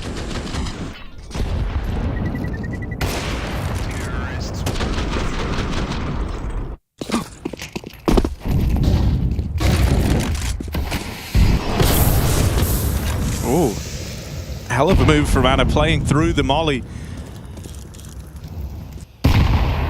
No success this time around, though, as Fury are a bit more cautious about middle. They've been burned many a time by the Ana AWP.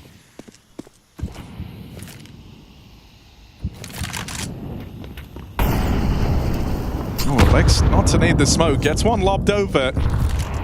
Just a second or two early as Cello was about to swing out mid. It's clear that Ana is feeling very hungry to get involved on this AWP, though, with how this round has started. At a certain point, they're not giving it away, so she's got to pick a position and stick to it. It's going to be triple with a lot of support on this A site. So Imperial setup looking pretty nice right now, but the bomb and middle options are still open for Furia. They don't have to commit on their initial volley. Will Bubble give away an entry here? Skulls is tucked in, looking for this kill. Bubble gets an opener. Yuri trades. That might beckon them in. Kind of a wild swing from Bubble. Gets out with one. Here's the triple con split out of Furia. Can they get past Zaz? Holds the line with the first. K Serato, an important trade. They still have this AWP and 23 floating around under Palace left to worry about, though. They're going to flush her out. They've got to move past this AWP. And Ana, that was the chance she was going to get to turn the tide of this round, but it sails on past them. Don't need to save this. You may as well give it a go. You got the money anyway. Goes through, playing off the flash, but can't get her bearings on K Serato, and there's Fallen holding the line. Ana's AWP is locked out. Furia chained together 2 in overtime. I like the change for Furia, going for a lot later on the mid take. They know how much util Imperial have been using to get mid control early, right? All the nades to break window smokes, all the flashes for Bubble to swing off Cat. And as they burn everything early in the round, Furia then come very late with a triple con split, and it's a lot to ask for Zaz to get multiple kills there. Ana's not given the entry out ramp, and Furia overwhelm A. Back-to-back rounds now in OT, so Imperial try and pull a trick out. Double under drop fast. This isn't something that Furia have had to worry about in this game yet. This could get really nice backstab timing. It's the first time K Serato's not started here in a long time. So as long as they can block and live for a little bit of time, Zaz is behind enemy lines. This is really heads up from Zaz. Or Cello, though. Why is he ready for this? It's so quiet. Zaz won't go too far. Oh, no! Oh, my God, wait! This is so wild! Ana's now been spotted down in lower. Will that get them to check behind one more time? Zaz, hot on their heels with this backstab. Wrong way, though. She's going A. Still might be good in the late round, but don't worry about it now. It's Ana in the middle of the action. The nade's coming down on connector. Cello's going to creep through. Needs to hit this, tries her hand at the no-scope, but she will live to tell the tale, and there's support from Cat. There's still this lurk at large on Zaz, in with this backstab. That's going to come in a little bit later. You need the rest of Imperial to hold the line. 23 overran, and Cat can't hold on much longer. It's now all eyes on Zaz. This backstab has been a long time coming. Plant denied with 30 seconds left. They've entrusted this to Zaz in the clutch. Well, she failed him. Nades pulled. Caught in the open, but able to reposition. Zaz getting tricky with it. Up and over the smokes. Spotted now, but she's making this happen, and it's just Fallen left to beat. 2 most experienced players on either side of their rosters. Zaz versus Fallen. Nade on the smoke. She plays right through it. Zaz turns up with a 1v3 to give Imperial their only round on this CT side of overtime. That's an unbelievable clutch that Furia give away, and she absolutely robs from them. Just going back in non-stop every time. The way she played around Fallen's nade was perfect as well. Dude, that was like, in Fallen's mind, he's already got the nade out. He's thinking, I'm about to ruin her day. And he nades the smoke, and she's already pushed through it. That is relentless clutch. I mean, yeah, so confident. I'd love to see it. It's given them a chance. That's a rough way for this to start. The T side was so hard, Harry. Both teams having trouble. Furia break that in overtime, but now Imperial need to one-up it. And again, they have to do it from a 4v5.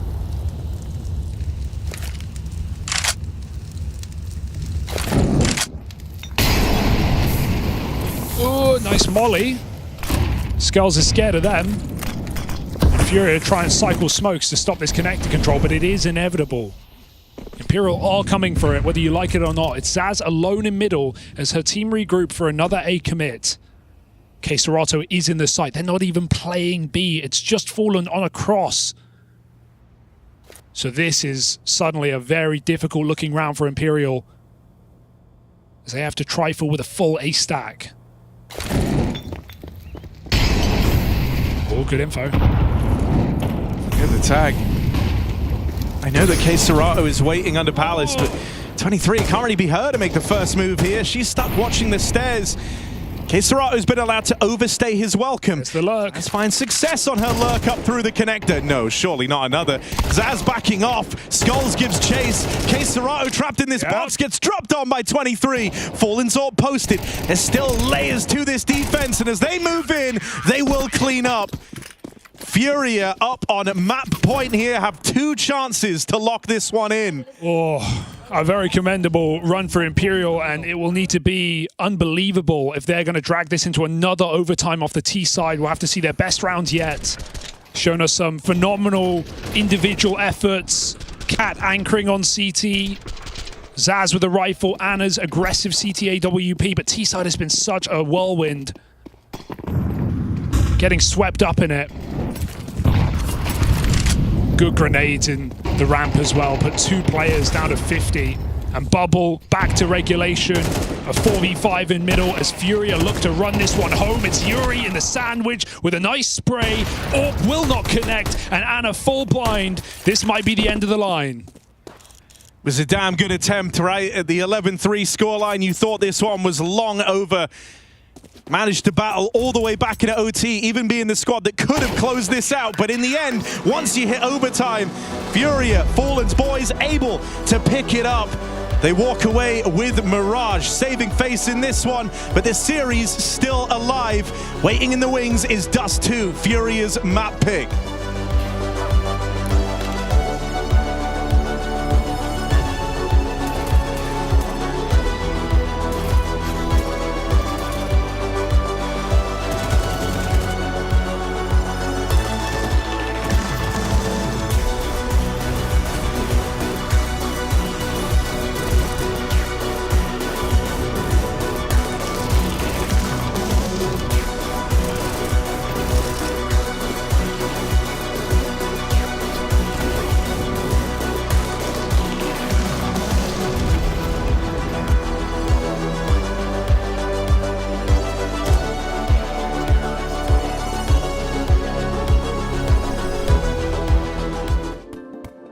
Hi, it's Bob with Face It. The official broadcast is better than ever on Face It Watch. Yep, that's right. Switch it up with the POV selector. 4 angles, your choice. From the main broadcast to your favourite player's view.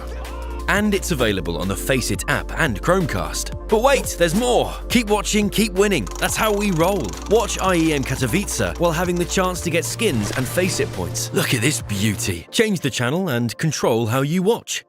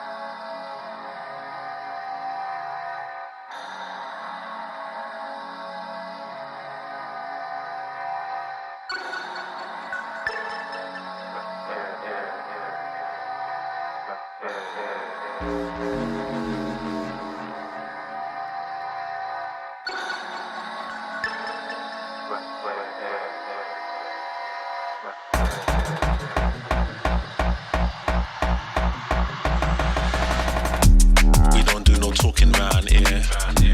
We don't play no games round here. We ain't never slipping round here. This another level, this one over here is very rare. We don't do no talking round here. We don't play no games round here. We ain't never slipping round here. This another level, this one over here is very rare. Ridden got with a stare. Bread was kinda short, but I was smelling like a millionaire. Claimed their opposition when we stepped in, they were running scared. Man, we're louding up the atmosphere. Too much chatty, too much catty. I just lit a fatty and it came from Cali. I'm already here. I was in the clouds, I don't ever take the stairs. We don't do no talking round here. We don't play no games round here. We ain't never slipping round here. This another level, this one over here is very rare. We don't do no talking round here. We don't play no games round here. We ain't never slipping round here. This another level, this one over here is very rare. This another level, this one over here is very rare.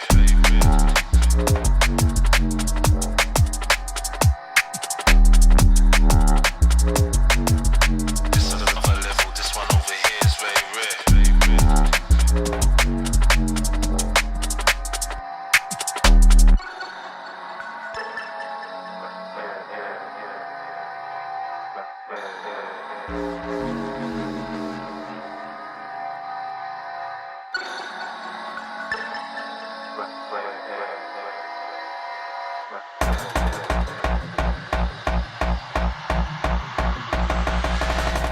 I was in the corner sweating till the lights came. Man, don't ever sleep, step out on this night train. Right brain, man will blow your mind like a migraine. I was busting up these spots, pulling something out my socks. Man was shuffling out of blocks, phone and vibrate. I don't need to talk to Frank, I did it my way. Never slipping, never tripping, never violate. We don't gas around here, we on a higher rate. We don't do no talking round here. We don't play no games round here. We ain't never slipping round here. This another level, this one over here is very rare. We don't do no talking round here. We don't play no games round here. We ain't never slipping round here. This another level, this one over here is very rare.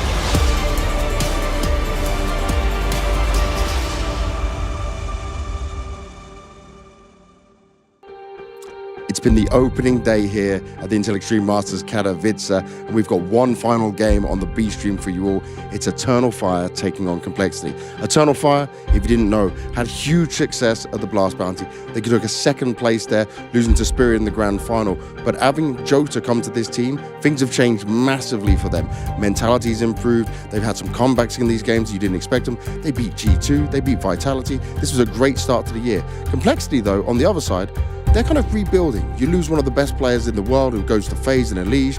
You now have two rookies coming and they have to learn their ropes again. They've got tough fights ahead of them. But let's find out more from JT to understand how they're going to try and make this work. Big changes for Complexity coming into the 2025 season. And JT, I just got to ask you, adding two new players and also losing Elige, how is it to go through this?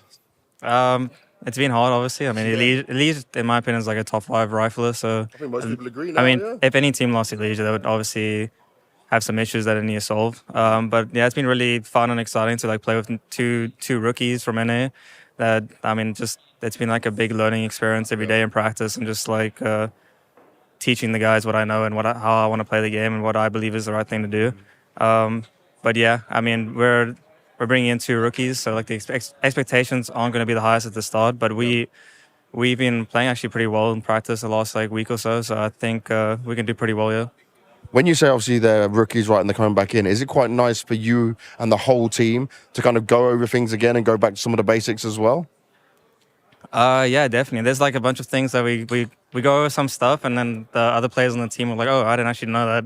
Well, I didn't know you wanted us to do it like that. Yeah, so it's like instead of focusing on like the advanced things, we're just focusing on the basics. And I mean, if we can get the basics right, usually teams can do really well. So I think actually it's been a pretty good experience to like focus on the small things and the basics, that the fundamentals of the team basically.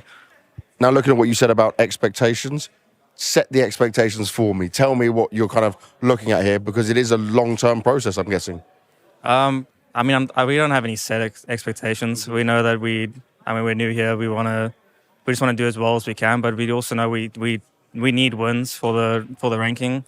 Our points are dropping really fast with how the system works, so we need to have at least like a few wins here and a few wins in our next tournament. So no expectations, but we're gonna take it game by game, and I think like against any team we have a good chance. We just need to stay focused and don't beat ourselves up if it doesn't work out straight away. I like that. Don't beat themselves up. Let's see what happens when they get in the server. But for sure, this new complexity with rookies is very interesting to see. I think that those expectations are very realistic being set here with JT. It's not one rookie that's, a lights out stat monster. Like, going from Jaba, I think, to bringing in Nyx and 60 is kind of like, they're not Jaba is sort of the tale in North America, right? It's a team that can become greater, that for sure, but it is definitely going to take an onboarding process, no doubt, and up against, what is the moment, the best Eternal Fire we've ever seen.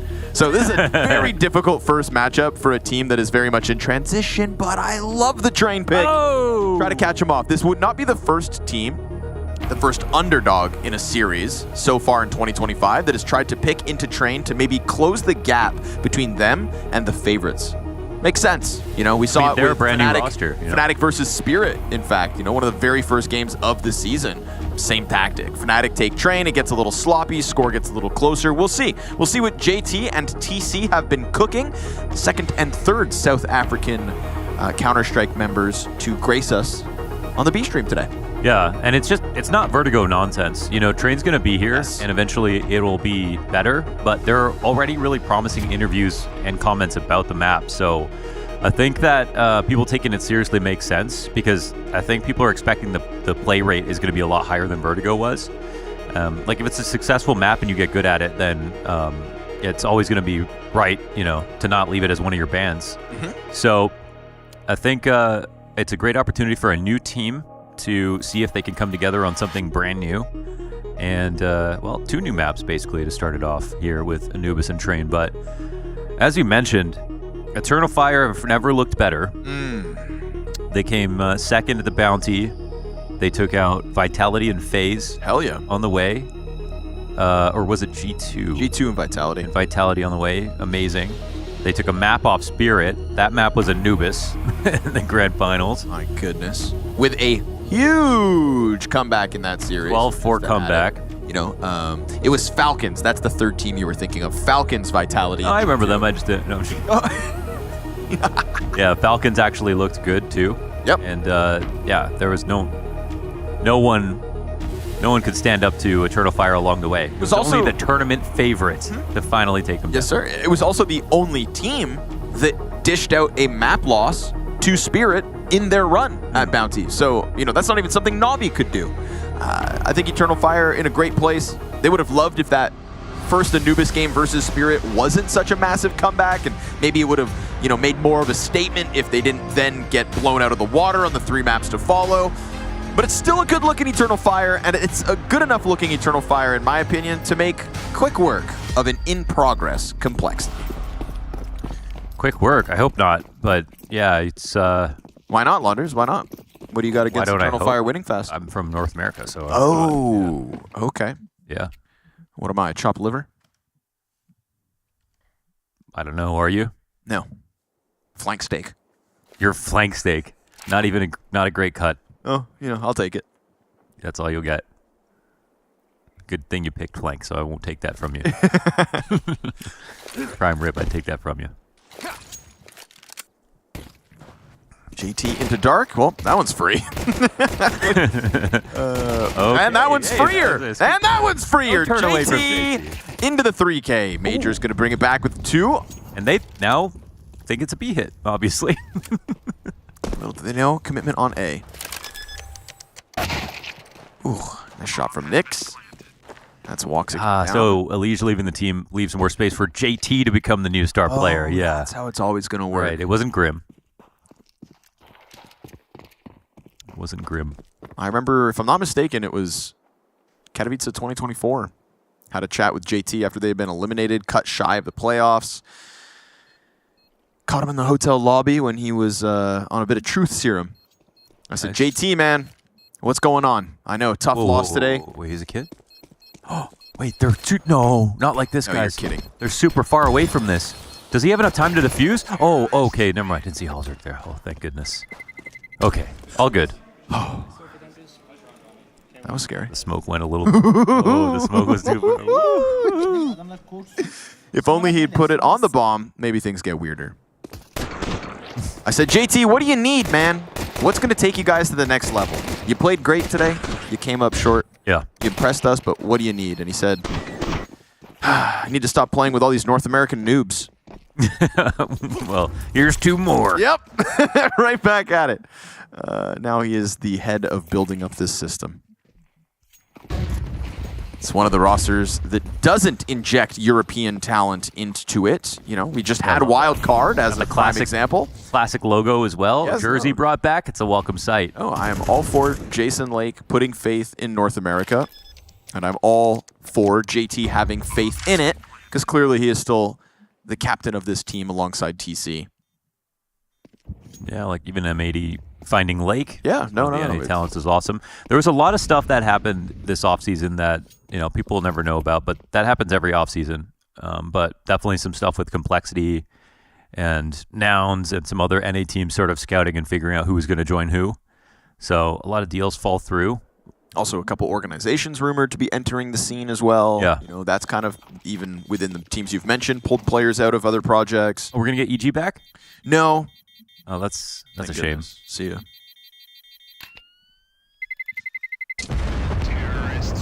Came back would be fun. Just don't buy 5 teams. Yeah. And maybe pay them an amount of money you can afford. Ooh, membrane keyboard. One of the few rare gamers. Is that a membrane keyboard? So that's the. Are you Flat sure keys. it is? Flat keys? Okay. That's what I call a membrane keyboard. I mean, there were. Okay. There's a couple of KZ players from 1.6 and in CS Go and CS2. They still use membrane, but there's like 2 or 3. Yeah. Complexity convert with the pistol. We get this MP9 buy, man. We've been seeing this from Eternal Fire. Just emphasizing MP9s, jumping Grim Mac 10. Why didn't he stop jumping? Because it's Grim. He's flying to the sky. Wakadia fast on the flank. MP9 at this distance will soon not work. But for now, we play on the previous patch. And they try to bully their way through that, but they kind of underrated the aim from Complexity, and they had good guns from a distance too. So where are you going? Major's all alone.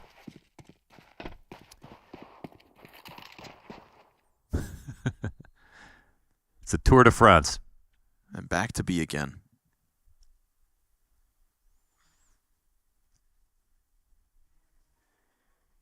Man, Complexity haven't moved a muscle. We got the perfect cinematic for this.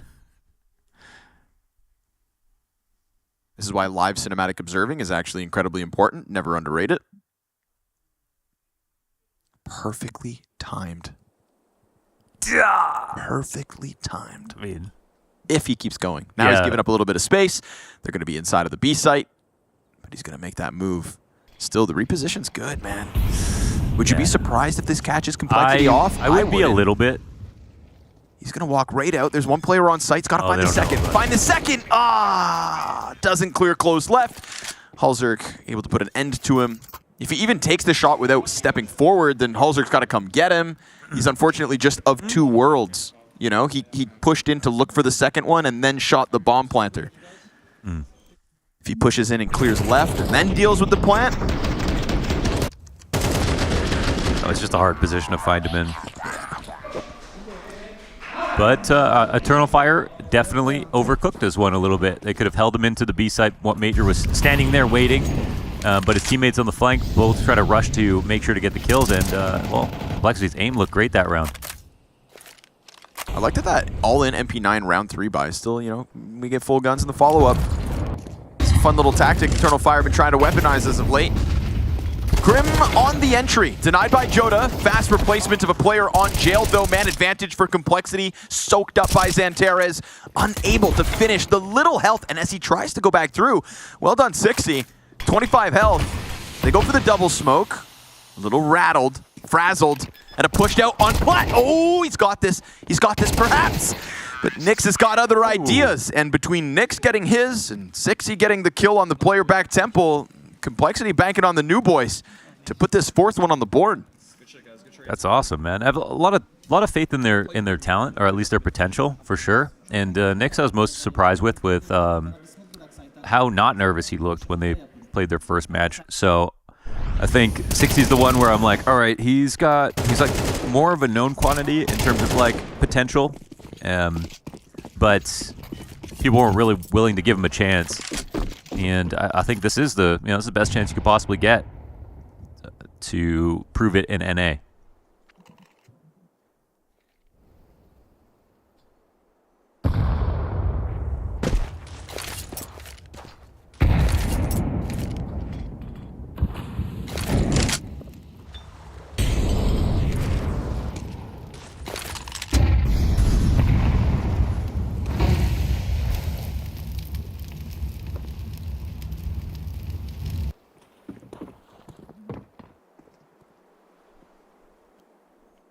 I mean, even Halzerk, you can't name 5 guys more North American than Halzerk. Yeah, jumping shot from Xantares, going to deal with 60. Down goes the door control.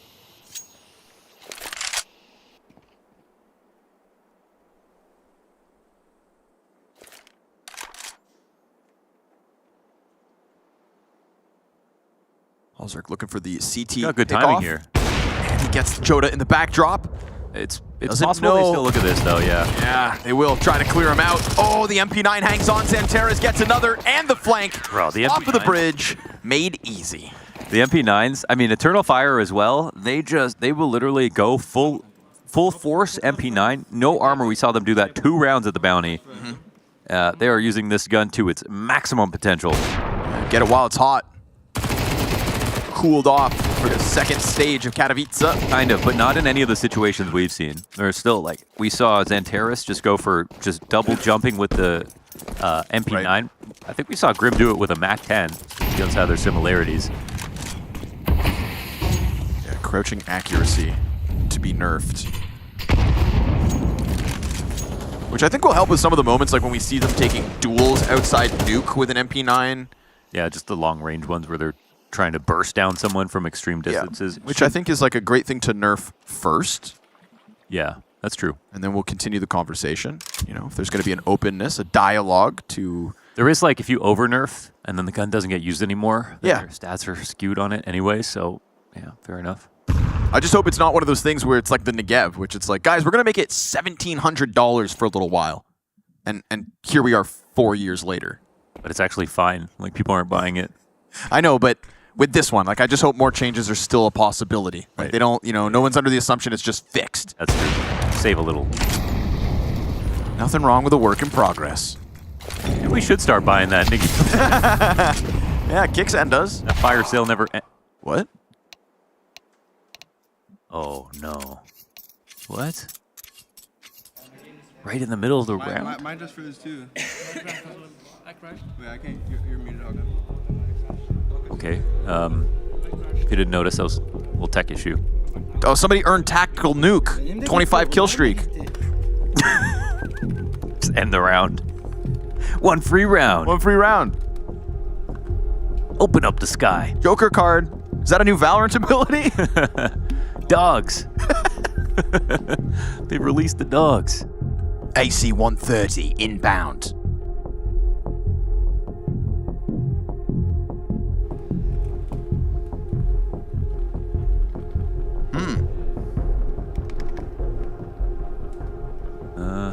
Yeah. Well, at least I have no idea who's going to win that round. You'll never know. I'll never know. No one will. You'll never know.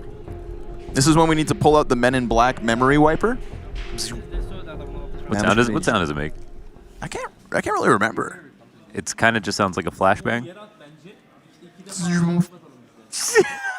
something like that. Yeah, I could feel that. I just always really resonated with those little lizard aliens. You did? Like in the sense of... Yeah, we have the same build. Built like a lizard alien from Men in Black. You know the ones. I'd be Will Smith. They hang out in groups of 6. Looks like the talent green room. So I'm the funny one.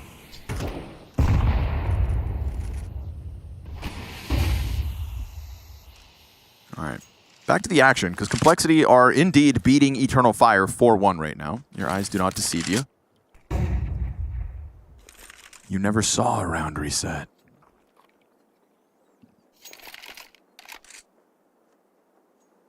At least they're going to try the same thing again. This time, but make it good. Oh, that good enough for you? Yeah. Looks like I was waiting for that. Had to be a pre-fire. Santera's going to turn away the mid play. 60's not been having too much fun over there, man. The pressure's been up. The resistance is in position. Time and time again. But he'll keep dancing with Xantares, a well-armed Xantares. Crazy, this going back to A. Yeah, Katie is only... Great position. They've let this go unchecked. Xantares going to draw them. They wanted to hone in on the camera player. It's a one and done. JT peels away from it, bringing that bomb back over to the B site. Double kill from Halzerk now. Shooting hot. And Madger able to just slide up along the temple bricks. Bomb in tow on Dark. Smoke actually gives Madger a chance to get past the long player, and that almost lined up bodies for him. Halzerk barely standing at the moment, but it's a disengagement here from Xantares, and Complexity rock that boat back. The bomb all the way from being solo A into the B site, thanks to Halzerk off the double entry, and Complexity go up 5-1. We gotta watch that again because Voxic's on a fine angle for, like, you know, somebody peeking into it, but I swear Halzerk has to quite literally pre-fire. It's not that it's a hard pre-fire, it's just that he knows he has to do it. Because otherwise, Voxic's quick. Solid start for Halzerk, 7-2. You take those. Terrorists win. Well, I ran away. Like they knew I ran. So it's, Can I get an AK?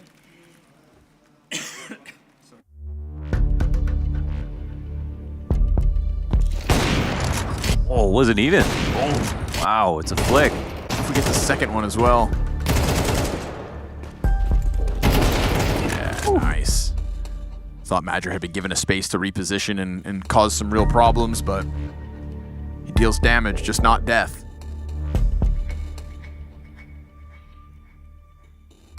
Well, Eternal Fire off to a quieter start, Mohan, to an Anubis map. Not too used to this one. Definitely not. But we are used to comebacks.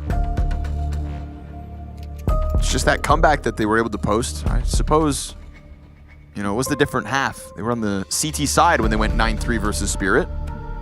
True. That won't be happening again. JT and Halzerk, the longer standing members of Complexity. Piecing it together at the start of this best of 3. Gotta be careful, man. Everyone's super motivated. Beginning Kato. Oh, another find for Halzerk. Nice.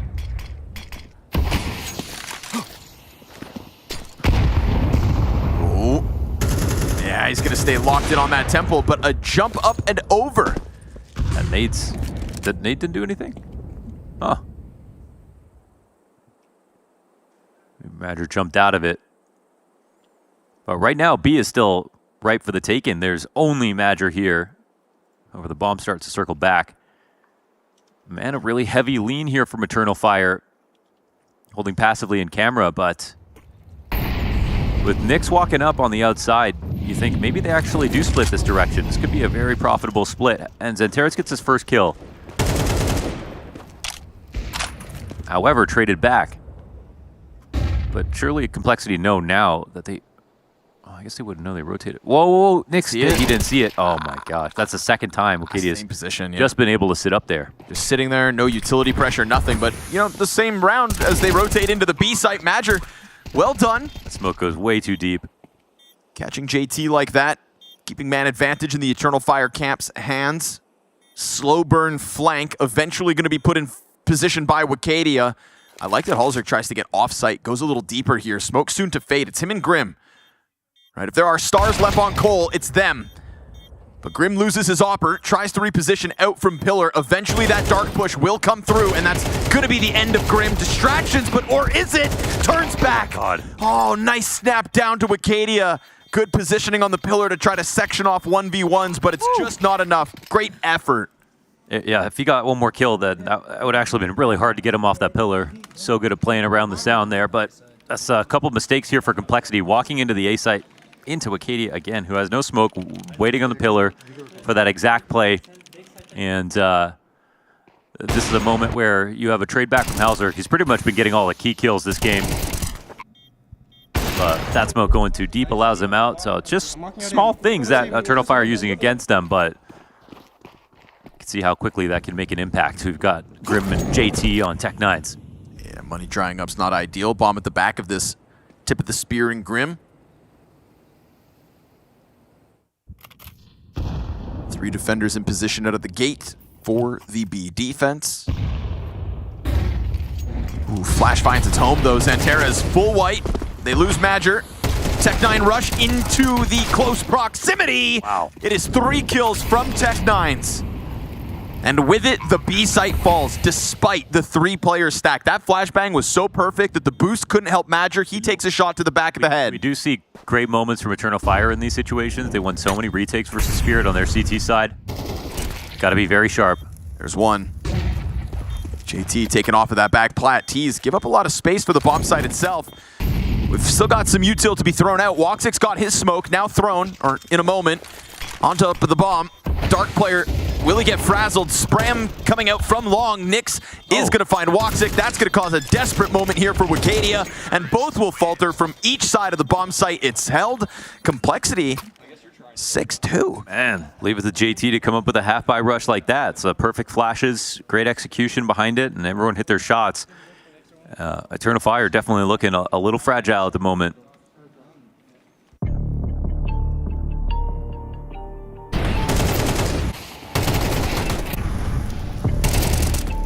But you said it was going to be an easy day for Eternal Fire, Connor. I did. I said it. I said it out loud. I said it for everybody to hear. The hell do I know?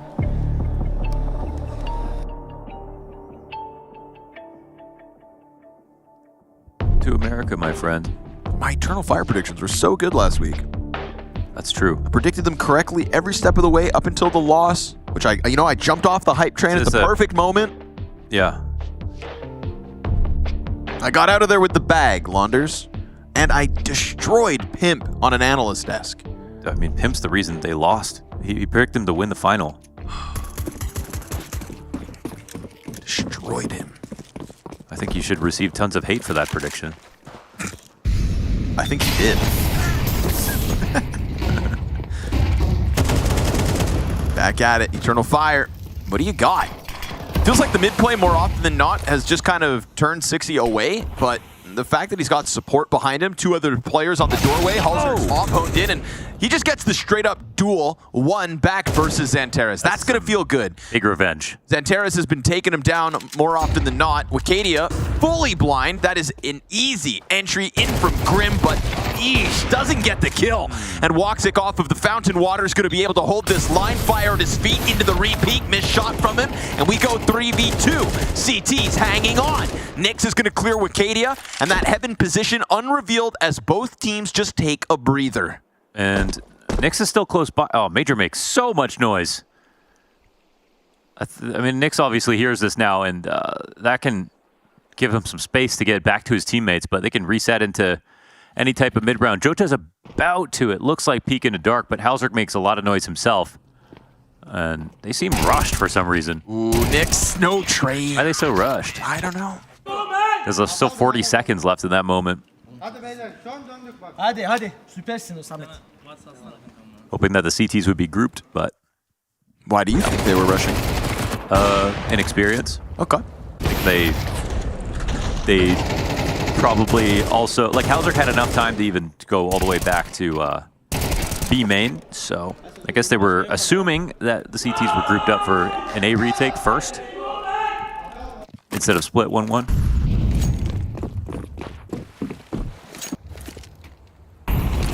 But you got a clock, use it. Time is a resource, just like utilities and ammo.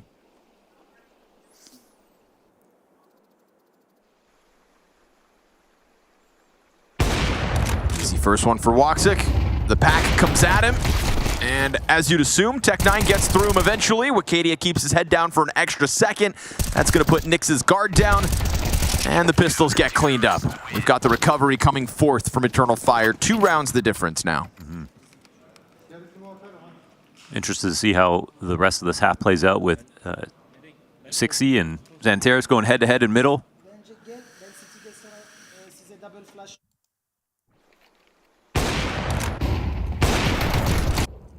Woxic and Wakadia getting so much value out of that position. Yeah. Maybe too much. I mean, yeah. You can always molly it.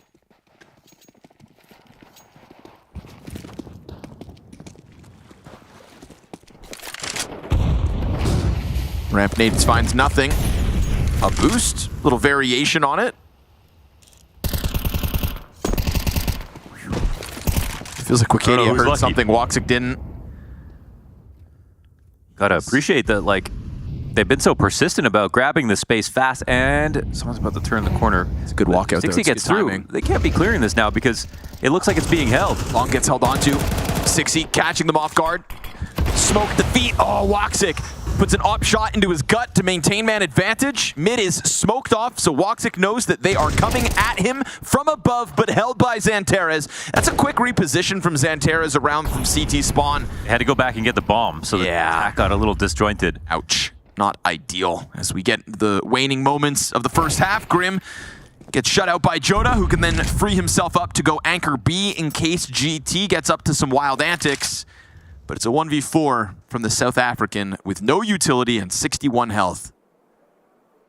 Defense stays majority here on A.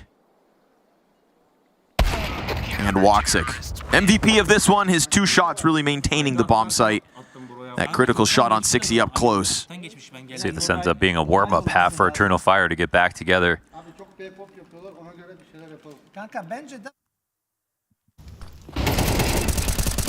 But I've been liking the set plays out of Complexity. I've been liking the flashbangs. I've been liking some of the mid takes, some of the mid rounding, late rounding stuff. It doesn't look like super organized, but that makes sense. JT in the interview obviously earlier said you gotta have expectations only so high with brand new players. Yeah, 2 rookies. Yeah, 2 rookies. Yeah.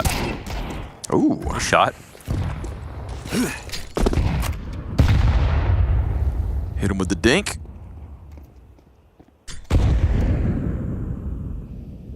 But, you know, these are the kinds of rounds that Complexity have been able to pull out of the hat. These close Tech9 rushes into the B hit.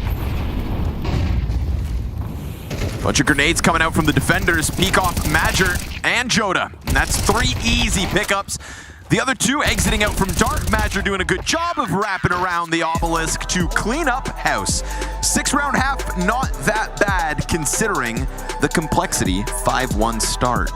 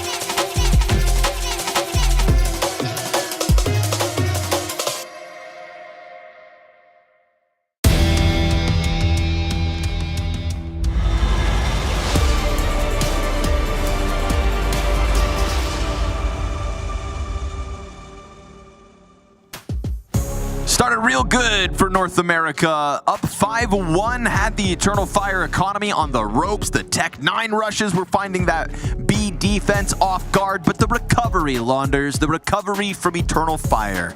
They stoked the ember into the smallest of flames.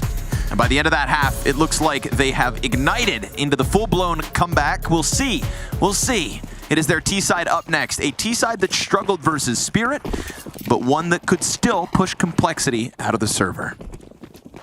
We have a lot of interviews that say, oh, we play this game with no pressure, and, you know, but sometimes it's just tier 1 players lying. But if Complexity said that about this game, I totally understand. They're just, you know, they're putting in their foundation blocks right now. In progress. In progress, yeah. And they already did some very good stuff and hit some clean shots as well. Look at this. They're not playing the A site, Mohan. Gonna test that JT retake. With no kit. No kit, actually. Wait, that's a crazy setup to play with no kit. Oh, and they don't even know because they haven't heard anything yet that it's the other side of the map. Guys? What? Excuse me? In progress. No. They're actually saving? No, it's just in progress. They were literally playing to save if it was the other site? I'm sorry, what? They just really thought it was going to come to B site. No pressure. No pressure. In progress. I would love to know what happened this round. Sure. But there's no... Someone inexperienced might watch this and go, yeah, they, you know, this is all part of the plan. No, it's not. It's not part of the plan. Part of the process. They made some real big mistake just now because you can play like a vacant site, but you have to be ready to retake in some way. And you can also still retake without the kit. It just depends on the tempo of your retake and where people are when it starts. But in this round, they didn't have anybody to even call an audible on the other side of the map, so they had no idea until after the bomb went down.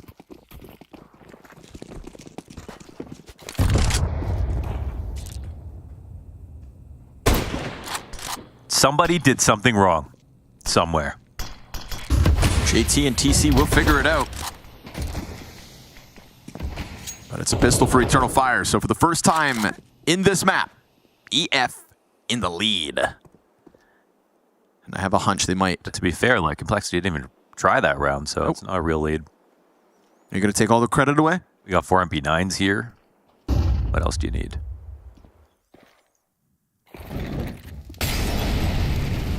Still a couple pieces of util between JT and Nyx.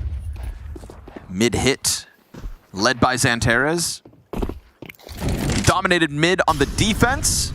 And it looks like it's going to be him versus 60 again. As cameras being held by the double MP9, we see that tempo rotation starting to get into position. 60 gets the jump on Xantares, can't manage the frag, and the support system in place to keep all 5 Eternal Fire players alive for now. Open door, of course, for Bomb to push out a main.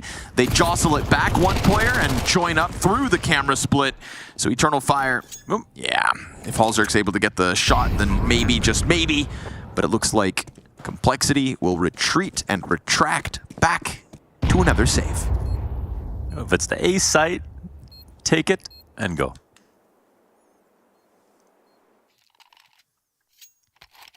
But for real, good adjustment there from Xantares.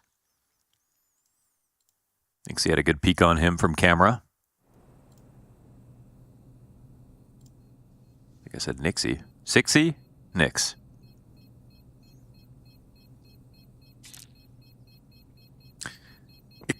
I keep thinking like Stevie Nicks. No. Okay, yeah. That's not it. Is it? She's beautiful. Yeah, Stevie Nicks. Can, A kontak yapalım canım Buran. Adamlar 2 tane force scout da var, vurursun bence bunu. There's something there. Sometimes I go on a my Fleetwood Mac like Fleetwood Mac? A 4-month streak of just Fleetwood Mac. Then I go back to Men I Trust. Hey, dude. Man of class. Montreal's finest. You're too kind. Bagels, Arcteryx, and Men in Trust. Men I Trust. Men in Black. It's because exactly. Fresh on my mind.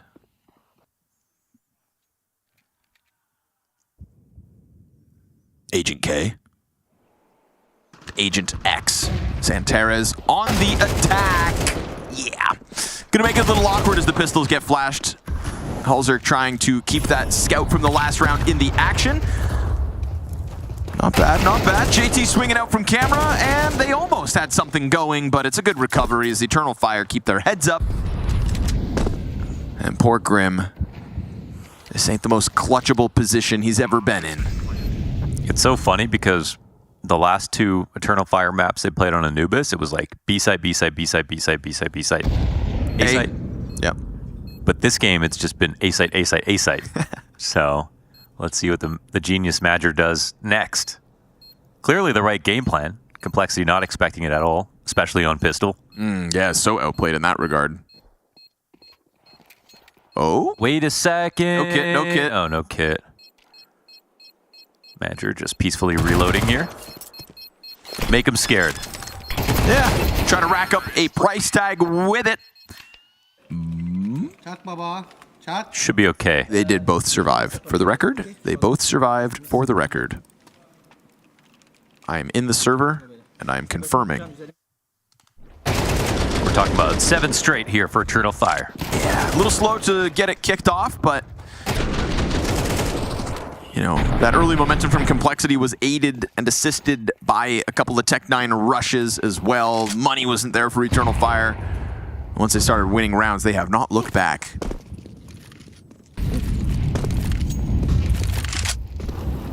Bomb has been left outside of the B site, supported by that utility that's now trickling in from Madger. The smoke here.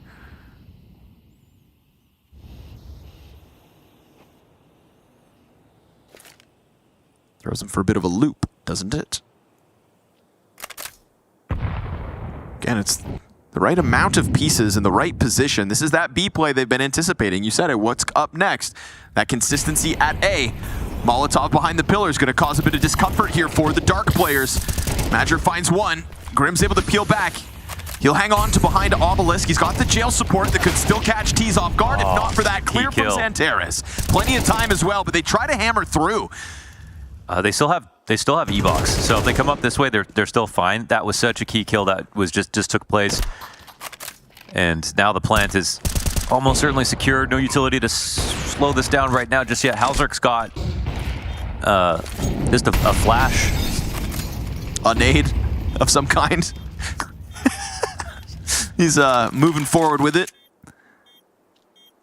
Looks like Nyx has 2 smokes, which is pretty crazy, and Halzer keeps it clean with the trade frag. Madger and Santares both behind Dark. Oh, taken off as he tries to jump into it. Halzer also bested. That's all they need to do. Take the monster off the leash. Let Santares go. Money, money, money.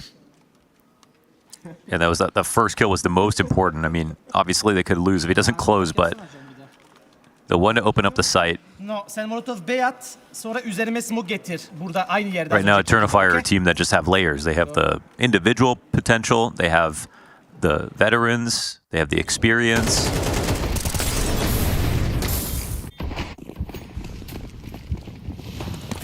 And they have really well-developed maps now. So, oh, what a shot, man. What a shot. He did catch a glimpse. Don't believe that kill feed. Saw a little something, something. Obviously not the best weapons to be taking these long-range fight from, so it's a 1 and a runaway. They're just totally avoiding him at every turn.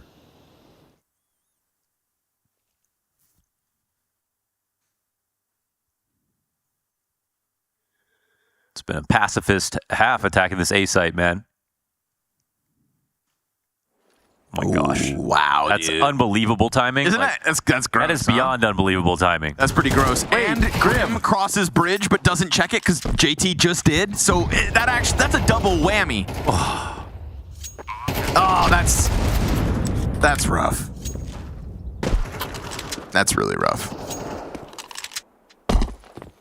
Just cleared bridge.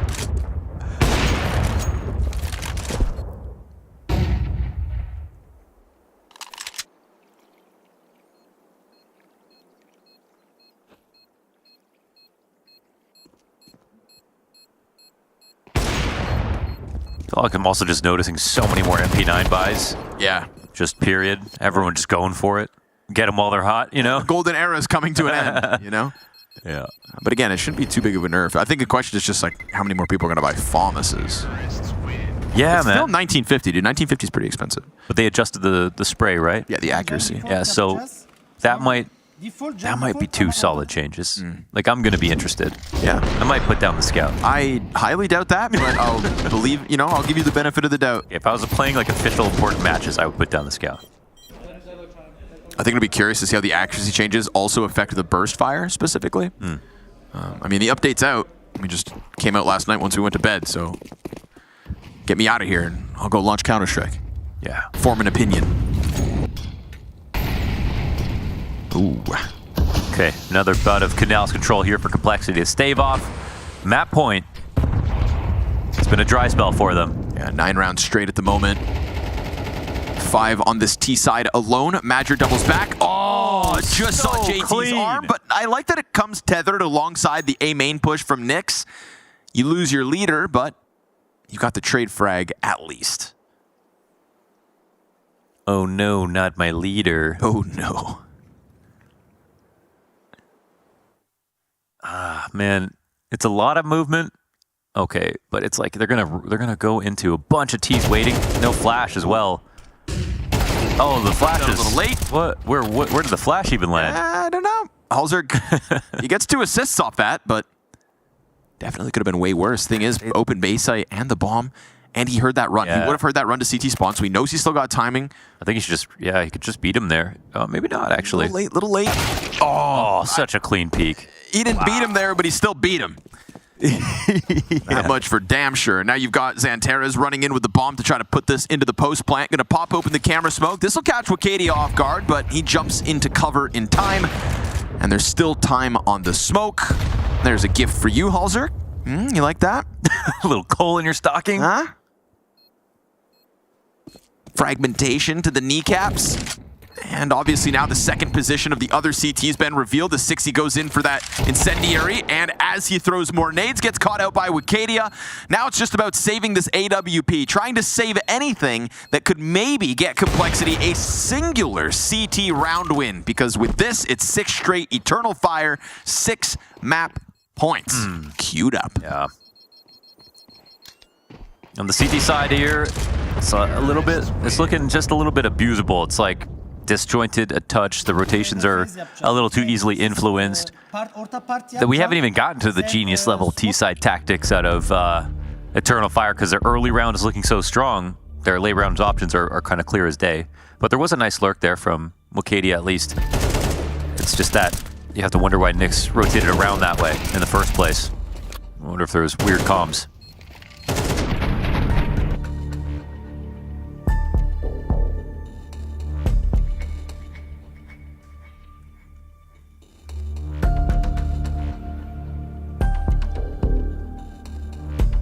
Ooh, I was wondering who breaks first. You gotta break to the coach. Yep, it's true. Coach also, over like, how do you not have a system at this point? I like to change it up too every once in a while. Yeah. Never let them know you next move. Yeah, exactly. You ever just throw out the jazz hands? Dodge a wrench. You can dodge a ball. Dodge traffic. Dodge traffic. Dodge a ball. Dodge a ball. Dip, dive, duck, dodge.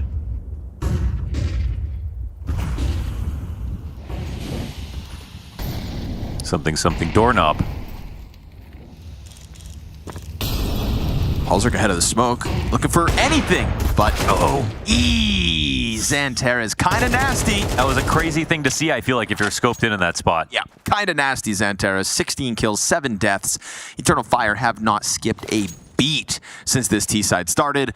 Individual level is just simply better. I think Nyx should probably get some more control over an A main. It's just more information I feel like is lacking for Complexity right now. Ooh, Xanterra is going to double down here in what could be the final round.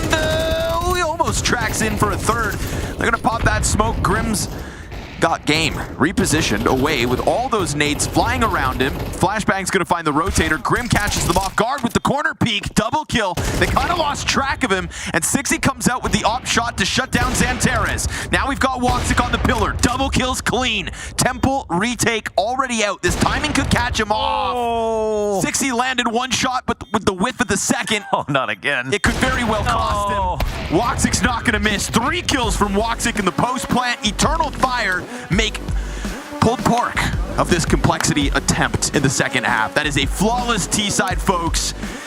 Not today. Train up next.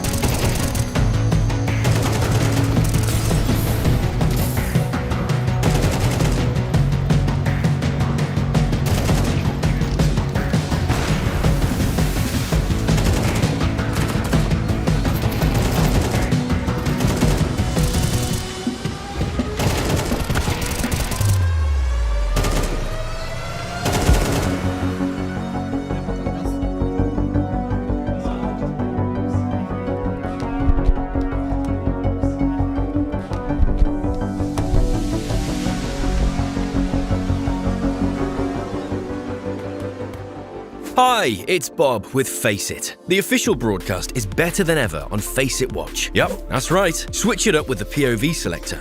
4 angles, your choice. From the main broadcast to your favourite player's view. And it's available on the Face It app and Chromecast. But wait, there's more. Keep watching, keep winning. That's how we roll. Watch IEM Katowice while having the chance to get skins and Face It points. Look at this beauty. Change the channel and control how you watch.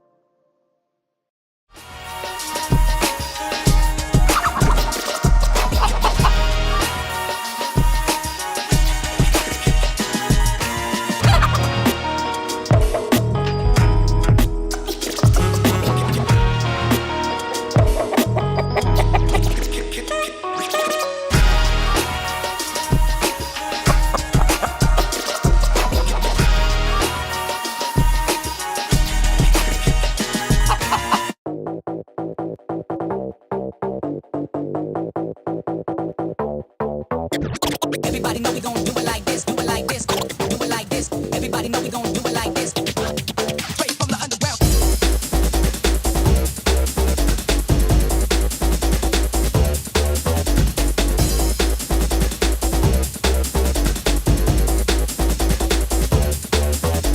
Everybody know we gon' do it like this, do it like this, do it like this. Everybody know we gon' do it like this, do it like this. Straight from the underground. Everybody know we gon' do it like this, do it like this, do it like this. Everybody know we gon' do it like this. Straight from the underground.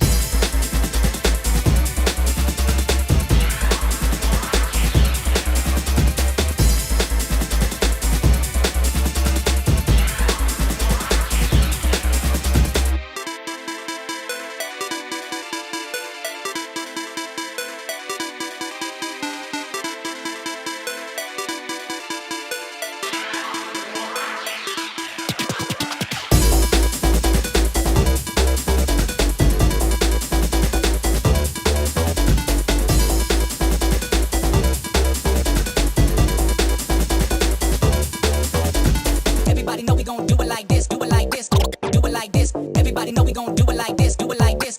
Straight from the underground. Everybody know we gon' do it like this, do it like this, do it like this. Everybody know we gon' do it like this. Straight from the underground.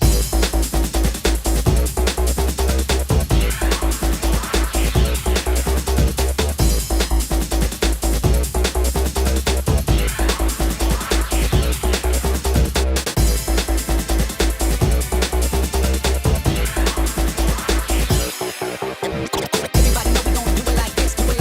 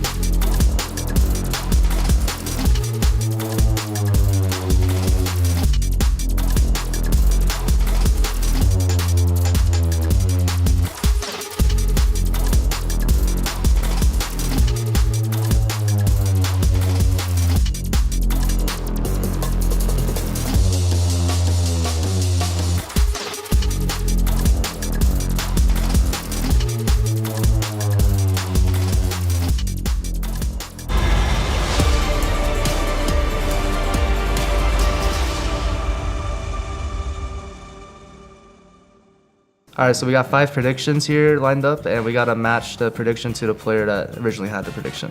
Nerfed MP9. That's definitely not a coach thing. That's one of the players. Yeah, who would get mad from dying from MP9? I feel like that's like a Frozen. A Frozen? Yeah. Like, this MP9's too strong. Yeah, it's too all right, strong. let's do Frozen. A Frozen for that one. He's too good at it. So it's like Yeah, he wants it to be nerfed because exactly. he's getting too many kills. But Yeah. nerfed MP9. People buy it over the FAMAS most of the time now. Yeah, but that is because the FAMAS is dog shit. it's not the MP9. I'm telling you guys, the new meta is gonna be MP7. You heard it here first. There's like the gray screen in the smoke. Or like if you break a smoke. I mean, That's still in the game, I think. I'm down to just do like Hooksy or Fame or something. Alright, let's just do Fame for Let's do Let's do Fame. Fame. Yeah. Fame for the smoke and molly bugs. I don't know about Tuscan. I don't know. I don't know much mean, about Tuscan, but I'd prefer like a Cash or Cobble or something like that. Or Overpass back in. I mean, I would respect the new map pool because most maps right now, like Ancient, can just go please. But Yeah, I don't know if I get rid of Anubis. I mean, at the time, Vertigo was also in, so I hate Vertigo. Vertigo was great. Okay. Yeah, I think IGL is talking about the map pool the most out of anyone, so I'll put Xi as well for Yeah, that. it's Extortion. I don't think Mouse plays on Nubis. No, you're right. I don't remember watching Yeah. any of the mouse that moves on Anubis. So. I don't think so. I They mean, fixed that now, but back then it was definitely quick. Like when someone swings you, it's just like hard to like track them really. It's still a little bit of a picker advantage, but it's not as bad, Yeah. bad as it used to be, but it's okay. Can't complain. I think it's fine now. Back then, I mean, out of the 2 players we have left here, I'd have to say Hooksy for this I one. feel like I've almost heard him say that before. Yeah. Yeah, I'm well, feeling this is like a Dastan. Well, it could have been him or Fame, but we'll have to go with Yeah. Dastan for this one. Yeah. Oh, wow. Okay, so we've got one correct. Yeah. All right, well, 1 out of 5. 0.5 for effort. Let's go. What do you think? I think it's a downgrade. Yeah, I think it's a downgrade because Hyped have low experience than Searson. Yeah, I think Searson have a lot of ups and downs. I feel he was a good player. We don't know a lot about Hyped. He can be a Zayu or not. Yeah. He can be a Searson or not, but we never know. Well, Searson wasn't even playing. I thought at the major he was playing really good. Well, I think especially at Shanghai, he was like Yeah. pretty decent. He had a good game against us. Hyped has been playing pretty decent right now as well. Like, He has been, yeah. I think so from what I've seen. I haven't seen actually, but from the last month of Searson, I would say it's probably a downgrade because from what Yeah, I I saw, think- Searson played well, but I mean, you never know what's going on inside the team. But Yeah. a small downgrade. And I'd say it's a small downgrade as well. Like it's not something drastic. Yeah, I don't know much about Hype, so Yeah. I don't know. I've always liked Searson. I've always thought he was good, but I don't think it's an upgrade nor a downgrade. I think it's the same. For me, it's an upgrade. I think Hyped has more potential. We've kind of seen what Searson can do. I hope Searson can bounce back because he's a really nice guy, a great player, but I think Hyped has that potential that we've already seen a little bit of, and yeah, I think it's an upgrade. I think it's an upgrade. Yeah, I think I think he's been playing pretty good recently. Yeah, and I mean he was there for a while, then he went back again, and they brought back Searson. I think they've re-added Searson like 3 times now.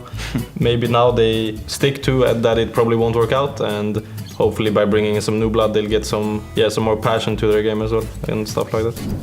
Upgrade, of course. Yeah, we wouldn't do it if we don't believe it is right. I think he brings very good energy. He's very reliable, and I think he hits insane shots. Hey Future Pros, it's been almost 4 years, but Train is back in the pool, replacing everybody's favorite, Vertigo. While the map is back, the visuals and layout have seen some changes. We've seen some new util, new approaches, and of course, some highlights. I've scrubbed through the demos of the Blast Bounty and beyond to provide you with a brief showcase on how teams are trying to crack the code of the new Train. A-Site, as expected, has seen a barrage of new util, with the T's finding insta-smokes with most landing sandwich and some in the new gap on the A-Site. Meanwhile, the CTs have found their own versions to block off T-main as early as possible. CTs are focusing their players outside early, and if the chance arrives, to set up some cheeky moves. Popdog remains unsolved, but we have seen some quicker moves to secure the space as fast as possible. It's valuable real estate to fight for. Keep an eye out for how teams theory craft ways to take this spot. B halls can be the home of aggression for the CTs. But if the Ts are allowed to set up, we see some familiar styled executes to the B side with some added twists. Executing is one thing, but the new angles are making it hard for the T's to thrive. Even when the bomb is down, you'll see the attacking side take as much space as possible, while the walls close in around them. Keep your eyes open for new util. As time goes on, some of these new lineups can become meta-defining. I hope you're all on board for the ride. Expectations are pretty high when it comes to Eternal Fire right now, especially after how well things went at the Blast Bounty. But I want to ask you, we are saying your expectations are high. Are your expectations changed because of how the season started? Like if I say no, it will be like not so good. So yes, obviously we have high goals this year. But for me, most important things is every match is different. Every tournament is different. Yep. Like we need to play 100% every time. Like that's what we told with the boys here, with my coach. Like the motivation should be the same as we play Spirit today. It's very important. Of course, it's like Counter-Strike nowadays is sometimes it can hurt, you know. Yeah. And we will do our best. And yeah, the objective this year, the goal is to be like the result we did in Blast. If we can do it again for the next event, it will be good. Yeah. Next event, maybe a trophy as well would be nice. That's certainly what you want to see. For you guys, though, you made some epic comebacks in games, and I felt like I saw a stronger mentality from Eternal Fire. How did you manage to change that mentality? We work hard on that, and also the Jota replacement also helped a lot because the kid, like I said in another interview, give a lot of energy, a lot of positive vibes. And this is helping us. So I think it's general things, you know. We work hard, and him with his recruit, it came way better mentally. And like you say, yeah, all the comeback we did in Blast was okay, but it's mean also that we start very bad the matches, and we need to fix that because we cannot come back every time like this. Yeah. So yeah, of course, and that's why we need to work on that, starting the match better, and let's see. Let's see if they do start off the match strong. Coming in hot is going to be required, but if needed, they've got that mental strength anyway. We've seen it work at Blast Bounty.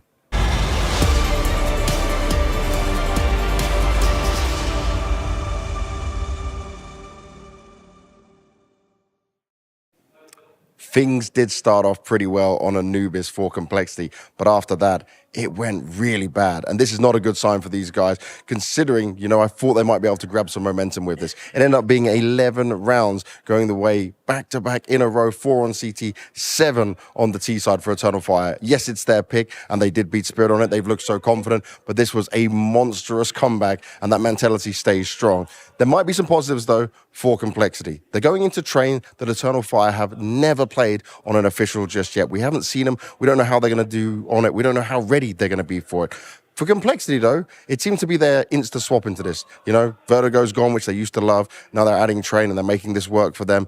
But they did play this against VP. They did pick it against VP back at Blast Bounty. And, well, it didn't go so well for them. And it seemed to be this stat line that every team that picks train, it doesn't go for them. It doesn't go well. So maybe they can be the ones to break that. They need to try and do that if they want to stand a chance in this series. Otherwise, it's a straight loss here at Katowice. Scrawny and Launders, take it away.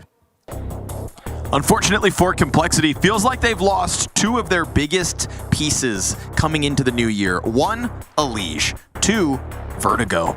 That's a big hit for a unit that is, again, in progress and trying to get 2 North American rookies into their first year of European Counter-Strike. I think for Eternal Fire, Mohan, this is a great first time to let it come through in an official. Train, that is, right? You are, again... You know what's messed up? What? I gotta interrupt you. You gotta respect Floppy, because Floppy was one of the best train players. He has my favorite 1v4 of all time, on train versus Astralis at Katowice. Everybody go on YouTube and watch that right now. Sorry. It's okay. That just bugged me because you didn't mention Floppy. Bring it in. And that just made me remember You're right. the good old days. You're absolutely right. So, we'll get back to the other point. Or not. Santeres. Yeah. Gonna let it rip with the triple kill off the dual Berettas. You got a man stuck on the E-box. Easy. Peasy. When we saw Complexity play versus... Squeeze my lemons. Go on. Where are the... Versene Benetton Acan. When we saw them play versus Virtus Pro, it was kind of like 5 rounds on each side. First half was a bit more impressive because they lost the pistol conversion. Then they won their 5 rounds, their T side. CT side was like in the beginning of the half. But as James mentioned, this is like their second go of it. It can be a curse to pick it. It might still be a smart move for Complexity to keep working on it as they're all brand new. But Eternal Fire, I think everybody's got to be, everyone's playing Train. They got to be ready for it. 100%. And Complexity, their insta-ban. This was the other point I didn't quite get to, but Complexity are the perfect first opposition because this is a weak Complexity. I'm just going to be blunt. It's a weak Complexity with players that aren't stepping into this caliber just yet. You're playing a very successful Eternal Fire as of the start of the year. And so why not get your first official rep in right here, right now? As I say that, they lose the bomb site to the force buy, and now they're tasked with the retake. So it may not be flawless, but the retake's still inbound. Xantera's starting to serve up a threat on the flank. That's good damage. 2 scout shots. I was going to say, it really opens it up for Major's Berettas to finish it, but, well, there he goes, finding Grimm's head. It's a bomb plant with Glocks, all things considered. I think Complexity should be content with it, but Eternal Fire with the pistol win and consequent conversion. I'm prepared and excited to watch the evolution of a new map. It's about time that we've had that. Yeah. Vertigo went through radical changes throughout like its short history as a map being played, but Train's similar but more interesting because Train was a better map to kick off, and it was played for much longer. And the changes that have come in are pretty radical. Radical, dude. But in some ways, the map is still the same thing. Like, it's a long perimeter. It's kind of hard to get T-side control. People are still deciding what they want to use. And there's still the same places that you want to grab. It's just different approaches now. Like that fight in Pop, we're seeing so many people take that angle, just sit there the whole round on CT side, wait for the T to flank inner. But there are some people that like it. Nico talked about how he likes Pop. Like, most people, immediate reaction was like, no, I hate this. Ooh, careful, careful. Careful. I'm going to have to wait it out. I think the perfect evolution of this already, the one significant change we've had on Train since it was actually re-released was just changing the T-side timings. Not allowing the fight to occur behind the red train, but now rather more the fight inside T-Con. Opens up the door for aggressive CT plays. Yeah. And I think Vitality did it best, and Eternal Fire doing it here, where they're smoking T-Con but not playing inside of it, because it's still too easy to get back. Yeah. Ooh, little jump spot out from Pop Dog. Katie feeling the pressure here as he plays between 2 smoke grenades. Nice little routing for Grim. Open path towards E-Box. Xanterez looking at exactly that gap. Bodies coming at him in droves. Ooh, and JT's got a double kill entry. Woxic finds Nyx out on the B site, but that bomb is going to be planted on Z side A site. A T flank. Love it from Ivy. Major strikes one down, but do they really want to run this risk? It's so difficult for Woxic to take back Z control. He holds icon push, and there's actually a thing where it's like Woxic would probably they'd be scared to push into Z because of Woxic, but JT's already comfy. Those are solid entries. They just waited for their time. Like they were smoked out T main, they were smoked out at ladder, and they decided to just go out after the fact. Lots of time to do it. I think so far, a mix of what Spirit showed us on this map and what Vitality showed us on the map are my favorites. Rob's playing inner, and the way that Spirit played in Pop, I think, were the 2 most interesting things. I did 36 with my nade, yeah. I will never romanticize the problems of ladder and how it looked before, where, you know, it got to the point where you were going halfway down the ladder, check someone's there, throwing 2 mollies down on both the outside and inside of ladder, dropping down with fake flashes and even decoys. Very awkward. Double dropping on people like it's Super Mario, and it was messy, man. It wasn't that tactical. It was just crazy. Yep.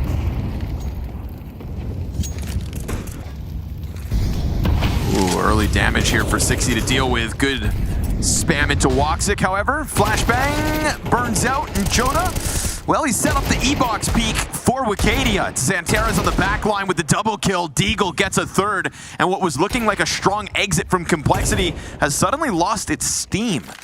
Halzer could save this round. He knows where Wicadia is. Nice. He grabs that. Back to the 2v2. Here comes that pop dog flank. Opper on it. Halzerk, you said he could save the day. He's in the process of doing so. As many kills as Xanteras has, who takes to the top of train. It's interesting to play on this part of the train. Oh, Halzerk. Ooh, that's Halzerk with a third kill, you'd think. Yes, sir, queued up, and he won't whiff a single shot in that sequence. The Norwegian Opper puts down Eternal Fire as they thought that force buy would pan out. That was an excellent approach around Sandwich for the first of 3. And after these 2 frags, it looked like it was almost done.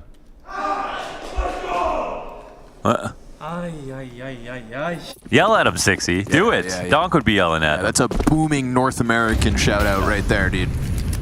Nothing European about that. Try a middle finger, Sixy. Oh, Woxer's got a back turn, but Grim's wary of it. There's no resistance being offered by Eternal Fire here. Nothing to work with, and so nothing to pull off. Bomb plant, and Complexity starting to find their groove with these outer hits, I would say, Launders. Definitely. Yeah, scaling looks good. It's good. JT can set himself up for entries. Like, he's so good on the way that they path. Always known for his flashes.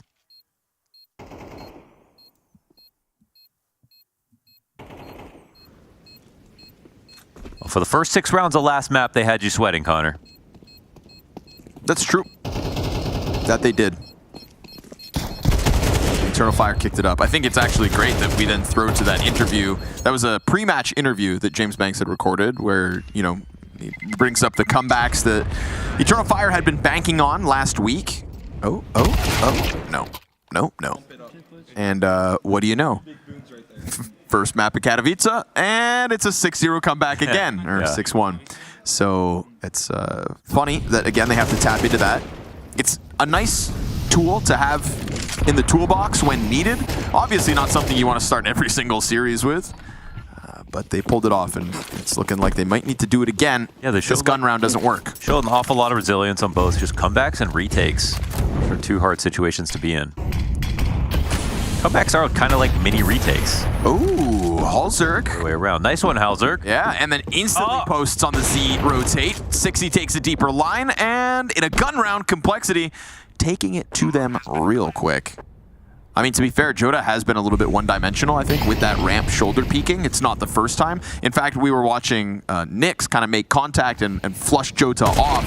I mean, you put an op on it, you just need the one shot, clearly. And it's a round that comes with it. So nice read and adaptation to put Halzerk into the front of this push and win yet another round for Complexity's T side. Everybody thinks they're ROPs, you know what I mean? It's actually a really important skill to be good at shoulder peeking, and especially in spots like that. You know, it's like the guy who jump spots B a little lazy on Mirage. They will lose you a game every once in a while if they're really too lazy about it. You know, Rops, Cold Zera, Flamesy when he played B-side Inferno, very good shoulder peeks. And if they're not good, they won't be viable in Tier 1, man. People are too fast, and their pre-aims will be too good.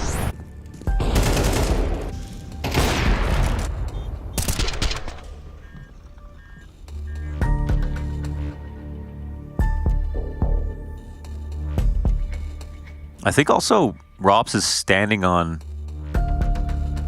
He's not standing on the ramp, I think, when he spots, and he can just barely see your foot on the lower part of the upper. Okay. And so he doesn't get full information, but it's way safer. I don't remember his angle exactly. Yeah, I have to look at it again and see how Jota will try it this time. But I thought he was standing on the front side of the train. On Thomas. Yes, Thomas. Right here. The big boy in blue and red. Maybe not. It's too far up. Oh my goodness. Ooh, Woxic. Halzerk, how'd he do that? Got killed inside an Icon. Feels like a dirty little angle.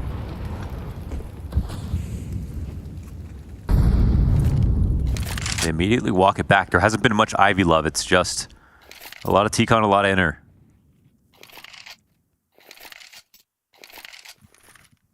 Maybe Ivy's a waste of time. It's always been hard. Yeah. It's almost kind of always felt like an afterthought.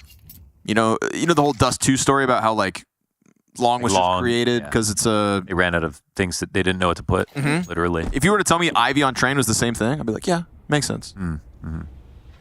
But here we'll see the full-blown B execute. Xantera is running into the site, flustered by a Molotov, and then hit by the flashbang as he falls back. He runs around that entire bomb site. Jota, he'll find his one. Wakadia is dead. They don't know about Xanteres. Oh, they don't know about him, and so he's down beneath it. Bomb will not be denied. We've got a player straight above Xanteres. Good clear from Nyx as he's looking for Jota now. Knows there's somebody else back there. We get the Z flank coming out of Grim, well-timed, and that should suck the life out of this retake, you'd think, but Jota's still got cover. And he offers his back up to Halzerk. Complexity 5 on a T side straight. Really good. And Jota's obviously just trying to change it up now. It's the other spot that, I mean, I'm not going to call every position ROPS because these are going to be the two most common ways to play them. But I wouldn't be surprised if ROPS ends up being one of the best at them. But yeah, this position up here is real nice. I think you pointed out a round where it's like Flamesy could, ran all the way along oil. Yes. And it's actually too scary to peek down because you're totally exposed to the whole site. So it has some gaps. You can also watch upper if someone comes to post up on Z. So you have to coordinate with your team on that. Been calling it Oil Plat. Been calling it Heaven. Been calling Why don't you name it after you? Been calling it that spot. That spot. Up there, up there. Oh, Up Dog. Up Dog. That's going to be your Ramsey. It's a name that's too good that never gets used. Come on, guys. Get it trending. Complexity trending upwards in the series. And a little Ivy love. Love to see it. Wrapping Ivy through Icon, smoking off Matcher's rotation. He'll disrespect this. If he gets good timing, he could catch somebody off guard, but 60's watching the smoke push. Bomb has been planted. Oh. Was never going to happen.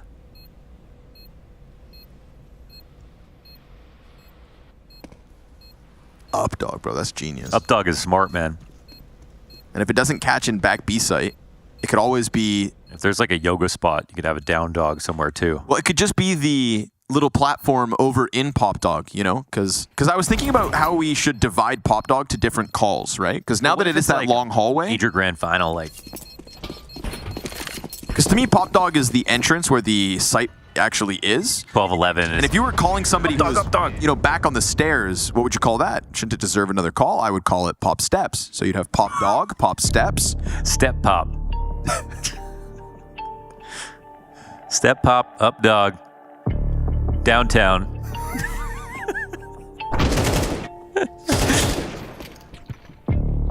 Clown Town.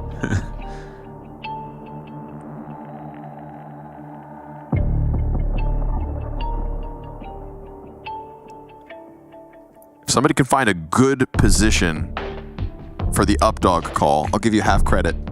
Oh, I thought you were going to put a cash value on that. No. I will mention your name once on broadcast and then give you credit for it for the rest of your life. Whoa, not on broadcast, on Twitter. Actually, I'll save the photo you send me, and then I'll block you, and then I'll claim to have done it myself. That's the Don Hackey right there. All right. Ooh, love that. Triple nades through the T-Con gap. Look at the damage that did. These A players softened up. 60 finds the Wakadia kill. Inside of the smoke, Grim has turned his back to Xanteres, but he's not able to keep it clean enough. 60 on the triple kill. He's losing teammates around him, but he's doing some and then some. Woxic drawn to the smoke grenade. Awkward. It's fully exposed. 60, it's 3 kills. That's it. Nyx here to pick up a bit of slack and the bomb to come with it. They know that Woxic had just departed back over into Ivy. Now Icon to the B rotate needed. Quick sprint of that bomb plant. We're looking at a 7-2 scoreline here. Good thing they won that pistol, or it's Eternal Fire would have nothing in this second map. And the utilities, this positioning over towards deep is all too easy. man, Complexity are fried. They've been waiting for Train. They're probably so excited halfway through Anubis, or like quarter way through Anubis. Like, man, we got Train coming up. Also looking made improvements. Their aim looks so good on this map right now. Yeah, it's looking even better than what we saw them play versus Virtus Pro, right? This isn't Complexity's first official on Train, but it's their best official. Damn. That's an NA boom. Let's go. That's 4 booms right there. 4 booms. Boom. I can't. I can't approve. That's the Costco boy. Guy. The world is crumbling around us. Like this brick wall.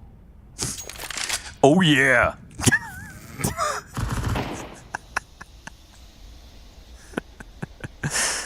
It's the Kool-Aid man for anyone who didn't know. Thanks for clarifying. I mean, not everyone watches Family Guy.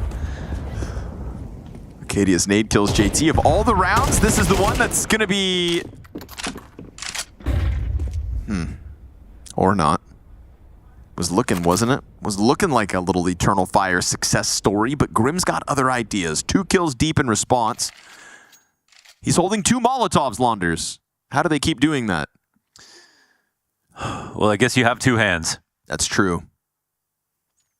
He's just a fire starter.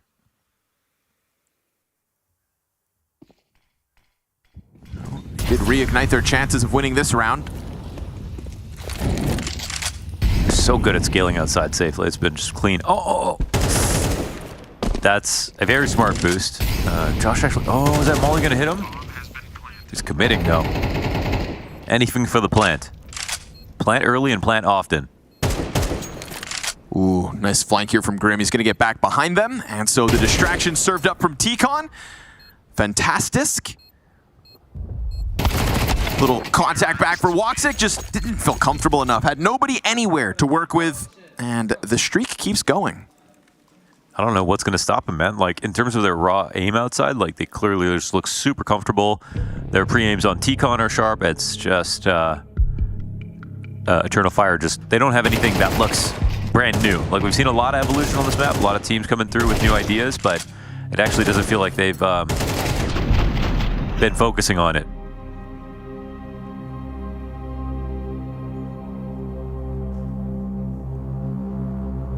Was an unknown entity coming into this series. If the series had started with the Complexity map pick, we wouldn't have been talking as much smack as we were back on Anubis. They would have filled us with hope. That was you. That's true.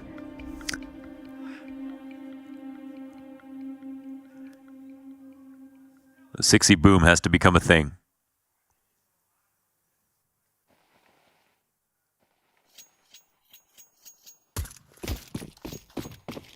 Eight rounds in a row.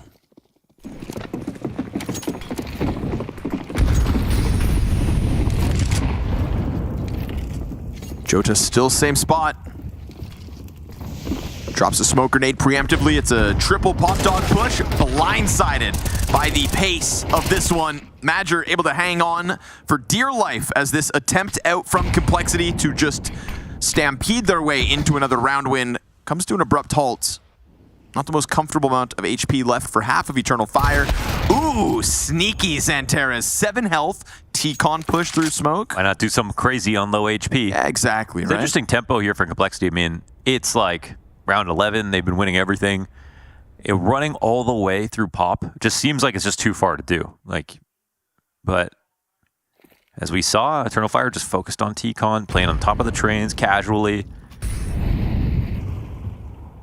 So... yeah, Eternal Fire definitely lacking some control when it comes to pop, when it comes to T-Con, when it comes to basically everything. They're playing really within their lines, you know, on the site and trying to play reactive, but that's exactly where Complexity want him. I think for sure setting up more flanks to inner with their CT side. There's like already a lot of great utility out there that allows you to take control. Pushing inner, doing it with your pop players, and they really haven't even tried it. G2, Vitality, Spirit, they were all doing it. Ooh. Grim just gonna run right through that fire. Oh, wow. Blinded, continues the spray down and gets the better of Wicadia. Frag grenade with Grim's name on it. Eternal Fire fighting tooth and nail to get 2 rounds consecutive at the very end of this half. Their first official, we have no idea what to expect from their T side. No idea, Jerry, no idea. No clue.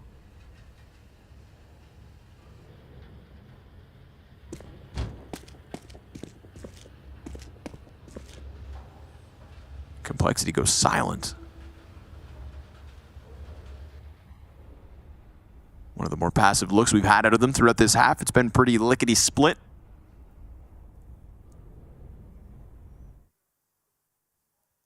They want the push, but Eternal Fire just don't really do it. Yeah, I think with Woxic on this line. Yeah, safe info. Smoke goes out. He started to activate. Now he's peeling back towards the A site. We do still have a T-Con player elsewhere. And Nyx denied. Nice double kill here from Jota. Halzerk's Tech 9 hits the ground, and JT's flank, unfortunately. We've already seen the value in that. He was able to get a kill in Z when the retake was going in a previous round, and that helped Complexity win out. But you just look a little disjointed when you arrive this late and your other teammates net nothing. So 2 to start the half, 2 to end the half. Eternal Fire better have a T-side up their sleeve, or we're going to need a third map here.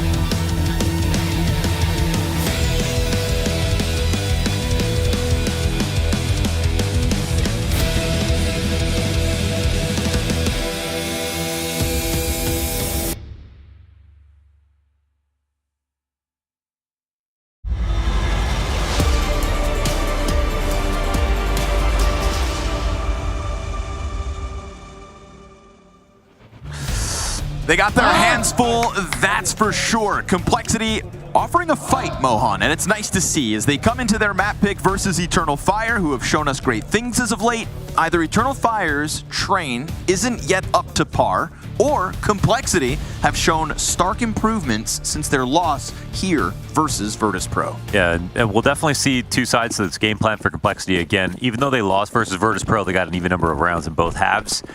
Whether or not Eternal Fire for T side, that's a total question, however. I wouldn't say the CT side was up there with some of the best debuts we've seen on Train. And with only 4 rounds versus a more experienced team who look very comfortable in aiming, I have my doubts. But this push will say a lot about the pistol, that's for sure. 2 spotted. This is what we kind of wanted to see from Eternal Fire. Look at these dualies shaking.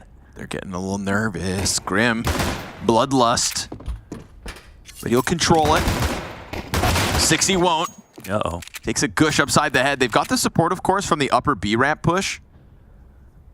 Love that. Yeah. This is the kind of control that's been working really well for CTs around the world. But here, that gush, that player down. T's are only interested in more duels, it looks like. Yeah, they want to chase him. Nyx gets the fadeaway on Jota. Grim hanging on for dear life, and perfect peek back into it. Fake reload. Xantera is going to capitalize on that, and it's a 2 versus 4 to the 2 versus 3. Try to use patience to stick around. Sometimes come off the clock. Smoke here on Woxic. The long-range P250, you know, Xantera's going to have fun on these angles. It's scary, huh? With Kevlar. Oh, they just don't even... Ooh. Nyx playing up dog. Nah. It's not even aware that someone could be up there, I guess. Oh! Woxic gonna post plant. Oh, boys, don't throw this. Woxic 2 kills deep already. Finds JT. Reloads clean. JT on the angle. Ready for the fight. Here's him coming. Takes to the high road. Woxic keeps his head down. Oh, this duel. Tantalizing. And he clutches out 1v3 through and through. Oh, man. After seeing Xanteris run through oil and not realize somebody could be above him into Woxic into the 1-on-3, that's just an aim diff, dude. I mean, it's so well played by Woxic, but Complexity, you had all the tactics and the strategies and the setups and even some of the shots, but you still couldn't close this round. That's pretty rough to watch. It's the one problem about having those upper angles. Anybody on the floor just can't get into those trades with you. Like JT running up on just a different elevation, you're so exposed. Meanwhile, if you don't hit the headshot, you're setting yourself up to falter. You'd think, of course, we're both on the trains. We've got him pinched, but Woxic.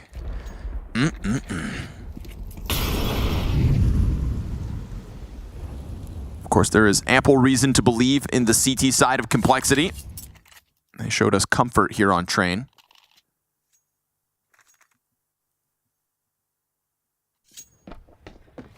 There's 0 game tape to know what Eternal Fire's T side will look like if you're Cole. I'm guessing they're going to try to keep it simple. By the way they approach that pistol round. Love to hear what map they were expecting. Nothing disruptive being offered up by Complexity. Forced by, of course. Just going to play numbers strong inside of the B site where the full-blown hit comes in. Easy entries, huh? 3 headshots out for Eternal Fire, and this one's a wrap. So you go ahead, run for the hills, save your little MP9s. Hang on to them before they get nerfed. I hope people still buy just as many. Yeah, I mean... The FAMAS, though, that also affects how many MP9s will be bought, regardless of the nerf. I think it's just, with the T side having the Galil, the FAMAS should be viable. Yeah. At-10's viable, MP9's viable. Galil's viable, FAMAS is viable. AKs, M4s, both have ops and scouts. You know, it just feels fairer. Well, I think Valve's dream is to just have every gun be viable, ultimately. It's like, it's never been the case until CSGO where they started, you know, sort of buffing up all the guns to see if, you know, a lot of play rates on everything that can get used. It's never going to be the case, but Can I give you an opinion and you just bounce off your reaction? Okay. Shotguns are stupid. Yeah, that's a bad opinion. Sen bir saniye açsan. Wait, that's what you wanted me to do, right? Yeah, well, I That was wanted... like my most visceral reaction. Oh, okay. Was it your honest opinion? Yeah. Yeah, okay, good. Good, that's what I wanted. I wanted your honest opinion. Yeah. I mean, There, I told you. Ow. Hit him with the true. sideways finger guns. True. Add in that French pizzazz. They like that. That felt good. Careful. Eternal Fire gonna start having fun. We're going to save the shotgun conversation because that was pretty exciting. Eternal Fire in this. They have Jota to thank for that round.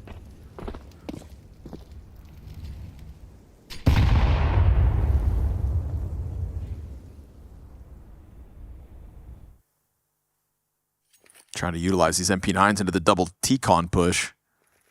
Well, Katie has been chucking that Molotov out into the corner behind the box, so we'll see if you can undo this setup. Yep. Has him on the fallback. Ooh, but he runs into the MP9s and Grim turns. Nerf incoming. Why'd you say it like that? Grim's dead. Incoming, or just saw him pointing his finger up. You said that. Nerf incoming, brother. Ooh. 60 on the flank. Would have loved to get away with a robbery on timing, but Nix straight to the head of Jota. Ooh, that hit Madger twice. Playing a dangerous game. Can you? No. Are you sure? No. Come on, Nix, what you got? Bullet to the back of the head, that's what. Eternal Fire within one. Making the most of that pistol and 2 rounds of conversion points. I would just like to say, when my visceral reaction, I just think shotguns are fun. That's pretty much fair. So I guess if you don't think they're fun, I guess that makes sense. You think they ruin the game? No, they don't ruin the game. They're just kind of stupid. Do you think they could be balanced better, or they just don't really have a place in CS? I just don't think they really have a place in CS. I'm a big shotgun player in other video games, but for Counter-Strike, it's just always felt like... Oh, okay. It's always felt like a you game think it's because of the movement? It doesn't feel right? Yeah, something like that. Yeah. I can get that, because Counter-Strike's very stiff in the way that you can't like slide or anything like that, so... Why would I want a Nova when I have a 5.7? Yeah, I guess that's true, too. You know? But I guess that's a balance. We've got to keep the 5.7 conversation alive, though. Now, if I the gun is busted. Put slugs in my shotgun. Worms. Snails. Shells.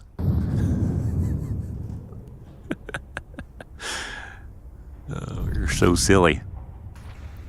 Okay, can Eternal Fire really just win a round straight up on a T rifle? That's the big question now.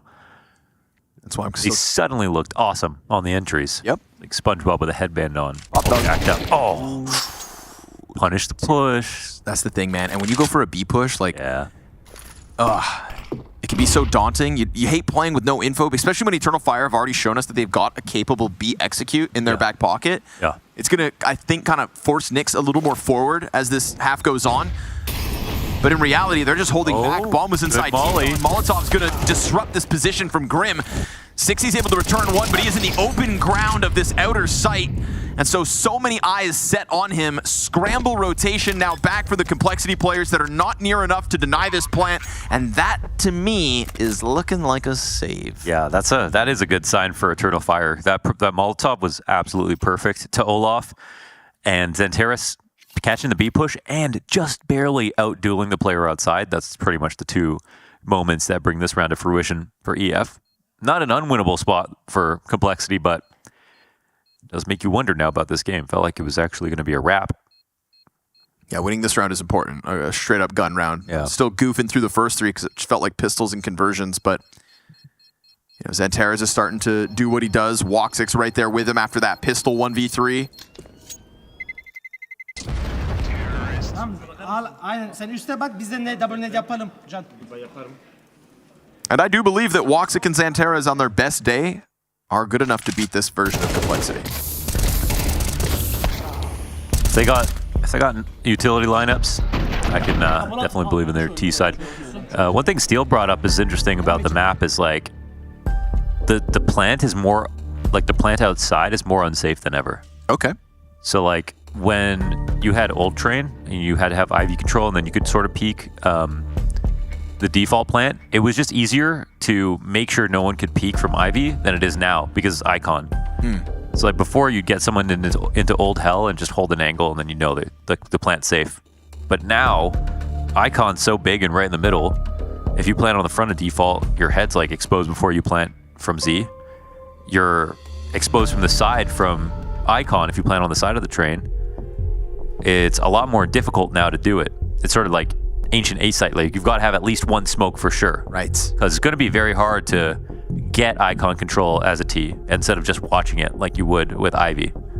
I wonder if that's one of those things that as the evolution of Train comes forward, they'll make easier because, you know, obviously the safety of bomb plants is something on Ancient that I think was worked on for quite some time. It was a matter of time before they focused in and made it better. Yeah, A-site is still similar though on Ancient. Yep. But that is well, true. barring the, I mean, remember when the doorway was right there from Jonah? That was the craziest thing. Your bomb site just had 2 gaps, yeah, that's 2 rooms of protection. Yeah. That temple change may have been my favorite change to Ancients over time. Yeah. At first I was like, oh, I just gotta walk all the way around. Oh, God. But it's, might be better. Speaking when they of closed Train. the window on Hut, I was like, no. Whoa. Cool. Is that what it was like back when you were a kid, Launders? I mean, literally. The old fart. Oh, yeah. Here we go. Busted through it again. Look at all that util, man. Forward facing into the Pop Dog. We could be queuing up a Pop Dog fight. No challenge from behind T-Con. The numbers are strong in the Brown Halls. As long as they got Grim jiggling the spot, there's actually only one in B. Yeah, that's the So thing, this is a perfect call, I think, for Eternal Fire. Sometimes you don't want to disrupt the defense, but look at the guns, man. They're all over the place. Nyx only has a Deagle down here. Love that. Smoke grenade to drop inside of the Z rotate. Wow. Oh, just the Deagle, huh? Nice hedge. Oh, double from Nyx. That's amazing. That's about as much as you could ask of a solo defender with a Deag. Grim is going to start to get active on the flank. It is currently being held by Madger, but Halzerk was able to get out with that off. And while the bomb is going to go down, there is pressure now. That's both the T's positions confirmed. And Halzerk on the prowl, still trying to hold them into this bomb site. Fire's going to fluster him a bit. Madger still looking to hold off on flank. He's taken a lot of damage from Sixy. And a missed op shot from Woxic puts him to another 1v3, but a double Deag out of Nyx to queue up Complexity's first CT round win. Gotta love that he had that angle in his back pocket. Didn't move even after the second player couldn't find him. That was just amazing. Perfect crosshair placement. Made that look incredibly easy and hard to deal with.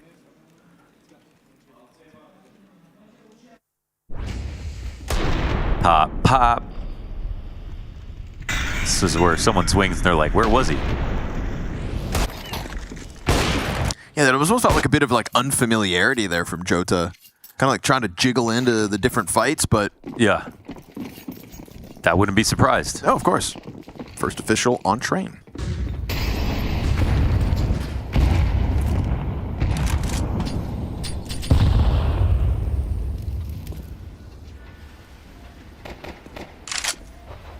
Halzerk to top red, covering Grim, who wants some positioning in T-Con. Now, this is something that they're just throwing in here, but again, something where I just feel like, okay, so here's the difference. This is lovely. So Halzerk is actually watching the cross, so Grim can decide when to activate instead of just swinging. Because if he gets spotted, then he's just eventually going to die. But as long as you've got this spot, you're in a good place. The weird part is they don't have pop control. The T's are coming in slowly. Okay, JT is now going to meet them, but the whole setup gets unraveled if JT dies. Oh, you can't be peeking that with a Molotov, my friend.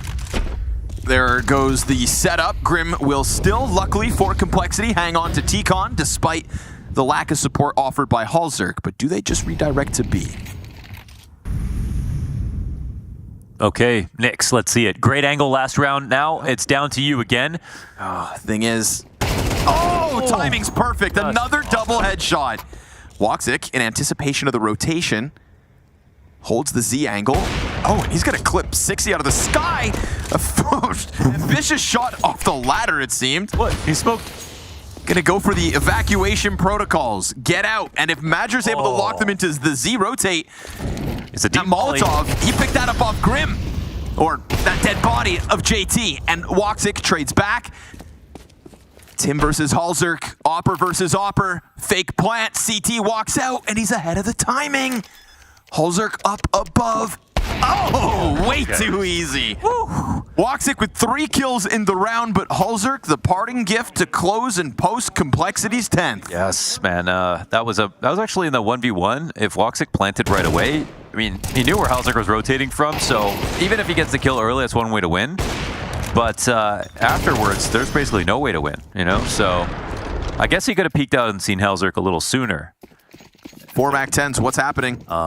Yeah, something quick, that's for sure. Especially when the only kit of utility is on the IGL. Ooh, looks... A mismade. Looks like they're going for Nyx. Yeah, miss smoke.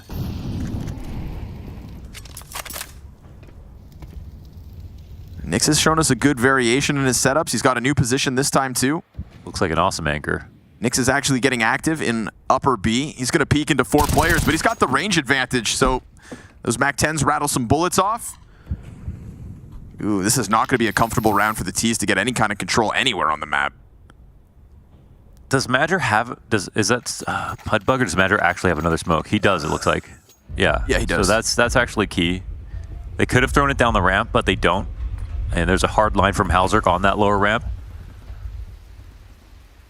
So they know it's on an interplay, but they don't know if it will be eventually again.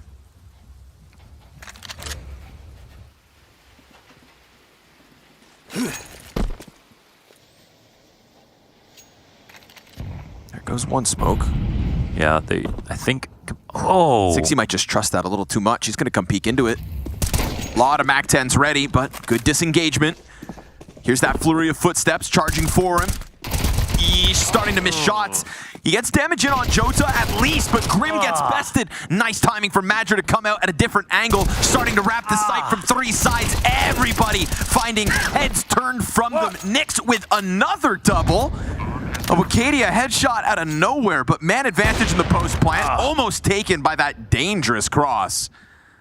Jota's going to be locked into the backside corner. Xantera's playing games on the ladder. Get spotted? I don't think so. And it looks like he'll be hidden from that Z walk-up. Uh-oh. Easy cleanup as Halzerk gets dropped. That can be an op saved by Xantera's. That is the MAC-10 around the world. Those MAC-10s were all up in brown halls when they got met by resistance, spotted, and it felt like, if anything, that's a mid-round adaptation that works out perfectly for Eternal Fire. It's the longest rotation possible, so it's the one that Complexity are thinking about the least. With the amount of time it took to get there, they basically walked the whole way. You would start to think about it, and that's why you saw 60 molly it. But I'm not surprised it still caught them off guard a little bit. And I think 60 just ends up falling back and committing, and he could have just hit all his shots and it would be no big deal. But so much rested on his one duel. He didn't fall back to a position where other people could help him frag. So yeah, that's where that round lived and died, really. I mean, it was just MAC-10s, but they were just voracious, ready to swing everything MAC-10s, and that's what they had to be scared about. Nyx is looking to get active. Supported here by Halzerk. You think he gets 2 this round as well? I think Halzerk's going to peel a player off it, if anybody does. You know, we saw Eternal Fire go for the Woxic peak down and in, but...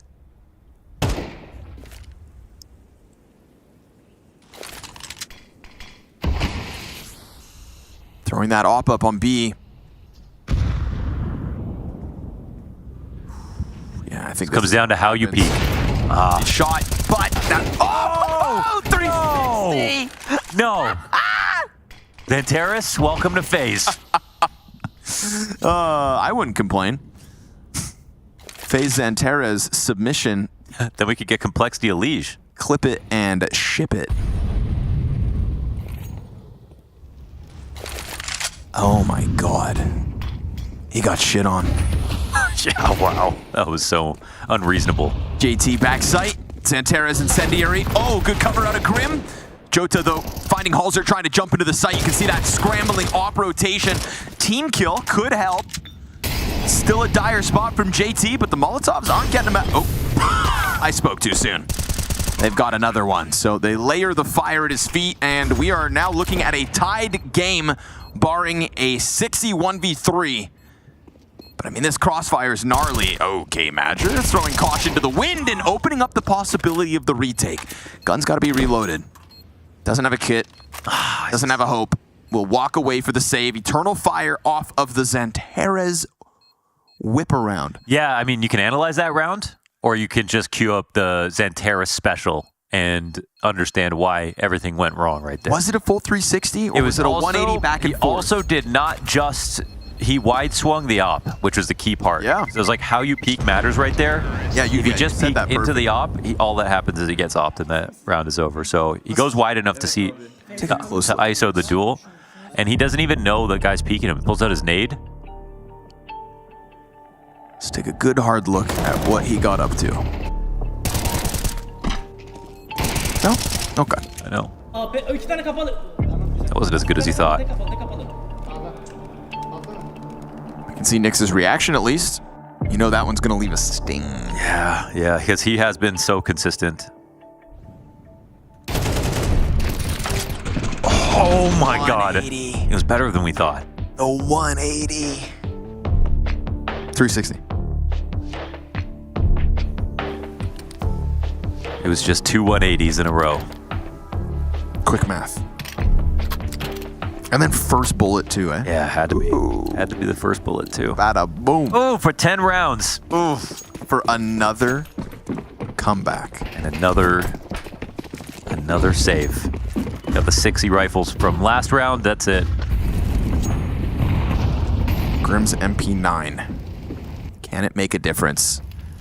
60 looking to get up in through Pop Dog Xantares. It's a back turned. He's out of vision, But Jota's coming down, and Jota's going to hold this push. He loses the duel.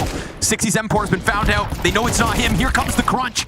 It's no follow-up frag. Good positioning, good call, but obviously you'd think it's a vacant outer sight. And Grim, where are you going? I mean, they just know there's so many people there. Of course they're going to try that. 60 tries to throw himself through the fire to keep that momentum rolling, but it's a fast enough reaction from Eternal Fire to capitalize on what was a great start from Cole.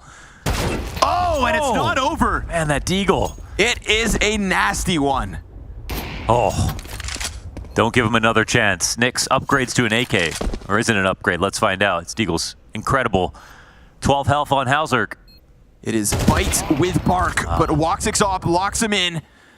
And Halzerk, with that AK-47 and money not in the best of states, is going to have to let this go. Eternal Fire, after an 8-4 first half, are in the lead. Shocking. Even with how the pistol went, it was like, oh, complexity. They look like they're going to have better setups, find better openings, and they had the aim coming out of the first half. But Woxic 1 versus 3 in the second pistol. Yeah. That's what set Eternal Fire up for their first 4-round streak. Right. And 60 did a great job getting in on this engagement. You could see Xantares realizing that that first kill wasn't the guy that revealed themselves. The perfectly timed ramp push to come up with it. And Woxic just keeps racking up shots at the moment. So we are 22 rounds deep on map 2 of this series. The comebacks that Eternal Fire has had to put forth since the start of this year, daunting. But the more you pull off, the easier it becomes to believe in that incredibly important X factor that is a part of every great comeback you can think of. Great point. It's all improving, how firmly they are in tier 1, how many top teams they can beat, how many comebacks they can put together. It all matters for their confidence going into the big tournaments like this one right here.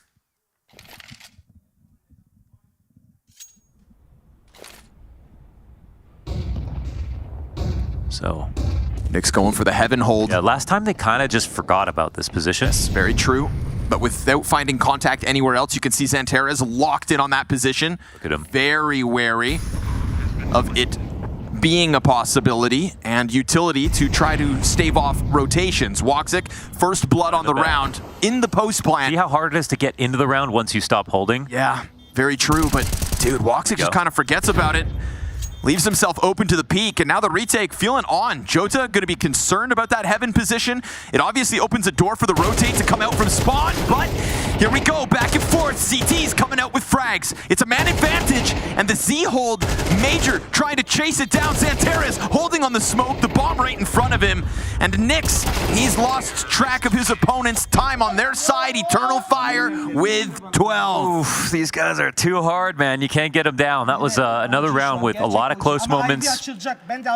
Kills that Complexity could have gotten, but Eternal Fire's players just a little bit more sharp. I mean, this is also a moment where Nyx is holding back more passive, and if you aren't like holding as they come down the ramp, then it's again hard to find a way back into the round. But he picks off Woxic, but it's only after Woxic gets a kill. It looks like he probably could have found that opportunity a little bit earlier. That's hard to say. It feels like because anybody on the team right now, Nyx has been the most consistent across both halves. But yeah, consistent interplay is definitely necessary here. Man, I was really cheering for Nyx as this second half got going. Had some great moments for sure. Really did. Huge uptick. I mean, dying to Xantares like that, it's like, that's just.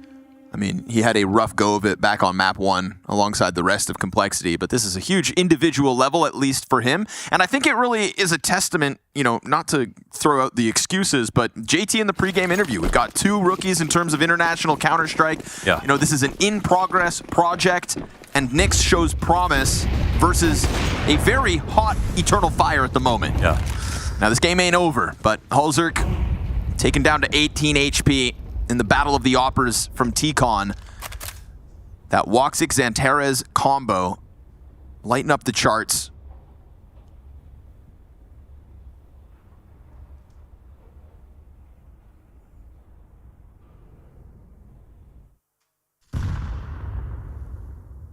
Good setup though, Hulzerk. Oh, last time Xantares went for the wide swing. This time he gives him the jiggle. Keeps it fresh, but Hulzerk comes in with the trade frag. It's a silver lining for a setup that then lets Nyx go on his own. They can keep this alive. But the mid-round calls from Major have been so solid. Very true. It's consistently caught them off guard, and them being Complexity. Nyx will go back to get closer to Z, which is a totally reasonable thing to do, especially with their smoke coming up like this. But I don't think Eternal Fire are going to be scared of it. Nyx is, yeah, he's of two minds trying to figure out if he should commit or not, and I think he's got the better sense taking over now. Let's see if he can have a moment. They're going to come out upper versus him. No Xantares to rip heads off. Nyx, beautiful off angle. Element of surprise, and he turns. Wow. This is another moment where he has held back Eternal Fire. We have seen the clutches come out from Woxic. Bomb plant could be valuable. 15 on the clock. Beautiful track. Unreal. Right, spam down by 60 on rotation. Take a bow, Nyx. Love that he gets at least the last sort of word here, even though there's a chance to even win this game if they come back into overtime. But a few disasters will not make him play worse. Nyx has had such a solid series overall, just from the perspective of aim. A lot of these positions, they have no idea when he's coming to stand in them. And this is even a moment where he could have been a rotator. He could have been in Z, playing a 50-50, and instead decided to commit properly, and it paid off for Complexity. Best individual element of Complexity's game this evening has been Nyx on this B site. And he's been doing it solo pretty often. I think Eternal Fire have done a good job of kind of guising their approaches. Is that another missed smoke? That was it's good. It's just a little off on the map. Yeah. Nyx will preempt that. We're getting the search out of Grim into T-Con. He's not going to go super deep here, but it's that same T-Con does lock him up. On red, you know. Utility comes over. Full exact, come in Nyx. Yeah, one of the Molotovs landed on Nyx's position. He had opted to kind of hold behind Thomas, but gets burned out. Oh! Beautiful kill on Xantares, dude. He's doing it again. He's besting Xantares with Cadia alive and kicking, and Hulzerk's rotation already out from Z. Oh, what a spot. They've never actually pushed this close. Jota down beneath them like this, going to be able to call that rotate. Woxic burned out at the perfect moment. Nyx catching Madger's huge. You'd think that would cue up a perfect distraction from Jota, but now he's off the bomb site. He's been found out and dealt with. Complexity push us to overtime. Yes, let's go. We love to see that. Complexity will make this go post-regulation. Nyx gets another kill on the hold. I think he was half worried about being in a spot where he can't protect the site safely, but still wants to change it up. I think it's really difficult when you've got new looks coming at you on a brand new map. You're trying to have more spots and a deep enough playbook as a solo inner anchor, and he's been doing a bang-up job, man. You know, you might have 3 spots you love that work for you. You're going to play them over and over again. And if someone keeps hammering your site and it's, you know, it's a tier 1 team coming at you like Eternal Fire, it can be very, very hard to keep that consistent. But he's found a way. And now Halzer can come in to supplant his position as well. This is also key. It's having help, not just doing everything by yourself. Yeah, we've seen that change that up. Sometimes Halzerk in the pop dog peak, sometimes Halzerk down on the B ramp. JT puts an incendiary. Oh, it's perfectly timed. Ouch. Perfectly timed. Wow. And I criticize for JT trying to get that nade off in another round, but now we see its value when it works. Disruptive.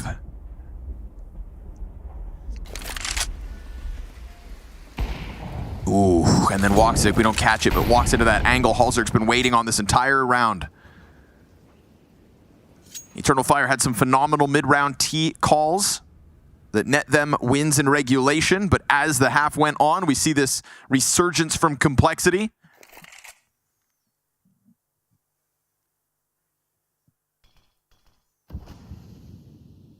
Halzerk's got the perfect angle for this. Yeah. Oh. Jumps the gun a bit, but... It's out-jiggled a little bit. Won't be able to get back up the ladder. Oh, and he dies too? With the bomb plant, dude. Madger just pushed with the bomb for that. My goodness. Planting on the outside of the site. Oh my god. That's such an all-in decision. Like, if he dies there, Wakadia has got nothing. Madger, you have put your team in a post plant.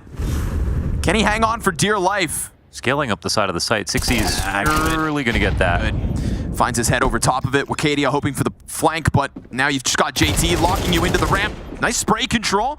Ooh, hold on. Oh my Not God. done.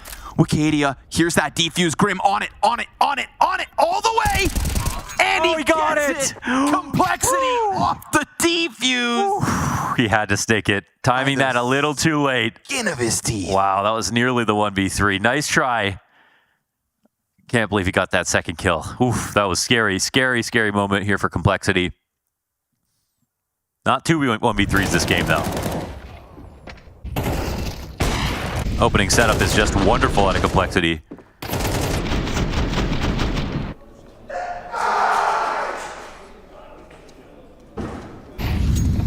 Maybe they can make it happen. RDO T-Con, you've got a pack of players backside. Ooh, ugly spray.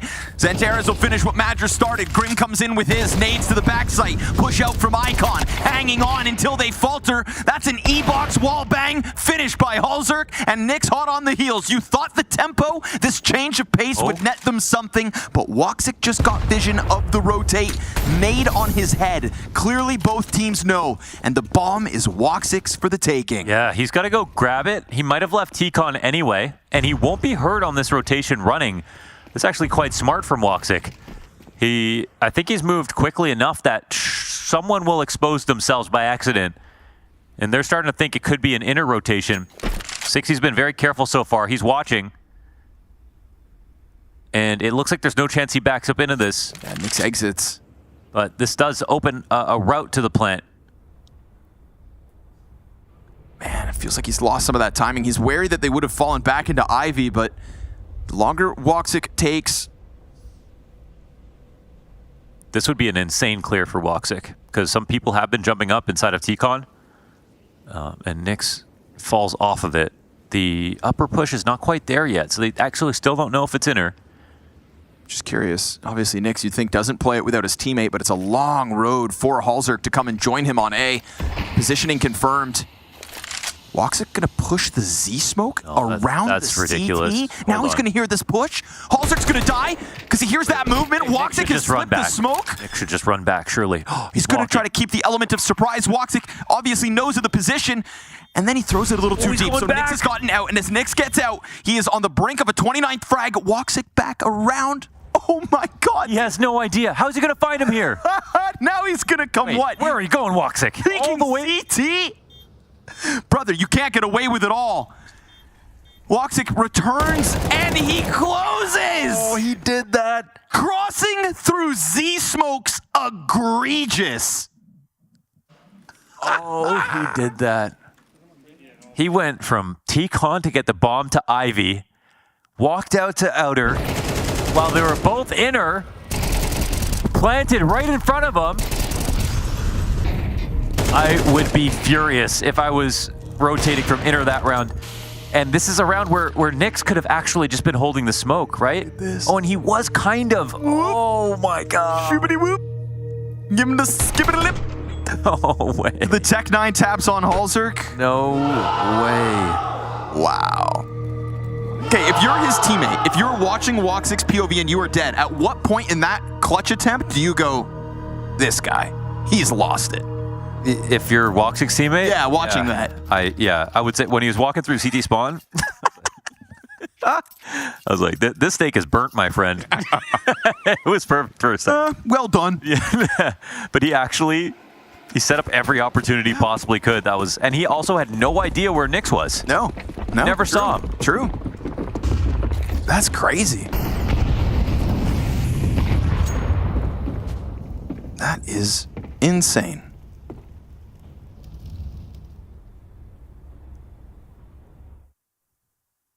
God, no round of Counter-Strike's the same. That was fun to watch. Doesn't matter who's on Complexity, you're going to have rounds like that. Just the most insane luck ever. But to be real, the way to 100% that situation is if Nyx waits until the very last second of the smoke, not peeking at all, and he just sees Woxic walking through. But, it's hard to blame him for not foreseeing that play.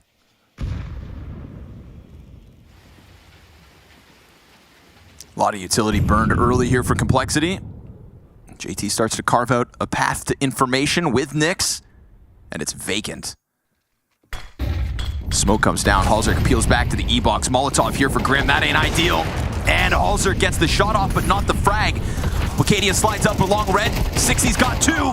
Halzerk's down after that point, and on the reload, Z is being held. JT fast out from Pop Dog, and not alone. He's got a teammate right with him. Pushing through smoke again is Woxic, but on this one is Wicadia, who gets found out. Nyx stuffed. No way Woxic hit back that. to the clutch. It's a triple kill from 60. He is on the train and found out. Woxic with back-to-back clutches. He's in demon mode right now. Woxic every shot and every clutch. Even the adjustment shot through the sandwich smoke player, like he's doing so good in the chaos, which is the Woxic that we know. No. It's after he picks this up. Holy. Crazy. Talk about Xantares a lot, but it used to be him and Woxic, and us waiting for them to eventually join forces. Sure. And just be the rifle op star player combo under Madger. We finally got it. God, it's a thing of beauty, is it not? And I think what's really nice, you could talk about that star-studded duo, and then you slip in the likes of Wicadia. Yeah. Who in the last couple of years has really just burst onto the Turkish scene. They have the perfect team. Oh, yeah. They have the perfect team. The formula is in place, and the success is starting to be pieced together with it. This was a huge 8-4 lead for Complexity at the end of the first half. And you may have just tuned in for these back-to-back Woxic clutches, 1v3 in the second pistol to get this game started. Eternal Fire have a lead again. And Complexity back to the T side of overtime.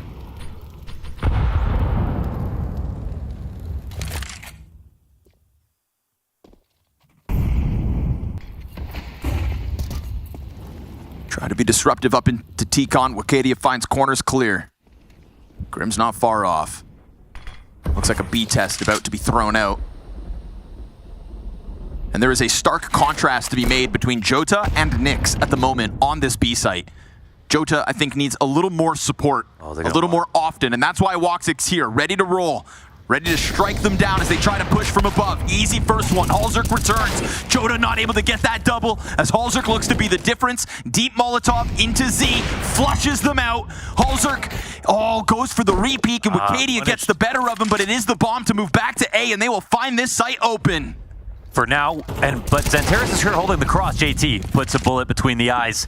Wicadia on 86 HP in a 1-on-2 situation. Stomping though, stomping. You'd think that would have been heard. I don't know. Grim didn't take a look at it. JT's gonna back up. Oh, but he still finds another. So double kill JT after a slick Halzerk triple. Yeah, okay, that was 3. Man, I was just about to bring up Halzerk, some of his misses. It's just, you're really seeing a contrast between him and Woxic this game. It was looking a lot better on map 1 for him, but those are some great shots.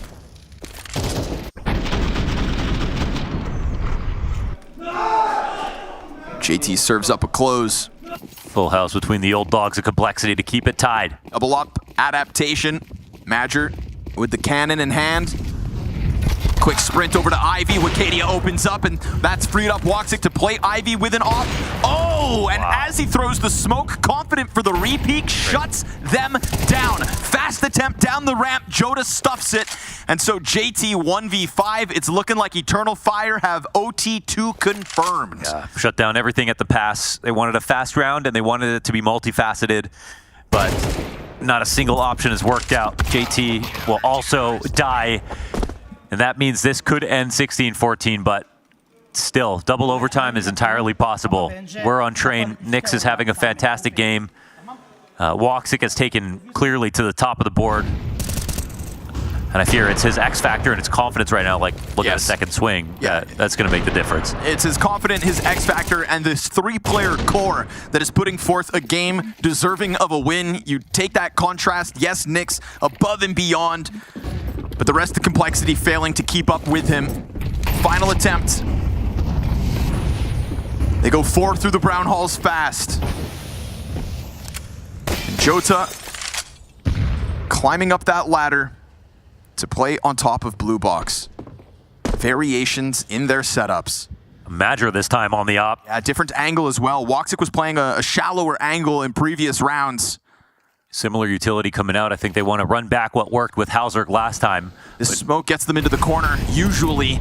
Denies Madger his angle, spam onto the ramp. Fire damage is immense, but they do still find Jota. Maybe well worth it. Z rotate denied. Major's able to hold the line. Xanteris coming out from Z, and that's going to force Nyx to drop to site if they want to get that bomb back. It's the exact same moment here where they take outside at the same moment, but will it be spotted here from Eternal Fighter, or will the timings go off in their head? No! Up and down he slides. Nyx is able to connect to the headshot. Ow. Madger's position is scoped in. This is both T's known now. Eternal Fire. Wait, if gotta be cautious. Madger's able to get the trade back, and then as he falls away, he has a 1v1 versus the top performing complexity player. Madger had 9 kills before this round started, has finally picked up the op as a cameo. He's on 11 now in a 1-on-1. And we've got Nyx chasing ghosts. Switch to the M4. We've seen Nyx able to anchor this bomb site. We've seen Nyx able to entry this bomb site. Nyx in a clutch. Oh, how about that? Amazing. Top to Thomas in a 1-tap. 15 all. OT2 queued up. And that was awesome. I mean, he cleared out Cloud. He knew that no one was back there, and their only escape route was CT spawn. So where else would Madger have gone? Instead of going for that plant and trying to pull him out that way, took the fight early. I was thinking, man, Madger of all rounds. You know, we haven't seen him all game really fragging. He's been a great job calling, but to pick up the op 2K into a clutch, that'd be just too much. Flashes over top. Ooh, here comes Complexity playing with pace. Little tempo sprinkled in. Previously in overtime, we saw this round get stuffed. Grim's going to catch the entry, and I feel like 60's position is going to catch somebody off guard, but will it catch them off guard while he still has teammates? Yeah, that's a good point. Locked in behind this train. Oh, no. Critical fight here in Pop Dog. Woxic He's found one outer. 60 will catch somebody off, but kind of as alluded to, it is once his teammates die. Just pushing every smoke now, huh? While he's got the bomb, he falls back. Second player in pop, but he didn't anticipate Joda. I mean, it's a perfect swing from Joda to get that final trade. And right away into OT2, it's Eternal Fire to pick up a round. Extreme chaos outside as soon as 60 decides to walk through the sandwich smoke. And that's hints of old train with how crazy the outside execs can get. But the problem is, with the position that he scales to, you can't really fight Icon. No. You can't really move. Unless somebody comes up from the backup bomb train, you don't have a way to get into the round. So it's a great spot to be in for like later openings, but as you mentioned, you need your teammates to generate something first.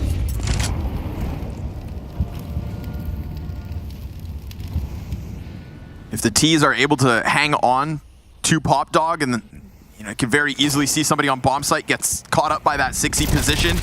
Oh, Zantares. That's a great spray. Right? For what it's worth.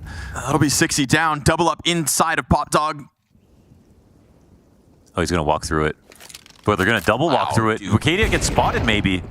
Woxic's able to hang on. He's not going to fall victim to those games. Grim dead. This op is just the burden of complexity at the moment. 17 secured by Eternal Fire as this defense hangs on strong. He's hitting incredible shots. Almost a waste of Woxic to have him on some kind of default line. Like, you almost want him just on always on an off angle, floating around, letting him walk with it. And in the Rook system, that doesn't work out. But Woxic, with the aim that he's got, it's perfectly comfortable. Just let him work, support him, swing with him. Yeah. And let him get crazy, right? We've seen some crazy decisions from Woxic in mid-round moments, but you catch it having complexity off guard. Double up onto the ramp. Oh, Nyx hanging on for dear life. And it's the double A1S spray back up, but bad fallback from Zantares. He gets caught in the doorway. Man. Awkward. And so the trade frag's theirs for the taking. What's happening there? He's hitting every single arch and corner, wall. Looking like Flubber. Oh, yeah.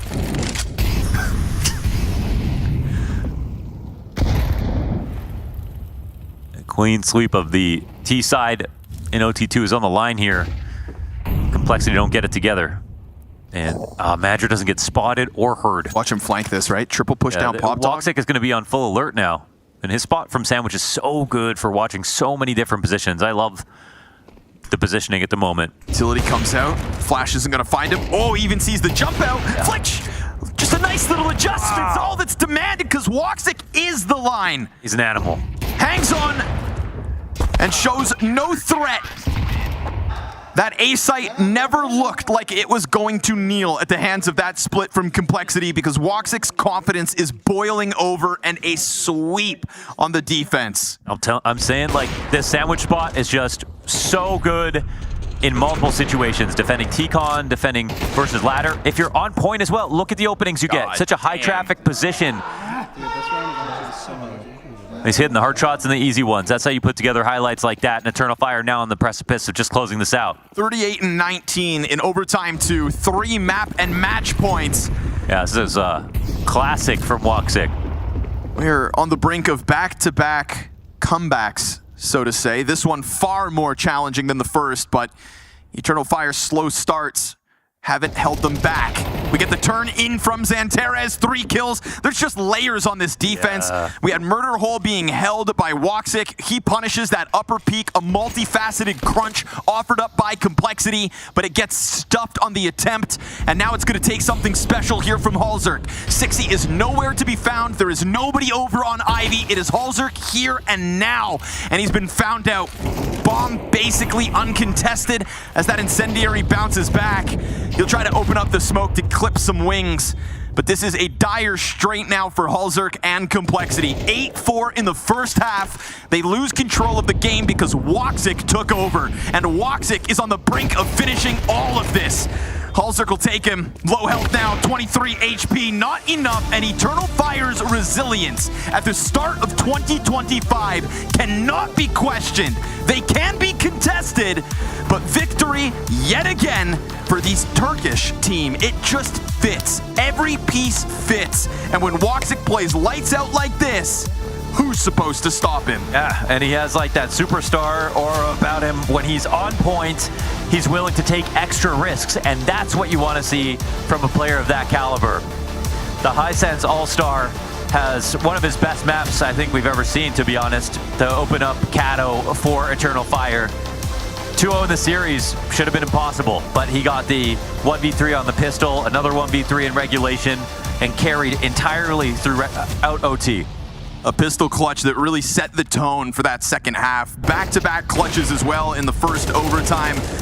It's all Woxic all day long, and surely just his mind state must be so confident when you know you're well supported by the likes of Xantares and Wicadia, right? The rifles were so clean alongside him, but the man of the hour in this 2-0, it's Woxic.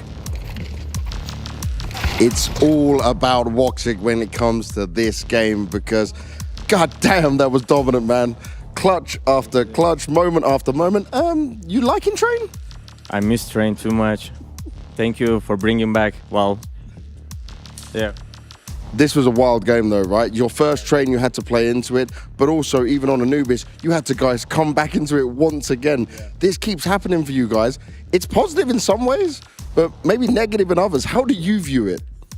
I mean, yeah, we need to fix this, I think, because like sometimes you will not gonna able to come back, you know, like of course we are doing well, as you said, it's sometimes like it's a good thing, like positive thing to, if even just down like a 7-0, like 7-2 and 8-2, doesn't matter, we just coming back. But I think we need to work on it to get better, to not give them this kind of gaps to any team, otherwise like we'll get punished in the after the next games, you know. So yeah. But how much had you guys been working on Train and being ready for Train? Because this was the first time we saw you play it. Yeah, this is like we didn't want to make like an Ancient because like we don't play Ancient, but we are just giving like really good hours for the Train.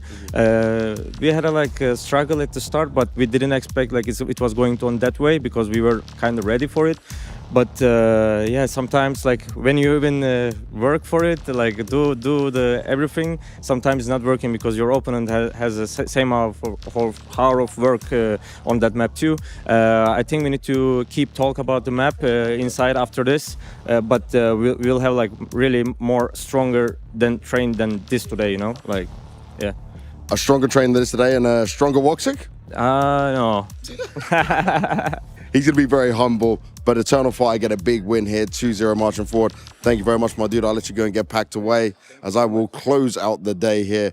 But Eternal Fire, damn, they look good at the bounty right here against Complexity. They showed up even on this Train game.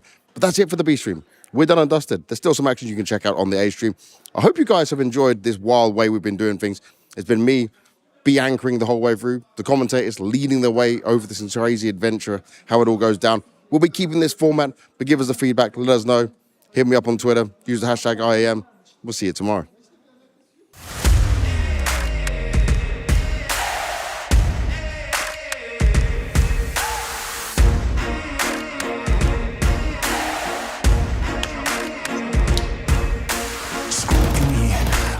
Twisting up the truth, this ain't new to me.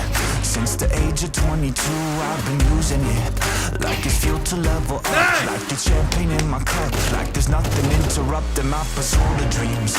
There's a vision in my mind, it's consuming me. Take my confidence combined with opportunity, mix it up with unity, soon to be the greatest of my generation, Operation Victory. Fight or flight, we will stay, through the perils we dare not to stray. Spark the match, light the flame, out of luck, out of sight, dangerous, dynamite. Dynamite! Setting fire to the clouds at the speed of light, going up like Superman's kryptonite, blowing up dynamite. Dynamite! Setting fire to the clouds at the speed of light, going up like coming down, screaming. Superman's kryptonite, blowing up dynamite. Holy shit.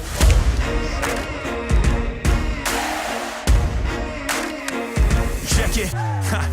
Troubled days, lonely nights, lot of tears, lot of fights, big dreams met with bigger lies. It ain't what it seems from the outside. Went down while they pray. Will I surrender or will I betray? Given the trauma that lives in my brain, or use it to fuel up the fire in my veins. I never complain or rise up and do it. If there's a battle, I'll fight my way through it. If the wind blows, I thank God that he blew it. Cause what is a blessing depends how you view it. The fruits of my labor are in abundance. Indispensable, I'm not redundant. Incomprehensible the way I've done it. When the struggle pushes me, I don't shove it. I rise above it.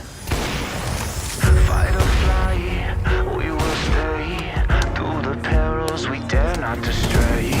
Spark the match, light the flame. Out of love, the something dangerous. Dynamite. Dynamite!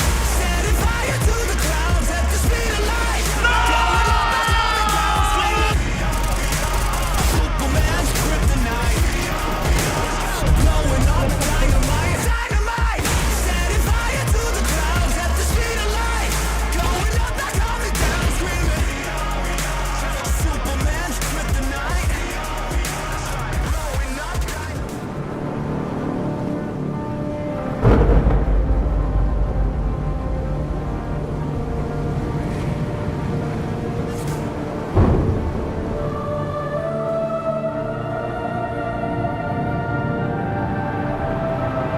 Rafa really making history. Absolutely phenomenal. And Ace is the champion of the Intel Extreme Masters World Finals. Storm's still not quite done. MC is going to take this fight, though. 3 seconds left. Last 2 rounds of action's got to start it well for ESC. And this is a massive move for Zez, but he's not content with just a Nexus kill. He wants to win. and it's all done. And Strollin's winning. Unbelievable Rogue with a 4-0 victory over Classic. And they did it again in the grand finals. It's Navu! Give it up for your Intel Extreme Masters World Champion!